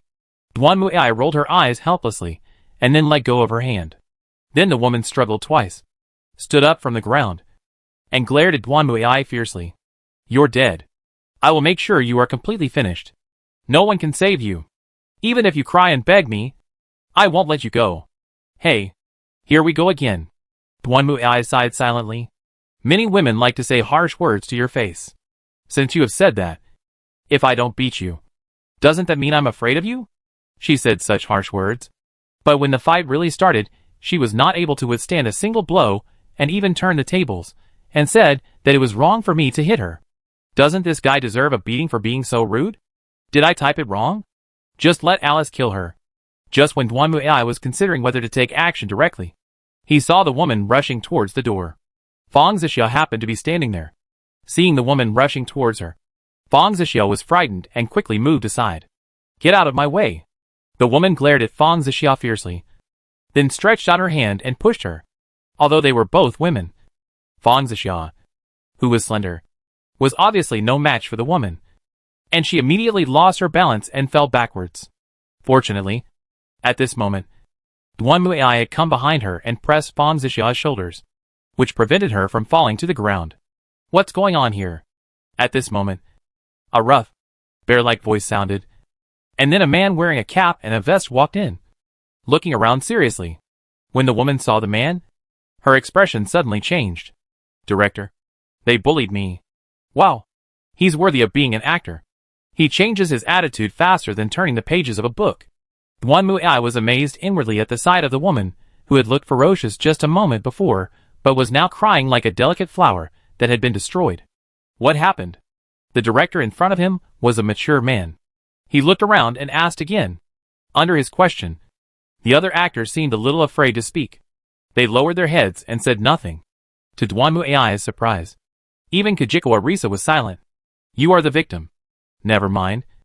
She didn't say that. Duanmuai was too lazy to watch this farce continue, and spoke directly. I'm Miss Kajikawa's assistant. I was on standby outside and heard Miss Kajikawa screaming in the practice room. So I went into the practice room to check. I saw that lady trying to assault Miss Kajikawa. I stopped her and she started crying and said we bullied her and she wanted to teach us a lesson. That's what happened. Yeah, that's right. Director? Hearing the man's question, the woman raised her head, nodded vigorously, then turned and pointed at Duanmuai and Fang Zixia. I wanted to leave, but they actually tried to stop me from leaving. It's hard to imagine what they were planning to do. Director, I'm just a small actor, who just said that he was a big shot and wanted us to have trouble in this industry. Oh, I get it. I'll take care of it. The director seemed to be very good at this kind of situation. He comforted the crying woman and asked her to go back and rest. Then after the woman left, he looked around again and snorted coldly. How do you still have time to do such boring things? Don't forget that the schedule for this show is very tight. If you don't want to do it, then quit as soon as possible. It must be said that at this moment, this man had some authority of a director. The other women were so scared that they dared not speak. Only Duanmuai folded her arms and stared at him indifferently. She was not acting. So who cares about this director? You guys, come out. After scolding the other actors, the director spoke to Duanmuai and Fang Zixia, then turned and left. The two had no choice but to follow the director out of the practice room and came to a nearby office. Then the director closed the door and sat on the sofa. Then he sighed deeply, took off his sunglasses, and looked at Fang Zixia. Are you okay? I'm fine. Dad. Hearing this, Duanmuai was speechless. Oh my god. This director is actually Fang Zixia's father? I remember Fang Zixia did say that her father was a director at a TV station. That's good. Hey, the performance is almost over. And you still have to do this. It's really troublesome. It's really a headache to not be able to figure out the positioning. But it's better this way. At least it's better than making a mistake on the stage. While talking to himself, the director looked at Duanmu AI. Hello, Miss Duanmu. This is our first meeting. You know me? You were on my show before. Remember? You mean the wise one? Duanmu AI had only been on that one show. So naturally she remembered it clearly. Yes, I have to say, you are really courageous. Thanks to you. Our ratings have also increased a lot since then. There are not many people in this world who can express such sharp ideas. What do you think? Are you interested in joining the entertainment industry? Since you are working as an assistant, you should have some ideas in this regard. It's just a part-time job. Duanmu Ake had never intended to enter the entertainment industry. So she quickly refused. I will only be responsible for taking care of Miss Kajikawa until the end of this month. I have no plans to enter the entertainment industry. That's such a pity. After hearing Duanmu AI's answer, the director shook his head and changed the subject. But that means you'll still be an assistant until the end of the month. Right? Why do I have such a bad feeling? I would like to state in advance that I can't sing, dance, rap, or play basketball. It doesn't matter. You just need to play a role and recite a few lines. Lines? That's right. The person before. She is no longer suitable for performing on stage. I know what she thinks. She did start stage plays a few years earlier than Risa-chan. But unfortunately her level is average, and she is not very popular. She is very dissatisfied that she can only play a supporting role for Risa-chan this time. To be honest, I was quite worried that she would make a mistake during the performance. Now, since she has done such a thing, she will be kicked out directly. But the problem is that this will leave a vacant position for someone. Wouldn't it be better to let other actors fill in the gaps? Everyone's schedule is fixed, and there is no way to change the time at will at this time. Why not just find a random staff member? Why do you have to find me? Your temperament meets the requirements of that character very well. What do you want me to act? Duanmu AI looked at the director speechlessly, while the latter seemed very excited. It's simple. I hope you can play the role of Angel D, the legendary angel who brings wisdom and hope to mankind. Uh-huh. Chapter 829 Cognitive Science. Doomsday. It was an unforgettable disaster in history for mankind. On that day, the black wall collapsed. The malicious AI of the old network broke out. People turned into wild beasts and killed each other. And the civilized world turned into a bloody jungle. The remaining people embarked on a path of escape and resistance. The same is true for the young girl. She originally yearned for the prosperity of the city. So she came to a new city and worked hard to make money, hoping to live the same life as the people in the city. But in the blink of an eye, the nightmare came, and the once utopia turned into AHL rampant with demons. The girl escaped from HL, but what she had to face next was an unimaginable reality. Where should she go next? The girl had no idea what to do. She just struggled desperately to escape. The only thing that kept her alive was the desire to not die. She survived and started a journey of survival with other survivors.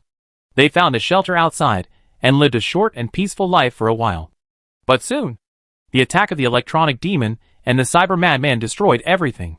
And the girl's lover also died in the attack. Faced with the enemy rushing towards her, the girl could only hold the cross on her chest and pray silently at the last moment. However, at this moment, suddenly, a holy light descended from the sky, and the monsters completely disappeared in the light. The girl opened her eyes in surprise, and saw an angel descending from the sky and coming in front of her. You did not give up, son of man, and your piety kept you going until the end. The angel smiled and held out his hand to the girl. And now, you will be rewarded. Looking at the angel in front of her, the girl seemed to have found hope again. What the HL is this? Duanmu AI threw the script aside and almost got goosebumps. I swear to God. When did I ever say such a thing? This is totally fabricated. Hey! I think this script is good? Kujiko Arisa looked at Duanmu AI in surprise. The protagonist went through so many hardships, but finally found hope. Didn't he? Of course not. Duanmu AI reached out her hand speechlessly and pressed her forehead. Look at what nonsense the angel said at the end. He said that your piety allowed you to persevere to the end. And now you will be rewarded? Putting aside how disgusting this is, doesn't it mean that her previous friends and lovers deserve to die? Because they were not pious. They did not persevere to the end.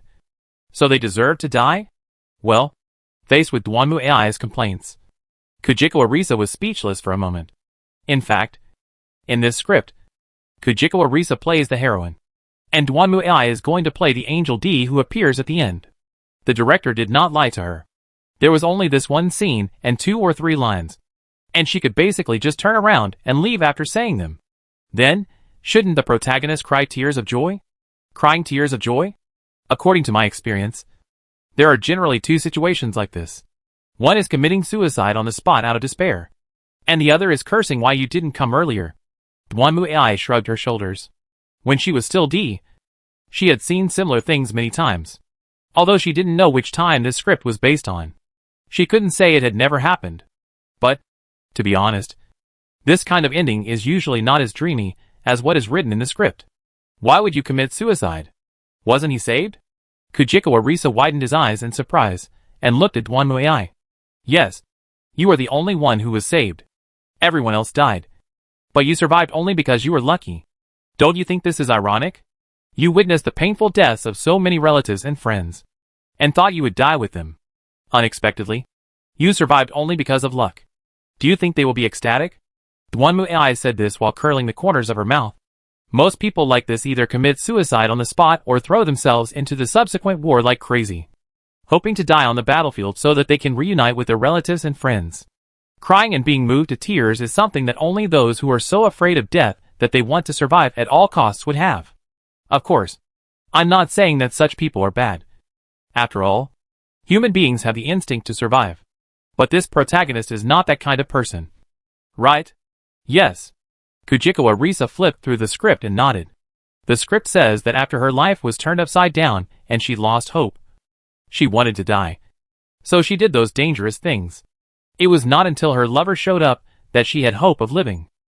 By the way, the lover is a woman. What a political correctness. Ah, I see. I understand. After reading the script again, Kujiko Arisa seemed to have thought of something and nodded, as if she suddenly understood. Understand what? When I was practicing before, I always felt something was wrong. Because according to the script, the protagonist's lover was her hope for life again. But I don't know why. When I was performing the scene of longing for survival at the end, I always felt something was weird. It's normal for her to want to die because her lover died. Anyone would be disheartened and wait for death if they suffered 2 setbacks in a row. The appearance of the angel at that time was simply good luck, and had nothing to do with any religious piety. Dwanmu AI waved her hands. She has always been like this. Whether I save you or not is my business. Whether you die or not is your business. It has nothing to do with me. Oh, that makes sense. I will continue to study this character. Kujiko Arisa nodded in agreement, then continued reading the script. Dwanmu AI didn't pay any attention to Kujiko Arisa going to the side to study the script. At this moment, her cell phone rang. She picked up the phone and walked to the balcony. What's up? Soon. Lemil's voice came from the other side. Your Excellency the Inquisitor. I have found some clues about the warp. Oh. Hearing this, Dwanmu AI's expression suddenly became serious. Tell me in detail? Yes. When I was reading through the papers, I found that the research institute here had conducted a study a long time ago on group cognition and the other world. This is consistent with the description of the subspace by the Inquisition. Specifically, personal cognition will produce the existence of a special space in the other world, as well as another self. Well, it is indeed very similar. Dwanmu AI nodded. Just like the castle of Amaji Yukiko and her soul projection. She never expected that humans have already started studying this. Later, due to the outbreak of Doomsday, the Research Institute lost control, and the research came to a halt. But 10 years ago, the government departments here restarted the research. Restarted? That's right. But 5 years ago, due to the accidental death of the main researcher Ishiki Wakaba, this experiment was sealed again. But I think things are not that simple. Oh, how do you mean? According to this paper called Cognitive Science, it discusses several possibilities. One of which is the possibility that if the self in the other world is killed, the real self will also die or lose self-awareness. When I entered the government database for comparison, I found a series of accident records called invalid incidents. The common feature of these accidents is that the parties involved have no memory of what they did at the time of the incident. and their mental state is abnormal after the incident. They are unable to communicate with others, as if they have completely lost their self-awareness. So you're saying that someone in the government is using this research to cause trouble? At the moment, this is indeed a possibility. I checked the surveillance video of Ishiki Wakaba before her death. At that time, she seemed to have lost consciousness. So are there any papers on how to enter the warp? It was destroyed, and I can't restore it. But I did find Ishiki Wakaba's daughter. I hope I can find some clues through her. Well, do your best over there, and just tell me if you need anything. Dwanmuai gave a few instructions, and then hung up the phone. I never thought that people in this world could have such abilities. It must be said that after listening to the information obtained from Lemuel, Dwanmuai was also quite moved. Some civilizations have not even stepped out of their own galaxy, but have begun to study the subspace. And some civilizations have conquered most of the galaxy, but still know nothing about the subspace. So this is the benefit of diverse civilizations. You never know if there will be a village that will share nuclear fusion technology with you. At the same time, the atmosphere in the Phantom Thieves was not very good. Not long ago, Takamaki chose to quit the Phantom Thieves, and because of this, she had a big fight with Sakamoto Ruji. After that, Sakamoto Ruji has been holding his breath, wanting to let Takamaki see how powerful the Phantom Thieves are. So they have been looking for the next target. The online opinions on the existence of the Phantom Thieves are still split, with some believing in the existence of the Phantom Thieves and others not. Of course, some people asked for help from the Phantom Thieves online, and the Phantom Thieves did help them, accumulating some reputation. Unfortunately, this was far from enough. Really? Who should we choose as our next target? We must choose a famous and important person so that Takamaki can take a good look at us. We will be fine without her. While scrolling through the list on the website, Sakamoto Ruji spoke viciously. And hearing his words, Amamiya Rin and Kitagawa Yusuke next to him looked at each other helplessly and sighed. Ruji Sakamoto is just like that. Stubborn and always likes to stir up trouble. To be honest, if he continues like this, they are worried that they will suffer one day. Ah! Look at this. Suddenly, Ruji Sakamoto, who was browsing the website, seemed to have discovered something and pointed at the computer screen excitedly. Look! I didn't expect that guy would be on the list. What? What happened? Seeing Sakamoto Ruji's excited expression, Amamiya Ren and Kitagawa Yusuke also approached with confusion, only to see a post asking for help from the Phantom Thieves. The poster claimed to be a drama actor who was training hard for the upcoming drama, but was framed, causing her to lose her job and be kicked out of the drama troupe. So she found the Phantom Thieves, hoping that the Phantom Thieves could help her get revenge and make the person who ruined her career change his ways. And they were not unfamiliar with that person's name. Dwanmuai? I have to say, when I saw this name, Amamiya Rin was also stunned. How could it be her? Sure enough, I knew that guy was no good, compared to Amamiya Rin's doubts. Sakamoto Ruji looked very proud. He had disliked Dwanmuai since she mocked the Phantom Thieves for being worthless on the show. Now that he finally found an opportunity, he was not willing to let it go. It's settled. Our next target is her. Wait, this is just one-sided news on the internet. Right? At least we need to investigate it. That's easy. Just enter her name and see if she has a palace. As he spoke, Ruji Sakamoto snatched Amamiya Rin's phone and entered Dwanmuai's name. Then, the air around them suddenly changed. Really? Seeing the words appearing on the screen, Ruji Sakamoto clapped his hands excitedly. It's settled. We must make her change her mind. Admit her sins and mistakes. Chapter 830 Palace. After determining the target, the Phantom Thieves went to the streets and began to discuss their next plan. We already know the target's name. Now we just need to figure out what she thinks the place is. And then we can make our move. Ruji Sakamoto was dancing with joy, while Ren Amamiya and Yusuke Kitagawa looked helpless. The reason why they were able to become Phantom Thieves and make people reform is because of a strange mobile phone app. This app is similar to a navigation software. As long as you enter the target's name, then determine the location and main buildings, you can enter the other person's inner world, which is also called the hall by the members of the Phantom Thieves. Of course, this alone is not enough. The Phantom Thieves must then sneak into the other party's inner world and find the source of their desires.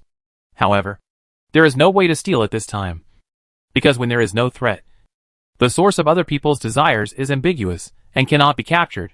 So next, the phantom thieves will send a warning letter to the other party in the real world. In this way, the source of desire in the other party's inner world will be revealed. Then the phantom thieves just need to steal the source of desire, and the other party will repent and reform. Now they only know Duanmu AI's name, but they are not sure what she is. Therefore, the next thing the phantom thieves will do is investigate this aspect. But, does any one of you have any ideas? In response to Kitagawa Yusuke's question, Amamiya Rin and Sakamoto Ruji both shook their heads. Isn't she your classmate? That's true. But she doesn't really socialize with people in class. She's not an easy person to get along with. Ruji Sakamoto shook his head, then looked at Amamiya Rin as if he had thought of something. By the way, didn't the post say that she became an actress? Is that right? I asked the teacher, and she said Duanmu had taken leave until the end of the month. But she didn't tell me the reason. Then let's see first. Didn't she go to the TV station? Then it must be the TV station. As he spoke, Ruji Sakamoto entered the TV station. But the app did not respond. Theater? Cinema? A busy street? After inputting a lot of words, there was no response, which made everyone speechless for a while. In fact, they didn't know much about Duanmu AI, and the other party didn't have much contact with them. Or in other words, Duanmu AI had a mediocre relationship with everyone in the class, and didn't have many good friends. It can't be the whole world. Just as Ruji Sakamoto said this speechlessly, suddenly, the app reacted. Search destination has been set. Everyone was stunned when they heard the indifferent electronic voice of app. Hey. Hey. Hey. Are you kidding me? What the H.L. is this whole world? What does that woman think this world is? I never thought there would be such a person. Even Kitagawa Yusuke couldn't hide his inner surprise. Their opponents in the previous 2 times only targeted individual buildings. For example, Kamoshida regarded the school as his castle, and Madarame regarded his shabby apartment as a magnificent art gallery. But what about the whole world being the target? What on earth is this woman thinking? Generally speaking, everyone's ability and ambition are directly proportional. Does this woman have the ability to influence the world? The world. Could it be a ship? Maybe it's a playground? Treasury? Just as Kitagawa Yusuke and Sakamoto Ruji were thinking. Suddenly, Amamiya Ren raised her head and looked at the mobile phone in front of her. Cemetery. Navigation has started and has reached the destination. Before Amamiya Ren could finish her words, suddenly, the world around her began to distort. Everything in front of her began to twist and deform. And after a moment, it was completely turned upside down. What's this? Staring blankly at the world in front of them.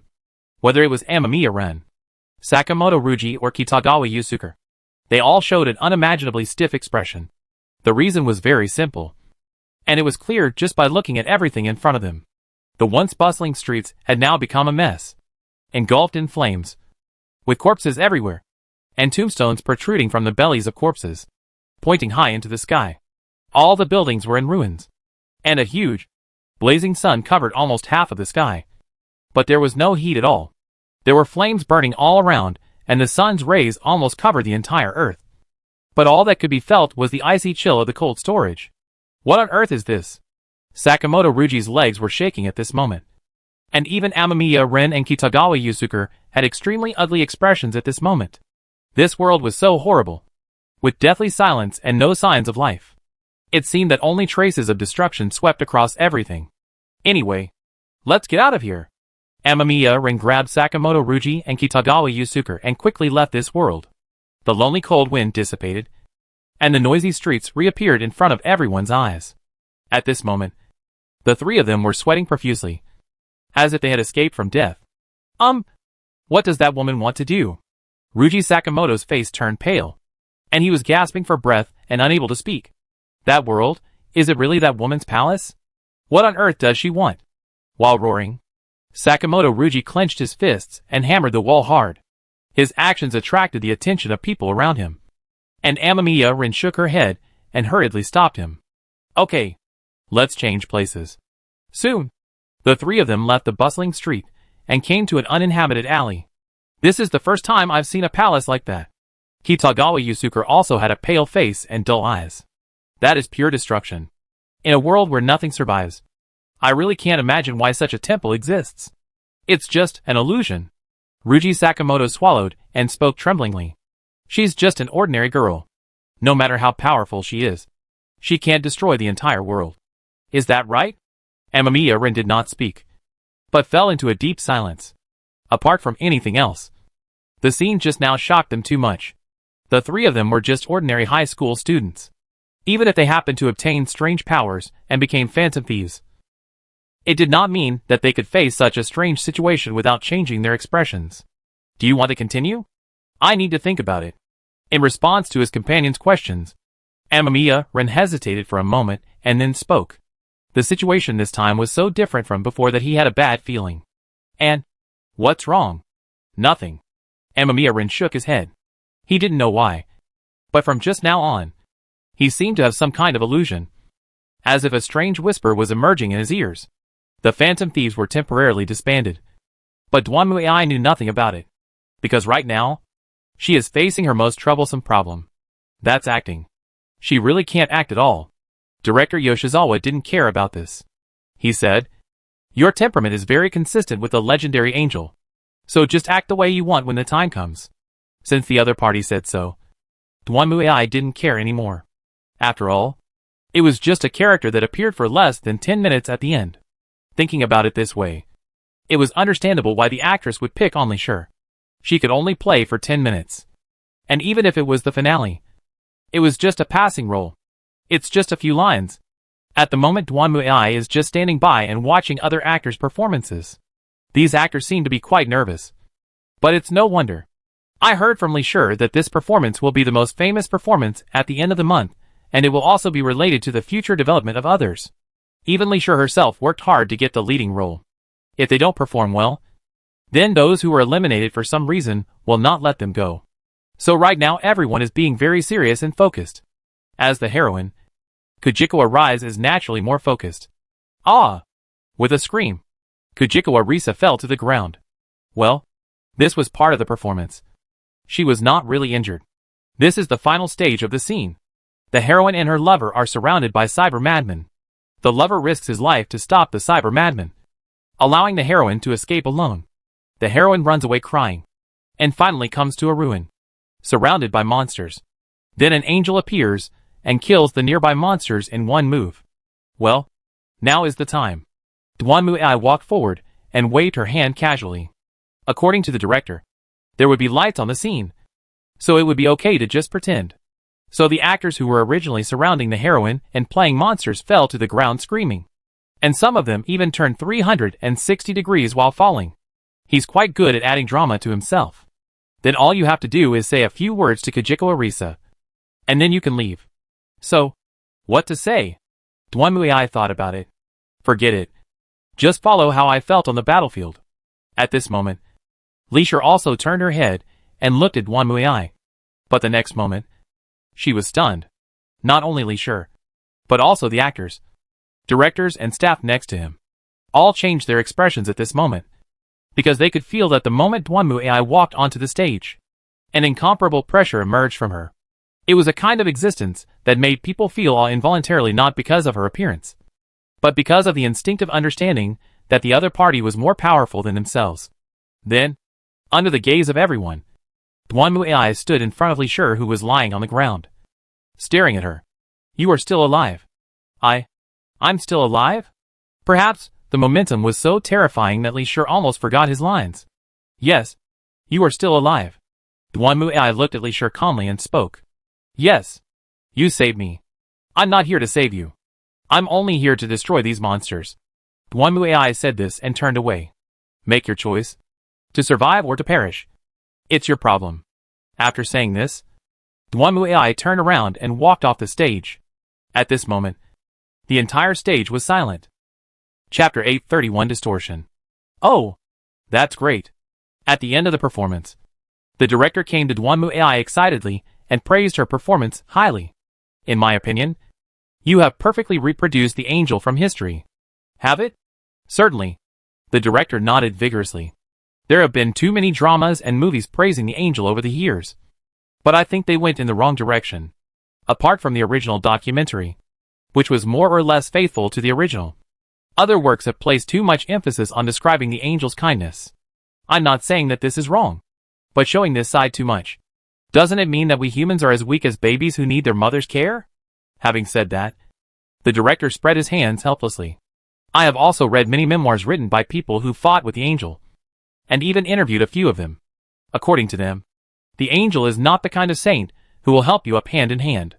She will look at you and ask you to make a choice. Whether you are willing to stand up is your own business. If you are unwilling to persist, then she will abandon you. But in my opinion, this is not cold-blooded and ruthless, but an act of the angel respecting human autonomy. She can light a torch, but whether we really muster the courage to leave the darkness and return to the light still depends on us humans. Thanks for saying that. But the truth is I just thought those guys were annoying. Duanmuai silently rolled her eyes in her heart.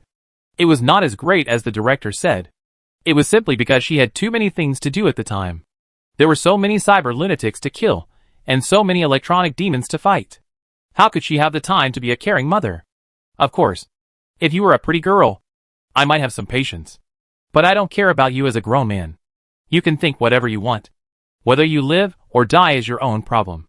It has nothing to do with me. I'm not your mother. Yet this can still be interpreted. Alas, this is probably where all the overinterpretations in the world come from. If you think about it carefully, whether it's reading tips, ancient Chinese essays, or memoirs of great men, those people have been dead for hundreds of years. How can you know what they are thinking when you compile textbooks? Are you the worm in his stomach? Duanmuai had seen a lot of similar things before. The one that was most adapted from her deeds was a memoir called Three Sisters and the Angel. In simple terms, the plot is similar to this stage play. Duanmuai killed her way into an abandoned city, killed the cyber madmen and electronic demons inside, and then rescued 3 little girls and brought them up. The 3 little girls also worked hard and became leaders under Duanmuai. Basically, once this memoir comes out, it will say that the angel saw human courage and faith in the 3 sisters. It's all bullshit actually. Why did Duanmuai take them with him in the first place? The reason is simple. They are cute and obedient. If you change it to 3 female ghosts, she won't bother to care. If it's 3 men, she will just throw it to other people to deal with. Therefore, human history is full of overinterpretations. Not everyone is like Sima Qian. Like what Duanmuai said to the heroine just now. The translation actually means whether you live or die in love has nothing to do with me. God knows where the director came up with this idea. But it doesn't matter. I can act however I want, and how I act is none of my business. What you think is your business, and it has nothing to do with me. For Duanmuai, this was not difficult. After all, it was just a role that lasted less than 10 minutes. However, for other actors, the situation did not seem so simple. That's amazing. After the rehearsal, Li Shi found Duanmuai and looked at her with admiration. Yeah. Of course. Everyone said they didn't expect you to be so good. So the pressure is on them. Awesome? I think you guys are better at acting. After all, I haven't learned any acting skills. Not like this. Kujigawa Risa shook her head. Teacher said that the essence of acting skills is to show the temperament of the character. As long as people can feel that presence, it is considered a successful performance. From this point of view, the angel you played is completely complete. But we are still in the middle of imitating the character with our acting skills. This is understandable. After all, I am playing myself. But now everyone is relieved. When I first heard what the director said, I was also worried about whether Miss Duanmu could play this role well. Now it seems that we have to work hard. Otherwise you will steal the limelight. Well, then you should do your best. What else could Duanmuai say about this? This was the only thing she could say. While Duanmuai and others were rehearsing smoothly, things were not going well for the phantom thieves. Amamiya Lian suddenly opened her eyes, threw back the quilt, gasped for breath, and was covered in cold sweat. What on earth is that? Amamiya Rin stretched out his hand, pressed his forehead, and clenched his teeth. Ever since he entered that strange place that day, he has been having nightmares. Sometimes Amamiya Rin would dream that he was in class. And then, he was distracted for a while. And when he turned around, he saw that all the classmates around him had turned into corpses. Or when you are walking on the road, the asphalt road under your feet has turned into a road made of corpses without you knowing when. And the buildings next to it have turned into strange, and terrifying existences made up of bones and flesh. These dreams were so real that Amamiya Rin woke up from nightmares every day during this period and was mentally exhausted. He thought it was a reaction to the strange world he had seen. But it seemed the situation was a little different. Anyway, let's go to school. After letting out a long sigh, Amamiya Rin picked up her school bag, walked out of the coffee shop, and headed towards the school. He was drowsy along the way. The noise of the students around him was like a chainsaw that overwhelmed Amamiya Rin's brain. He always felt as if there was a faint voice calling his name among the noisy conversations. But when he turned his head and looked around, everything seemed normal. Arriving at the school gate, when Amamiya Rin raised his head again, he was suddenly shocked to see that what was in front of him was not the school he was familiar with, but a dilapidated ruin. The floor was formed by piles of white bones, and countless corpses had condensed into a wall of flesh and blood. Those corpses that had condensed together were now raising their heads, and their black eye sockets without eyeballs were staring at him. Amamiya Rin subconsciously took a step back. When he came to his senses and looked forward again, he saw that the strange and terrifying world had turned back into a familiar school.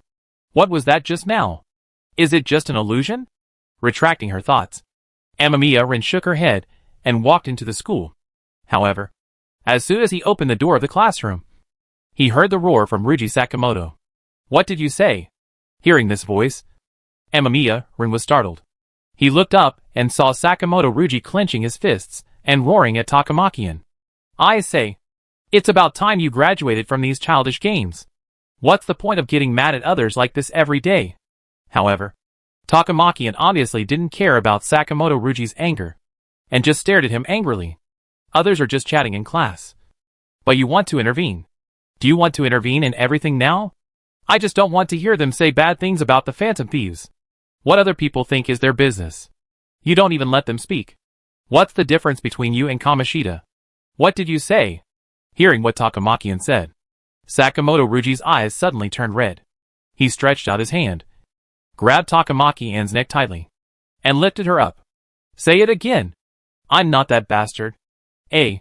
Apparently, Takamaki-an did not expect that Sakamoto Ryuji would actually attack her, and she struggled desperately for a moment. The others were also stunned by this scene, not knowing what to say. Hey, Ryuji. Fortunately, Amamiya Rin did not freeze in his tracks. When he saw this, he rushed over and held Sakamoto Ryuji's hand. Sakamoto Ryuji also turned around and glared at him fiercely. What are you going to do? Do you want me to kill you too?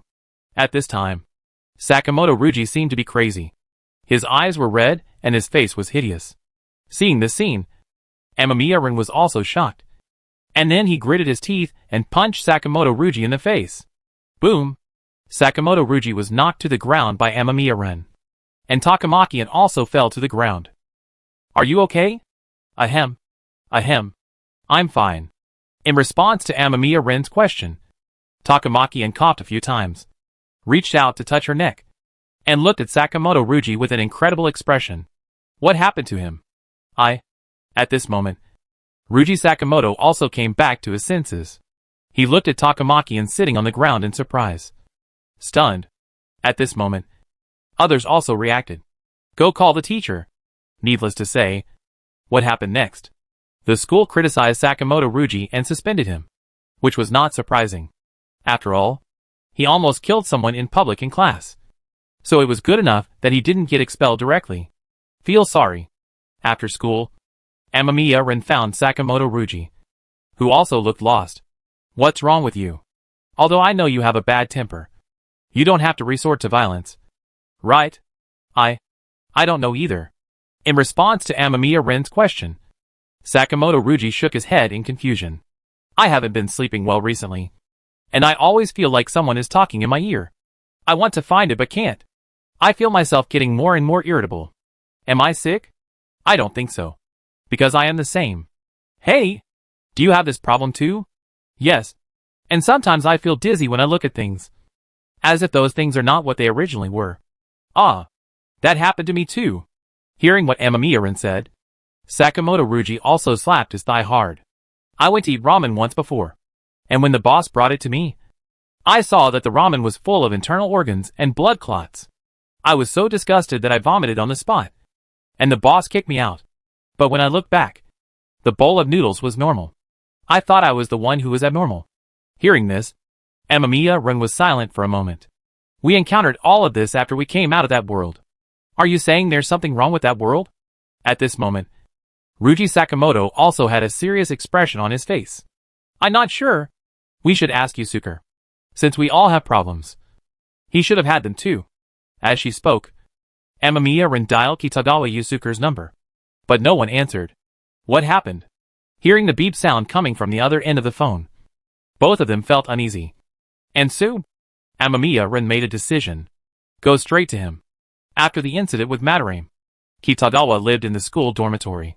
But when the two arrived at the dormitory, they were told that he had moved to an apartment outside. But when the two arrived at the apartment, that guy will live here? Looking at the dilapidated apartment in front of them, Amamiya-ren and Sakamoto Ryuji were both stunned. At this moment, a resident came out, and Amamiya-ren hurried forward to ask, Excuse me, is there a person named Yusuke Kitagawa living here? You are? We are his friends. I see. After taking a closer look at Amamiya-ren and Sakamoto Ryuji, the resident nodded. You mean that handsome guy? Yes, he does live here. But he doesn't go out often. By the way, you should remind him that a grown man's house stinks. We can smell the stench even if we live upstairs and downstairs. Hearing the resident's complaint, the two looked at each other in confusion.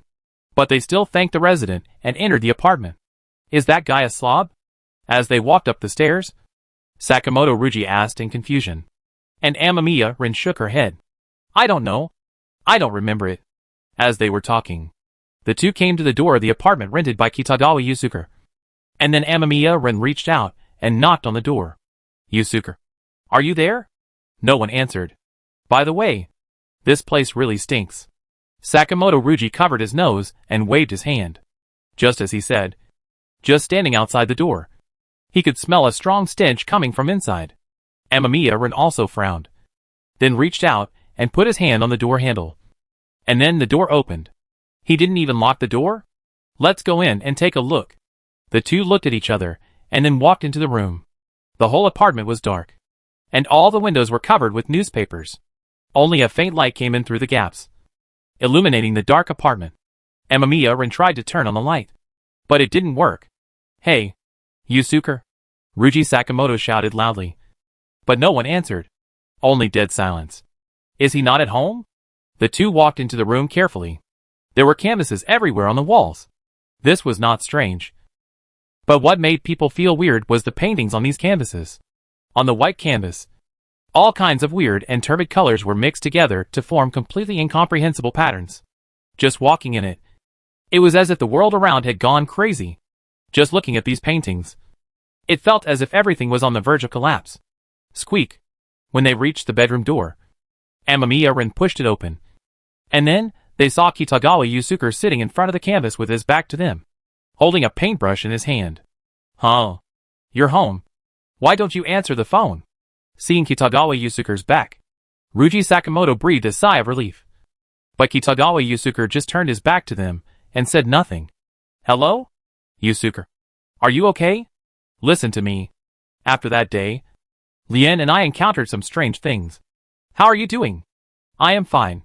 Kitagawa Yusuke finally spoke at this moment. In fact, I'm better now than ever because I finally understand my mission. Mission? That's right. Kitagawa Yusuke nodded. This world will be destroyed. This world will eventually be destroyed. And we will also be destroyed. Yes. This is everything. No matter how much we struggle, it is useless because this is the truth of this world. Destruction. Destruction. Destruction. Ha ha ha ha ha. That's right. Everything will perish and die. Nothing will be left. Looking at Kitagawa Yusuke, who was laughing wildly, Amamiya-ren and Sakamoto Ryuji felt a chill in their hearts. Sakamoto Ryuji took a step forward, grabbed Kitagawa Yusuke's shoulders, and turned him around. Hey, what's wrong with you? Listen to me. Dig. However, before Sakamoto Ryuji could finish his words, he screamed, and Amamiya-ren widened her eyes in surprise, looking at Kitagawa Yusuke in front of her in disbelief, only to see that Kitagawa Yusuke in front of them had completely lost both eyes, with only the blood-stained, black eye sockets staring at them. It's no use. everything will perish. And we will perish too. After saying this, Kitagawa Yusuke suddenly reached out, grabbed the paintbrush, and then poked it hard into his eye sockets. Puff! 2 hard paintbrushes pierced into Kitagawa Yusuke's eye sockets. And then he dropped his hands, fell on the chair, and turned into a corpse. Seeing this scene, both of them were stunned. What the hell is going on? Chapter 832 Destruction. For Amamiya, Ren, and Sakamoto Ruji, everything that happened before their eyes was nothing short of a nightmare. They stared blankly at the ambulance coming, and the medical staff carried Kitagawa Yusuke's body into the car. They went to the police station and were questioned about the situation. Although Kitagawa Yusuke's death looked very strange, everything proved that he had indeed committed suicide. And according to the police's examination results, he had dug out his eyes 3 days ago and crushed them to make paint. As for why he did this, I told you. We know nothing. Ruji Sakamoto slammed his fist on the table and glared angrily at the policeman sitting opposite him. But the latter didn't care about Ruji Sakamoto's roar. Oh, really? Then tell me, what were you doing at his house? We are friends. If he doesn't answer my call, why don't we go check on him? Are we worrying about our friend and worrying about something wrong? But the problem is that when you go, he dies. The police threw the documents in their hands on the table. Although according to the preliminary identification results at the scene, he pierced his eye socket with a paintbrush, and there were only his fingerprints on the paintbrush. We suspect that you guys worked together to kill him. Nonsense. Hearing this, Ruji Sakamoto jumped up immediately. Why should we kill him? We are friends. Why would I kill my friend? Oh, really? But according to our investigation, you tried to assault Takamaki in this morning, didn't you? All the students present at the time can prove that you wanted to kill her at that time. Aren't you classmates since junior high school? You are also friends, right? Why did you want to kill him? I was just so angry at that time. Oh, like this. Hearing Ruji Sakamoto's answer, the policeman opposite nodded. So, you also lost your temper and killed Kitagawa Yusuke, right?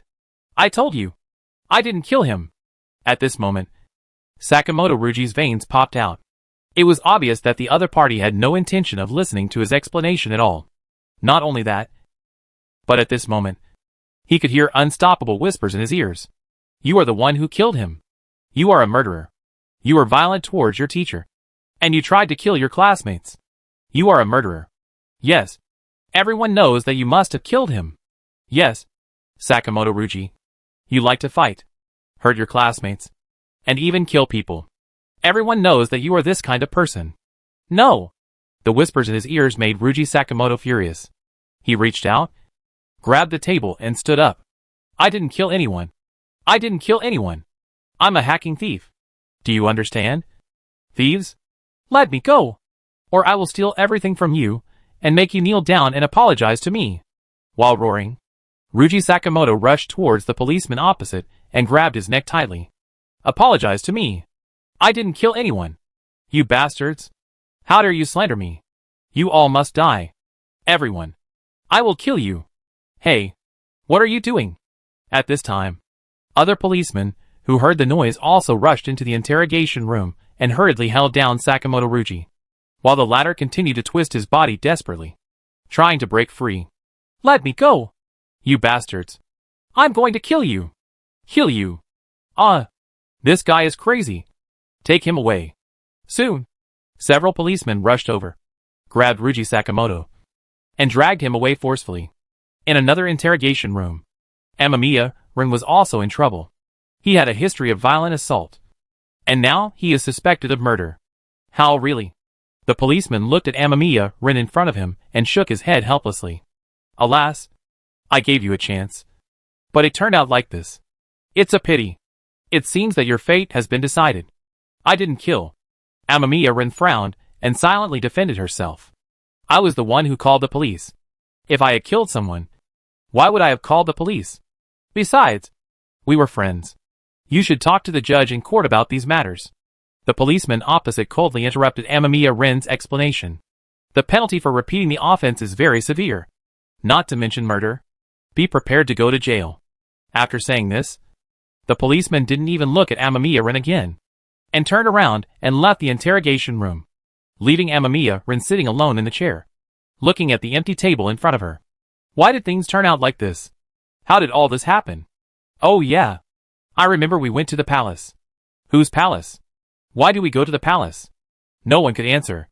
At this moment, Amamiya Ren's memory was like a messy blackboard that had been erased with an eraser. A tingling of his head. The next moment, Amamiya Ren's eyes went dark. And then she fell down, completely losing consciousness. For both of them, that was the end of the story. A day later, Ryuji Sakamoto was found dead in prison.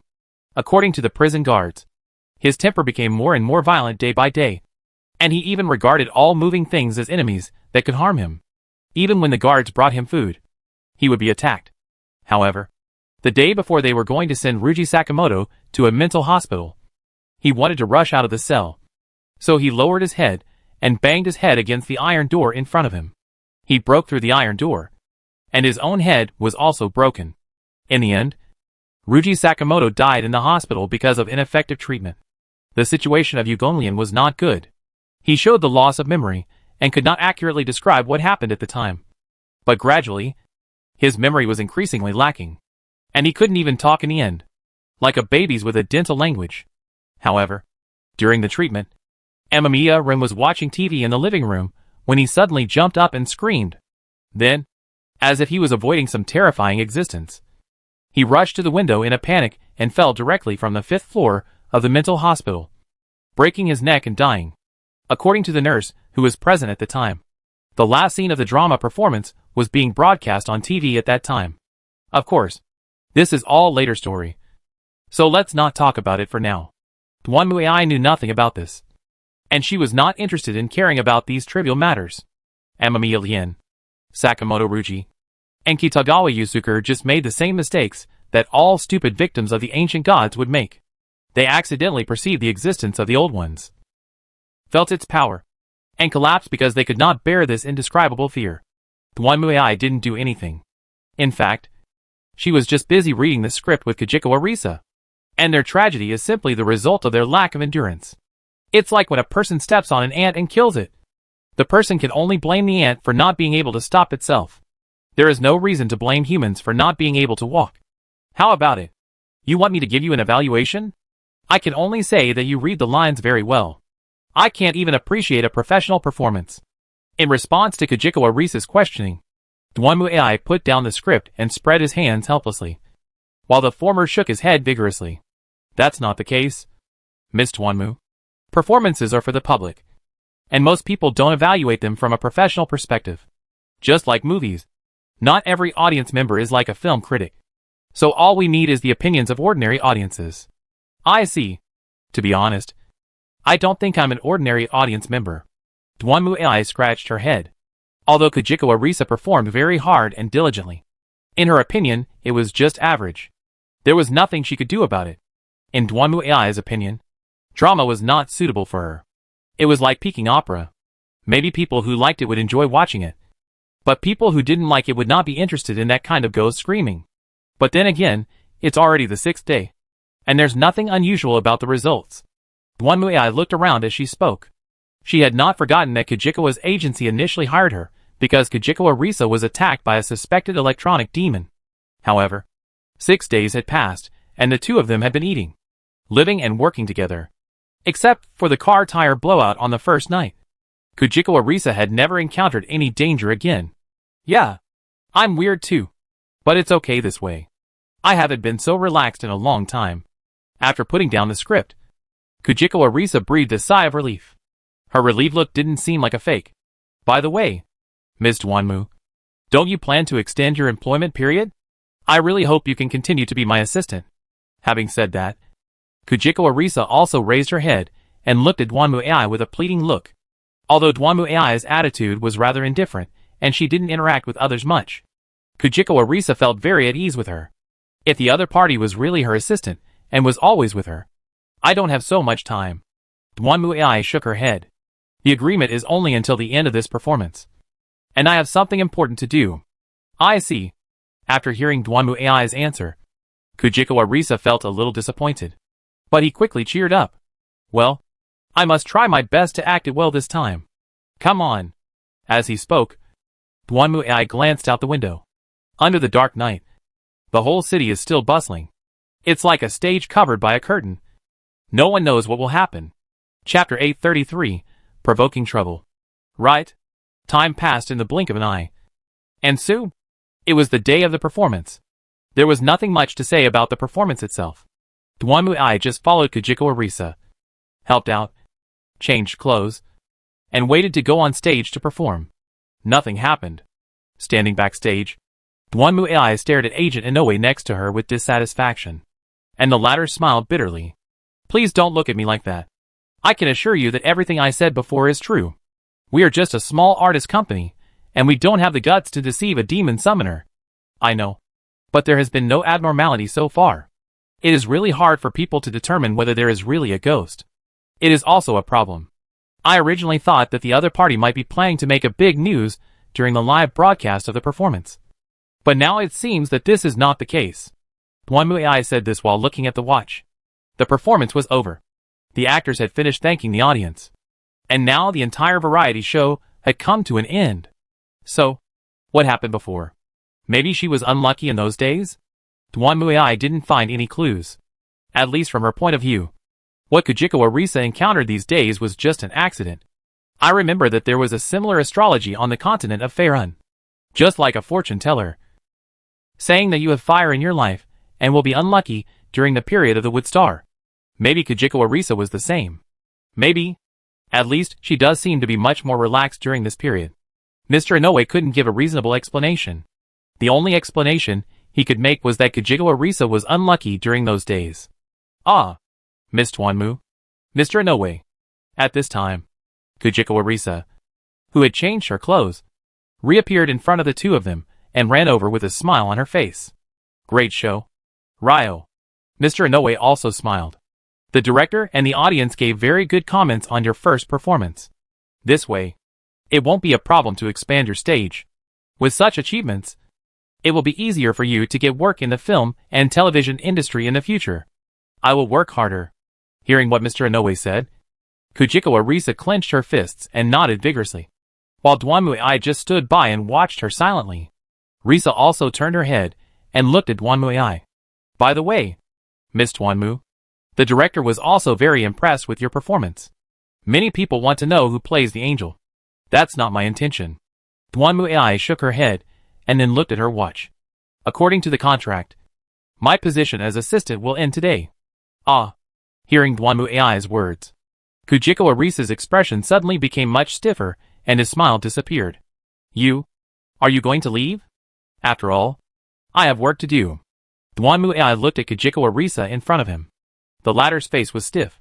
He then lowered his head and took a deep breath. Then he returned to his original expression and looked at Duanmu. Then, are we friends? Of course. Next time you come to me, I'll give you a friendly price. That's a deal. After hearing Duanmu answer, Kajiko Arisa suddenly smiled. Can I come to your office to play with you?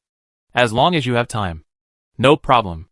After that, Duanmu sent Kajiko Arisa back home and stood at the door. This was her last job. As long as she sent Risa home, her contract with the agency would be completed. So, don't you come in? I have to go back. I haven't visited the office for a while. There might be some trouble. I see. Kajiko Arisa's expression was a little complicated, but he still nodded vigorously and smiled at Duanmu. Well, see you later. I'll come play with you. Goodbye. Duanmu also knew that Kajiko Arisa was probably just talking. Just like what Inoue's agent said. After today's performance, Kajiko Arisa will become more popular and maybe even busier than before. But unfortunately, this is someone else's life and she has no right to interfere. Anyway, it doesn't matter if she agrees to it. Just treat it as a wish. Watching the door in front of him close, Duanmu paused for a moment, then turned and left. Then she returned to the office. You are back. Your Excellency the Inquisitor. With Lumiere here, the office is in perfect order. Just as always. I'm back. What have I gained? I have indeed made some discoveries. By the way, your performance was excellent. Judge, forget about that. I don't want to play this role a second time. Duanmu knew what Lumiere wanted to say and skipped the topic directly. Tell me what you found. Yes, I investigated according to the previous information, and found that the person who restarted this research after the reconstruction day was a scholar named Maruki Takudo. He seemed to have discovered cognitive science by accident, and believed that it could be used to treat human mental health. Maruki Takudo. I seem to have heard this name somewhere before. Of course. He's currently working as a psychiatrist at Sujin. Oh. Hearing this, Dwanmu-ai clapped her hands. Oh. Now I remember it. It is true. I remember that after the previous bullying incident, the fat-headed and pig-eared principal hired a psychotherapist to stabilize the student's emotions. It turned out to be him. Isn't he studying cognitive science? I have previously reported to you that the research has been terminated. Oh. Yes. You told me that the research was terminated on the surface, but it was actually transferred to the government department. In other words, the research was previously led by Maruki Takudo. But when the senior officials found out, they found an excuse to kick him out and took over the research themselves? That's about it. Maybe I should find time to read his paper. Never mind. I don't think I can understand it. You've already read it, right? Can you give me a summary? Okay. According to the theory of Maru Shitua, cognitive space can be used to treat people's spirit. In short, he hopes to treat human psychological trauma by adjusting the spiritual projection in the subspace. It's in the field of psychology. Almost. He believes that if we continue to study cognitive science, we will be able to adjust other people's cognition from a mental level, just like performing surgery, so that people will no longer suffer from psychological trauma and can live a happy life. It's stupid. Hearing this, Dwanmu-ai sneered. He might as well kill all of humanity, and everyone can still be happy. Leomir did not say anything about Dwanmu-ai's evaluation, but she obviously agreed with Dwanmu-ai's idea. Although it is a surgery, adjusting other people's spirits and making them happy is simply a delusion. That is not to make them happy, but to make the other person feel happy. The spirit and the body are different. There are standards for whether surgery on the body is successful, which can be determined through healing conditions, blood tests, and various data. But it's different spiritually. How do you judge whether this is happiness for the other person? In other words, I can also make some adjustments to make others feel that being happy is to work 007 all year round without holidays. Once they take a holiday, they feel like they have lost their parents. They feel that they are no longer needed by the company, and that they have no value in existence. They can only be happy by investing their limited life into unlimited work. What is the difference between this and brainwashing? In fact, isn't this brainwashing? Just like the actions of the Phantom Thieves. Is this guy also connected to the Phantom Thieves? After returning to school, I should investigate it carefully. Looks like I have to talk to him. If not, I'll find a time to get rid of this guy. From the Inquisition's perspective, this guy was clearly a heretic. And since he also knew about the warp, he should have been executed long ago. This kind of heretical thinking will cause harm if it is retained. Starting tomorrow, let's continue our investigation here. The issue regarding the subspace is the most important at the moment. Yes. Although Dwanmu-ai thought so. It was a pity that things often didn't go as planned. Early the next morning, just when Dwanmu-ai was about to go back to school for class, the phone rang. When she picked up the phone, she heard Mr. Inoue's anxious voice on the other end. Hello. Are you Miss Dwanmu? I'm Inoue. May I ask if Ryo has been to your place? No. Did you take her home last night? Sure. What's the matter? She is gone. When we picked her up this morning, her phone went off the hook. And then I went to her room and it was empty. I thought she'd gone to your place. She didn't. I sent her home and then returned to the office. We haven't met since then. According to you, she disappeared? Dwanmu-ai also frowned at this moment. And Inoue's voice was also very nervous and uneasy. I'm sorry. Could you please help me? We know this isn't a good idea. But, no problem. I'll go right away. Where are you? In Ryo's apartment. Very good. Wait for me. After speaking, Dwanmu-ai hung up the phone and walked to the gate. Your Excellency the Inquisitor? What happened? Kujigawa Risei is missing. Damn it. If I knew who did this, I would skin him alive. Having said that, Dwanmu-ai stormed out of the room. Good fellow. I just left and you arrested me. Are you trying to stir up trouble? This is clearly trying to stir up trouble. Right? How the H? I can you tolerate this? I can't kill you. Chapter 834 Midnight Theater. Duanmu came to the apartment angrily, and then saw Mr. A, who was anxious like an ant in a hot pot. Miss Duanmu, you are finally here. Okay. Now is not the time to talk about this. Duanmu was in no mood to exchange pleasantries with Inoue and just waved her hand. What exactly is going on? Like I said before, I drove to pick her up this morning, but she didn't come down after the time. I thought she was tired and was still resting. So I went upstairs to look for her, and found that no one was in the room. You have the key? Of course. I have a spare key just in case. Don't you? Why would I need a key? If I can't get in, I'll just kick the door down. Well, that's true. Duanmu complained and then looked around. Did you call the police? Of course not. If the police knew about this, it would be known to the media. We would be in a passive position then. The company's intention is to keep it as low profile as possible. Fine. Duanmu nodded. And then she looked carefully at the apartment in front of her. As a part of entrustment, Duanmu also lived with Jiao Sichuan for a while, and he was very familiar with this apartment. There was water in the bathtub, but it was cold. There was no sign of washing on the wash basin outside, which meant that Li Shi might have been planning to take a bath at that time. This was normal. She was not like Duanmu who only appeared for 10 minutes, but performed the whole show. After all, she was still young, and it was normal for her to feel tired and come back to relax. After all, it was not the first time Duanmu saw her do this. There was no sign that the bed in the master bedroom had been moved, and the small bag was still thrown on the sofa. These alone were enough for Duanmu to piece together what happened last night. It was obvious that after Duanmu left last night, Li Shi planned to take a bath and rest alone. So she turned on the water and watched TV for a while.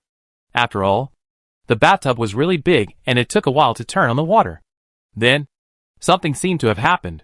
It was reasonable to judge that Risa turned off the faucet. After all, if no one cared about the pool water, the house would have been flooded overnight. Although Duanmu really doesn't like detective reasoning. She has been in this business for 60 years and has some experience. It's just that most of the time Duanmu prefers to leave the brain-intensive tasks to others. Now the problem is that what she encountered and needed to turn off the faucet, because someone came. So there was no way to take a bath? Thinking of this, Duanmu looked at Mr. Inoue again. How many people know that Ryo lives here? Well, besides you and me. The boss knows. And then, there are the bodyguards we hired. And maybe some tabloid reporters. Don't you be afraid of them to watch? The security here is perfect. There's no way those reporters from third-rate tabloids can get in. Besides, everyone living nearby is from the same circle, so they will help keep an eye on him. Speaking of Duanmu I also listened to the world. The reason why she lived in this apartment was because many people living in the entertainment industry here, some actors, singers, etc. Everyone was unaware of each other. After all, they were all doing this. They also knew the importance of personal privacy. People. So there are somewhat exchanges between each other. If you really encounter some trouble, you can still take care of it. This means that it is impossible for suspicious persons to enter this apartment. This is another reason why Mr. Inoue is reluctant to call the police. After all, Risa is only missing and has not been declared dead. Once a big call is made, the police will definitely investigate other residents in the surrounding area, which will cause trouble. I have adjusted Xiao Li's schedule and announced to the public that Xiao Li is too tired from performing these 2 days and needs to rest. Please make sure to find her. You don't need to say I will do it too. Duanmu frowned, his face gloomy. Now it seems that we have to put the matter over there aside for a while. After entrusting the matter to Duanmu, Inoue left in a hurry. He also had to apologize to others for the matter and notify them. Of course, he also had to discuss with the company and unify the tone in front of the media. In other words, this matter could only be handled by Duanmu alone. How strange. Duanmu had walked through the entire room, but did not find anything unusual. She had also checked with the surveillance cameras and found that quite a few people had entered. But no one had taken away such a big person as Li Shi. Even if someone had knocked him unconscious and carried him away, it would have attracted attention. So, it was sent out from the window? That shouldn't be the case. This is not a movie. So where does such a fantastic plot come from? Duanmu stared at the TV in the living room. This TV was smaller than the one Duanmu bought back to the office. But it was big enough for most people. That shouldn't be the case. Right? There was no sign of Risa in the apartment. And Dwanmu finally chose to leave after searching for a while. But she was still a little confused. As for the suspect, it was not that she couldn't find him, but that there were too many of them. After all, the more popular an idol like Kujigawa Risa is, the more hated she is.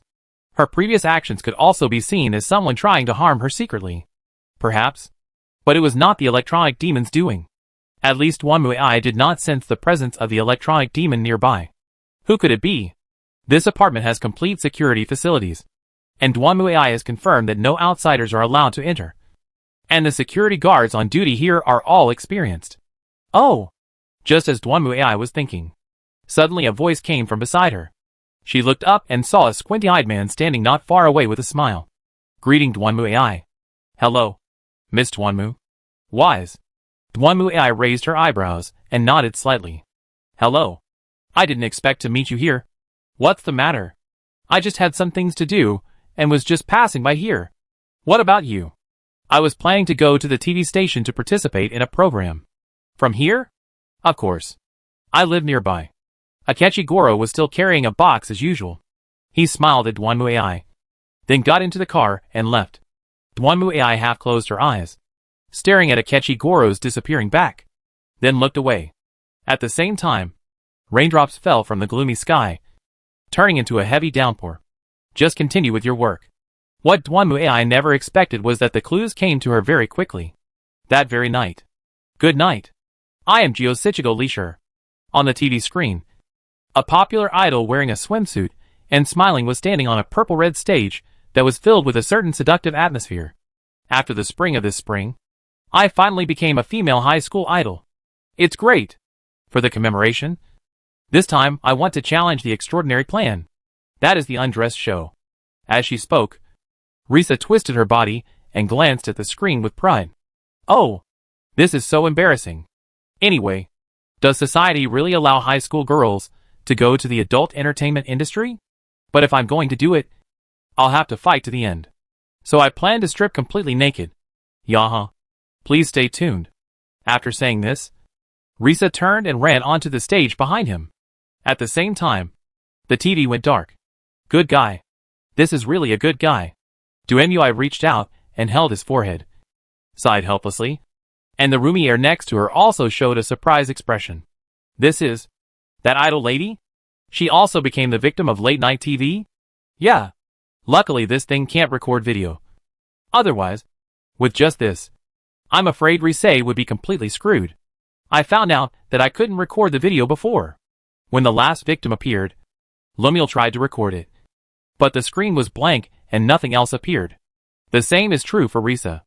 Although it is not a good thing for a popular idol to appear on a late-night show, there is no evidence for this, so no one should take it seriously. The premise is that Risa comes out in time. Otherwise, even if there is no way to record the video, once the rumor spreads, it will still be a big blow to Risa's current career. After all, she just became famous with the help of the performance. If something goes wrong at this time, then all her efforts will be in vain. No way. I have to do it. Dwanmu stretched her body and walked to the TV. Fortunately, this was just a trailer, which meant that although Li Shi may have entered the subspace, she had not been hurt yet. Once the main film started, her situation would be much more dangerous. Well, it's dangerous in every sense, both for her as an idol and for her as a girl. Fortunately, now that they knew where she was, it became much easier for Dwanmu to resolve the matter. Then I'll be right back. After saying this, she walked into the TV. Chapter 835 Social Death Scene.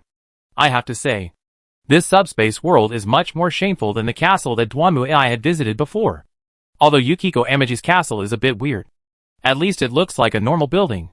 But now, look at the carpet, the velvet sofas around, the purple curtains and fabrics, and the hearts and patterns reflected on them, and the dark red lights around.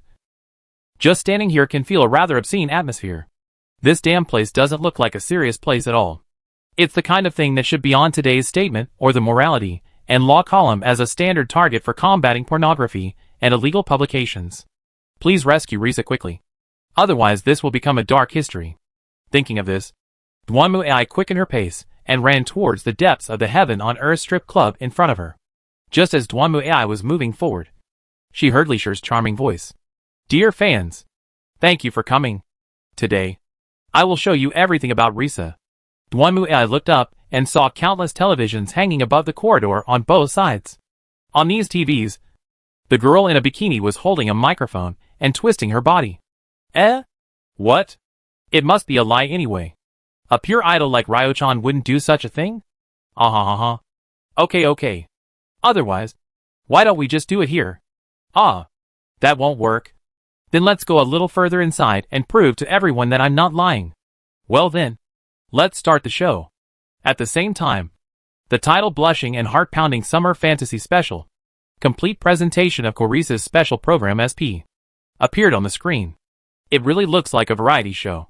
Why? Dwanmu AI sighed silently and quickened his pace. It was obvious that the person acting coyly on the TV screen should be the sole projection of Lisher. But he didn't expect it to turn out like this. Wait. Could it be that the fall of Horus was similar to this process? If you think about it, if the War Master went to his own spiritual world and saw himself in a bikini, posing and flirting, and winking at him and saying I am you. Okay. I understand.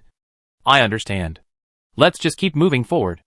Dwanmu AI decisively put the eye-catching scene behind her and ran towards the depths at a faster speed.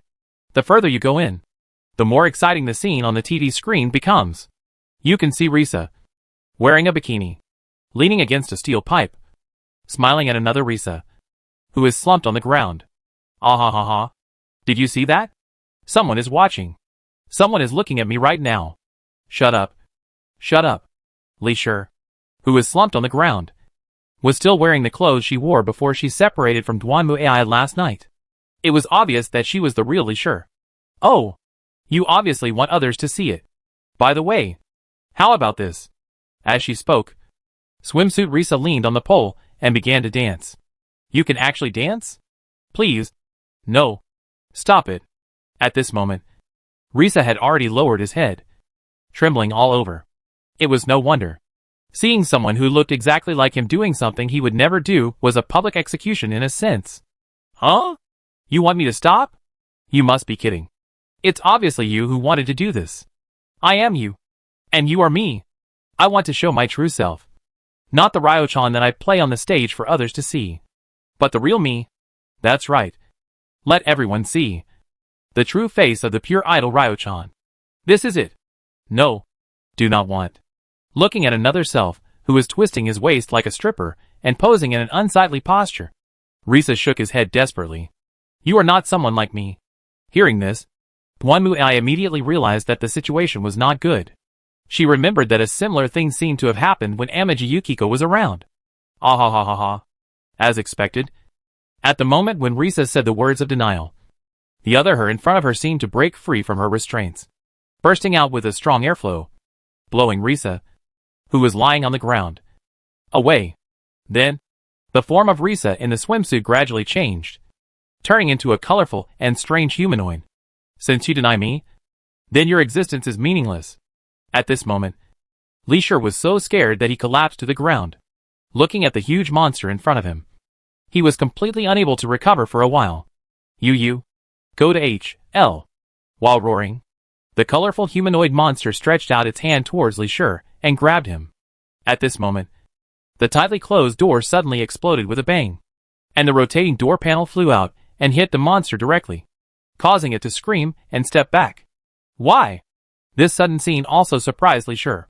She widened her eyes in surprise and looked behind her, only to see Dwanmu AI standing at the door, staring at her helplessly.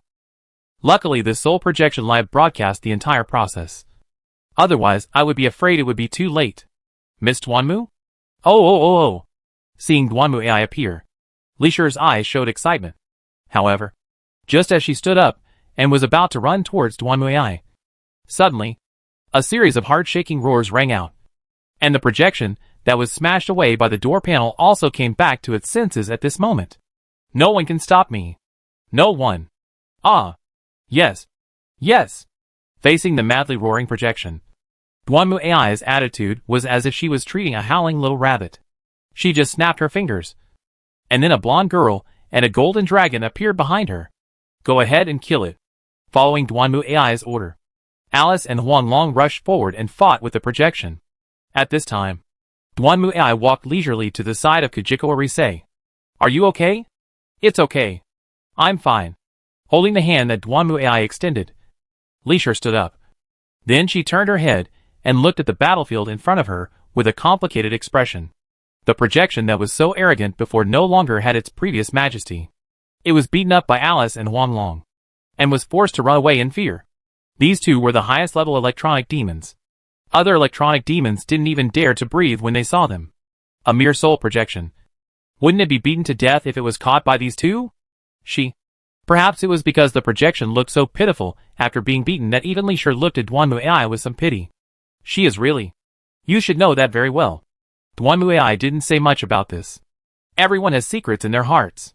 Of course, they wouldn't be so exaggerated. But even so, it was not something that outsiders should interfere with. What Leisure planned to do was her own business. And it was not easy for Duanmu AI to make a decision. After hearing Duanmu AI's answer, Leisure was silent for a moment. Then looked forward again and muttered to himself. Actually, I do know. She's right. I'm afraid. I've always appeared on stage as Xiao Leisure.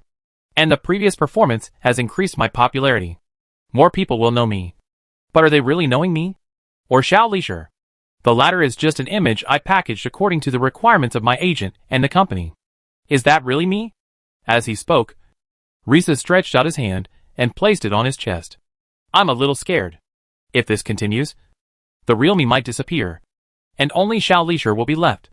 By then, my agent, the people in the company, my fans, and even my family might just think of me as Xiao Leisure. Then, who will know the real me? Duanmu AI said nothing. This was not something she could comment on. She also knew that Leisure didn't need her to comment on it. She just wanted to talk to someone. This is the case in the entertainment industry. Everyone is wearing a mask to speak. No one knows who is true, or even what they do and even know what the real self is. But then, is there really a real self? Having said this, Leisure paused and then looked at Duanmu AI. I sometimes envy Miss Duanmu. You do and need to play others. If you want to do whatever you want, you do and care about other people's ideas and feelings. I also want to do this. Unfortunately, I do and have this guts. Because what everyone likes is the happy and lively world on the stage. Not the real me in life. In fact, I am not like this before. Leisure lowered her head, let out a long breath, and then remained silent, as if thinking about something. After a moment, she seemed to have made a decision and looked at Duanmu AI. Miss Duanmu, could you please stop? Certainly. Duanmu AI made a noise, and saw that the soul projected on the ground. Alice and Huang Long flashed, and then disappeared into the air. Risa walked up to his soul projection, hesitated for a moment, then spoke. Stand up. Hearing Risa's words, the other her stood up silently. And just like Yukiko's soul projection before, she stared at her other self without saying a word. I'm sorry. You must have been feeling very uncomfortable all this time. It's clearly a part of me, but I've been denying it. But in fact, I'm very scared. On the one hand, I'm afraid that everyone will know the real me. On the other hand, I'm also afraid that the real me will disappear. Not like the little Risa on the stage, but the me who used to be dark, didn't talk much, and was as small as a bug. Looking at his soul projection, Risa spoke in a low voice. I've been wondering which one is my real self. But it's wrong to use this method to find it. The real self doesn't exist at all. You and I, as well as Xiao Lizhe on the stage, are all parts of me. All of them are me. After hearing Rishi's answer, her soul projection seemed to relax a lot. The projection looked at Rishi with a smile on its face, and then disappeared into the air. Call. At this time, Risa also let out a long breath and turned around. We can get out of here now. Certainly. After leaving the palace, Duanmu AI briefly explained the things of this world to Li Shi. There is such a thing. In other words, that place is actually my spiritual world. Ugh. I feel a little embarrassed. Perhaps because Duanmu AI is a girl. Kujiko Arisa is not so restrained. If it were a man, and he saw this, Kujiko Arisa would probably be ashamed to death. By the way, how did you get in? Duanmu AI has already contacted Mr. Inoue. who was almost crying with joy when he learned that Risa had been rescued. Of course, considering that Kajiko Risa is very tired now, Duanmu AI suggested that she should take a few days off before continuing to work. But she still needs to figure this out. It's strange. I don't know why I was there. Hearing Duanmu AI's question, Kajiko Risa also frowned and recalled carefully. I remember that after I separated from you, Miss Duanmu, last night, I planned to take a bath. So I turned on the water and watched TV for a while. And then I heard someone knocking on the door. And then, you should go to open the door. Right? I think so? At that time, I thought it might be you who came back. And maybe you left something here. So woo. The more she thought about it, the more Kajiko Risa frowned. Let me think. I turned off the water and went to open the door, but there was no one outside. And then, I don't know what happened. Have no idea? Yes. It was like a TV that was turned off. I just remember opening the door and seeing no one. Then I lost consciousness. What time was it? About 1 a.m.? I remember watching the evening report. And when you wake up, you'll be in that world? That's right. After hearing Kajiko Risa's answer, Duanmu AI couldn't help but think. There was no sign of a fight in the room. According to Risa, she thought it was her who came back. So she opened the door directly. She was a little careless. But then she fainted. It was unknown whether she was knocked unconscious or drugged. But judging from the fact that Risa's clothes were intact, nothing like that should have happened. Is this really possible? Thinking of this, Duanmu AI looked at Kajiko Risa in confusion. She was a young girl after all, and a popular idol. After knocking her out, why didn't he take advantage of her but threw her into another world? Is this girl born in the year of the monkey? Is she destined to steal peaches after the 7 fairies? Who is it? What's wrong? Nothing. Hearing Li Shi's puzzled question, Duanmu AI withdrew his gaze. I'll walk you home? Well, hearing Duanmu AI's words, Li Shi's expression changed slightly. I do not want to go home. It's not surprising. After all, Risa was attacked in her own home. Now that the criminal has not been caught, it's normal for her not to want to go home. What if the other person comes again? So what are you going to do? Hearing Duanmu AI's question, Kajiko Risa shyly pointed his finger and then looked at her secretly. Can I stay at your house? Then, Risa asked. Chapter 836 There is only one truth. So starting today, she's going to live in the office? Looking at Kajiko Risa, who was following behind Duanmu AI, Ryumi tilted her head curiously, while Duanmu AI shrugged her shoulders. Yes, I have discussed it with her company. Until the murderer is found, she will live here temporarily. In fact, the idea of Li Shi, Duanmu AI is not understandable. The murderers can go to the door of her house to knock on the door of her house. This is a big problem. For Risa, this was obviously a very frightening thing. He had lived there for the sake of safety. But in the end, the place became unsafe. What if I was abducted again? Duanmu AI couldn't assert that this situation would never happen. So after hearing Li Shi's request, she quickly thought of a solution. Wouldn't it be better to just rent out a room in your office to Risa? Although Duanmu AI is not very particular, she has high requirements for her living place. The office where she works is a 3-story office building. The first floor is apparently a closed coffee shop. The second floor is the office. And the third floor is her residence. Since only Duanmu AI and Liumi Ayer use it, there are several vacant rooms.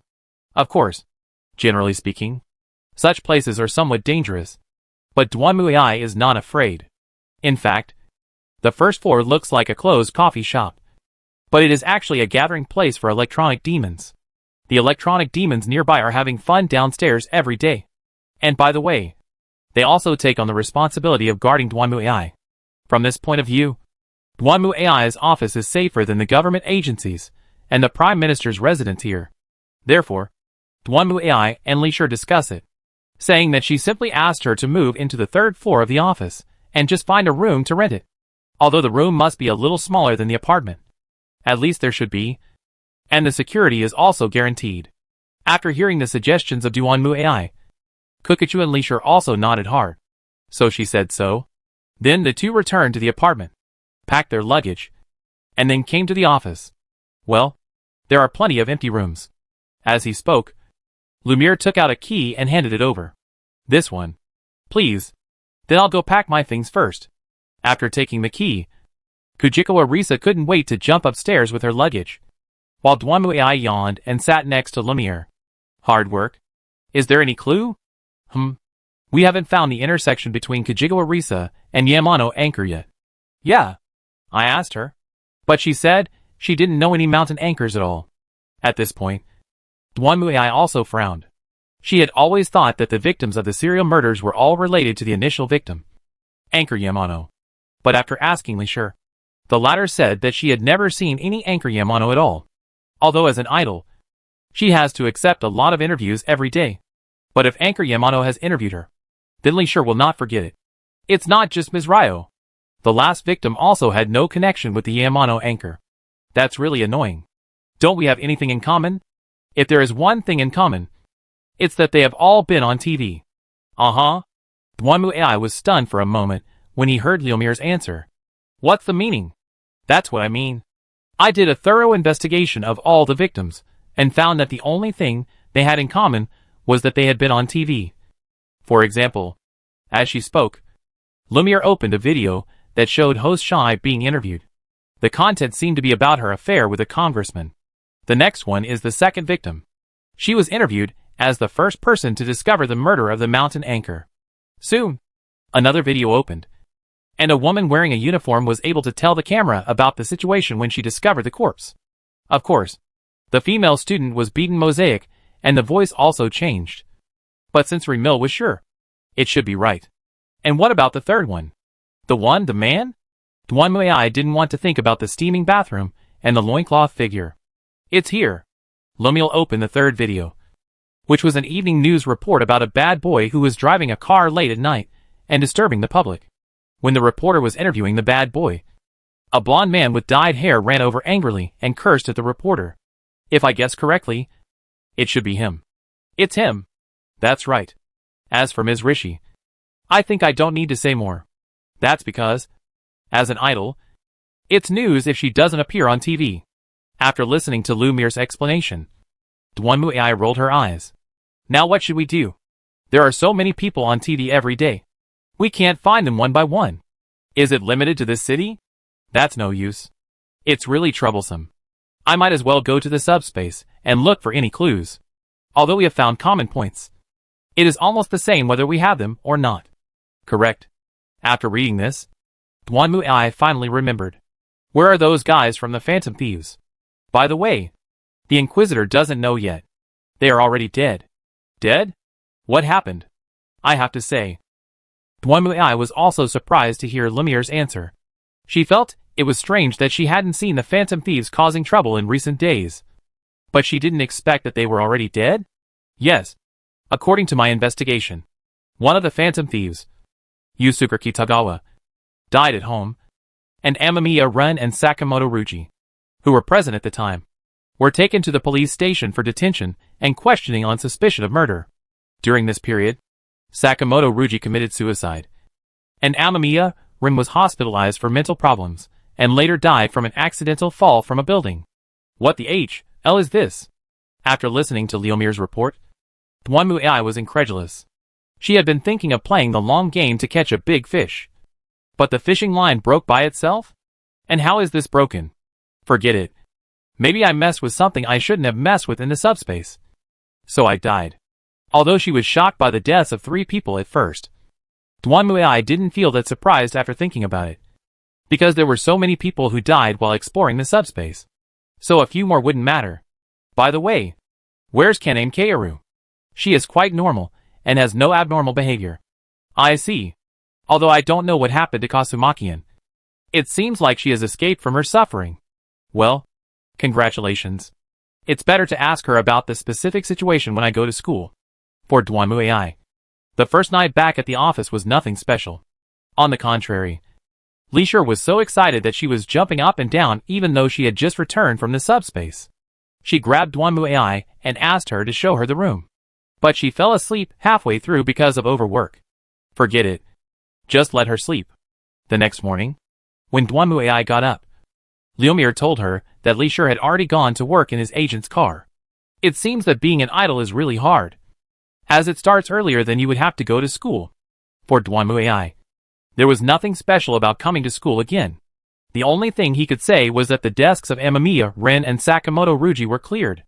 However, for other students, they didn't seem to care much about the existence of these two people. Duanmuai talked to them, and found that they all thought that these two people were arrested because of something. After all, the fact that Amamiya, Rin was a violent criminal with a criminal record had been widely spread before he transferred here. And everyone saw with their own eyes that Sakamoto Ruji had a fight with Takamakian and even wanted to kill her. Therefore, most students in the class were relieved that these two people were not there. Ah! Duanmu.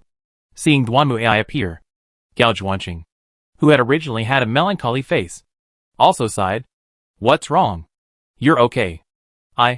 No. It's nothing. Just a little thing. As she spoke, Takamakian shook her head. After all these things happened, she actually felt a little regretful. If she had not quit the Phantom Thieves, things might not have turned out like this. But unfortunately, it was too late to say these things now. She did not think that Sakamoto Ruji and Amamiya Rin would commit suicide. But the evidence was irrefutable. And she was not qualified to say these things. I don't know what you're thinking, but I think you should be more open-minded. Duanmuai reached out and patted Gao Zhuanqing on the shoulder. After all, you still have your life. Their lives may be over, but you are still going on. Right? Thanks. Hearing Duanmuai's comfort, Gao Zhuanqing raised her head and smiled at her. Seeing this scene, another thin man in the class had flames in his eyes. He stared at Duanmuai fiercely and clenched his teeth. This boy was not someone else. It was Sandao Yushir. He was a member of the volleyball department, and he was bullied by the teacher. Later, because of the appearance of the strange thief, his nightmare ended, and Mishima Yui also worshipped the strange thief. Although Amamiya Rin and Sakamoto Ruji did not directly explain to Mishima Yuki knew that they were the Phantom Thieves. And because of this, he also knew that Amamiya Rin and others had secretly investigated Duanmuai. And that was after that. They were arrested and killed. That's right. In Mishima Yuki's opinion, they were killed. Killed by Duanmuai. This cruel woman must have discovered the actions of the Phantom Thieves. So she deliberately used some dirty means to imprison them, and then kill them. Thinking of this, Yuki Mishima clenched his fists and gritted his teeth. I won't give up just like that. I must avenge the Phantom Thieves. The Phantom Thieves helped me back then. And now it's my turn to help them. Your conspiracy will never succeed. There is only one truth. Staring at Duanmuai's back, Mishima Yuki made a decision in his heart. Chapter 837 Judgment. After this, for Duanmuai, the investigation returned to the starting point. The idea of the crime of Shanai Anchor as the center has been overthrown. In fact, if you think about it, the second victim of the incident is not very close to contact. After all, that girl is just the first witness to the scene. Unless the prisoner is boring, how can she take her surgery? Now it seems that we can only rely on the results of Lumil's investigation. I hope she can catch the big fish that uses cognitive kushui inside the government. Although Duanmuai wanted to conduct a more in-depth investigation, there was still one more troublesome thing to do before that. Psychological assessment? Yes. Faced with Duanmuai's impatient expression, Teacher Kawakami seemed a little nervous. After all, she knew the other party's true identity. Teacher Maruki said that he would conduct a psychological evaluation on all students in the school, including you. But you have been on leave before. I see. I'll go check it out. It just so happens that I also plan to investigate that guy named Maruki Takuto. In other words, whether he can survive today depends on his attitude. So after school, Duanmuai came to the health room and met a man named Maruki Takuto. Hello, classmate Duanmu. Takuto Maruki is a man in his 30s, who looks very kind and always has a smile on his face. The girls in his class say that he is handsome and considerate. Well, at least that's true on the surface. I've heard about your situation from other teachers. Are you worried about anything? This has nothing to do with you. Duanmuai obviously didn't intend to chat with Maruki Takuto for too long. Of course I have troubles. But it's a pity that you can't solve them. Oh, tell me about it. For example, if you knew who the culprit of the serial murders was, then my troubles would be solved. This, hearing Duanmuai's words, Maruki Takuto's expression changed slightly, and then he showed a bitter smile. I'm sorry, but this is beyond my scope. After all, I'm just a counselor. not a policeman. So, Dwanmu AI spread out her hands. Then let's reciprocate. Mr. Maruki, would you mind answering a few questions for me? No problem at all. That's good. Having said that, Dwanmu AI's eyes narrowed and stared at Maruki Takuto. Why do you want to study cognitive science? It has to be said that Maruki Takuto was also stunned by Dwanmu AI's sudden question. How did you know this? This has nothing to do with you. My question now is, why do you want to study cognitive science?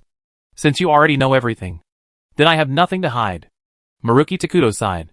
In fact, I have been studying cognitive science since my student days. I have also tried to save people trapped in pain and despair by interfering with their cognition. But unfortunately, due to some reasons, that research was not recognized. Speaking here, Maru Zaido raised his head. But I didn't give up my research. I kept looking for ways to prove my hypothesis. In fact, I suspect the Phantom Thieves did the same thing. That's why there are cases where a bad guy who has committed heinous crimes sincerely repents. Isn't that brainwashing? However, Dwanmu AI interrupted Maruki Takuto indifferently, changing other people's perceptions at will. Isn't that brainwashing? What the Phantom Thieves do is no different. They arbitrarily twist the will of others. Can this behavior be considered acceptable and just? I know this is unacceptable to society. But even so, I have to fight against reality and use this research to make the world a better place. That's just you thinking you're going to make the world a better place. Dwanmu AI stared at him again, folding her arms. What are you going to do? Use cognitive science to brainwash everyone into slaves who can't feel pain? What's wrong with a world where no one cries anymore? Hearing this, Maruki Takuto suddenly stood up and glared at Dwanmu AI. Such a world simply does not exist. Dwanmu AI also stood up at this time and stared at Maruki Takuto coldly. What you've done is nothing more than wanting to destroy humanity. To make others change their cognition and immerse themselves in happiness so that they no longer shed tears? What's the difference between this and taking drugs in essence? You've only created a bunch of drug addicts who take drugs mentally to escape reality. Perhaps this is just a distorted world in your eyes, but it is a reality that allows everyone to be happy. False happiness? If humans can be satisfied with just false happiness, then it would be better to just destroy them. After all, as long as humans are destroyed and all of them die, they won't have to feel pain anymore. Right? Humans do feel pain. But overcoming pain on their own is what humans have always done. What you have done is to deny the power of humans themselves. It is simply an insult to humanity itself. Dwanmu AI said this while snorting and looking at him with contempt. Not only are you unqualified as a human being, you are also unqualified as a psychological counselor. People receive psychological counseling in the hope of gaining courage and strength from others so that they can stand up again. They don't want you to decide for them what happiness and future are. Who are you? You decide whether others are happy or not without authorization? Do you think you are a god? Perhaps there is some truth in what you said. But I will not give up. And my thoughts will not change. I hope to change all this and let everyone live happily in the reality I create. It seems there is nothing more to say. Dwanmu AI picked up her school bag. Assholes like you who arbitrarily twist the will of others will be punished. I don't care. As long as I can make everyone happy, I am willing to bear the misfortune even if I am the only one. To trade you alone for the destruction of humanity is wishful thinking. Stop dreaming. After saying this, Dwanmu AI snorted coldly, turned around and walked to the door of the health room and opened it. Woo-woo. However, just outside the door, Fong Zixia was standing there. When she saw Dwanmu AI suddenly open the door, she was also startled. Xia? What are you doing here? Ah, senior. I'm here to look for. Fong Zixia seemed to have heard the quarrel between Dwanmu AI and Maruki Takuto before, and looked at the man behind Dwanmu AI uneasily. I advise you to have less contact with this guy who likes to brainwash others. Otherwise you may be harmed by him at any time. This. After saying this, Dwanmu AI left the health room directly, while Fong Zixia stood at the door in surprise, not knowing what to do for a moment.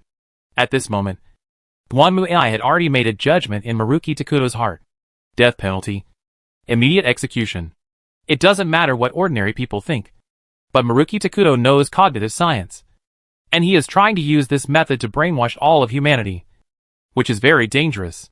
Perhaps in Maruki Takuto's eyes, Dwanmu AI was just a student, and the argument between him and Dwanmu AI was just an ordinary quarrel. But soon he realized that this was not the case. 3 days later, Shujin Academy dismissed Maruki Takuto with a direct order, citing his unsatisfactory performance as a psychological counselor. Of course, the students were quite surprised and astonished by this. After all, most of them had dealt with Maruki Takuto and thought he did a good job. But unfortunately, this was an order from the school, and they could not change anything. For Maruki Takuto, this was also a bolt from the blue. He had originally planned to use this opportunity to improve his thesis on cognitive science. But now, he obviously no longer had this opportunity. He wanted to find someone to protest. But unfortunately, there was only one agent in the principal's office. And he said that he was just following the principal's orders. In other words, it was the principal who fired him? Of course, Maruki Takuto knew that the fat man had been fired before. But he originally thought that he was just a psychological counselor, and it would never be his turn to be unlucky. In the end, this happened to him? Although he was very disappointed, Takuto Maruki had no other choice but to quietly pack up his things and leave Shujin Academy. Why? Walking in the bustling crowd, Maruki Takuto only felt a wave of fatigue. He knew that his ideas would not be accepted by others. But it didn't matter, because he was fighting for this world, for the happiness of all mankind. Even if no one recognized him, he would not give up his ideals, because he had sacrificed everything to save the world and save mankind. However, at this moment, Maruki Takuto suddenly felt a pain in his chest, and an invisible hand seemed to reach out from thin air and tightly grasped his heart. His face was pale and blue, and all the strength in his body quickly dissipated from Maruki Takuto's body. He stretched out his hand, pressed his chest, and opened his mouth wide. However, at this moment, the invisible hand squeezed hard.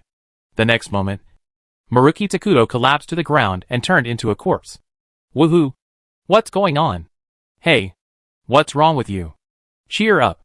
At this moment, the people around also noticed Maruki Takuto's abnormality and hurriedly gathered over. Not far behind them, Duanmuai just stood there, staring coldly at Maruki Takuto's face with his eyes open. Stupid idiot. After saying this, Duanmuai snorted coldly and turned away. Let's go, Alice. Hearing Duanmuai's order, the blonde girl beside her put down her raised finger, then giggled and followed Duanmuai out of this noisy and complicated place. Chapter 838 New Target. I'm back.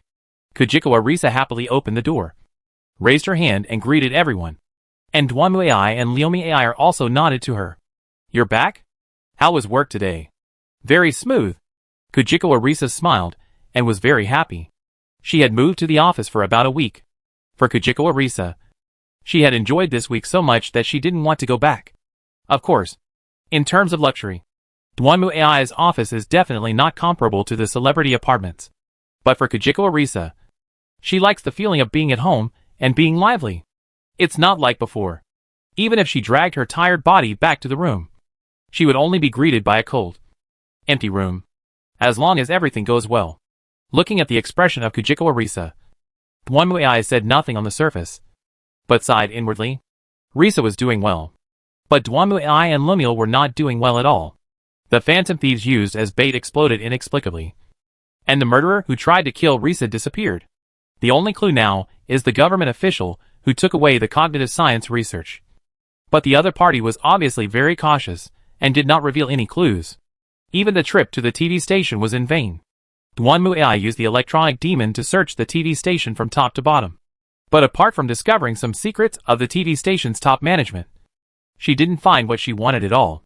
Duanmuai also called Dot and learned that the case of the phantom thieves had been put aside. And as for the serial murderers, no useful clues had been found so far. So he planned to gradually reduce the efforts invested. There was no other way. Reality was not a game. It did not mean that the main quest would not move while you were doing side quests. The same goes for the police. If the case is of a bad nature, it doesn't mean that other criminals will just stay there and wait for them to solve the case before taking action.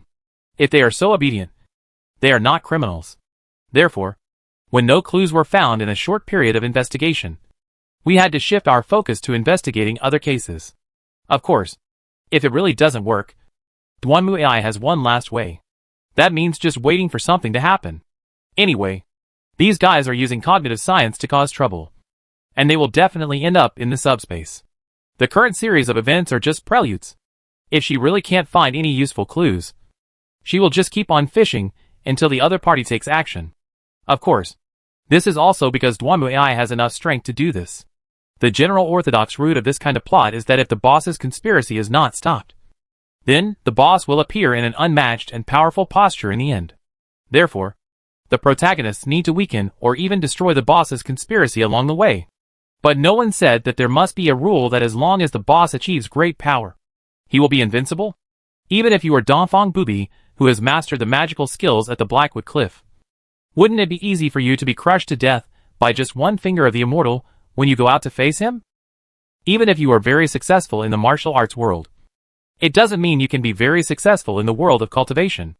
In Dwanmu AI's eyes, the final boss of this world can at best be Donfong Booby, who is in seclusion in Hyma Cliff.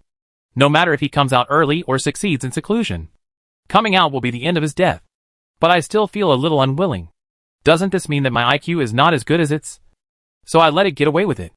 Although Dwanmu AI does not like or is not good at using her brain. What's for dinner tonight? Curry again? Isn't it good? Curry is delicious. But you should change your taste once in a while. I don't mind. Then it's settled. Hearing Dwanmu AI nod, Kujiko Arisa raised his hand happily. Why don't you let me cook dinner? Don't be fooled by my appearance. I also learned my skills through cooking shows. I always make good cooking performances on the morning show Little Rishi's Kitchen. That's true. But do you have time? As Dwanmu AI spoke, she looked up at the watch. Li Shur was the last one to come home among the three of them. She always had to wait until 11 or 12 o'clock to get home from work. When she came back to cook, it was not called dinner. It was called a midnight snack. I'll do it on my day off. Then it depends on when you have time to take a vacation. Well, it has to be said that after that performance, Kujiko Arise became very famous and participated in many shows. At least in the short term. It is impossible for her to have any free time. Oh, I hope I can have a holiday someday. While stretching, Kujiko Arisa sat on the sofa, then picked up the remote control and casually changed the channel. At this moment, a voice came from the TV. My fellow citizens, I think you must be very scared. Everything that has happened in recent times is due to the poor governance of the current government. The murders that have not been solved. The bullying and crimes that have not been detected. These are all the responsibility of the government's poor governance. Who is this guy? Perhaps because he heard the other party mention the serial murder case. Dwanmu AI glanced at the TV and saw a bald man wearing sunglasses standing on the podium, shouting loudly. As a member of the public, I feel very angry at the moment. What is a true politician? It is ridiculous to act for one's own selfishness without considering national affairs. I will overthrow the corrupt current regime and bring about a new and better era. Please vote for me and the Future Alliance. Another boring politician. Shirtong Jingyi. I often hear people talking about him on TV. At this moment, Risa also started talking. Oh, how do you mean? He is a rare politician who dares to confront the current regime. He is very popular among young people. After all kinds of things have happened in recent times. Right? For example, the bullying incident at Shujin High School, the exposure of Matarame's plagiarism, and the serial murder case. In these incidents, the police did almost nothing, which made many people dissatisfied and complained about it. As he spoke, Risa sighed. At least I heard that everyone thinks Councillor Shirtong will win the next election. And the staff around me have said they will vote for him. I see. By the way, what do the people think of him? Wow. Just like you can see now. According to the TV interview, most people also think that Councillor Shido will bring a different atmosphere. Now many people are very dissatisfied with the current government because so many things have happened. But almost all of them are their fault. As for the previous subway accident, I heard that it was also caused by the negligence of the relevant departments in maintenance. Therefore, everyone hopes that elections can be held as soon as possible to re-elect a new leader. Oh, so what do you think of this man? Me? I can't say. I think what he said is true. But to be honest, I always feel that this person is not a good person. Having said this, Kujiko Arisa frowned. Why do you say that? Wow. I guess this is just a little bit of my prejudice. I once attended an event in a hotel. When I was about to get into the elevator, This man came over with 2 of his subordinates and pushed me aside. Then he got into the elevator arrogantly without even looking at me. I don't believe a man like this talking about the future of the country or claiming that he would do this and that for the people. Risa curled her lips. Obviously, she was quite unhappy with the rude and impolite behavior of the other party at that time. But unfortunately, as an idol, she couldn't criticize such politicians at will, so she could only suffer in silence. Hearing this, Tuan Muai's eyes narrowed slightly, and a cold light flashed across them. In this era, because of the need to rebuild human civilization, the systems adopted by various places are different. Some places, like this city, choose to adopt this method of universal election. Of course, none of this is important. What is important is, Lumiel, investigate this guy. Tuan Muai whispered an order to Liomir. And when Liomir heard Tuan Muai's order, he was stunned for a moment, then reacted. You think it was him? The beneficiary is the murderer. Isn't this a normal inference? Tuan Muai also reacted after hearing the complaints of Kajiko Arisa. Indeed, from the perspective of ordinary homicide investigation, the other party's killings were illogical, and there seemed to be no connection at present. But Risa's words gave Tuan Muai a new perspective.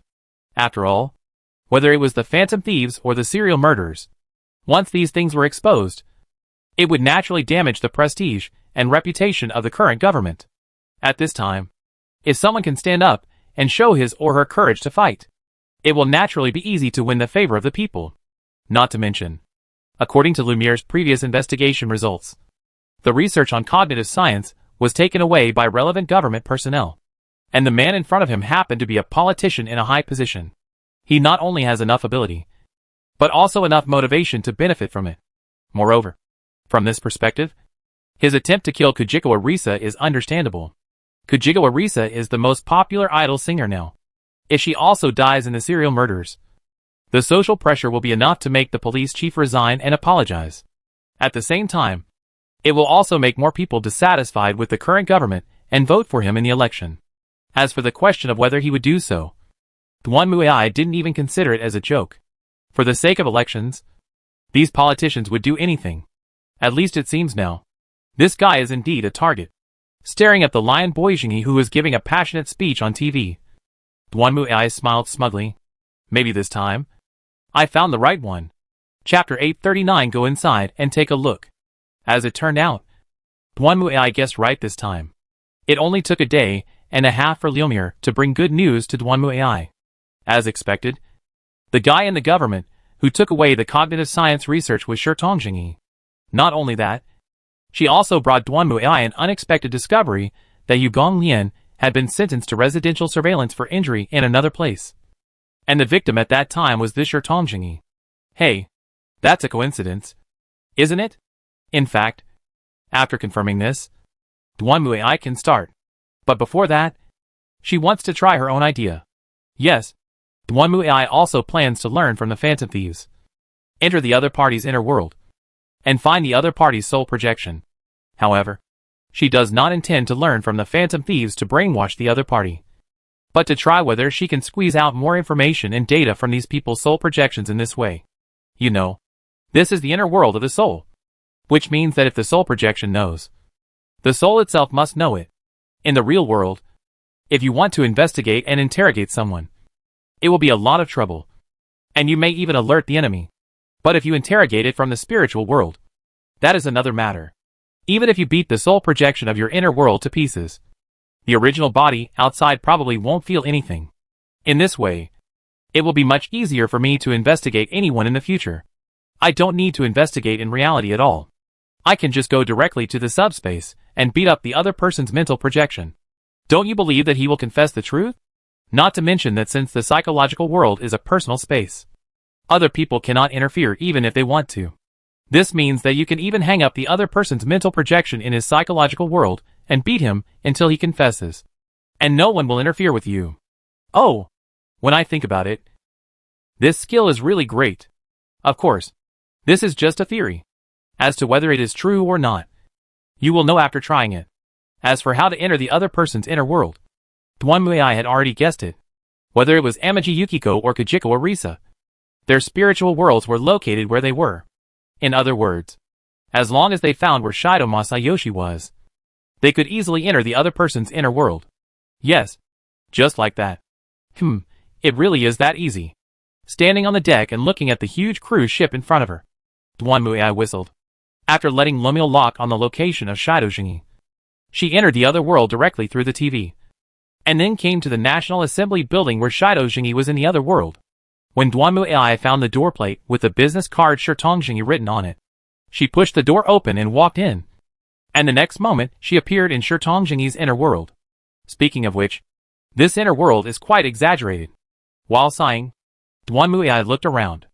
Under his feet was a huge cruise ship. Outside was a city submerged by the sea, and the main hull was the National Assembly building. Although I don't know what this guy is thinking. It's clear that he has great ambitions. Although this has little to do with me. Okay, let's get started. As he spoke, Duan Muai walked to the gate, kicked it open, and walked in. In the hall, there were men and women dressed in fancy clothes everywhere. Of course, Duan Muai knew that these people were not real people, but people in Shirtong's justice cognition. They were just like phantoms in a dream. So she didn't care and walked straight in. However, at this moment, suddenly, a voice came. It really surprises me. I didn't expect you to appear here. Along with the sound, a figure suddenly fell from the sky and landed in front of Duan Muai. It was a man wearing a strange white suit and a bird-like bright red mask. He looked Duan Muai up and down, and then whispered, "Well, judging from your appearance, you probably aren't a guest. Who are you? Oh, don't you recognize me?" Hearing Duan Muai's question, the man chuckled, then reached out to take off the mask, revealing a face that looked just okay. "Hello, Miss Duan Mu. I didn't expect to meet you in this place. Akechi, is it you who appeared here?" "Certainly." The man, Akechi Goro, smiled. "On the contrary, I'm surprised that you're here. I didn't expect you could find this place. It seems like you already know everything?" "That's about right. From the looks of you. Are you also a lackey of Shirtong Justice?" "You can't say that." Goro Akechi waved his hand. "Mr. Shirtong and I are just partners. He just occasionally lets me deal with people who stand in his way. For example, Kujigo Ryo? It seems like you really know a lot." Goro Akechi's face darkened, and the smile he had disappeared completely. "Yes, just as you thought. I am the culprit of the entire serial murder case. Ah, but please don't get me wrong. I didn't kill them myself. I just brought them to another me. If they could accept the filth and darkness in their hearts, they probably wouldn't have died. Right? So from this point of view, strictly speaking, I didn't kill anyone. Of course, Miss Kujigawa is just unlucky. Who says she is the most famous idol now? If she also died in the serial murder case, then it is obvious that everyone will be more dissatisfied with the current government. And then Mr. Shido will have the opportunity to appear. And I will appear at the right time. Find the murderer as a famous detective. And put an end to it all." "Murderer?" Duan Muai raised her eyebrows slightly. "Do you plan to surrender?" "Of course not. I originally planned to let the phantom thieves take the blame. But unfortunately they suddenly disappeared. However, since you are here..." As he spoke, Akechi Goro snapped his fingers. And then countless electronic demons suddenly appeared from all directions, surrounding Duan Muai in 3 layers. "That's great. I can also change my partner." Duan Muai looked at the electronic demons around him and yawned. "Do you think I will plead guilty?" "Of course. You will cry and repent in front of the police. Confess your sins. And then plead guilty sincerely. Just based on cognitive learning?" Upon hearing this, Goro Akechi's face suddenly darkened. "It seems that you know a lot." "Yes. Through cognitive science, you can enter the palace of others and distort their will. You are no exception. Miss Duan Mu. How should I put it? I am quite grateful to you." Looking at Akechi Goro in front of her, Duan Muai's eyes were a little complicated. In fact, she was not very clear about the relationship between him and Shidojingi. She was just using these words to deceive him. Unexpectedly, the speed of the other party's self-destruction was faster than she imagined. Not only did he say what she guessed, he even said what she didn't know. Such a good villain is really heartwarming. Silently expressing his gratitude to Akechi Goro in his heart, Duan Muai suddenly raised his right hand. "Alice." As she called out, a blonde girl instantly appeared in front of Duan Muai. She stretched out her hand and lightly pointed forward. The next moment, the army of electronic demons surrounding Dwanmu AI instantly disappeared and was completely destroyed. Demon Summoner? Seeing this scene, Akechi Goro was also greatly surprised. Although he had thought that anyone who could enter Shadow Jingi's inner world must not be an ordinary person, he was still extremely surprised that such a young girl was actually a demon summoner. Not to mention that the other party also possessed such a powerful secondary demon, which would make it even more difficult to deal with. Snort. However, Goro Akechi was no pushover. When Alice took action, he jumped up and ran up the spiral staircase. At the same time, several monsters in security uniforms rushed over, blocked Dwanmu AI's way, and then turned into twisted demons. Do you think you can get away? Of course, Dwanmu AI would not let Akechi Goro get away. She dodged the demon that was blocking her and chased after Akechi Goro closely. Goro Akechi was obviously more familiar with the terrain here, but Dwanmu AI was faster. The two chased each other in the narrow cruise ship passage. Goro Akechi summoned hundreds of electronic demons to block Dwanmu AI's way, and Dwanmu AI also summoned Huang Long and Alice. Most of the demons were killed instantly by Alice, and those that could not be killed instantly were killed by Huang Long's telekinesis attack. Boom! Dwanmu AI kicked open the tightly closed cabin door. Hearing the noise, the demons in the corridor rushed over one after another, and then turned into ashes in front of Alice's death power. Just as Alice raised her finger to point at Akechi Goro, the latter had accelerated again and disappeared on the other side of the corridor corner. This guy is really running around like a mouse, never stopping. Seeing this, Dwanmu AI frowned and rushed forward again. However, just as Dwanmu AI turned the corner along Goro Akechi's route, an alarm suddenly sounded. The next moment, a heavy isolation door fell down in an instant, completely isolating Dwanmu AI from Alice and Huang Long. It was not until this time that Goro Akechi walked out of the room at the end of the corridor with a smile on his face. Is this your strategy? Dwanmu AI turned to look at the isolation door behind her, and the Wisoto Bo Lang nodded. That's right. After all, I know the abilities of demon summoners. It's true that you are very powerful in being able to control the demons, but as long as you are separated from the demons, you will be nothing more than ordinary people. Oh! Hearing this, Dwanmu AI narrowed his eyes and stared at Saminato. You mean? You are not an ordinary person. Ha ha ha. Of course, I don't have the power of the demon summoner, but in this world, I also have my power. As he said, I saw Wise Grau reached out, grabbed the mask he was wearing, and pulled hard. Persona. As Akechi Goro roared, Dwanmu AI saw a huge figure similar to an electronic demon appear behind him. Oh, after all this time, it's just the same thing as what Amaji Yukiko and the others did. Dwanmu AI relaxed instantly. Is this your trump card? That's right. Unlike you demon summoners, this is the power from my heart. It is one with me. And you, demon summoner, after losing your secondary demon, you can't compete with me. As he spoke, Akechi Goro raised his hand and pointed at Dwanmu AI. Prepare to die? Why? Looking at Akechi Goro, who was talking nonsense in front of her, Dwanmu AI sighed silently. Then she reached out and pulled out a big hammer from under her skirt. Seeing this scene, Akechi Goro was also stunned. You are? How is it? It's bigger than you. Right? Dwanmu AI waved the hammer in his hand and looked at Akechi Goro with a smile. What do you feel now? Are you so inferior that you want to dig a hole and crawl into it? Toothpick man? Go to H.L. Hearing Dwanmu AI's words, Akechi Goro was stunned for a moment. Then he immediately reacted. And then he yelled with a dark face. Kill him! Robin Hood. Following Goro Akechi's order, the huge demon behind him suddenly drew out a big sword and chopped it down at Dwanmu AI. Chapter 840 Group Unconsciousness. Persona. Goro Akechi raised his right hand, and as he moved, the demon behind him drew out a great sword and swung it at Dwanmu AI. Go to H.L. At this moment, Akechi Goro had a ferocious smile on his face. He knew very well that after possessing this power, he was almost the same as the electronic demon in this world, and ordinary people were no match for him. Even the demon summoners, who controlled the electronic demons, would be nothing more than ordinary people once the electronic demons were not around. Then, under the gaze of Goro Akechi, Dwanmu AI slowly tightened the war hammer in her hand and smashed it directly at the sword that looked taller than her. Boom!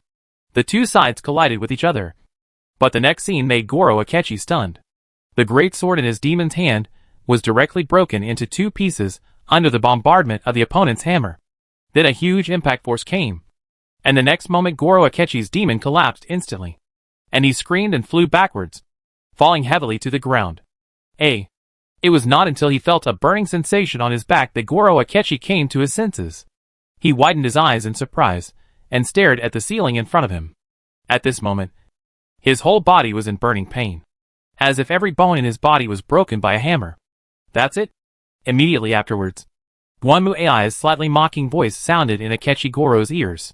With your little ability, you dared to cause trouble in front of me? How come? Mingji Goro gritted his teeth and tried desperately to raise his head. But all he saw was Guanmu AI's contemptuous look at him. Is this the end? Why did he lose the power he had finally gained to such a woman? Why? Because you're weak? Idiot. Guanmu AI waved the hammer in his hand and looked at Akechi Goro with a smile. You are no more than an electronic demon. It's wishful thinking for you to think you can beat me. Who are you? It's impossible for an ordinary person to have this kind of ability. Don't worry about that. As she spoke, Guanmu AI reached out and grabbed Akechi Goro's neck, lifted him up, and then slammed him heavily against the wall. Her deep blue eyes exuded cold murderous intent. Okay, kid. Tell me everything you know. Where does your power come from? What does Shirtongjingi want to do with cognition? Don't tell me you don't know. You have already made it very clear. It is obvious that you know everything about this place. Goro Akechi gritted his teeth and turned his head away. Everything was not over yet. He had not surrendered yet. He just had to leave here. Boom! Ah! The warhammer smashed into Goro Akechi's right hand, turning his palm into a bloody mess. The broken bones and flesh mixed together and sank into the depression on the wall. He tried desperately to struggle, but at this moment Goro Akechi's bones seemed to be completely broken, and he could not move at all. Answer my question, or we'll see how long you can hold out. You? What do you want to know? At this moment, Goro Akechi had completely lost the elegant demeanor he had on TV before. Instead, he was crying, his nose was running, and his face was twisted with pain and despair. Everything. First of all, how did you get this power? How did you enter this world? And what is Shido Justice planning? My power. I only discovered it by accident. Suddenly? Yes. I remember. I've heard rumors about nighttime TV before, saying that when someone is shown on a TV station late at night, he will die. At the time, I just thought it was nonsense. Just an urban legend. But one time, by chance, I accidentally entered this world through the TV, and then awakened my persona. What exactly is this persona you're talking about? I don't know either. I only know that when I awakened this power, this word automatically popped up in my mind, telling me that I was using persona. Continue. The reason why I approached Shido Justice is simple. Because he is my father. Oh! I have to say, this was an unexpected gain. Are you father and son? That's right. But I don't think he knows it, because my mother was that man's mistress. And when I was born, that man was afraid that my mother and my existence would affect his future. So he abandoned us. After that, I lived a miserable life until I awakened this power. At that time, I thought the time for my revenge had come. Revenge? But didn't you say before that you have always been doing justice for Shirtong? Snort. Hearing Guanmu AI's question, Akechi Goro turned his head. That man didn't know who I was at all. In fact, I did think about getting rid of this guy in his heart at first. But at that time, I learned something from his heart. At that time, Shido Jingi was having a rift with members of the ruling party, and the latter fabricated evidence to try to frame him. So I came up with an idea. I could take this opportunity to get close to Shido Jingi and become his assistant. Then, I would help him get to the position he wanted. At this point, Goro Akechi's eyes turned red, and he clenched his teeth tightly. When that time comes, I will tell him face to face that I am his son. The son he abandoned. I want to see what kind of expression will appear on Shirtong Jingi's face at that time. How to put it? Guanmu AI totally couldn't understand Goro Akechi's reason. What was he trying to say? Forget it. It doesn't matter. It has nothing to do with her. What does Shirtong Jingi want to do by collecting cognitive science? I think he probably didn't think about what he was going to do with cognitive science at first. Before that, Shido Masayoshi just regarded cognitive science as a boring research to defraud funding. It wasn't until I showed up that he changed his mind. In order to prevent the research from being leaked, he stopped further research on cognitive science and even designed to kill the main researcher at the time. I see. After hearing what Goro Akechi said, Dwanmuai finally understood the situation. To put it simply, Shido Masayoshi himself did not believe in the existence of cognitive science and the subspace at first. But after Goro Akechi appeared and used this world to eliminate several enemies for Shido Masayoshi, he believed it all. In order to prevent this method from being leaked, Shido Masayoshi used his power to forcibly stop the research on cognitive science and kill the researcher at the time to avoid leaks. Huh? Wait. You mean late-night TV? Does that mean the victims weren't just the Shanai anchors? Someone died before this. Hearing Dwanmuai's question, Akechi Goro was stunned for a moment and hesitated. But Dwanmuai raised the hammer again without hesitation and aimed at his left hand. Wait a minute. I really can't remember. I remember I heard the rumor. And I did watch it on TV when it was raining late at night. But I really can't remember if anyone died. Since you saw late night TV, the people who appeared on it must have been killed. I really do not know. At this moment, Goro Akechi was shaking his head like a rattle. Believe me, I don't remember. I don't even remember where I heard that rumor about late night TV. Didn't you hear it from your classmates? Maybe. Anyway, I'm not sure. The confusion on Goro Akechi's face was real. And it was not surprising. Dwanmuai would hear a few similar urban legends from girls every day. But no one was free to write them down. How strange. Although he said so, Dwanmuai still felt that something was not right. Before, when he was in Amaji Yukiko's castle, he had talked with Narukamiyu, Satonaka Chia and others. At that time, they also talked about late-night TV. Simply put, the rumors were the same. On a rainy night, when you turned on the TV, a certain person's figure would appear, and then that person would die after a few days. According to them, the reason they came to investigate this matter was because they watched late-night TV after hearing the rumor and saw Konishi Saki. 2 days later, Konishi Saki died. It was from that time that they began to take the rumor seriously.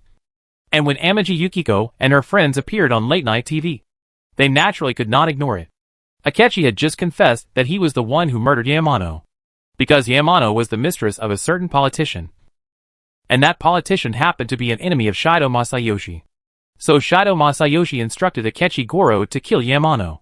In this way, the public would naturally be concerned about her death. And then, they would naturally suspect the politician, causing him to lose the support of the people and his current position. The same was true for the death of Saki Konishi. The reason why Goro Akechi chose Saki Konishi was that Shido Masayoshi wanted to turn this into a serial murder case. So the reason why Goro Akechi chose Saki Konishi was very simple. A high school girl had no power, could not resist easily, and could be taken away easily. As for the third person, it was simply because Goro Akechi didn't like bikers very much, and he happened to see a news report about bikers disturbing the public. So he decided on the candidate, but failed. So the fourth time, he chose Kajigawa Risa. Just as Dwanmuai thought, the death of a popular idol would inevitably bring great pressure to the police, especially on the eve of the election, so that the public would have a deeper impression that the police were all good-for-nothings. When the police were criticized by the public, Shido Masayoshi would stand up and show his existence to the public. Then, as long as Akechi Goro found the criminal according to Shido Masayoshi's script, it would be a foregone conclusion that Shido Masayoshi would be elected in the election. As for the method, Akechi Goro also confessed that it was not difficult to do so. He also lived in that apartment building, so there was no need to check it. Therefore, what Akechi Goro did was to knock on the door of Kajigawa Risa as a neighbor, wait for her to come out, and then use the sleeping pills to knock her out, and then throw Kajigawa Risa directly into the TV. The TV in Kajigawa Risa's room was big enough, so he naturally didn't need to drag her out. In this way, the reason why he chose to act after Dwanmuai left was clear. 2 people are always more troublesome than 1 person. And Dwanmuai and Kajigawa Risa were in and out together during that period, so he couldn't find an opportunity. It was not until the day when the contract ended and Dwanmuai left alone that Akechi Goro found an opportunity to act. After listening to Goro Akechi's confession, Dwanmuai fell into deep thought. Although Goro Akechi did answer her question, she instinctively felt that he seemed to be hiding something. Anything else? That's all. Really? However, before Akechi Goro could finish his words, Dwanmuai smashed down with the hammer again, smashing Akechi Goro's left hand into a bloody mess. That's not enough. Keep talking. I know what you are hiding. If you don't behave yourself, I will have to kill you. Oh, I don't know if the body here will rot. Wait. I'll tell you. Hearing Dwanmuai's words, Mingji Goro's face turned pale. He could feel that the girl in front of him would really kill him. Although the girl looked weak, the murderous intent in her eyes made Mingji Goro feel like a chainsaw was pressed against his neck, as if the chainsaw would spin and chop off his head in the next moment. In fact, Shi Tongjingi has another plan. It is related to cognitive science. The election is just the first step. He wants to use cognitive science to manipulate everyone's mental space and turn everyone in this city into slaves who obey his orders. He calls this the rich country plan. Manipulate everyone? Dwanmuai was also stunned by Goro Akechi's unexpected confession. Can he do it? It's not easy to modify the minds of human beings one by one. Not to mention that there are hundreds of thousands of people in this city. Even if he modifies one person a day, he won't be able to finish modifying them even after he retires. Not like this. Goro Akechi shook his head desperately. According to cognitive science, in this world, there is a place where all people's minds merge together, which is called the collective unconsciousness. In simple terms, it is the place where all people's minds converge. So Shi Tongjingi thought that as long as he could control that place, he could control everyone's mind. Of course, this is only in the early stages. After all, only I have this power. What do you mean? Do you know where is that place? In the subway station. Under the subway station. The other cells of everyone in this city are there. They took the subway and kept going deeper. I don't know where they went. But according to cognitive science, the depths of the subway seem to be the location of the collective subconscious. You didn't go in? I didn't. I thought about it before. But it's too dangerous inside.